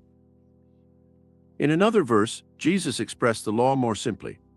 He said, "I say to you, love your enemies. Those who curse you, bless them. Do good to those who hate you. Pray for those who mistreat you." In studying his statement, one might at first believe that the Master was favoring enemies, opponents. Not at all. Jesus was speaking to all those who wished to use the law, extending a loving thought to anyone or removing the opposition and enmity that was once there. This removal must first be in the person's consciousness. Once the thought of enmity is removed from your consciousness, you do not attract the same condition again. Do good to them who hate you, because in doing good you rise above the thought of hatred, and hatred then cannot touch your life. Bless those who curse you, and pray for those who take advantage of you. Why? Blessing arouses the supreme good within you. The highest good within you can only attract a higher good from another. To attract such good, you turn around all opposition and abuse. Thus, to live the law with others, you do not favor others more than you favor yourselves. It affects others because it turns away from them hatred, malice, revenge, and the like, and their love and interest will be mutual. If a man resists a situation, he will always have it with him. If he tries to turn away from it, like a shadow, it will follow him, and repeatedly he will meet it again. If he ignores the hardness of the condition and fearlessly works on it, there will come a time when he will have been absorbed and will have removed that difficult condition. Accept the condition as some evidence of the good. Seek that good, and having accepted it, more and more evidence of it will come. Be in agreement with your opponent is another way of saying that nothing useful and lasting is ever achieved in an argument. One who is convinced against his will is still of the same opinion. Agreeing with one only leads to wearing full armor, to gather all his strength in opposition to yours. Agreeing with him leaves him defenseless and in no need of his armament. Offering no resistance makes him easily friendly, and the one who thought he was your enemy will have the pleasure and privilege of being a friend. Blessed are the meek may seem to literally claim that timid souls are easy prey for their more aggressive brethren. Rather, it refers to those who are able to follow the law of non-resistance to the point of inheriting the earth and all things their own. To be meek does not mean to be an easy target or to be a doormat on which anyone can walk. I have heard that at this time one cannot be a true Christian and be easy and forgiving. In this day you have to be on guard to protect your rights so that the strongest and most violent do not prevail. You do not know what is completely required of a true Christian if you think this. We are not required to be a martyr to our faith, nor is it unchristian to be able to speak fearlessly and positively. We do not need to be an easy target, nor a doormat for anyone, because there is a greater power not to be underestimated, the power of the law when we use it. But this does not make us a fighter, but a master. It does not require us to be tough and turbulent so that we can achieve our rights. Our rights, when they are right, will defend themselves. They are their own defense. There is no one to fight their own battles. Now the law says that we act what we expect. So if one believes he is an easy target, a doormat, a weakling, if he expects to suffer impositions and have to resort to warlike means for his own protection, then those who take the sword will perish by the sword. The law of life reacts to man according to his understanding and application. Being meek does not mean that we are subject to the conditions of discord and disorder. We are meek only according to the law. Such meekness gives us the power of the Spirit. Jesus was so strong in the Spirit that his word was like a double-edged sword. It left bruises like a whip. Jesus, although he was a humble man, was not an example of weakness. When he spoke as one in authority to the scribes or in the temple of the money changers, he showed a strength that seemed incredible to his disciples to the extent that they implored him to be their king. Do not confuse meekness with weakness. Nature eliminates weakness, and so should you. Weakness creates weakness. This leads to deterioration and eventually to death and decay. To live wisely, one must be strong and positive, though rightly meek. Such strength is not measured from a physical and muscular point of view, but in the mind and spirit. No one can truly be a bomb if he is not strong and gritty. Meekness, then, is that appropriate strength when you don't argue, when you don't get angry or cocky and proud, when you don't insist on having your rights in an argumentative way. Meekness is the steel of one's nature. Yes, it is enduring. Meekness is the strength with which you win an argument by refusing to argue. When differences of opinion arise and your opinion is right, the real victory lies in the fact that it is right, regardless of what others may say about it. In science, we recognize the spirit of meekness as cooperation, persistent application, precise calculation, perfect harmony, symmetry of design and color, and so on. Perhaps the simplest illustration can be seen in our application of the law in nature. We exercise the spirit of meekness to accept the terms of nature, and the more we cooperate with the best or submit to her, the more abundantly we are blessed. We carefully select the best seeds and plant them in the right place at the right time and in the most fertile soil. We watch for water and cultivate the growing plant to ensure abundant yield. Why are we so careful, so precise, so non-resistant to obeying the law of nature? Is it because we are weak, want excessive work, and in general, simple-minded because of the utmost care and attention we are obliged to give? Only those who do not fulfill the law of non-resistance are foolish. With whatever degree the wise man answers the law with meekness, non-resistance, so he will be benefited. Thus, when man applies the spirit of meekness to the principles of his daily life, not to conditions, so will he be proportionately blessed. When you are perplexed, remember the little stream of water, and how determined it is to reach the mighty ocean. Be determined to reach and realize all the good that is there waiting for you. Why put off its benefits by putting obstacles in your flow toward prosperity? Choose the path of non-resistance. Every worried thought, every fear, doubt, complaint, argument, and thought are just so many boulders, large and small, that you throw into your flow. These tend to change the course and lengthen the time it takes to reach your goal. Unite your forces for good with the good you are seeking. Remove and dissolve every obstacle from the blessing and be willing to understand it. Mark it no longer as an obstacle, but a stepping stone, bringing you your highest good. Law of forgiveness. There are some necessities of life that call for exceptional human abilities. The concern we currently have is that man will not grow to be able to meet the needs of the time. A serious risk exists at all times when one's character is lacking. The world urgently requires the guidance of a teacher like Jesus Christ. Jesus instilled in his people the virtue of high character. He was more than just a typical preacher because of the brilliance he possessed. He was the best teacher ever. He moved ahead and showed the way as well as paving the path. In the midst of extreme pressure, he proved to be more resilient than all the scribes and Pharisees who had accused him, as well as Pilate, the governor of all of Judea, Caiaphas, the high priest, and Pilate himself. While it is true that they briefly controlled his body as they put him through a trial and sentenced him to die on a cross, the harshest penalty imaginable, his entire intellect and spirit still had the upper hand. He was nailed to the crucifixion on Calvary Hill after being dragged through the streets in a prisoner-like state, but when he looked down on them and saw their mental weakness, he cried out, "Father, forgive them, for they know not what they do."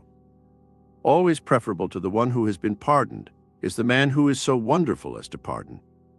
He is better. He is more powerful than his opponent. When Peter the disciple was once hearing one of the Master's many teachings, he became very perplexed.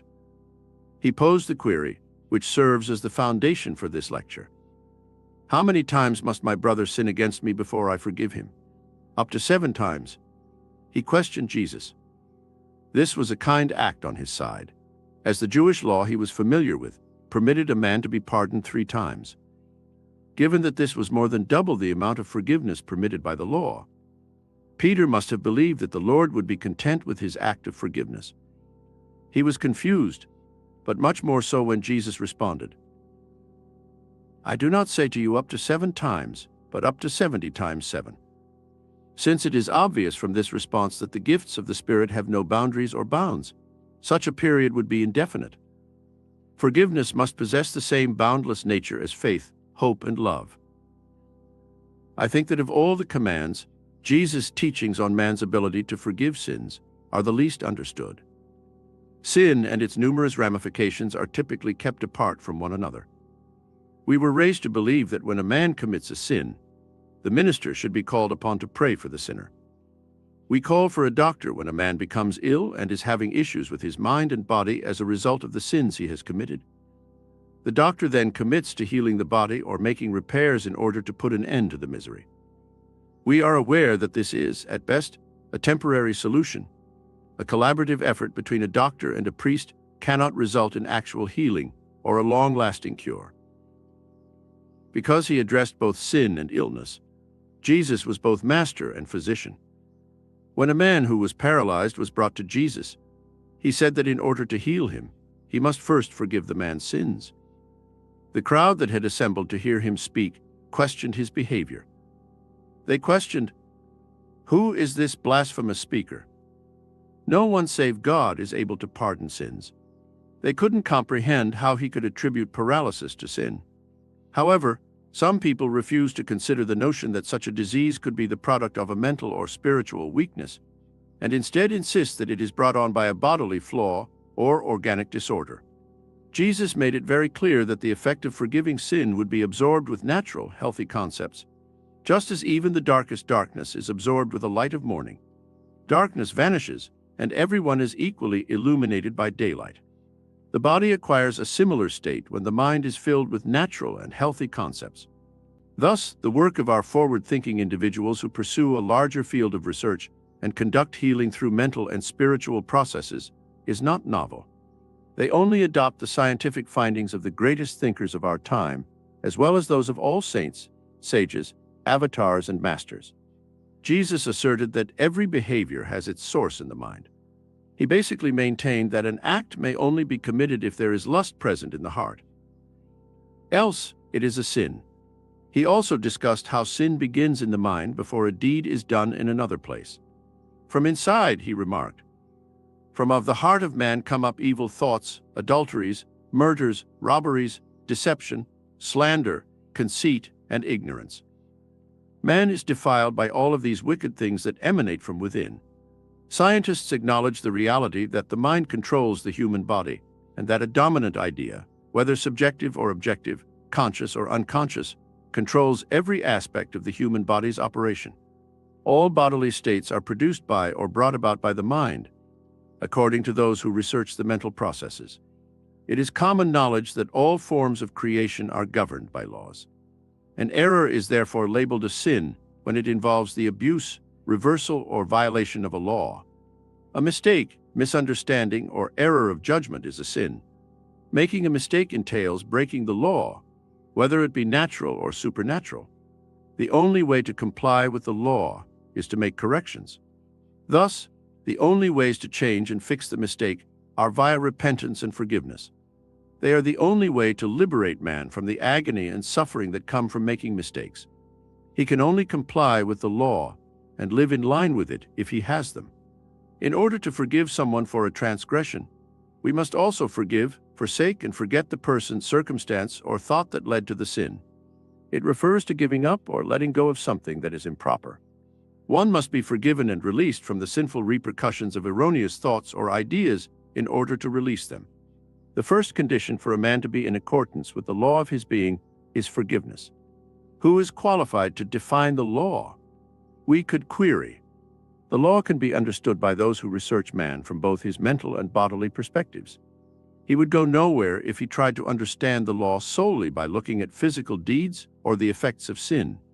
He would keep going in circles, which would be pointless. He will see results if he investigates and studies the factors that led to the sin. He must examine the circumstances and look for anything that has shocked him, anything that has been buried or forgotten, or the condition that might have led to the illness. Then, despite all the temporary painkillers that can be used, this situation will keep returning unless this notion is permanently erased from the unconscious mind or memory. Similar to weeds in your garden, if you trim them back every time they pop up before your eyes, they might only disappear for a short period of time before sprouting back because they have not been completely eliminated. To entirely kill and eradicate the roots, they must be completely removed.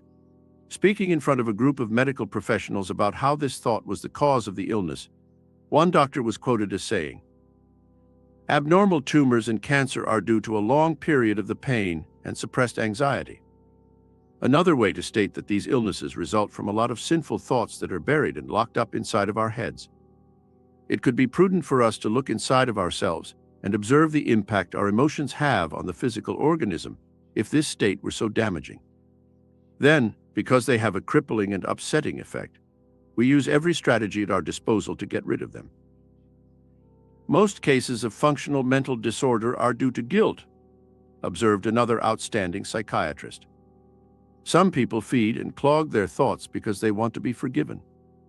A diseased mind is typically reluctant to forgive or release them.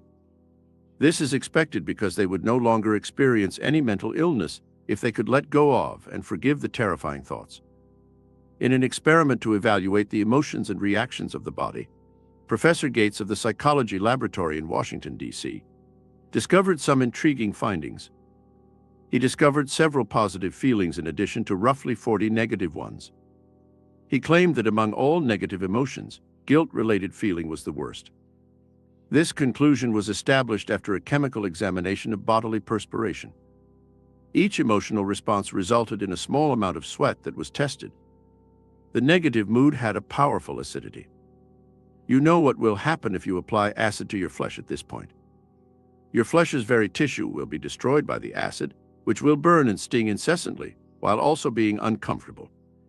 When these damaging thoughts are permitted to enter the mind, a poison is produced that weakens and eventually kills the body. This is the exact chemical response that affects the tissue and the body.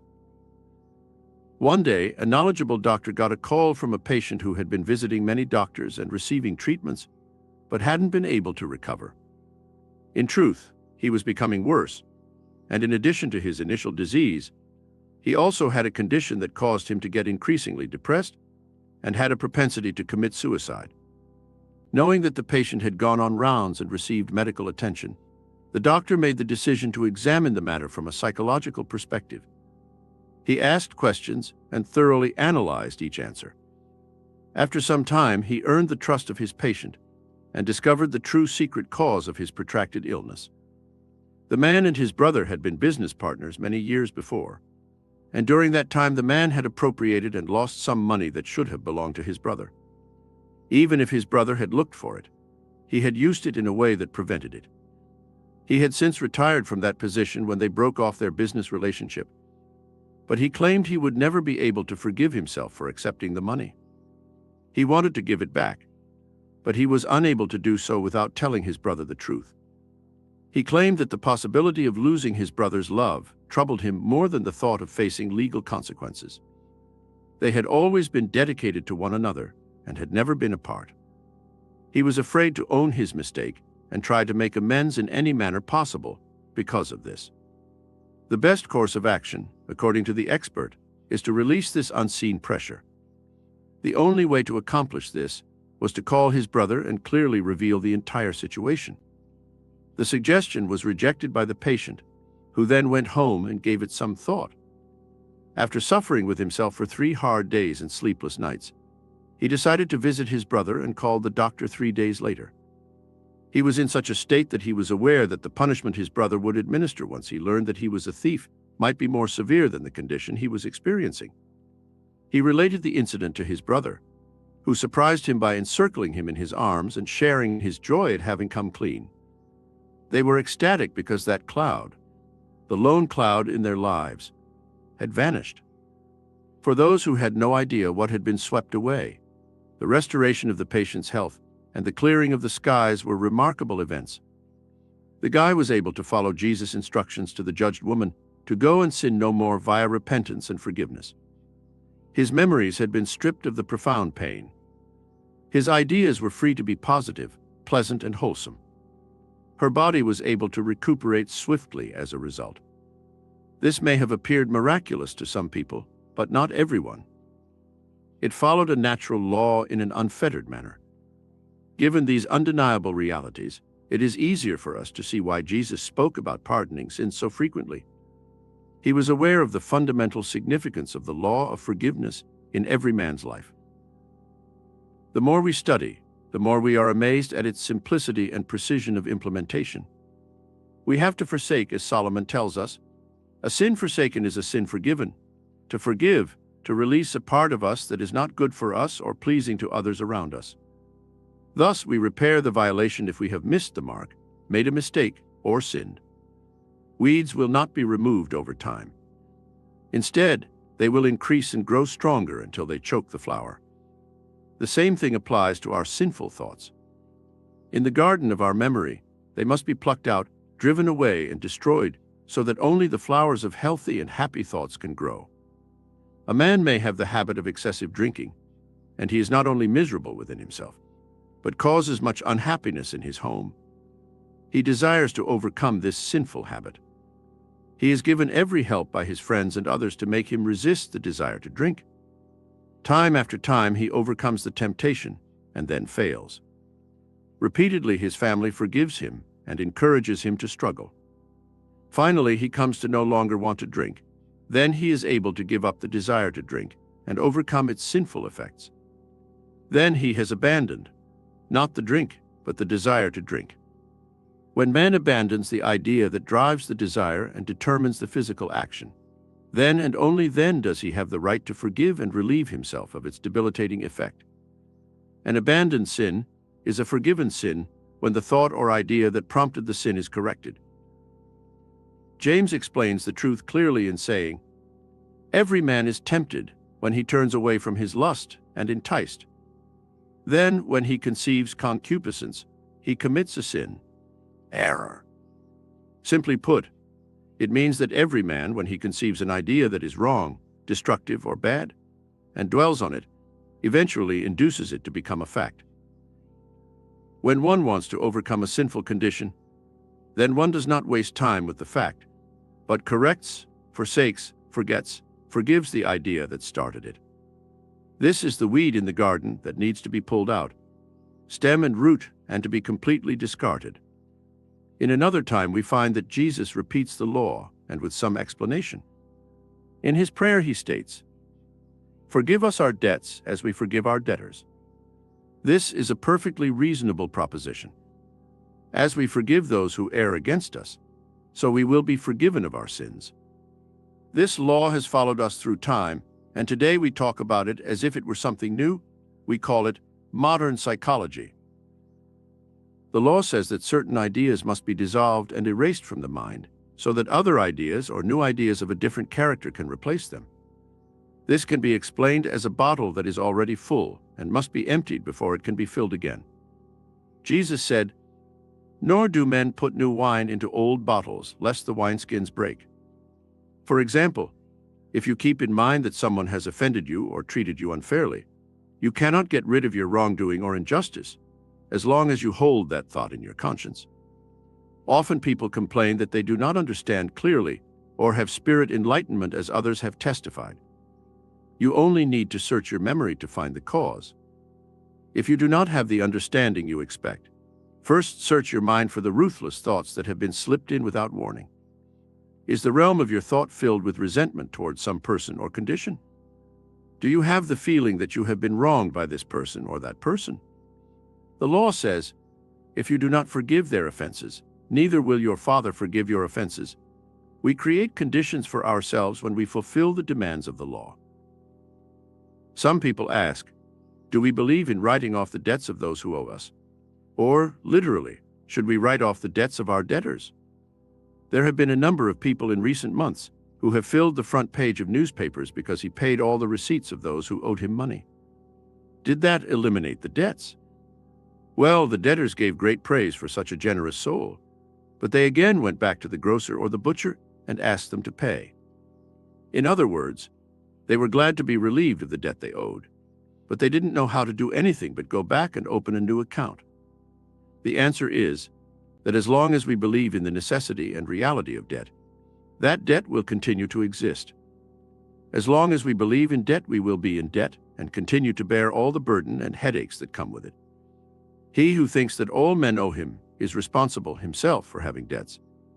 If we send bills to everyone who owes us, does that relieve us of the burden of debt? No. Signing receipts does not erase the idea of debt from our minds.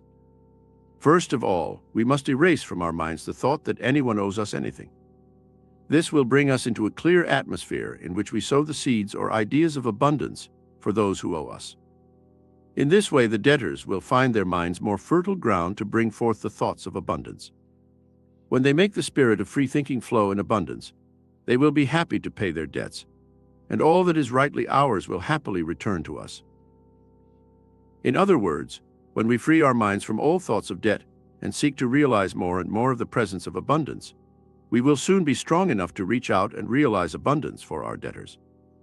When they are relieved of thoughts of limitation and deprivation, This will attract more substance with which the bills can be paid. In this way, and only in this way, debts can be permanently canceled. Through the application of the law of forgiveness, both parties involved will be raised from a debt consciousness to a prosperity consciousness, and prosperity and abundance will abound. Everyone must at some time walk the path of forgiveness. We must learn to live the present law. It must be important because the Master taught us that there is hope of forgiveness for those who forgive. Only when we forgive are we forgiven. We must make the first attempt. Our will must open the way for our forgiveness. We dare not ask more of the law than what we are able to extend to ourselves or our brothers and sisters. Unless we prove this law by living it, we cannot hope to achieve the greatness of character that life requires. As we ponder all this thought, we may wonder if the Master intended forgiveness to be an essential part of the order of world events today. The truth is deeper in everyday life. When we remember the rivalries that prevail in almost every store and office, when we see the jealousies that divide a neighborhood, when we observe and feel the envies both scholastic and professional, when we have conflict and discord in our homes, we see the solemn, though simple teachings of abandonment of forgiveness deeply in your life and mine. If we are unable to forgive, we cannot know that we have a little soul untouched by the Master's teachings. These are our daily trials, for it is in the school of forgiveness that life's lessons are learned. Law of sacrifice. Each man ought to have a role model or hero. Do not put too much faith in somebody who claims to have nothing and desires nothing. A man without values will eventually prove to be detrimental to others, since he does not desire there to be anything bigger than himself. Any young person from age 6 to 60 or older should consider Abraham Lincoln to be their ideal hero. Lincoln started out at the bottom and worked his way up to the highest office that our society could imagine. Nowadays, it is difficult to discover a youngster or man about whom we cannot declare that he possesses more inherent talents and chances than Lincoln. He was straightforward and sincere, and he was determined to survive in his own world. Like everyone else, he had numerous flaws. Instead of completing any work, he would have chosen to relax his lanky body in a cozy position and continue to tell. He received the education that his wife desired for him. When he walked into the White House as our president, he barely had a few bucks in his pocket. However, a man is not created by money. Courtesy does not. Even education cannot enlarge a man's narrow soul. When Abe was a young boy with his mother, who educated him when she could, a seed of thinking was planted in his mind, and Abe's soul started to grow from that. Mrs. Lincoln became gravely ill one day, and realizing she was going to die, she gathered her family around her bed, resting her frail hand on tiny Abe's head and urging them to be good to one another. He expressed the wish that they would follow his example and live godly lives, loving their family members. She completed her mission and passed away with slumped shoulders, a narrow chest, a sorrowful, occasionally wretched disposition, and no hope of better circumstances on earth. She may have daydreamed, but she did little to prepare the ragged, helpless youngster who stood by her side for the glorious destiny that lied in store for him. Even though Abe was a very small boy when his mother passed away, he never forgot her. She imparted to him a lesson that he would remember for the rest of his life. She explained to him that the desire for discipline, enjoyment of it, and voluntarily making the decision to practice it are the precursors of wisdom, rather than discipline being the beginning of wisdom. Thus, he discovered that self-control is the key to everything that makes life worthwhile. Today, attend a concert or opera to hear a voice that captures your attention. Fans are listening to the voices of your favorite musicians, including McCormick, Lily Pons, Thomas, Eddie, MacDonald, and more. How do they bring it about? Oh, they're not going to make that happen. They may be very gifted, but discipline is what produces the spectacular results, not extraordinary talent. Discipline is actively sought after, passionately chosen, and patiently pursued. However, it is said that this age lacks discipline. However, this is untrue. We get the rewards of diligent work and discipline in every aspect of life, and the outcomes are well beyond anything our forefathers could have imagined. I'll never forget the thrilling experience I had while relaxing in front of a warm fireplace in my first house one evening. I nonchalantly turned on the radio next to my chair and chose a top station. I was surprised to hear Richard Byrd being called in the Antarctic regions of the South Pole. The commander then described the hazards and challenges they had faced while unloading and transporting supplies to their new home, Little America, the day before when the ice slope had split and snow had slid in. He would prepare a thorough report and send it to us through letter, which would take some time to get here. But here, in less than a second, his voice resounded, and I, along with many others, heard him as he described the day's happenings. Older workers would never have imagined such things were possible. The appropriate term is discipline, not happen. He was meticulous and had a scientific and technical discipline that led to this outcome. There is only one area in which our generation lacks discipline, and that is our morals. We are aware of the importance of discipline in science, the arts, athletics, and all other practical endeavors. However, we let loose, need our time, let our instincts run wild, and let go of inhibition. Much of our moral life is characterized by the rejection of discipline. Men everywhere are realizing how important it is to control their thoughts and behavior. When it comes to ourselves, the most precious object of all, we let our thoughts wander. We carefully raise our pets. We use the forces of nature to serve us regularly and well. No one can succeed in their goals until they develop mental discipline and think in a controlled manner. Before one's mind is clear and their values are present and in tune with the divine mind, they cannot be considered to be truly religious. Except for those who seek God according to the law, no one can acquire insight and comprehension of life. We start by noting a basic truth. Always, something must be given up in exchange for something else. Everything in life is priced and available for purchase. You must purchase at the asking price. It is a daily adage that, "I will give you this if you give me that." We refer to this barter by another, possibly more well-known name: sacrifice. So our preachers have not been teaching about sacrifice. It deals with an unavoidable requirement. We have to abide by this clear legislation. Whether we want it or not, whether we are aware of it or not, we are making sacrifices every day of our lives. Whatever we desire in life, we must make a sacrifice in order to obtain it. A quote of the master that the modern mind struggles to accept and avoids. Few are those who locate it, because it is a narrow path leading to a straight entrance. How we hate hearing these words. We want the roads to be free and wide because we are more liberal today. We assert our freedom and say that being so constrained is unnecessary. We do not take the straight, narrow road. However, there are some of Jesus' remarks that are more precise and comprehensive than that. No one will ever be able to discover the treasures of life in any realm to the extent of being able to wander around freely. He will always have to go through discipline, which is like a narrow door and a narrow path. Visit Chrysler's violin performance to hear almost celestial music. Watch the expert surgeon perform the delicate work of mending a damaged body so that the soul gets stronger. Think about the scientist using his scientific formulas in his lab. Recall George Eliot's statement that she began Romola as a young woman, but ended it as an older woman.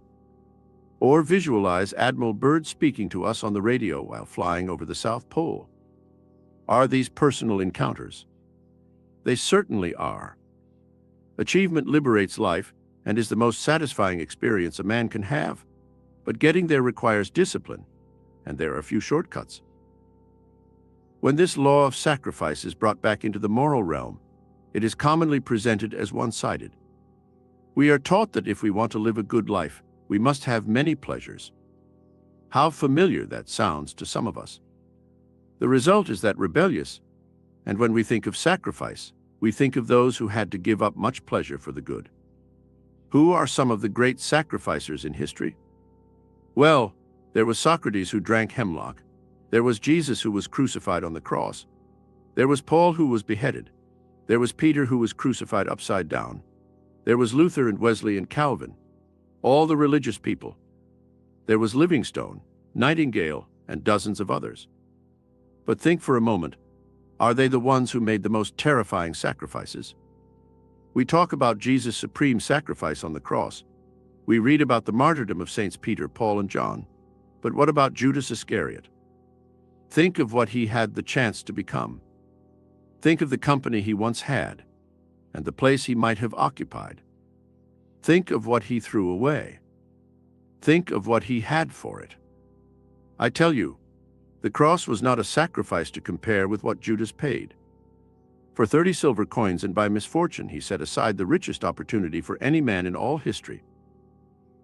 A young man who had disdained discipline, cast aside restraint, and had his escapade wrote as he sat behind prison bars, "1,000 times I paid for those few hours."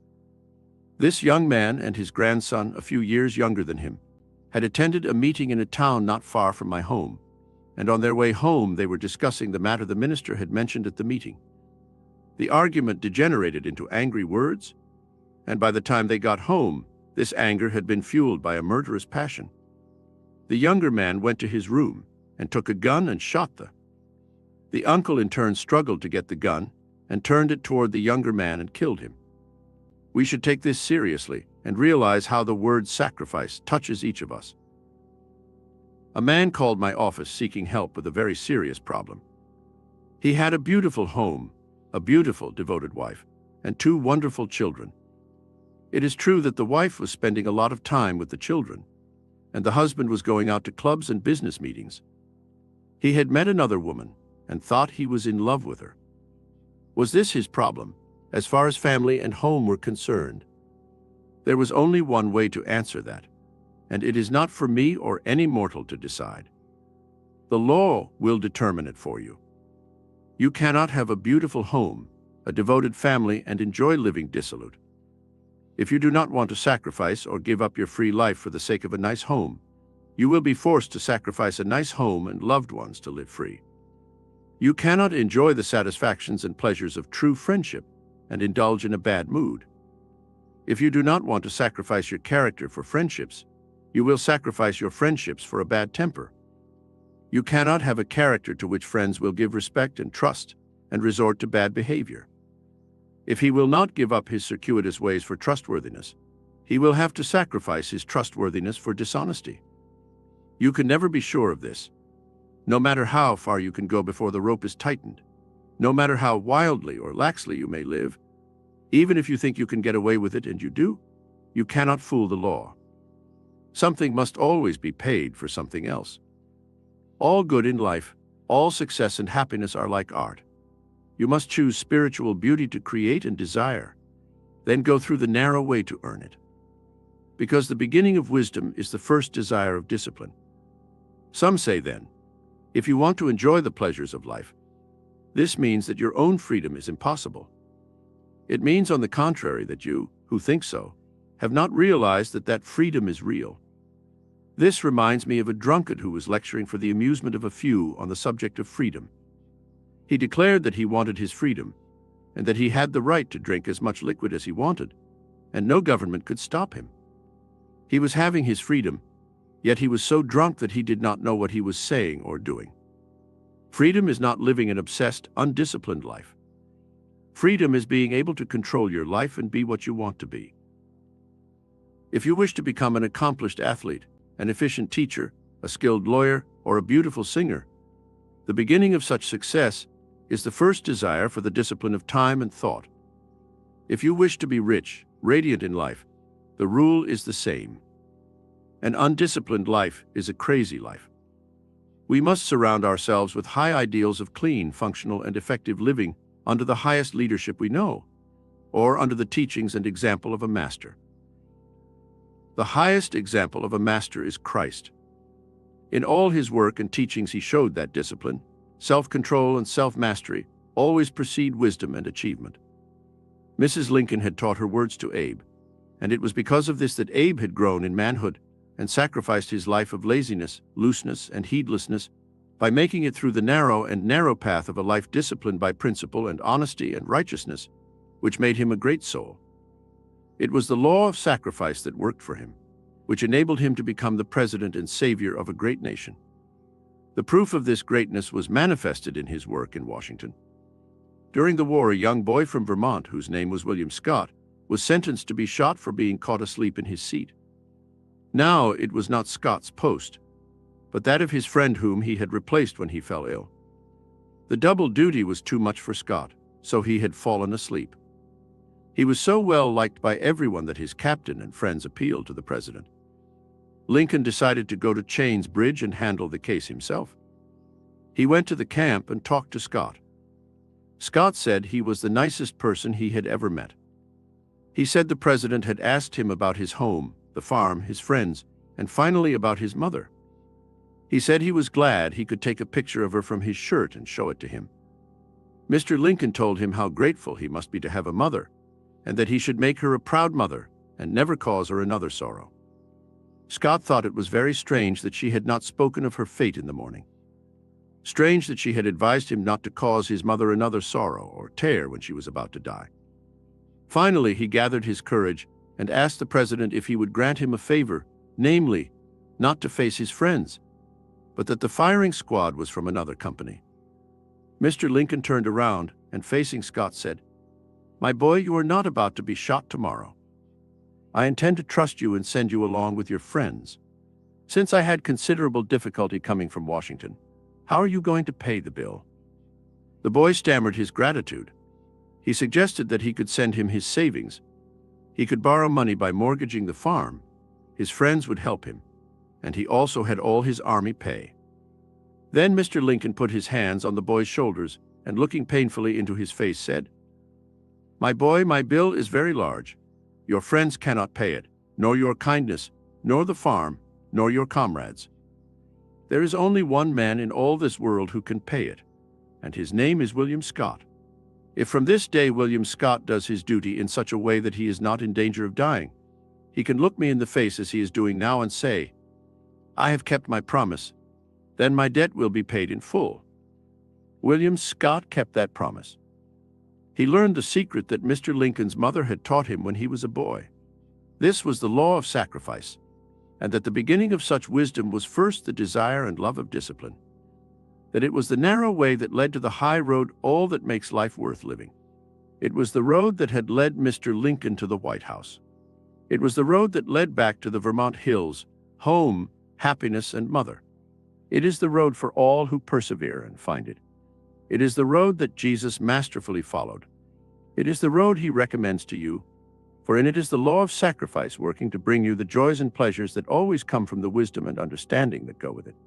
Blessed is the man who endures temptation, for when he is tried he will receive the crown of life, which the Lord Law has promised to those who love the Lord Law. Law of obedience. It is undoubtedly not the goal of man's existence to feel discouraged, struggle for a while, and then emerge uncertain. Life should be more meaningful than this, and it is. Man should be a builder, and he is provided with all the resources necessary to construct the kind of life he desires. He develops knowledge or ignorance depending on his obedience, his comprehension of a divine law, and how he applies it to his day-to-day activities. Many people automatically assume that living rightly entails living a difficult life when they realize that the science of life is guided by rigid laws. When a law affects their relationship with the most beautiful things, they are terrified of it, since it has its own requirements. However, these same people would oppose any modification of the laws that control human civilization. They understand that in order for society to be set up to operate peacefully and safely, the laws controlling social behavior and activities must be enforced correctly. In other words, they understand that without government, human life and welfare would be in constant danger. Government is for the good of mankind. If this is true of the legal and constitutionally established human government, it is even more true of the divine government. And the more requirements there are in the law, the more it will ensure that whoever complies with them enjoys security, prosperity, and happiness. The laws guiding the science of mathematics are the most stringent laws in all of science. Even when faced with a challenge, an accountant is aware that it can only be overcome by referring to the rigid rules that underpin all mathematical computations. Mathematical issues could not possibly be solved if those laws were subject to change. The concept or understanding of God, whether the God of Christians or the God of pagans, has maybe gone as far as any other area where religion has deviated from the path. Men have created their ideas of a God who is partial, holy and sinful alike, a God who can be convinced and bargained with, a God who gives life and takes it away, a God who heals illness and causes it, a God who impoverishes and enriches, a God who rewards and punishes, and having accepted this misconception, has made prayer largely a matter of doubt, lacking that strong conviction that the supreme intelligence is law, which operates like the laws of this part of truth, gives rise to the delusion that there is one God who cares about everyone's needs and problems, and who is not a father figure to whom we can confide our worries and with whom we can converse. Mary cried out, "They have taken away my Lord." The law, once understood, gives us the key to eternal happiness, peace and dominion or mastery over all the forces around us. Eventually, however, they come to realize that this divine knowledge of God's nature, like the law, has given them their Lord in such a close and intimate sense that all doubt in asserting their good is gone. The definition of obey is to submit to authority or to follow rules or directives. Therefore, whether it is mechanical, literal, or spiritual, all movement is governed by obedience. A massive machine without a governor would disobey its own laws of motion or gravity and be destroyed entirely. An intellectual giant who disregards the rules of learning will regress to becoming an idiot. A pupil who disobeys or disregards the Spirit's guidance or God's law will turn good into evil. Our success or failure in this life is solely dependent on our level of obedience. It sustains our society, towns, states, and countries. Our homes, as well as our lives, depend on it. We appreciate compliance, and generally, we are in favor of it. But woe to him who seeks to enter by robbing for personal gain. If we go inside the home, we can see how the mother's strict parenting methods shape the child. We'll meet a mother tomorrow who is ecstatic that her son has developed into a man and achieved success. Success because he cultivated respect, obedience, and unselfish thinking after sowing the obedience seed early in his life. On the other hand, we can see how others fall short since they encouraged his development by acting disrespectfully, disobediently, and selfishly. The company's success depends on its members abiding by the rules of commerce, which are its cornerstone. Only when man extends these laws to include speculation, inflated values, or a lack of cooperation can he bring about errors, failures, and losses for himself. Our adherence to the law of thought and its creator, God, is the root of all of our troubles in life. Knowing what to obey and what to disobey is where we struggle. The solution is found in nature. There are no issues that it cannot solve. It doesn't have any issues that can't be fixed. It cannot bear any burdens, and it can do any task. Why?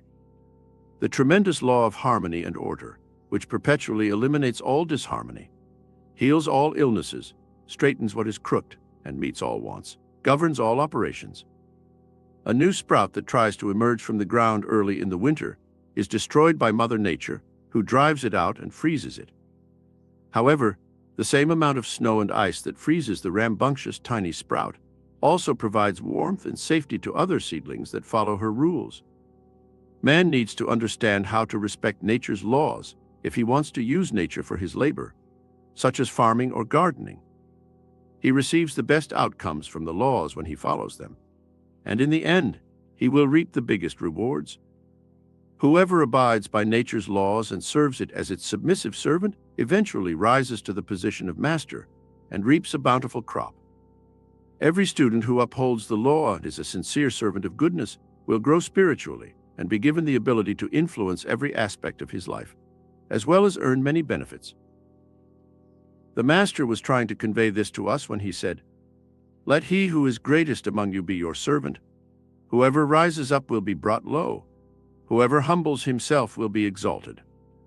But Paul adds, "When I am weak, I am strong," which obviously indicates that when he is weak because he upholds the law of good, he is strong and tenacious. As a result, we are not left with the impression that he is a weak person who easily yields to the stronger, or is easily pushed aside by the more aggressive. Our mistakes are largely attributable to the fact that we have more readily followed earthly laws than spiritual laws. The law encourages us to base our beliefs on the inner realities rather than the outward appearances of things. We must obey God rather than man. Peter and the apostles said to the people gathered around them in the marketplace, "Instead of following the law of man, we must follow the law of good." They understood that no matter whether a person follows the guidance of the Spirit or the desires of his or her senses, his or her actions will have the effects for which he or she intended.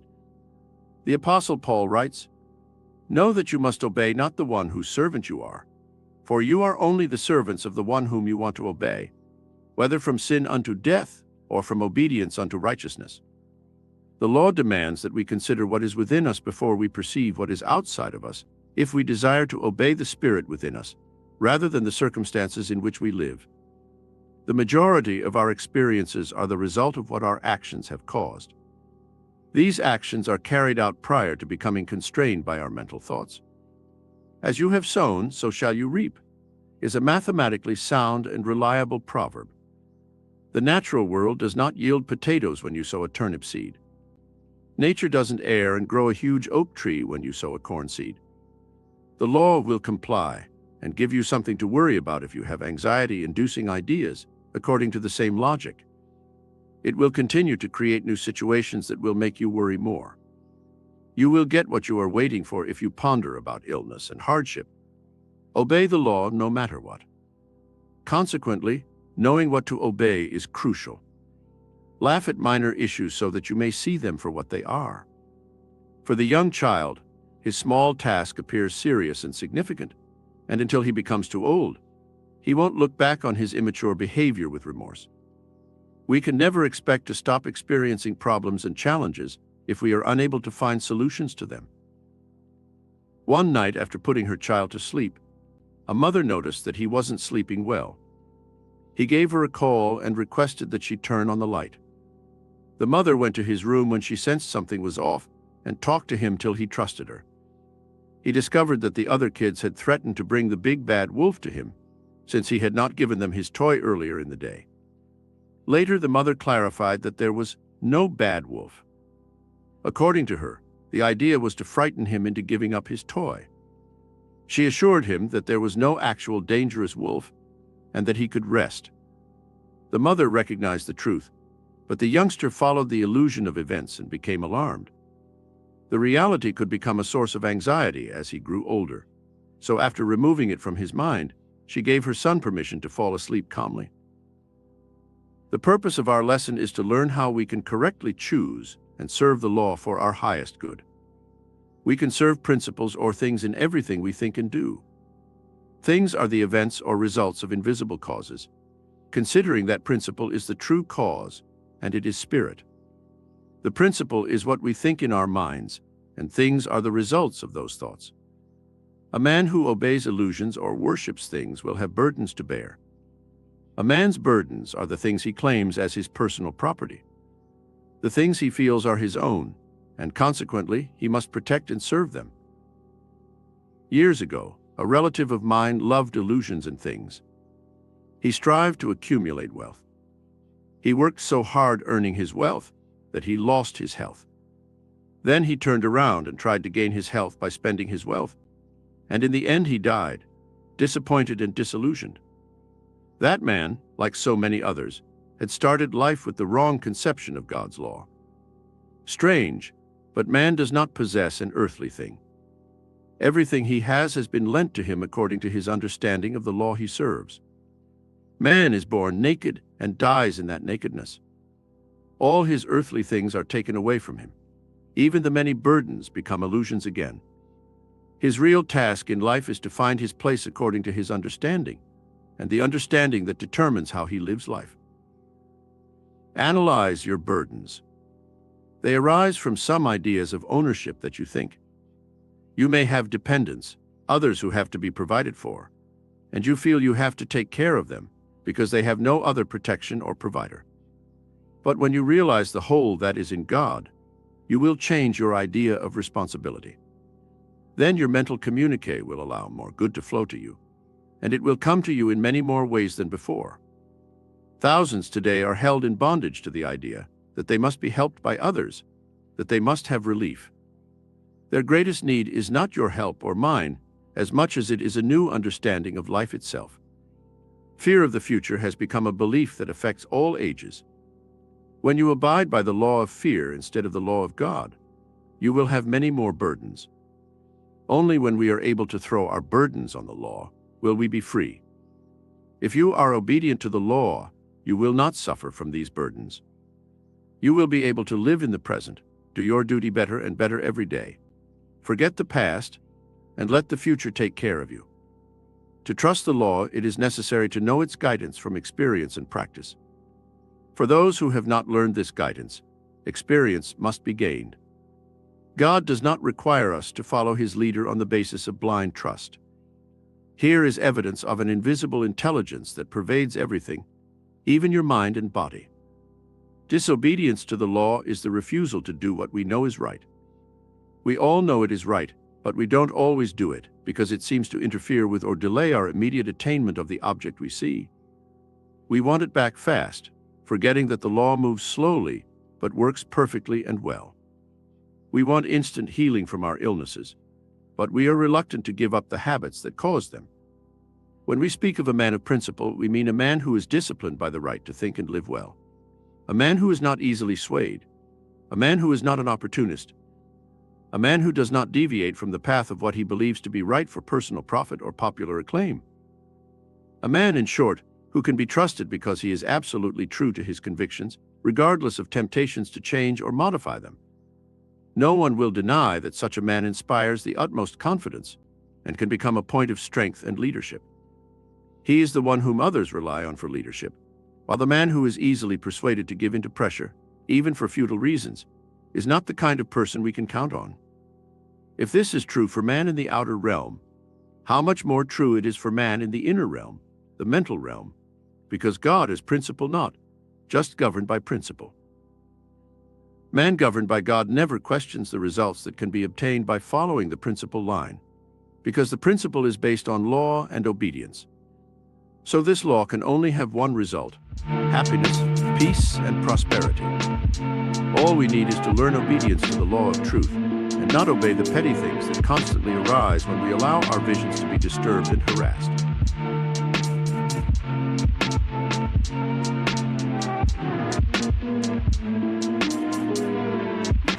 And verse 12, verily I say unto you, that means I'm telling you the truth.